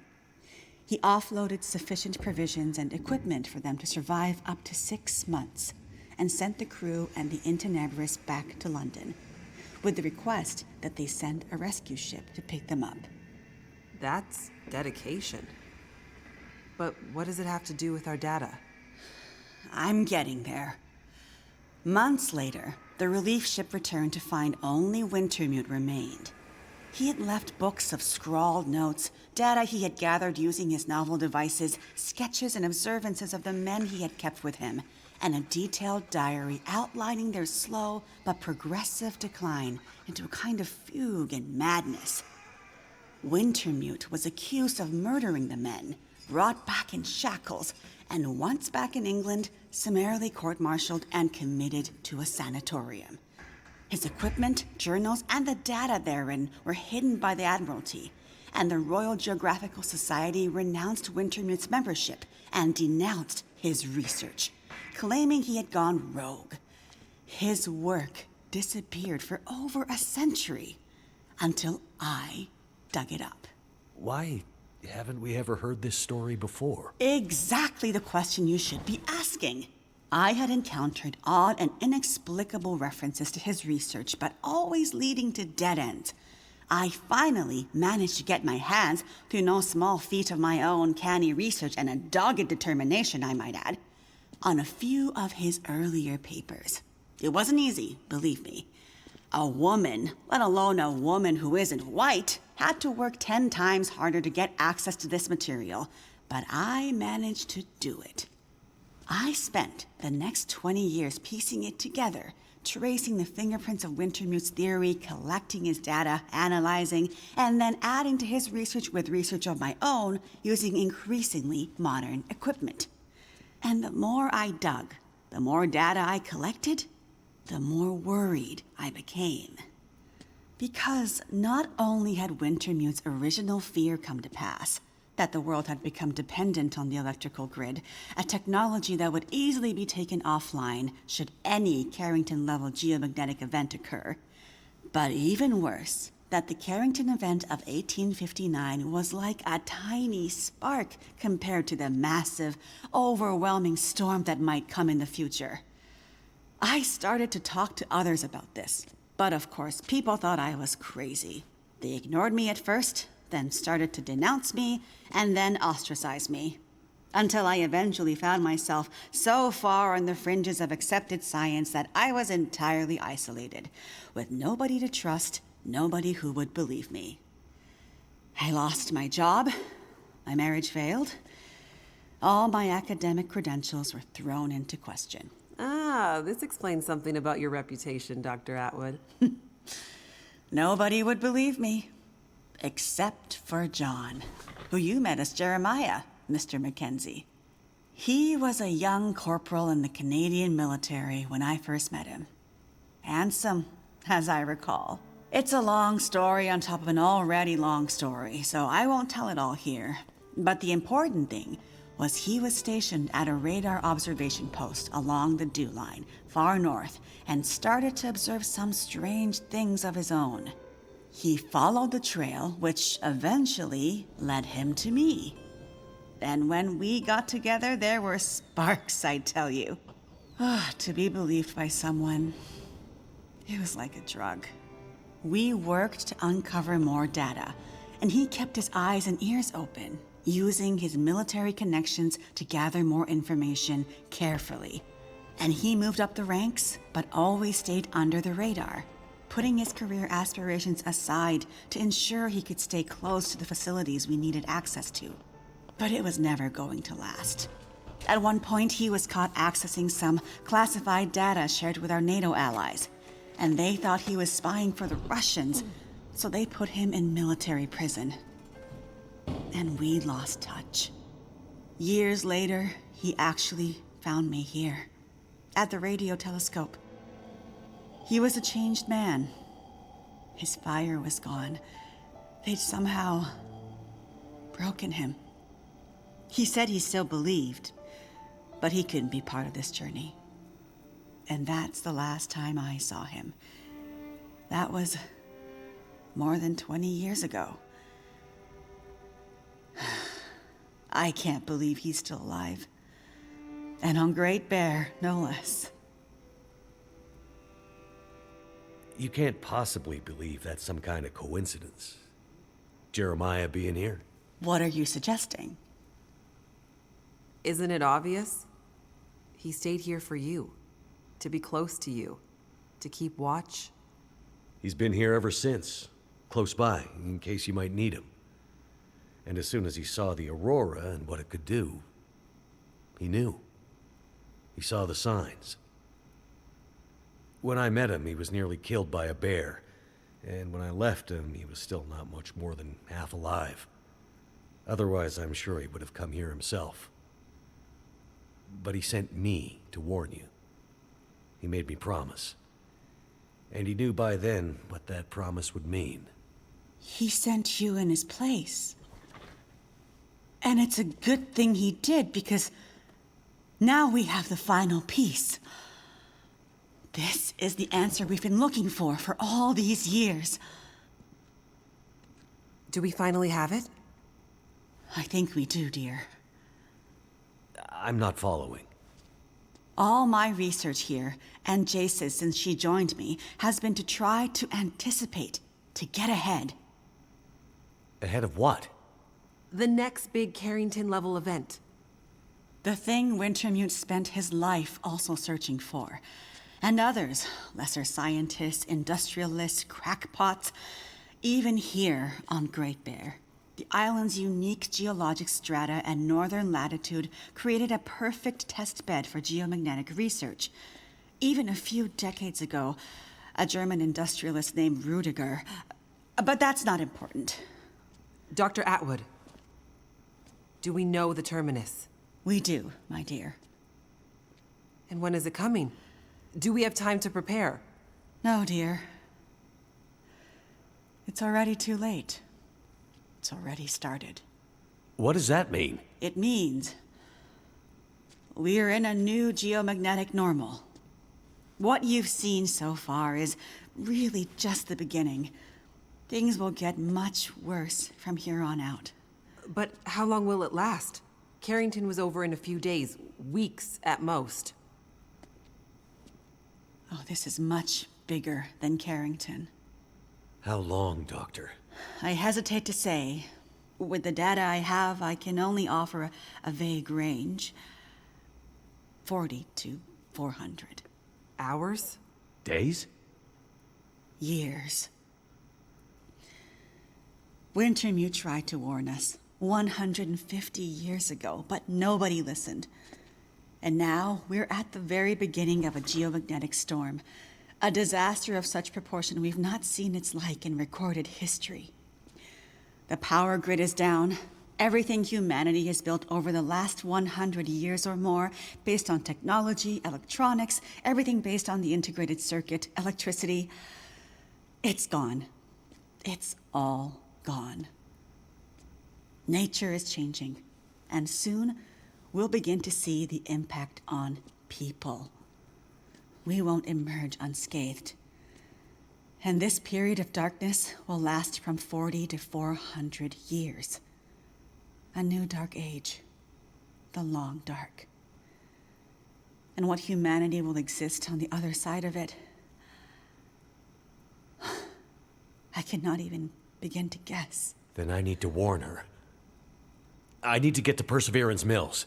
You're talking about your ex-wife, the doctor? Astrid will be there. And she needs what's in this hard case. What's in the case, and what kind of doctor? She's a researcher. Insomnia, memory loss, fugue states. I think she stole some experimental meds. She's trying to help a friend. A child that's suffering from some mysterious illness. I'm not sure. Go to her. Regardless of what's in the case, you can bring her here. Her and anyone else you care about. We have to think about the survival of the species now. But what can we possibly do here? Oh, Jace, my silly girl. Have you forgotten what this facility is built on? I just know it's some government thing. Before it was repurposed for use with the radio telescope, this was an observation post for monitoring satellite communications. Mostly American, Russian, some Chinese, Cold War stuff. But why here? Who would think we'd be spying from here? Exactly. A few floors below us are the magnetically shielded dorms and storerooms designed for the folks who used to live and work here, back in the Cold War. The whole place is basically a big bunker. Right. And the team that built the geothermal plant left various supplies behind. Exactly. There's probably enough dry rations and assorted supplies there to feed dozens of people for a couple of years. Survival of the species, huh? I'm afraid so. Then I better get to it. Oh Lord, that was painful. And it feels like it doesn't get any less painful. And yeah, there's not supplies left. I have all of the crackers. You can have all the tomato soup, but you can't dunk the crackers in. Okay, where the hell am I going?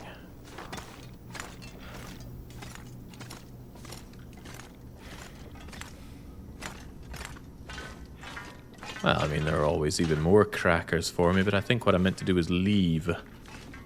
The thing is, I'm really very tired. There's not really much point going down and grabbing even more resources, as I am armed to the teeth with food and drink.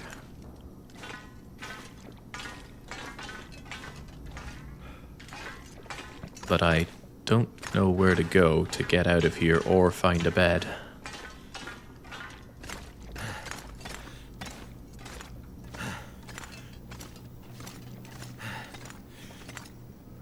The tuner room, that's where I just was. And I do not want to go back there.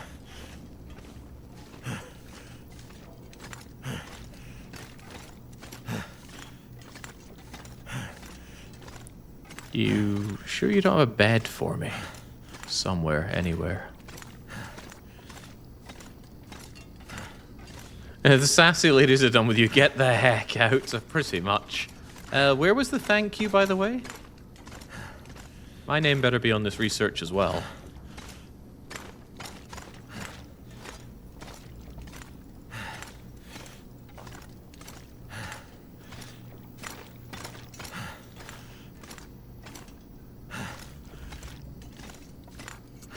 Well, there's the supply room, but it's still just full of all the stuff I left behind. And these candles that don't seem to ever go out. I think I can use this. You know, I think I will take that with me. I'm actually surprised I don't have one.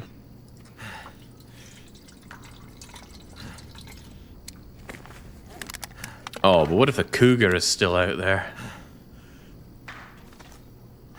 That would add to the list of unpleasantries.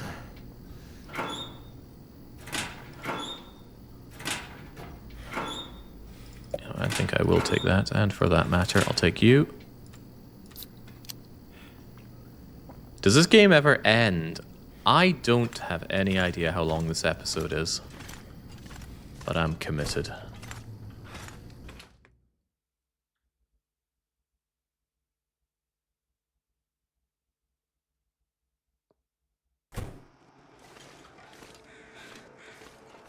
I'm really just hoofing it?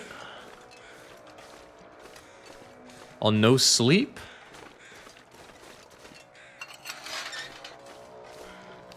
If I must.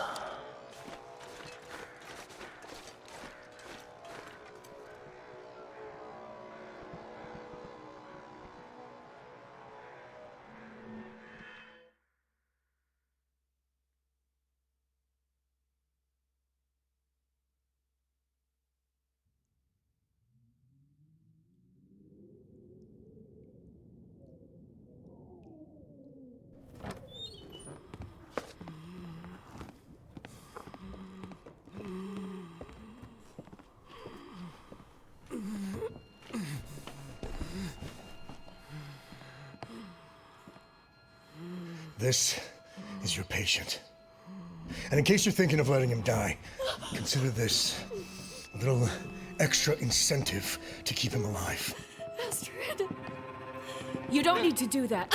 I need you focused. I'm a doctor. I'll do whatever I can to help your friend. He's not my friend. He's my son. He dies, she dies, and then you die. He's lost a lot of blood. And his injury looks infected. There's a fair bit of bruising around the torso, suggesting there may be internal injuries. Tell me what happened to him.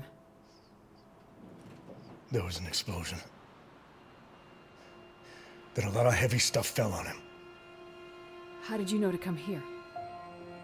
We heard on the radio. Shut it, Vachon. You always did talk too much. You never mind that. Just fix Donner. For internal injuries, there's not much I can do with the equipment here. It's too rudimentary. Normally, he'd be airlifted to a regional hospital. You'd better figure something out. I need some better gear, like an emergency trauma kit. Well, you'd better figure out where you can find something like that, and soon. The search and rescue station. They need to keep it stocked as emergency backup for remote communities like Perseverance. There's medical supplies there. Where is it? Along the old logging roads, north of Desperation Bay. Very rough terrain. It won't be a fast trip on foot. Well then, Doctor, you better get going. I'll get the supplies and I'll be right back. And then we'll get Freya out of here. Don't get ahead of yourself, Doctor.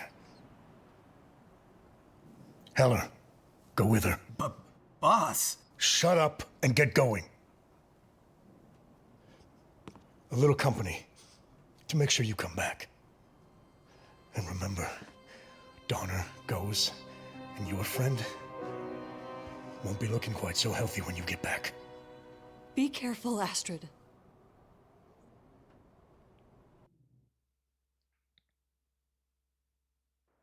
Look, we've been traveling for hours. I'm not going any further. My friend warned us it was a long walk to the SAR station. I'm freezing. Gotta warm up before I go any further. I guess we can stop for a bit. Listen, lady. Hey, look, a train.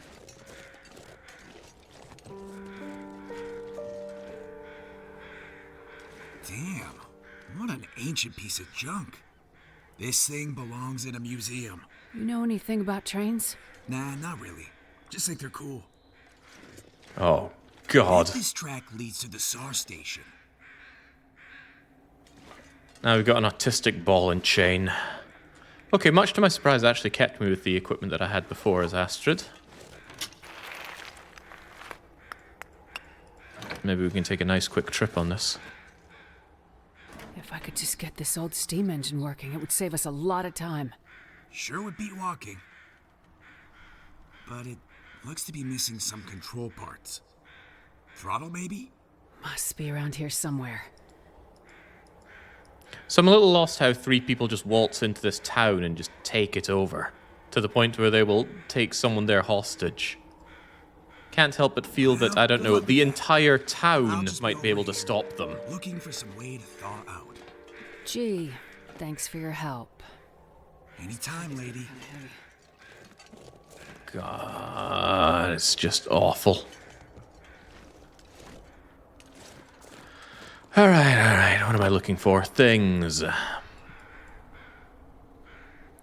Because it's a long way to go.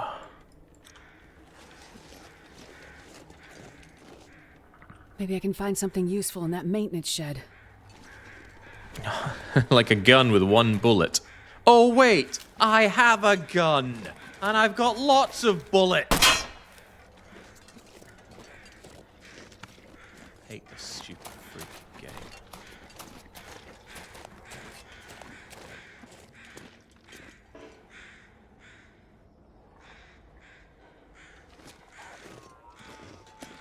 I can hear a wolf hunting deer in the background. A nice reminder that this is a game about being alone in the Canadian wilderness, needing to survive from cold and hunger and thirst and exposure.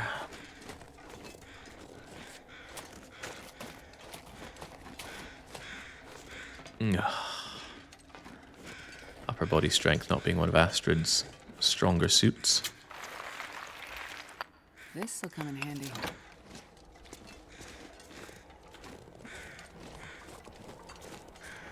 Do we have a way up here?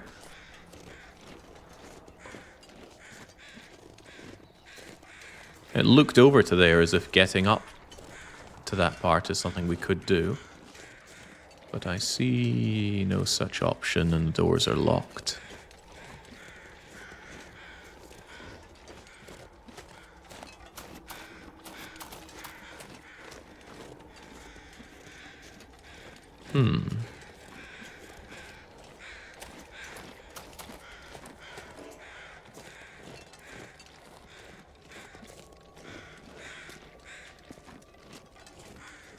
Now I'm a little lost at what it's getting at here.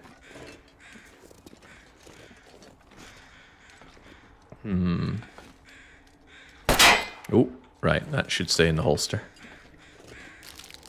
And that should stay in my belly. You think you saw a dead guy behind the building? Oh, this is good enough a lead for me.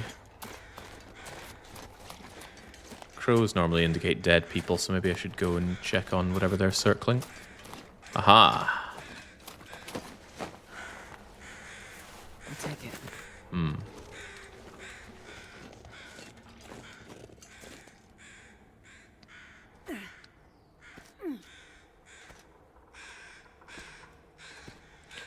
also surprised that the convicts knew that that was our friend and to take her as a kidnapped victim. But there's a lot of stuff I don't get here. Turning off the brain seems to be the best way forward here. But I can't turn off my stomach. I'm still really, really hungry. I was actually planning on taking a break when we hit the intermission for part 3, but it just happened so suddenly. I wasn't ready. Hope nobody needs this anymore. Why are there corpses all over the place?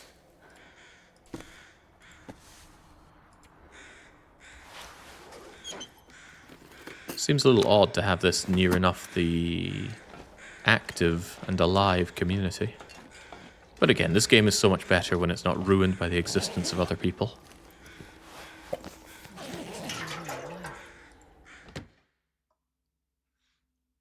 I wonder if I can drop any of this gear.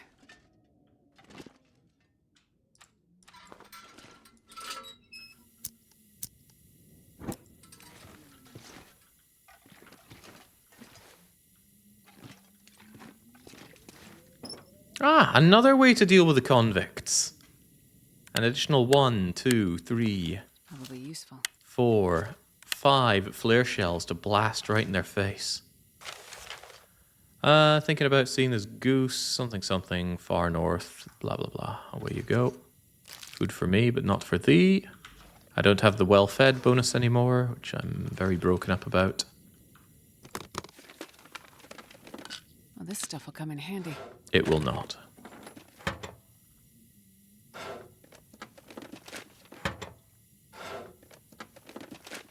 Better go now, to be honest, Jake. Could be hours, and you know it. I know. It's not looking good for your weekly one-shot, fishy. At this rate, we're going to be here going into tomorrow. Alright, you know what? I'm going to have to cut this up into 2 parts for YouTube anyway. It's going on so bloody long. So how about we just take our intermission here. I'm going to go and I'm going to eat and drink and limber up a bit and get ready for the rest of this god-awful thing. So how about we have our super professional BRB screen. Oh, that's the stuff. And I'll be back momentarily.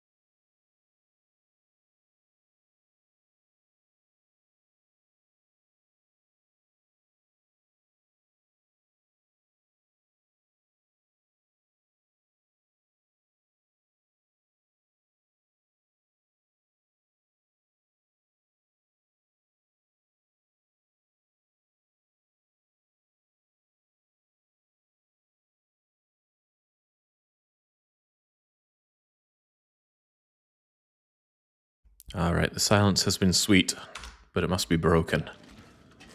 We'll be mute in this winter no longer. This'll come in handy. Oh my. Those military stims are everywhere these days.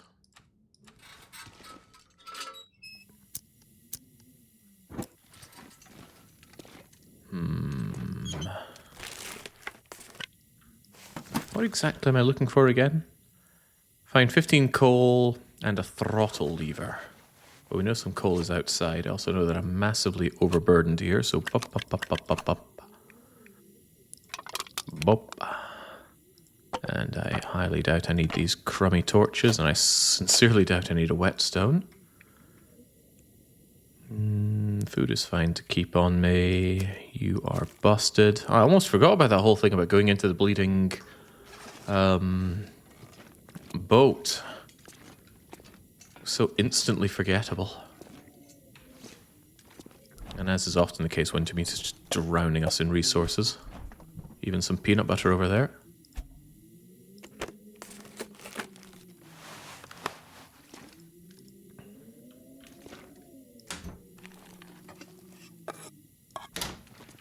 I wonder if our friend out there is going to make another infinite fire. The NPCs seem to have that kind of technology. Work boots. Is that better than Astrid boots? Not if they're ragged. This t-shirt. I have water, book, broom.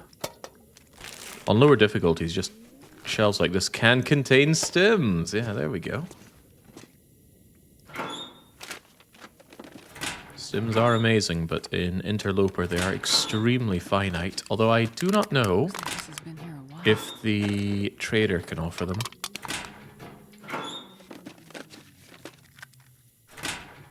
I certainly don't need more matches, right?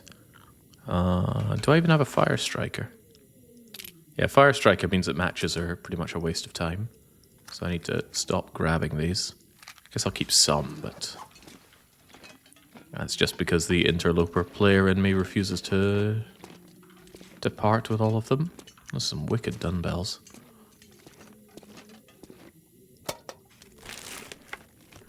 Hope nobody needs this anymore. Good, it is drowning us in resources once again, and even more bullets to put an end to the convict menace that has arrived in this town that we don't really know or care about, but we're once again getting wrapped up in situations that we really have no business involving ourselves in. Matches, cloth. That's not a lever, that's a light. Has there been any point in the story mode where your objective is required starting a fire? Yeah, it's been the case a few times. Very early on, we're told, you know, start a fire, get warm. I think that's one of the first things you do after you crawl yourself into a cave after the initial plane crash. But also just when you're out and about, although there isn't a whole lot of out and abouting anymore in this chapter. You very often do need to stop and make a fire to warm up. I like tinder plugs, actually, we'll take that one. Anybody seeing a lever? I'm seeing a whole lot of not lever.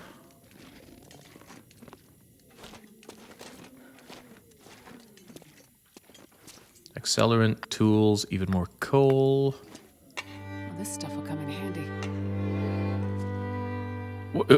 We haven't heard that music since like chapter 1.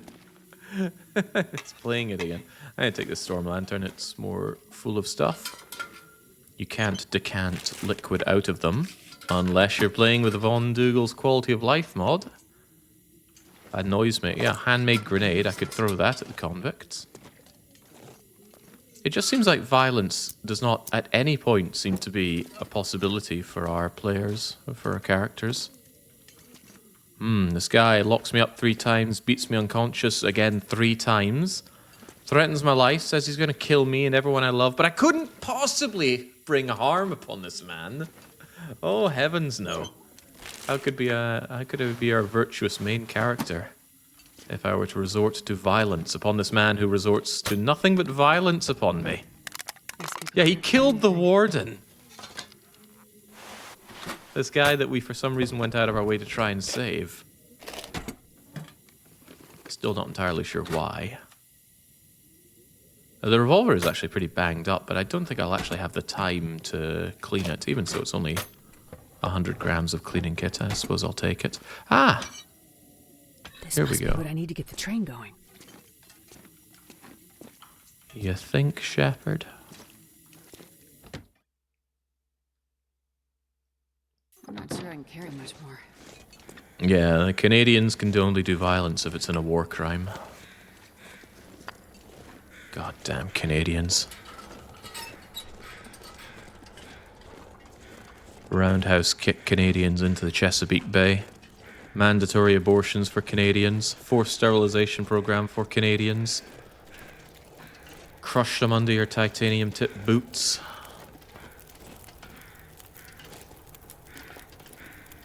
Nice head tracking. They couldn't add head tracking to Jace. She would just speak right in front of her. Alright, let's get this showboat on the road. Yeah.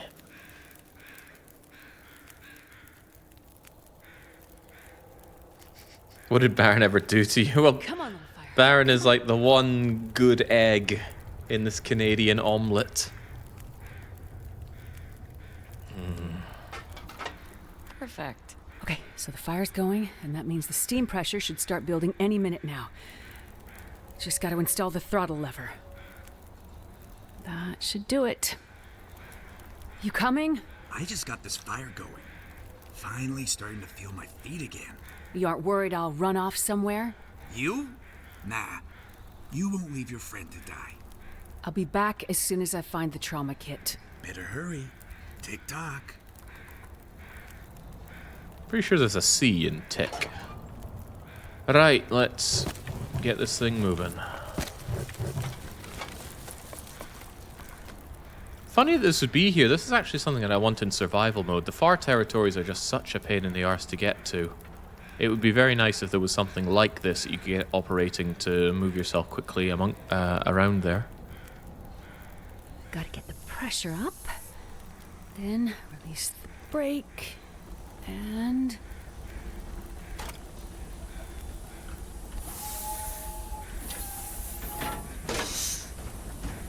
it works!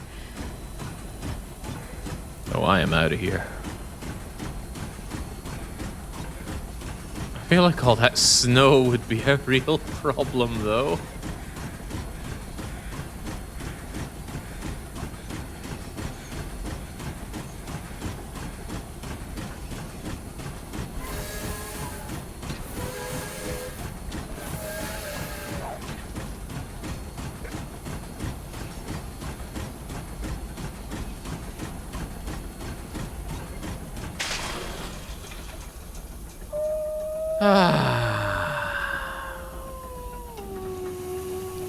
I suppose I was in danger of having fun.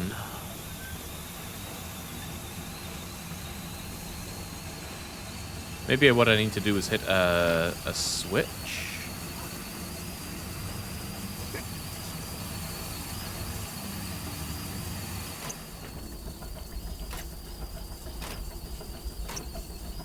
Or is it just that I'm out of coal or out of heat?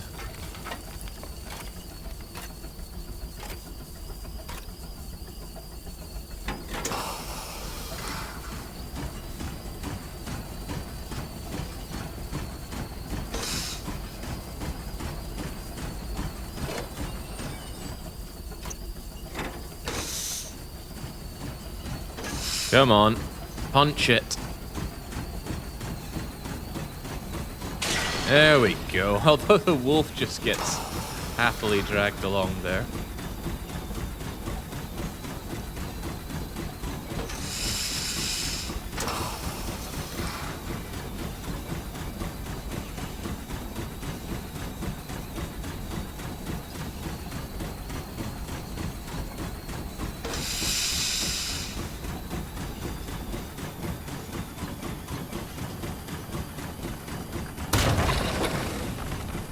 What a bizarre thing to have in the game, though. Again, at any point does it feel like we've been playing The Long Dark?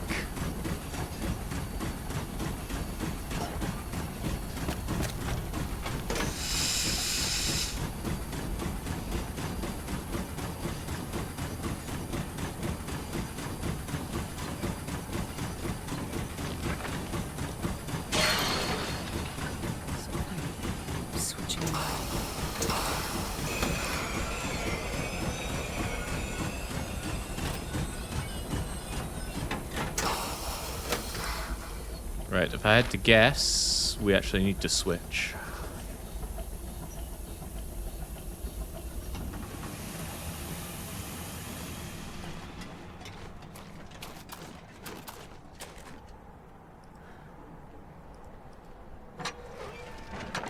Although I wonder if that means I can still move back here.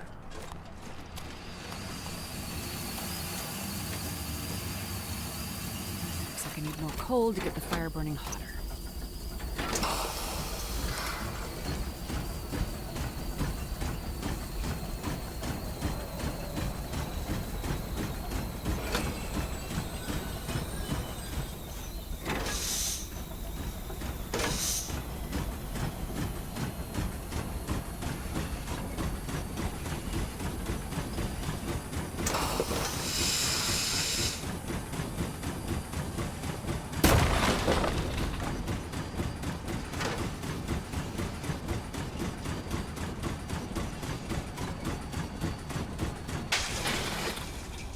Bummer.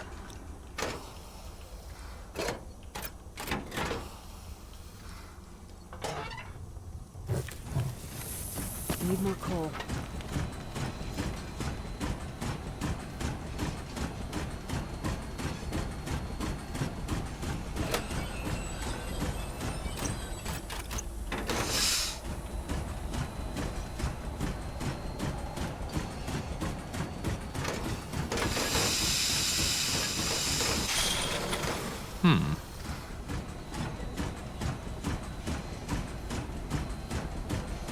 I'm not made of fuel, you know.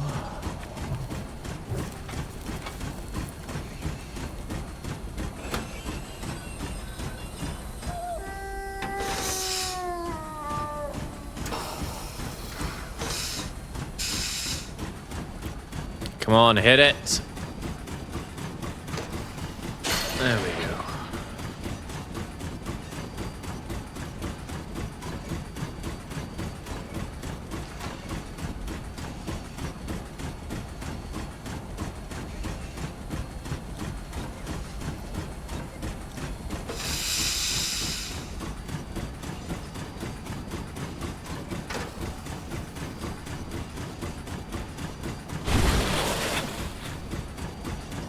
This is dumb. This is really, really dumb.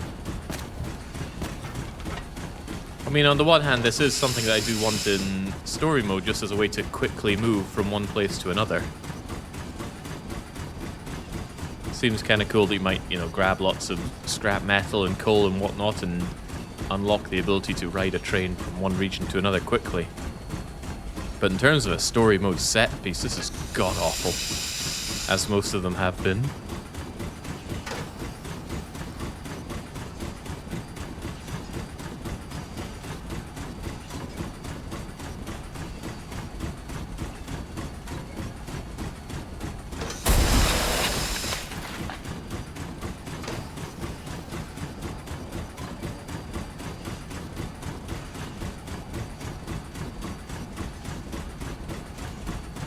Not enamored by the idea of having to return back either. I wonder if there's a way to turntable the train.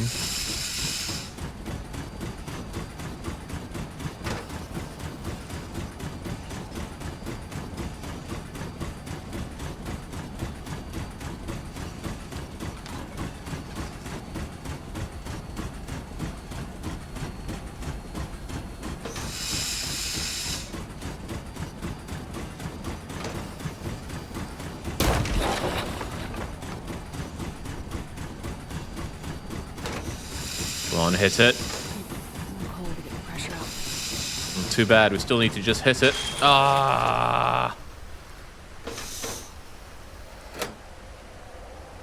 Well, in that case, we have a problem, because I don't have more coal.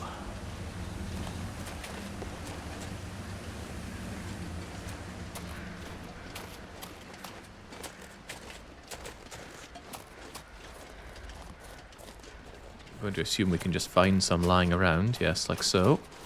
Yoink. I wonder if you can soft lock yourself here. Just run completely out of coal. And then go no further.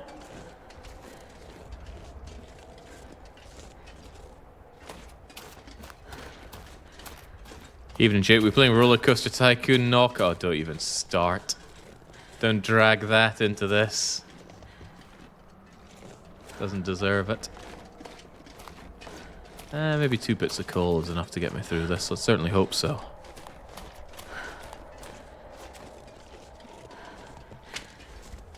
Coal is the only thing that can bring your temperature above, I think, 80 degrees. Which is normally only relevant for forging. A forge needs to be very hot. So you can get part of the way with wood and books and whatnot, but if you want to forge, you need coal. In survival mode, though, there is so much coal to be had inside the various mines, so it's something that you're virtually never short on. Except maybe if you're outer loper playing, that could be a different story. Alright, in you go. I got places to be.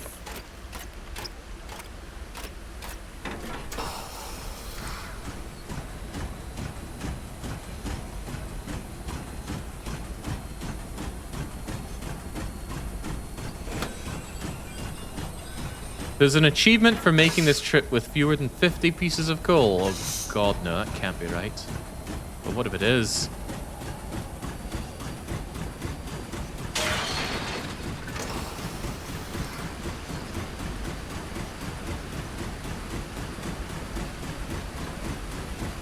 That looks like I need to switch or move, or maybe I just need to break on through.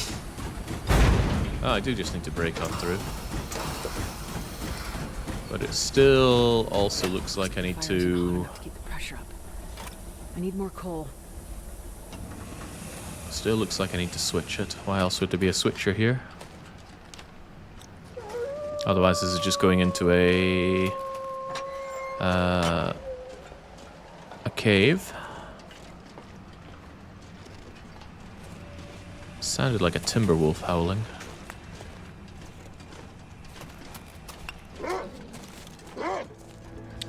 Hail, friend. Can I interest you in die? Oh, what?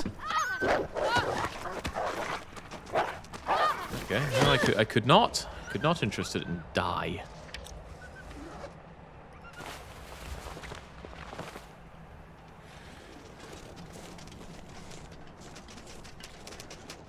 But now I've got a pet dog. It's bleeding though.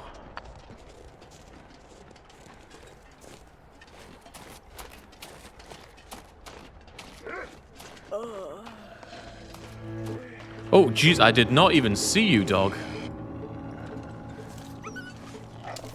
Okay, but this one understands what this boomstick can do. Yeah, sod off. I'm here for the coal.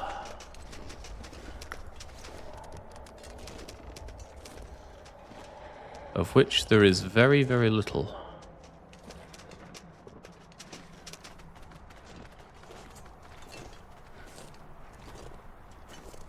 Little to none.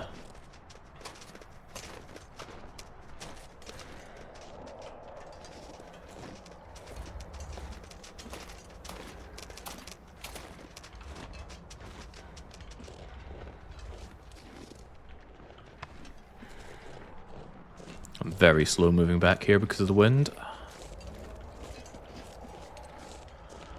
Oh man, this whole episode just has nothing to do with the game. It's just going from set piece to set piece. Granted, that might seem like it describes most of the episodes, or all of the episodes perhaps. Gosh, that's not a lot of coal. Alright, come on.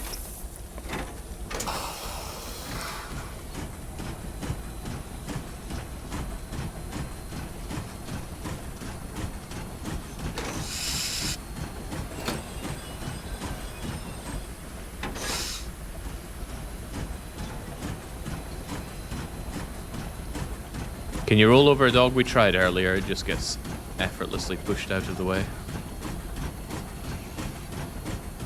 Somebody said, this looks like it was made in a game jam. Yes.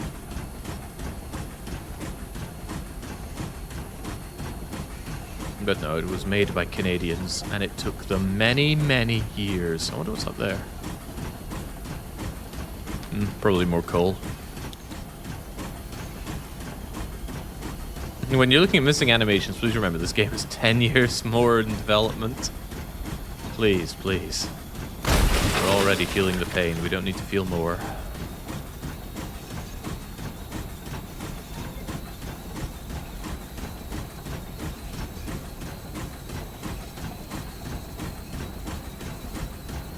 Looks like I need more coal to get the fire burning hotter. That means pressure's on its way down. Any time, get moving.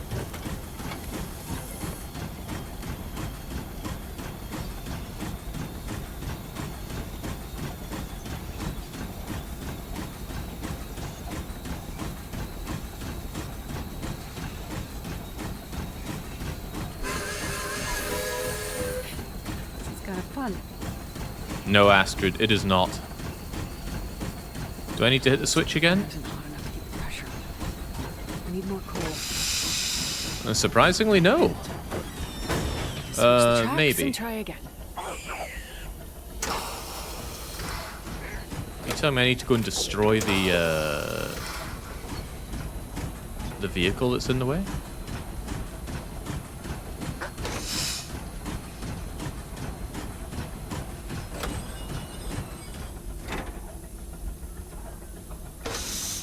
Alright.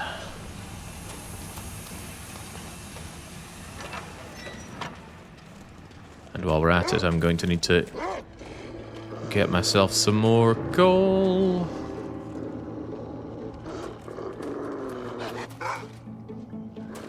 Oh, you can't enter this. It's one way to throw me off.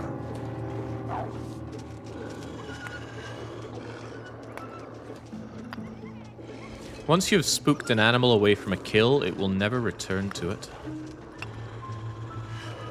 So whilst a wolf can eat a rabbit, and indeed an entire deer, if you spook it away from its meal, it will never return to it, and it will be yours to harvest or to just let degrade away to nothing.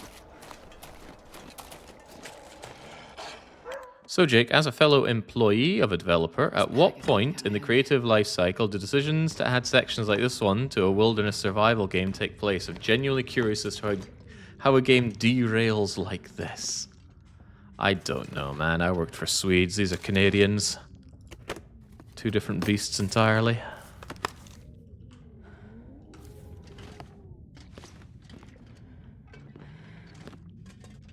Plus my knowledge will be old and outdated by now. Is there no bed in here? Or do I have a bedroll? Ah, I've still got my bear bedroll.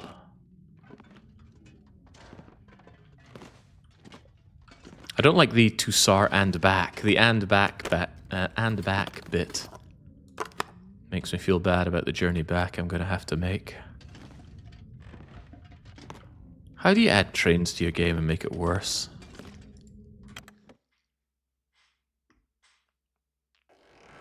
What have they done to cause this? Also, I think that thing just animated its way in as I came out.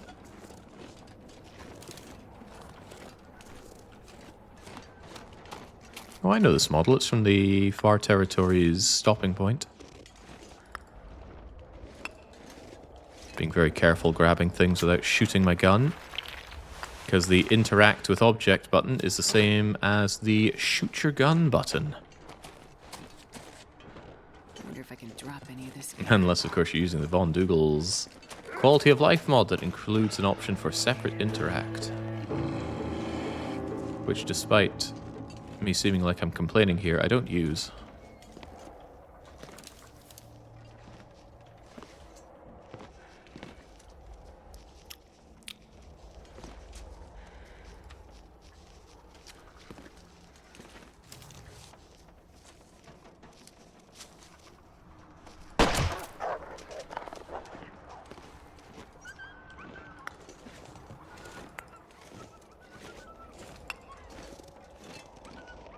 So that's certainly a healthy amount of coal, though.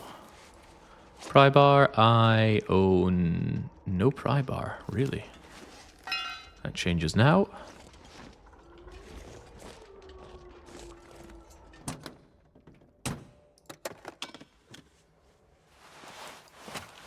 Yeah, interesting test for your game. If adding a train to it only makes it worse, must be one god-awful game. Can we get in a shootout with the prisoner assholes?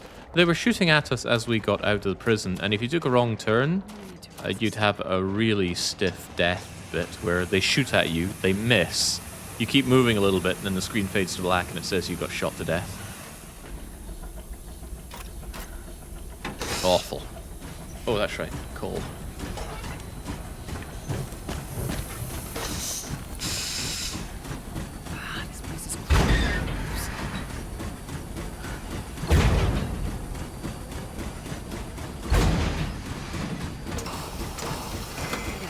There were two switches for me to hit.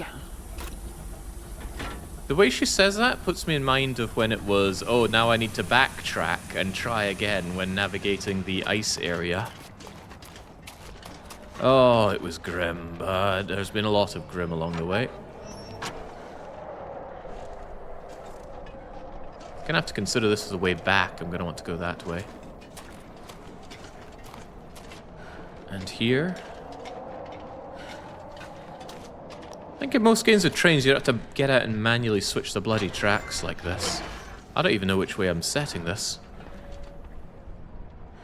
I want to go straight ahead, so... Damn it. Oh, okay, well, it better be right, because I've just gone and broken the thing. And we're extremely tired. Maybe I should have taken that sleep after all.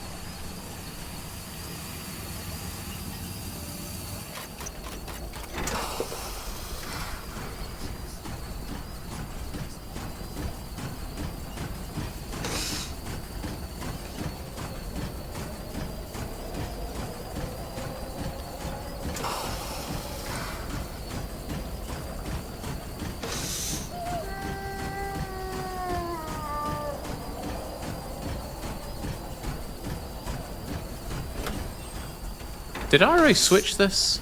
I don't think I did.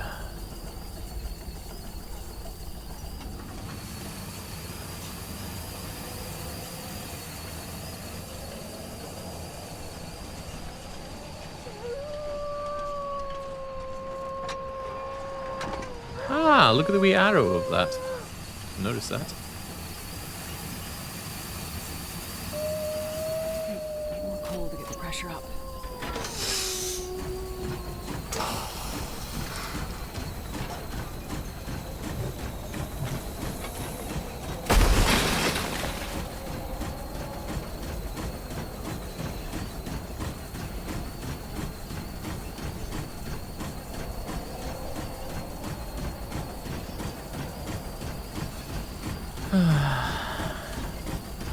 Well, the places I'd rather be and the games I'd rather play.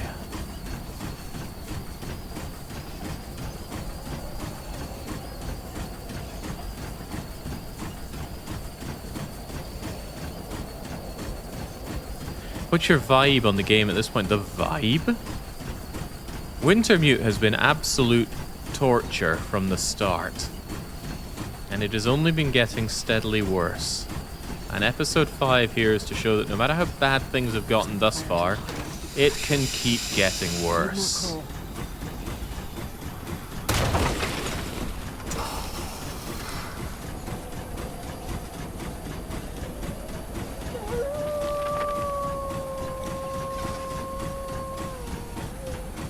Seems unsporting. They should give the wolves a train, keep it fair. I can't believe our train autist friend gave up the opportunity to ride one of these himself.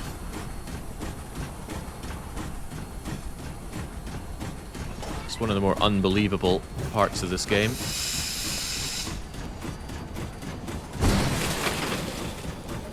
Remember, the people in Blackrock, they're the worst of the worst.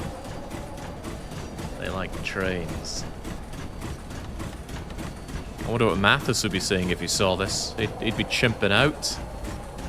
Let me ride that train, or you and everything you love will die. Cold to get the pressure up.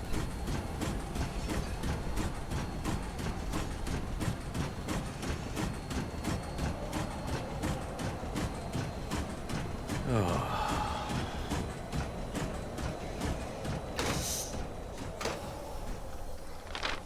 Ugh, I'm practically there, but okay, one last chunk of coal.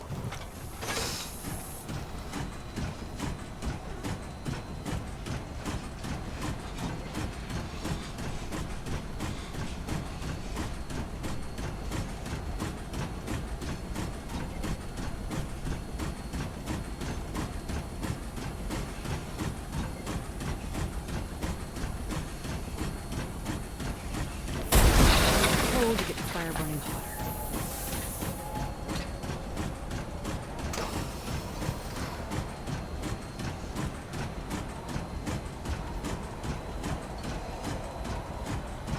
I don't really have an overview of how I want to be using these switches and whatnot, but maybe I don't have to care. We need to sleep.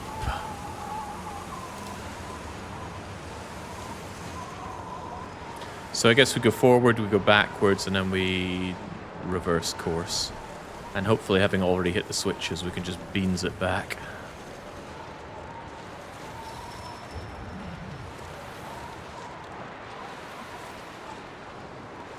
Yeah, so here, for example, chunk. And is it broken? It's not broken. Interesting.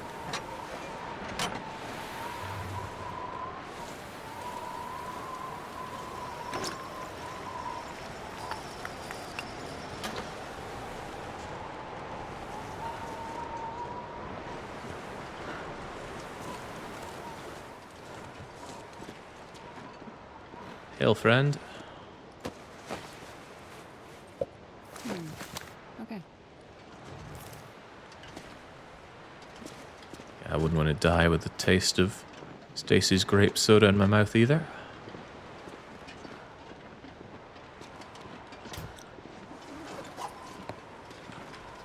This isn't actually it. The place is across the street, I think. And we are very, very slow because we're very, very tired.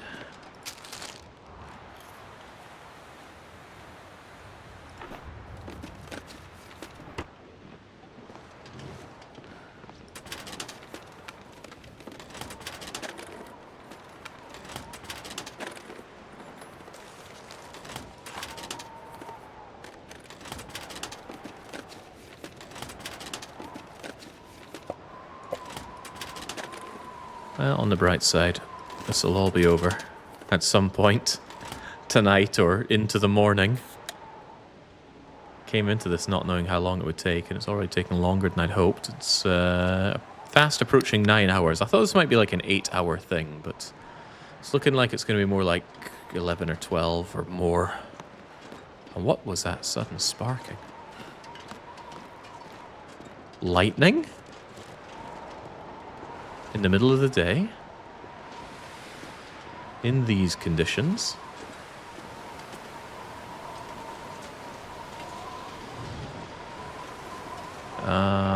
No, it's whatever you're doing. Right, I'll just leave you to it. It hurts my eyes to look at. But where's the trauma kit? Oh, the Donner is actually dying. He's got a time thinger there. That means if I take a nap, that will probably make things a bit worse for him. So where's this trauma kit?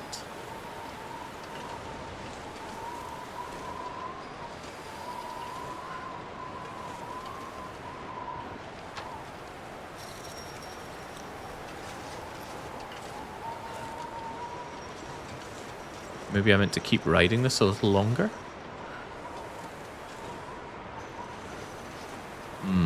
Yeah, I need to take a nap, though. I can't handle going this slow.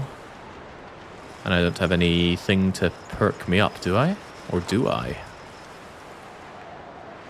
I got a whole bunch of coffee.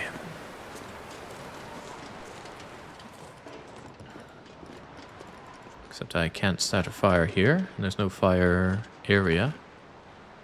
Ah, stim. Oh, you know, screw Donner. And Dancer and Prancer. I'm taking a... Oh, no, you're not allowed to rest. Oh, my days, this game.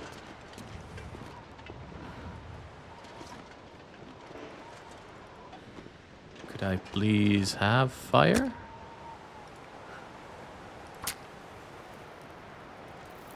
Alright, come on. It's not that perfect, Shepard. Don't get ahead of yourself. I need coffee. I need lots of coffee. Do I have anything to heat up while I'm here? Maybe.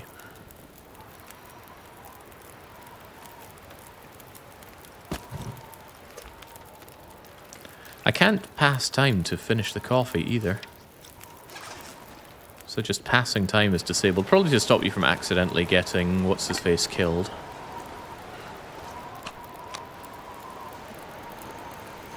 Another pry bar's over there. Why the sparking from that thing? I don't understand.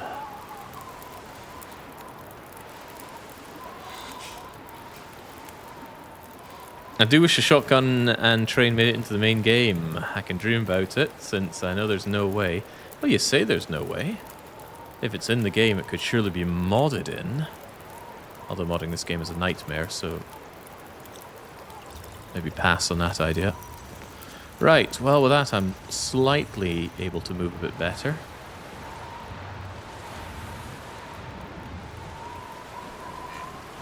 Oh, that's probably where I want to go. And I'm getting up there how?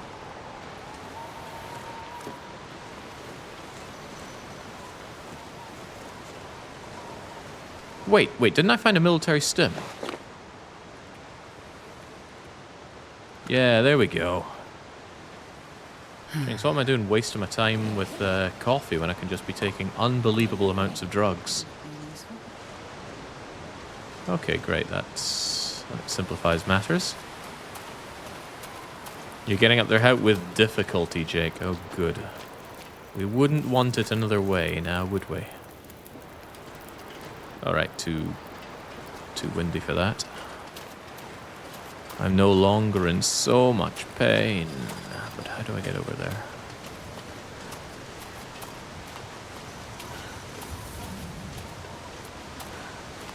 Here we go.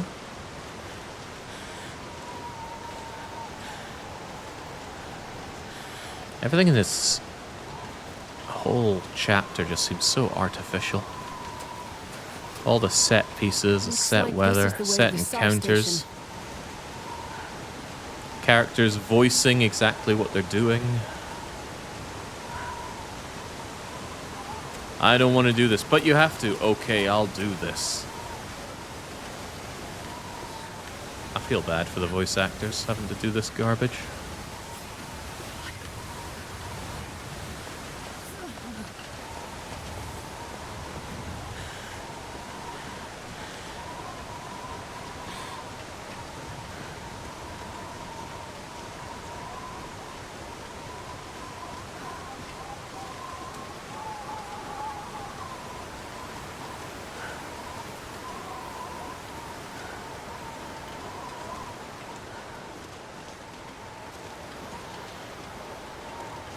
It's how we feel listening to the voice actors. I don't want to do this.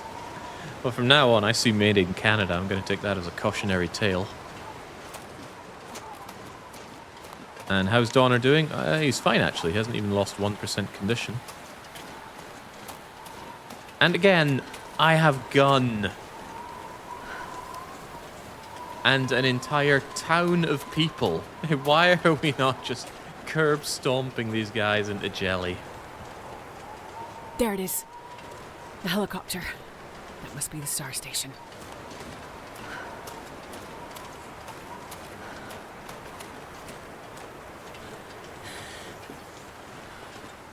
Well, I have a hard time ever forgiving the Canadians for this. Whew. You think that's enough flare shells? Right, batteries all seem drained, even the good ones. This damn equipment is here and dead. The lights, the quiet, head south, walking, get word to the mainland. Okay, well, that's mine. And this is also mine. Found it! The trauma kit. Might be enough to give Donner a fighting chance. I better get back quickly. It's starting to get dark. Or are you saying that we could... Wait, why did I suddenly get the controls pop up there? Tempting me with a good time. I'll take it. No, I won't. I don't need water.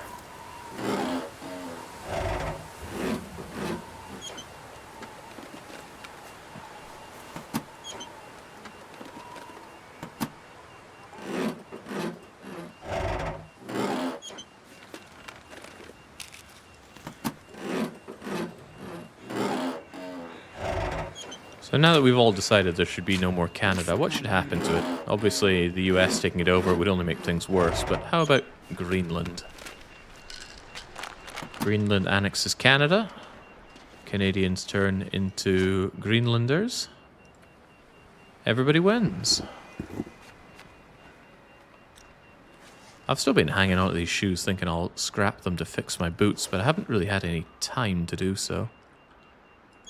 You know, spending time enjoying the game rather than being moved from set piece to set piece.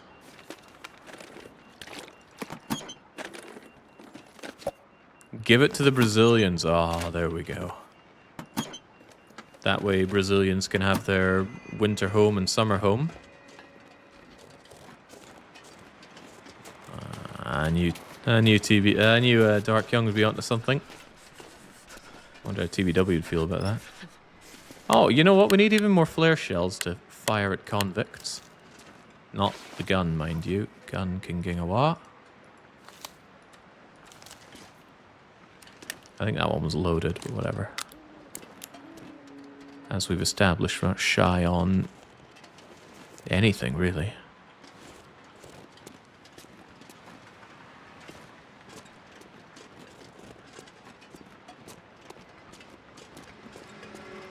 I'm adapted to the cold, not the heat. My ancestors are off their rockers when they left Thuringia for Brazil. Good lord. Well, nobody's perfect, right? We all make less than smart decisions.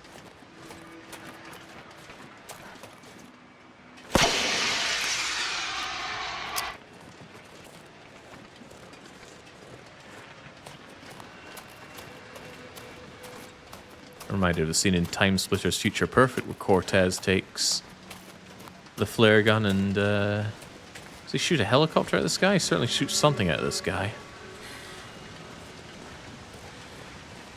I don't think much of this weapon.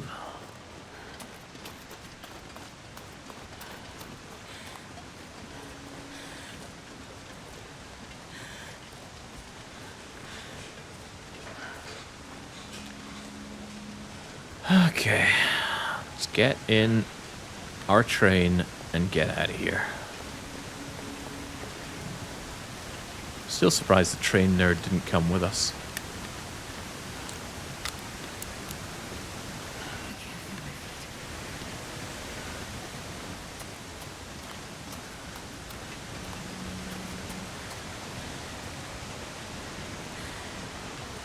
Ugh, wait, is he feeling better? Donner seems... Wait, maybe that's... maybe when it gets to 100%, Donner's dead.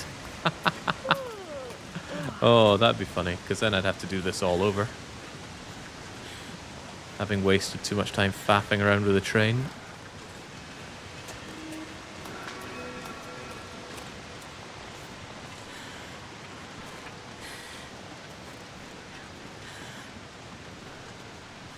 Why take the train? Everything's open now, just walk. Yep, walk through all the Aurora Wolves. Oh, it wouldn't be that bad. But still, no. Gotta get the train facing the other way so I can get out of here. I know, Astrid.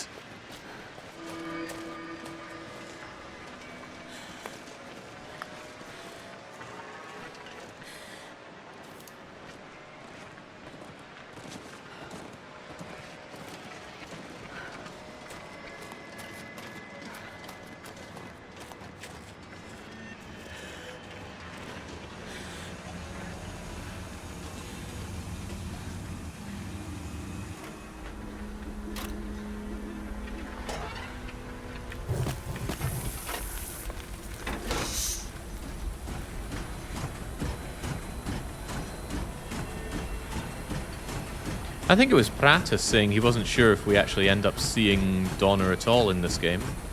I'm just going to come to a full and complete stop here. Crunch. Faster for reversing. So I guess we do see Donner. All he does is lie on a table bleeding out.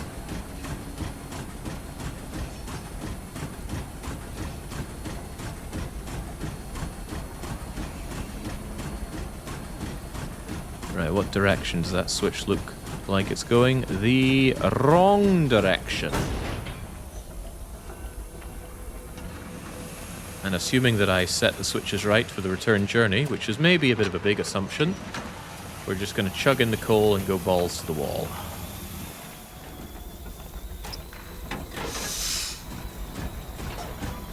How hot does this thing get anyway? Does it go above 200 degrees? It does? Oh, sweet. Okay, well then, more coal for you.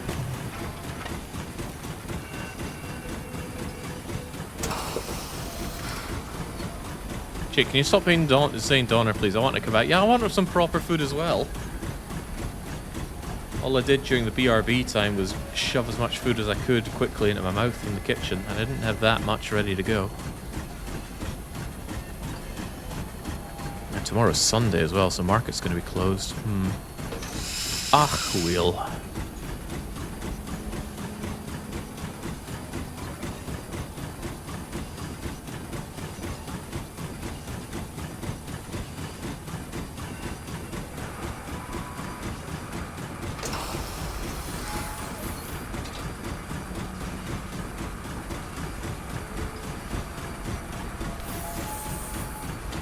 That is the worst horn.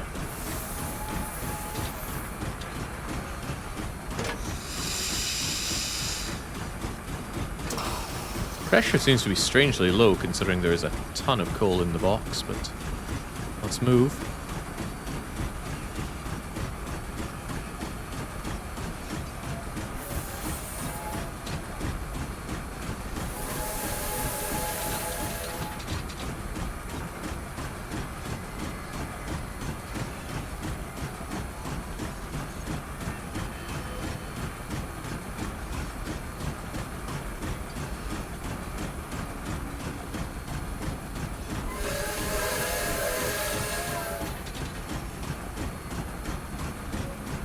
Now, the Aurora animals are afraid of artificial light, so I assume they'll go scattering when the headlights of this thing come into view.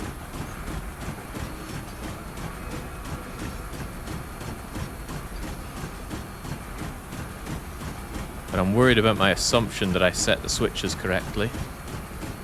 Like this. Is this really the right way? I feel like it's not at all.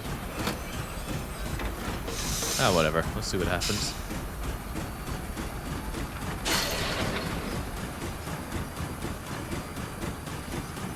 Was there even a switch for that?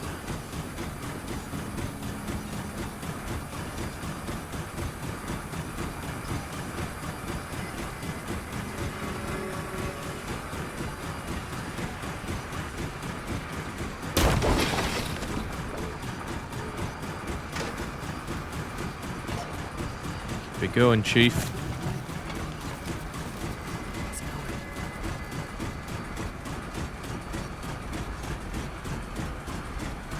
I did break a switch. I wonder if it was that one, though. What a weak train. We're not even pulling anything. Part of the reason trains are cool is they're like ants. They can carry something that's so much more than they are.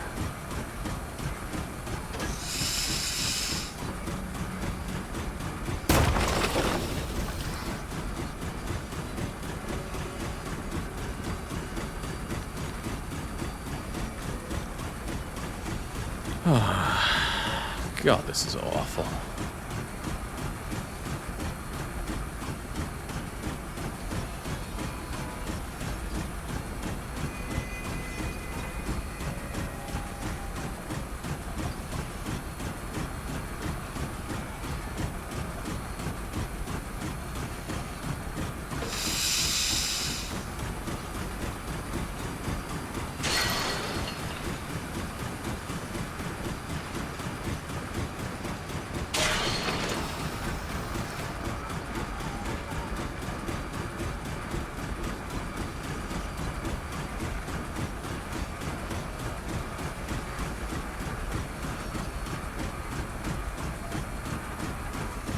What are we thinking here? A switch I need to change? Because I wouldn't like to get out and stop again.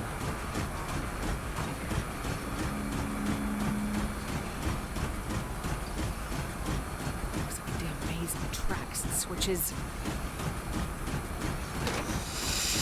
It really is Shepard. One wonders why they did this. Switch the tracks and try again. Why? I can't believe you put a train in your game and made it even worse. This is the power of Canadians. They can ruin anything they touch.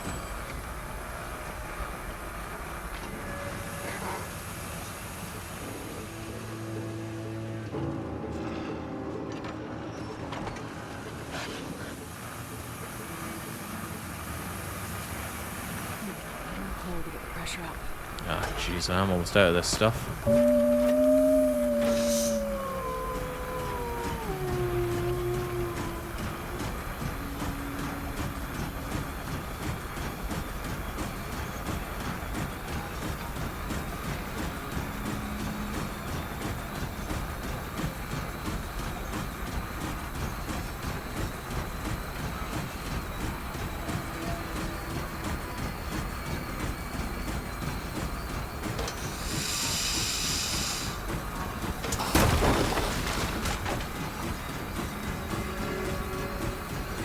Years they took. Years to make this.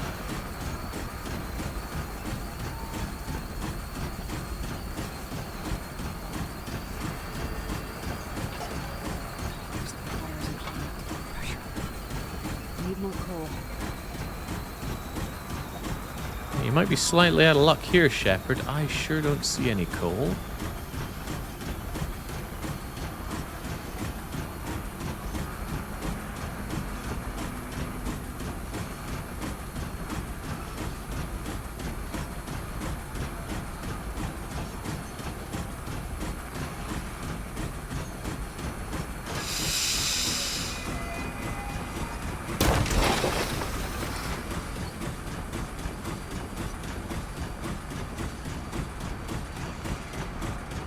There we go, pressure's dead. The hunt for coal will soon be upon us.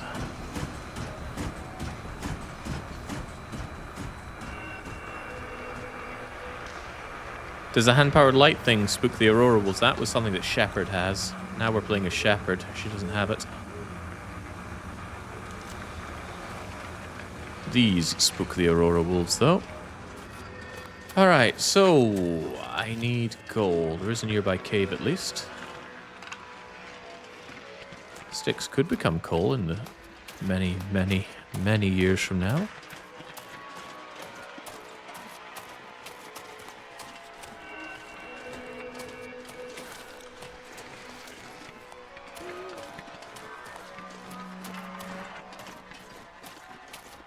Okay, to use their actual names, Will McKenzie had the crank-powered torch, but we're playing as Astrid, who does not have it. Instead, she's got a load of Aurora Wolves.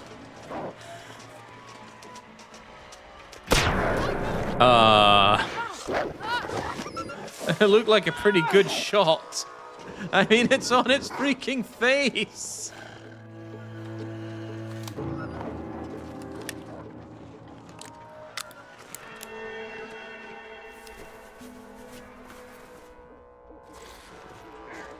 I lit that dog up.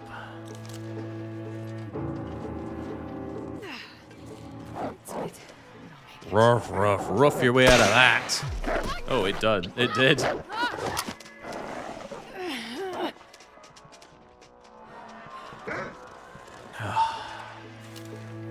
Never bloody ends.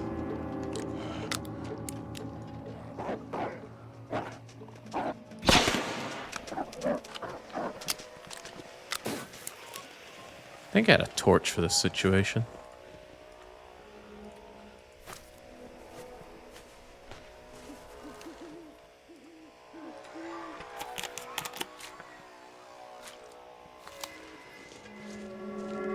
Yeah, I think we know exactly where that wolf is.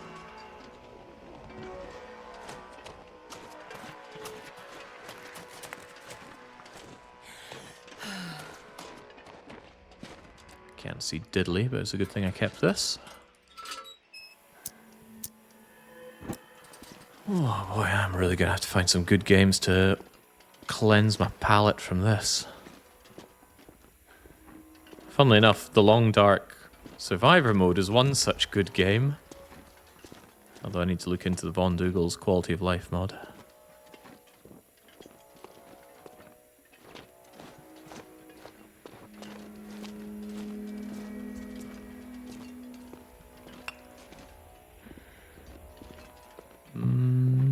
Any more for any more? Maybe, just maybe, this would be a better way.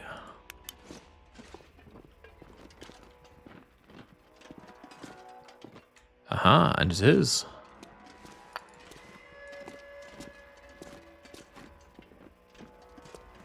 I think that's our lot. Yep, alright, time to move, Shep. And by time to move, I mean time to administer drugs. What a strange thing to mechanically have in the game. It's like they acknowledged that, we want the player to be on time pressure, but a whole part of our game is managing your rest. So let's put in this item that just recovers rest. No other effect. Military stim. Brilliant. Now you piss off, dog. I got places to be.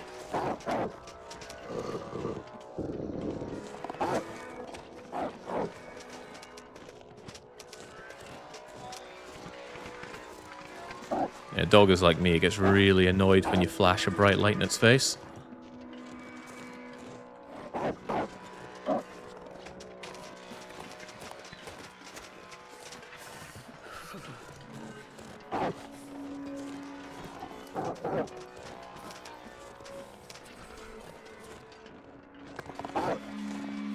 Yeah, epileptic dogs, they don't like this. Meow. I mean, given doggy vision, it's probably really, really dangerous to be doing that to a dog. But I'm afraid we're out of the realms of caring. Let's move.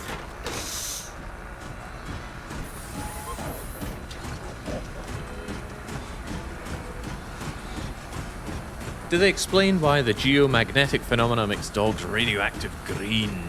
No. Just that it's affecting... Oh, God, what are these trees made of? I do not have the... I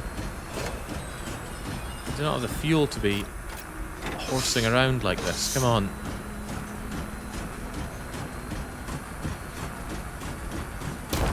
Oh my God, no.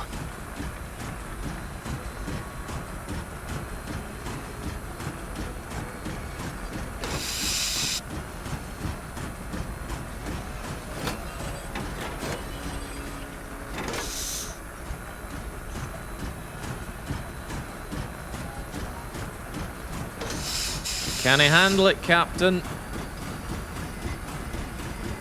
There we go.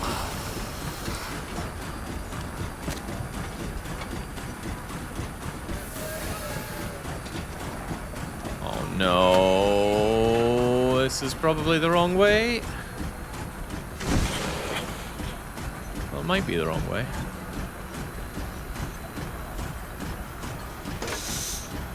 I don't think they make a habit of having you manually go out and change switches for trains in a lot of games, which is probably why it's not arse in most games. No, it is not the right way. But there's probably coal here. My coal senses are tingling. But my bad game senses are also tingling.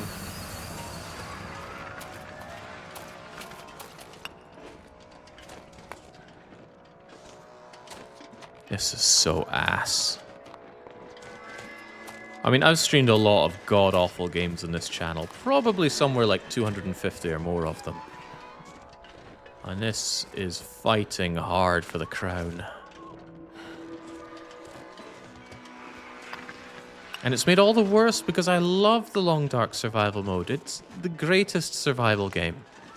Looks good, sounds good, plays good, amazing art direction, and the phenomenal soundscape of the game. It's brilliant. And then there's this. How? What goes through the mind of the Canadian man? Maybe a 303. Top 3 bad games? That's a tough one. I've played so many, I'm not sure I could narrow it down to a top 3.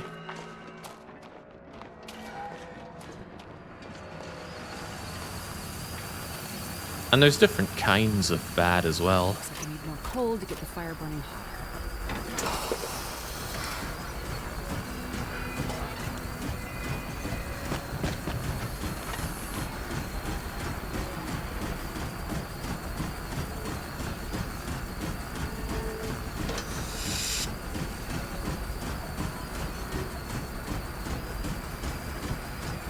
Think of the end of year review. Did I ever do the Long Dark on my year in review?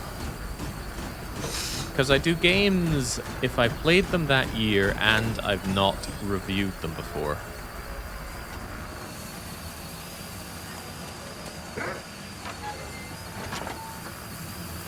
I only started doing it the past few years, so I'm not sure if Long Dark would have been on that. Donner's percentage? I don't know, I can't check when I'm in the train.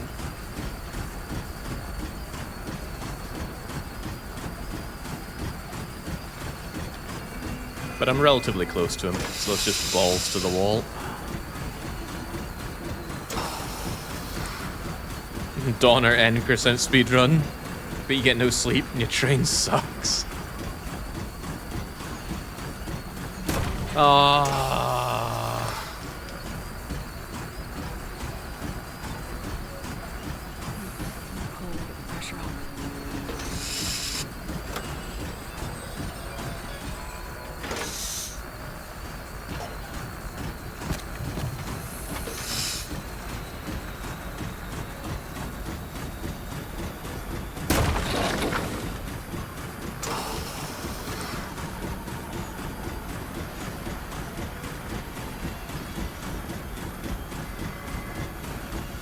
I think they just really loved their train segment, Andarius, despite it having nothing to do with the game. And they must have thought we'd love it as well. It's a fair, logical jump, though. Train nerds love trains. If we put trains in our game, we'll bring in the train nerds. I was actually part of the discussion in a certain game in a company that I once worked for.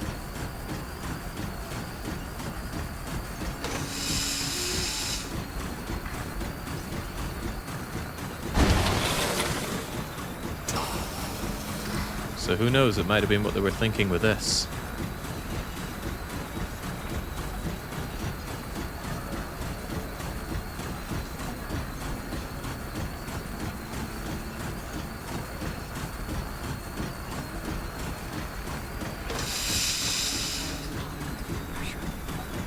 I need more coal. I don't need more coal, Astrid. We're already back. Well, that whole train ride was unexpected. Looks like some machines out of the store.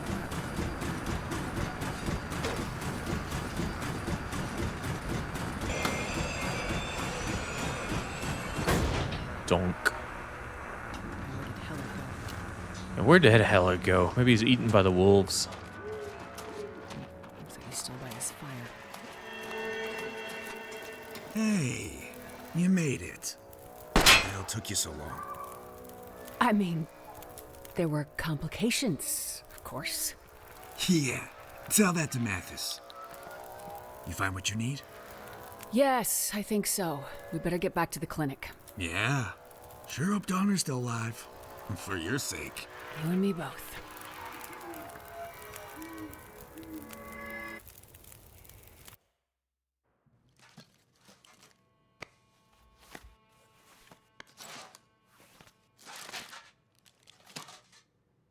You were smart to let the others go. I told you hostages were unnecessary. You just worry about fixing Donner. There. That should do it. Is he gonna live? For now. That's not good enough, Doctor. Look, I could lie and tell you he's gonna be fine just to get you off my back and get my friends out of here, but the truth is he's been injured. Badly. Without better equipment, I can't say for sure what's happening inside his body. If there's internal bleeding, which I suspect there is, what I just did for him might be enough to slow it down, but not to stop it. Eventually, he's gonna need more help than I can give him. Maybe there's something that can help Donner.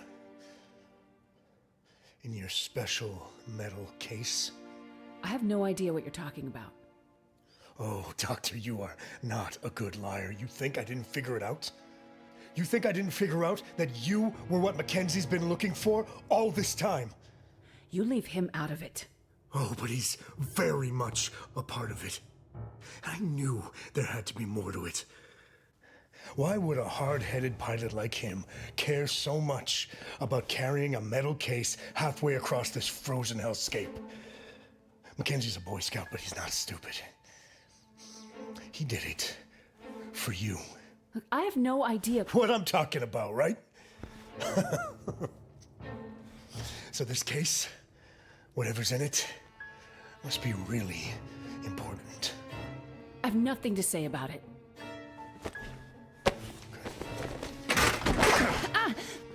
You think I'm playing around, Doctor?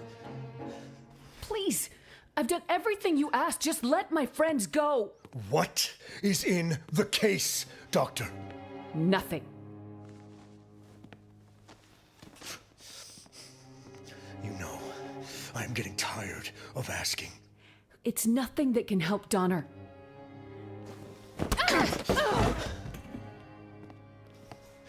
Then tell me what I want to know, or I go back to that bar and I start hurting people, starting with your friends. It's a cure. Or it might be. A cure for what? A cure for what I think is coming. The hell does that mean? I'm not 100% sure. But I think this Aurora, it's changing things. People. It's going to change all of us. In your case, is that some kind of medicine? A vaccine? It might be. Well then, another reason I need to find and kill that damn pilot once and for all. Because at one point, I had this case in my hands and he stole it from me. Boys, round up the crew. It's time to go. Keep the doctor, kill the rest. Lock him in that bar and just light it up. Like that school back in Milton where this all started. No! My friends, the people here, they're not part of this! Then we go after the pilot and the case, and we finish this off once and for all. You bastard! Oh, you have no idea. We're gonna have fun, Doctor, you and I. Mathis? Mathis? Something's wrong. What? Donner? Dad? I'm here. I'm here, my boy. I saw it. Saw what, son? Lights. The lights. They called to me. And I found water. Black water. It was all lights and black water. And then nothing. Nothing. But dark.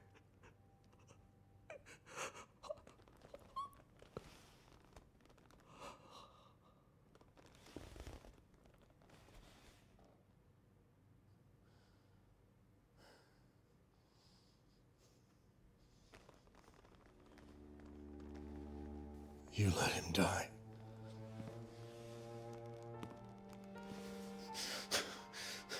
You let him die. You let him die!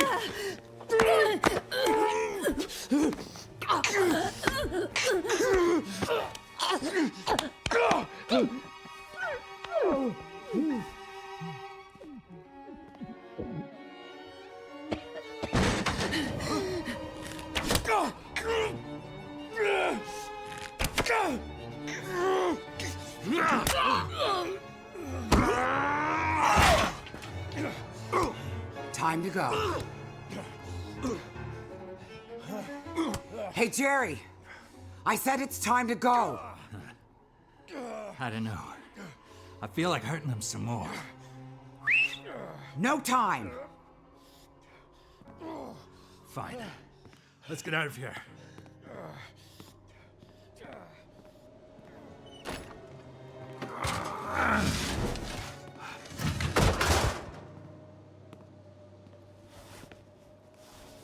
I can't leave them behind.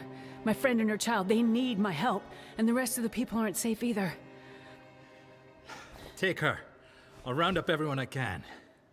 Hurry. You have to take me where? There's someone you need to see. Who? Is it McKenzie? Is he still alive?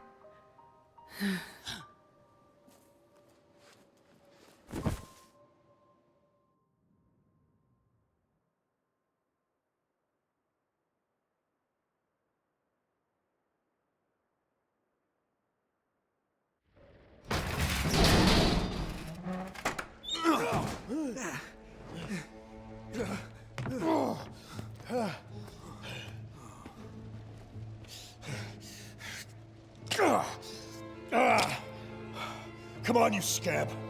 Shake it off, we have work to do. But what about for Sean? Nothing we can do for him.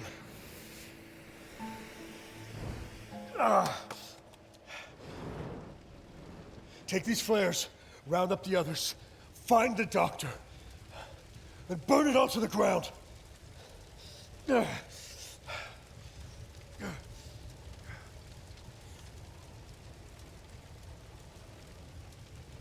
She's here. I gotta find Astrid before Mathis does.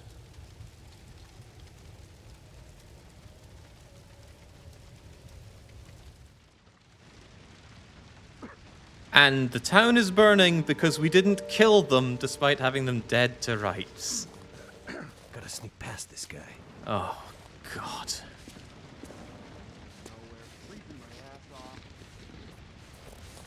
We love forced stealth. There was a pop-up there and I didn't pay any attention to it. And I am stripped of all my cool stuff and the equipment that I had. Where's my shotgun?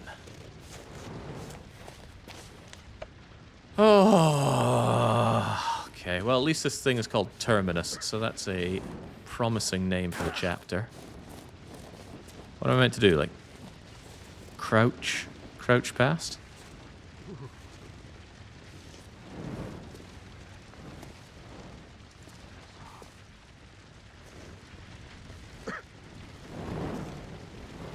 Oh, yeah, you're right. The cougar took the shotgun.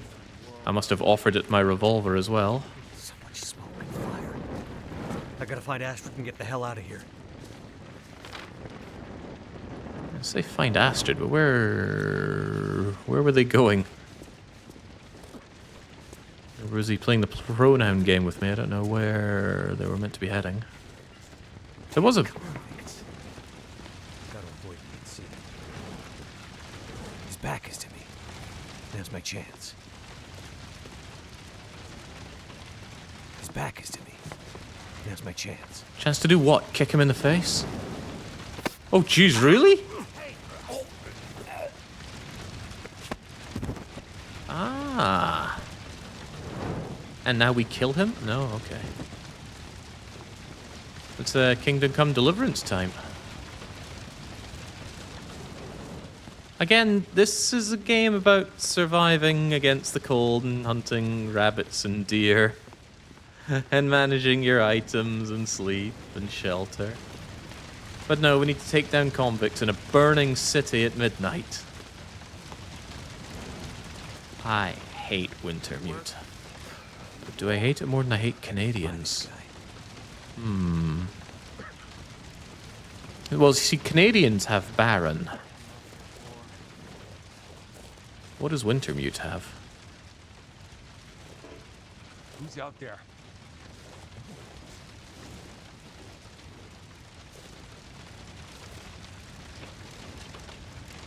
Is he ever going to turn around, or do I throw stones?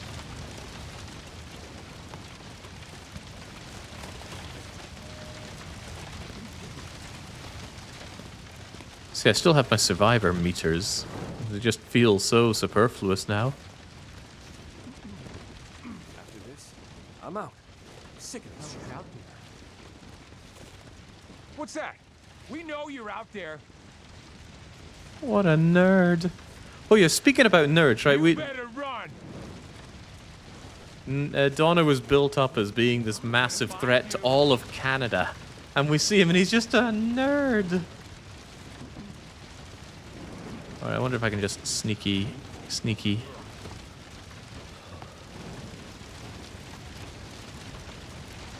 Well, he knows I'm out here. Ah.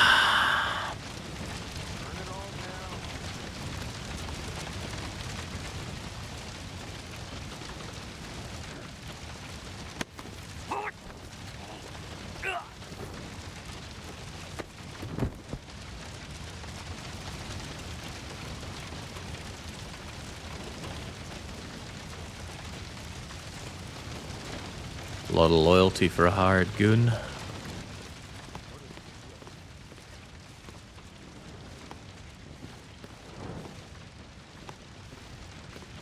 Need to find some place to escape this cold. How about all this fire that's around us, Shepard? Holy shit, that's hot. Okay. It was a thought. That hurts so much.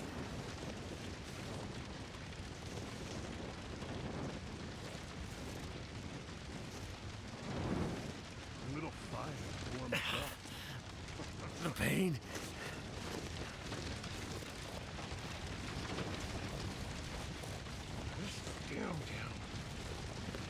Who's out there? Nobody's out there. You calm down.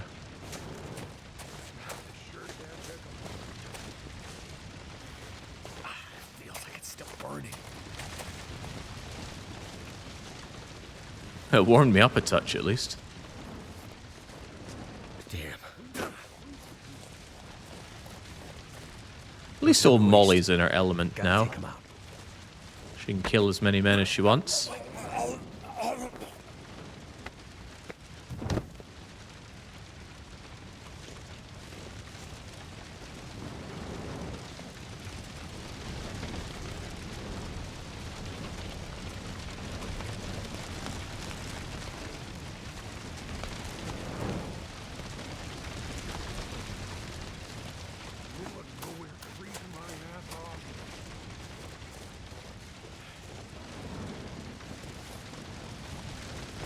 This could not be much more out of place, could it?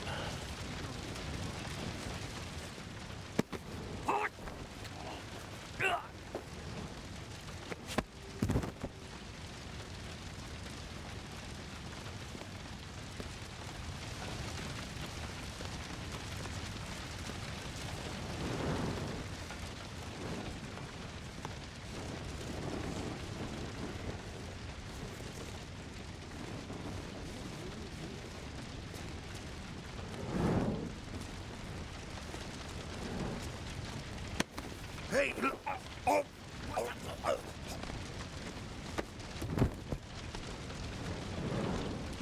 Hey, that burn is going to constantly hurt me.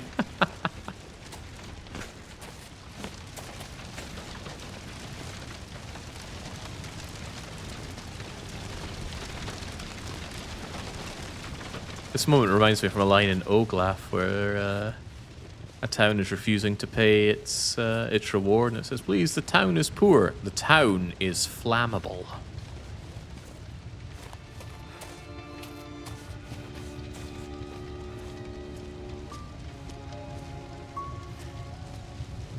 What a crap game. Still looks good though. That's one thing that Wintermute cannot ruin. The game's visuals are still really nice, although it is made worse by the existence of other people. They don't animate people so good. Jane Yang, Astrid's friend. This must be the house.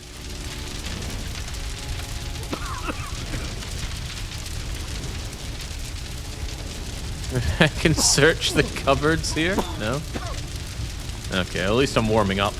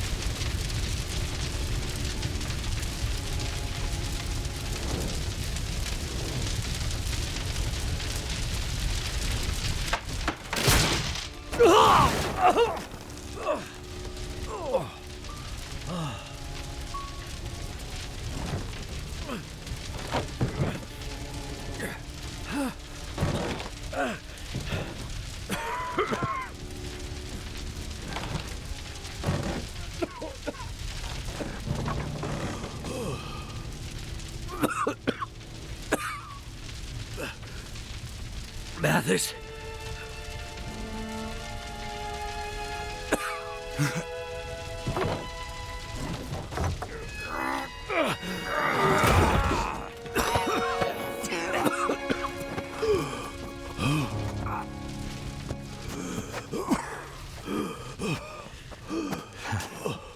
Looks like we're even, pilot.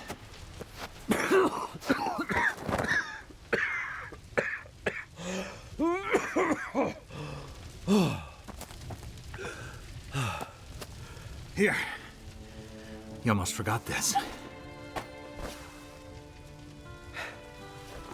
I have to find her. She's still here somewhere. I know. We got her out. You found her? Yep.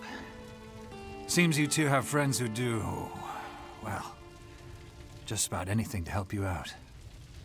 I can't believe you found her. She's waiting for you. Let me take you to her, McKenzie.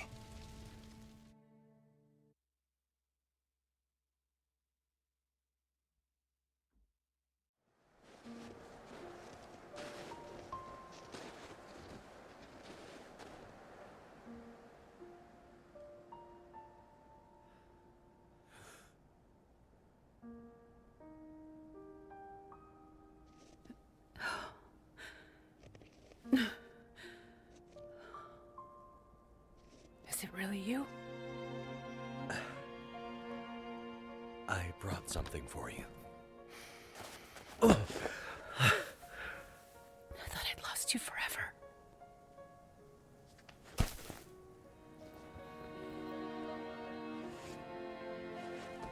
Nothing is forever.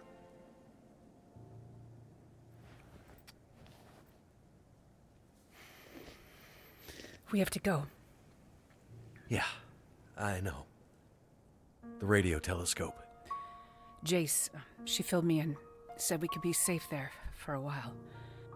From what's coming. Do you know what's coming? A kind of darkness that we may never recover from.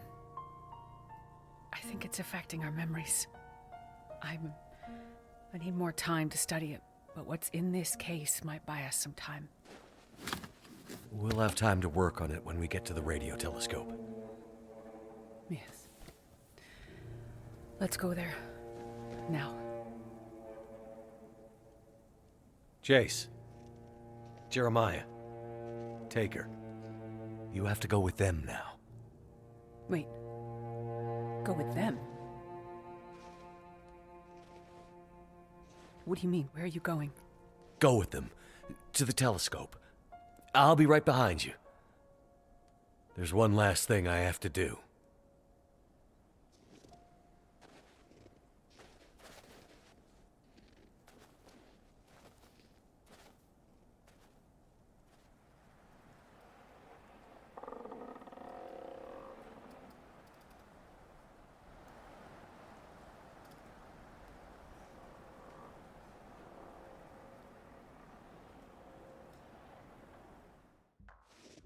There is?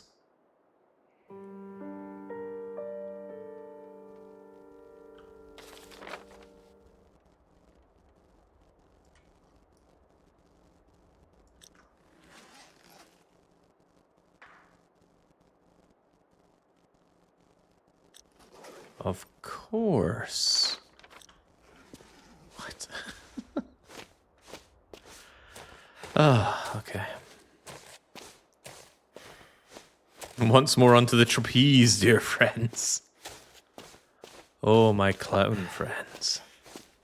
I'm seeing messages from a few people who really do not like the clownish look on people, and I don't mind it. It's a stylistic choice. At least it has a style.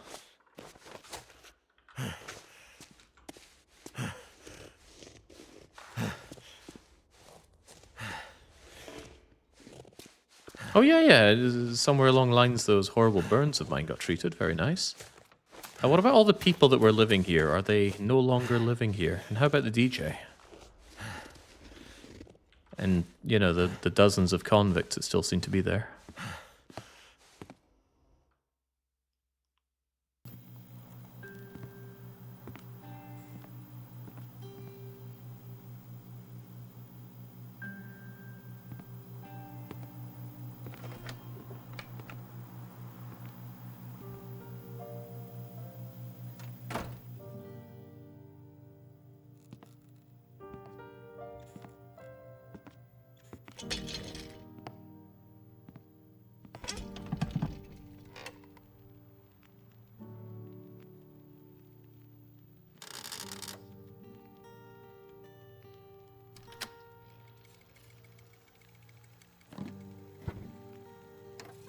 I don't know if anyone's out there. I don't know if this radio is even working. But if you can hear this, take shelter immediately. Get underground, as deep as you can. Take food, water, all the supplies you can find. The lights in the sky, the aurora, it's changing us. Changing the wildlife, changing our minds, confusing us, making us see things, making us forget. If you see the lights in the sky, stay underground. It's not safe. I'm not sure when help will come, or if it'll ever come. We might be on our own for a while. So, take care of each other. Because, in the end, each other might be all we have. And all we've ever had. I'm gonna loop this message for as long as I can. Be safe out there. And good luck to us all.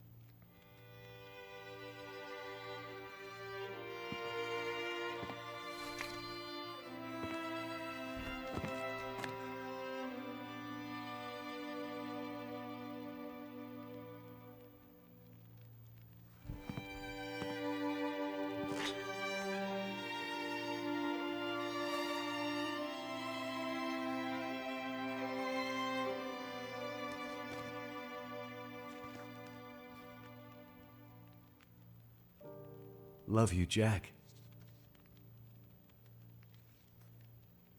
Miss you. Maybe I'll see you again someday.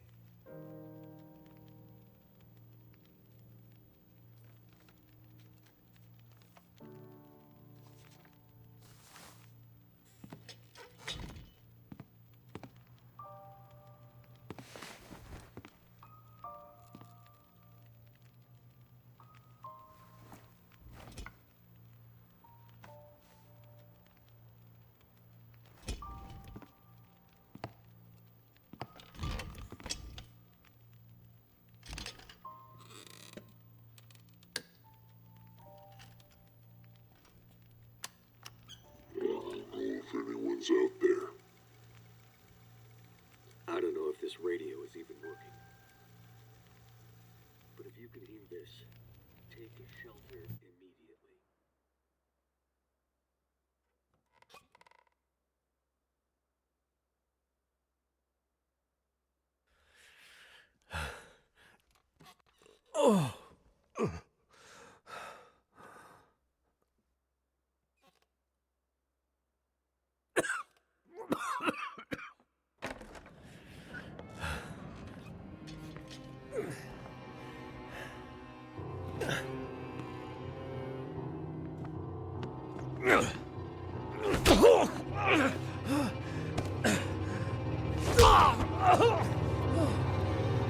Are we doing this again?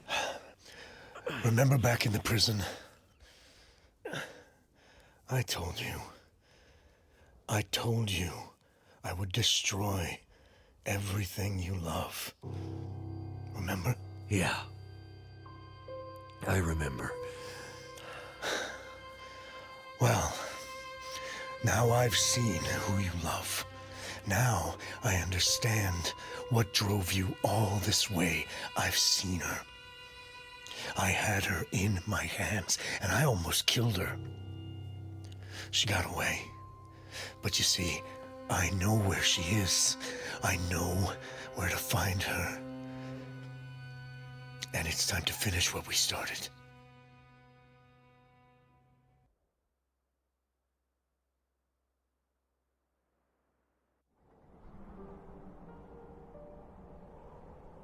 Why is it not over?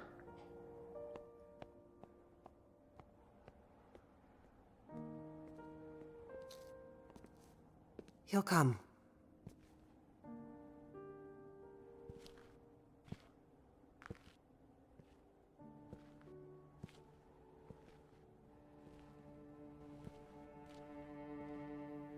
He'll be here.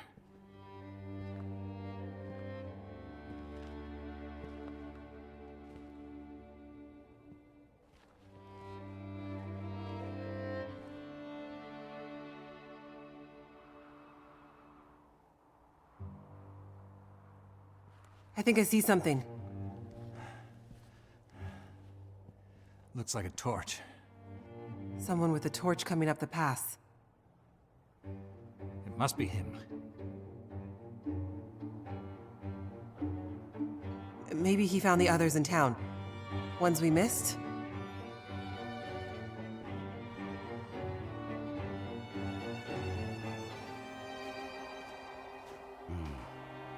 Looks like we have company.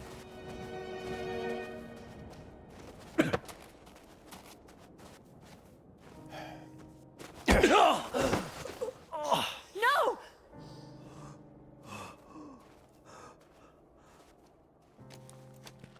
One more step, and I'll put you in the ground. All right. Here's the deal. We know you have shelter. We know you have medicine. Hell, you might even have a cure for whatever's going on out here. Way to outlast this, whatever it is. In the hard case. Imagine, the answer was so close this whole time. What the hell do you want, Mathis? Simple. You want the pilot back, you let us in. You give us some of what's in the case. You let us take shelter from the lights in whatever this place is. You don't? This damn pilot, who has been such a pain in the ass since the minute I met him, I finally clip his wings. McKenzie! Don't give it to them. Listen, asshole! This thing is a bunker. Time lock means we close this vault door and it isn't opening up for months, years, maybe longer. No way in hell are we gonna be trapped in here with you. Well, that makes this even easier. You come out, we come in, and the pilot lives. Otherwise... Wait! Wait. We can't do that. There are dozens of people in here, innocent people, children. But I can trade places with him. I'm a doctor. I can help you. I can find another way to protect you from what's coming. Just let me take his place.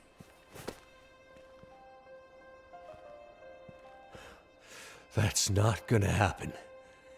McKenzie, wait! It took me so long to see it. I thought I'd lost you forever, but I'd only lost myself. Stay alive for me. Stay alive as long as you can. I will find you. No, McKenzie! Please! What is going on here? McKenzie! Don't do this! You don't have to do this! Yes.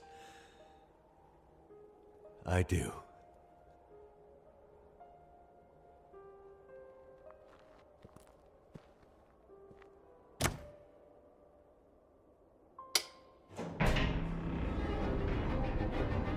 Please don't do this!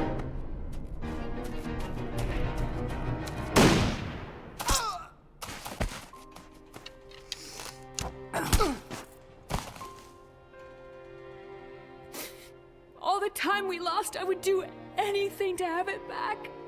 I never stopped. I never stopped loving you, Will. I will love you forever, Astrid. And I'll never forget you.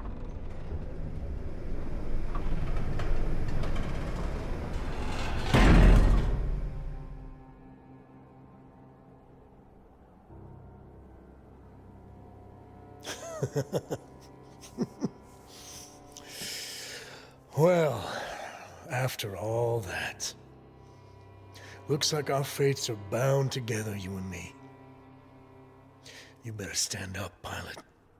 There's a whole world out there just waiting for me. Time I took my rightful place in it.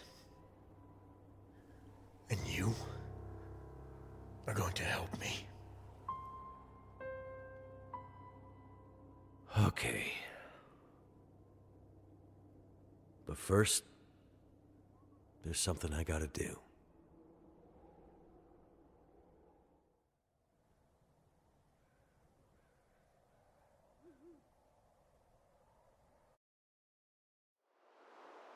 The world is changing. Has changed. Who can say where this change will take us? Atwood says this has happened before. And best she can tell, we're in this for another 40 to 400 years. How will we survive? As individuals, as a species? Will we? Should we? When push came to shove and we were tested, was this really the best we could do? Can we put our differences aside long enough to survive this quiet apocalypse? And if we fight to survive, does any of it even matter? I can't say. I'm not sure any of us can know what comes next. But what I believe is we have to fight for the future. Because the world we had yesterday won't exist tomorrow. McKenzie, I know you're out there. Just hang on. Just survive for me. Remember who we were. I will find you. McKenzie. My love. Whatever you do, wherever you have to go, promise me one thing. You won't let this new world break you. And promise me, I will see you again.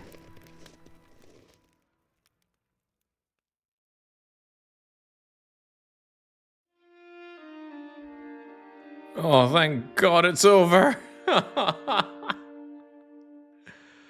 Oh, many updates along the way. We put more than 13 years of our lives into the game. I think you've taken 13 years off of me with that god-awful game. We hope you feel your faith in us has been earned with the completion of Wintermute. We can't wait to continue the story with Black Frost. Spare me, Raph.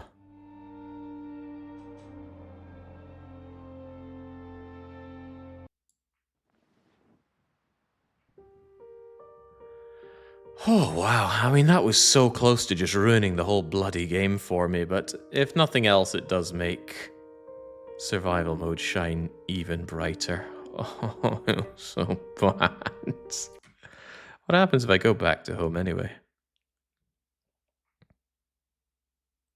Did you still want to check if voice actor was still Mike Muir? I don't want to spend any more seconds in Wintermute. I want to remind myself just how good a game this really is. Ah, there we go. This wonderful world where it's just me. No Mathis, no Juggernaut Donner, no Astrid, no Grey Mother, no Father Hanush, no useless survivors that can't do anything but sit down, enjoy the infinite fire. Just me, my survival meters, my clothing, and what I need to keep myself alive. Why am I carrying so many bags of crisps? Heavens knows. Okay, well, that was truly suffering, that Wintermute. I'm glad it's behind me. There's always been this bit of morbid curiosity about what exactly is the story that they're trying to tell here. And it goes to show that really not all stories need to be told. The game is far, far better with just weird, spooky aurora, wildlife's acting strange, people have disappeared. Let us draw our own conclusions, because the conclusions you have for us are just god-awful. Anyway, that didn't go on too late into the night, so I should be able to make it for the weekly one-shot, which is still actually tomorrow. But for now, I think I need to go and drink some bleach and forget about what has just unfolded over the past 10 hours. So until I am back with another stream, it is very much a cheers and a cheerio.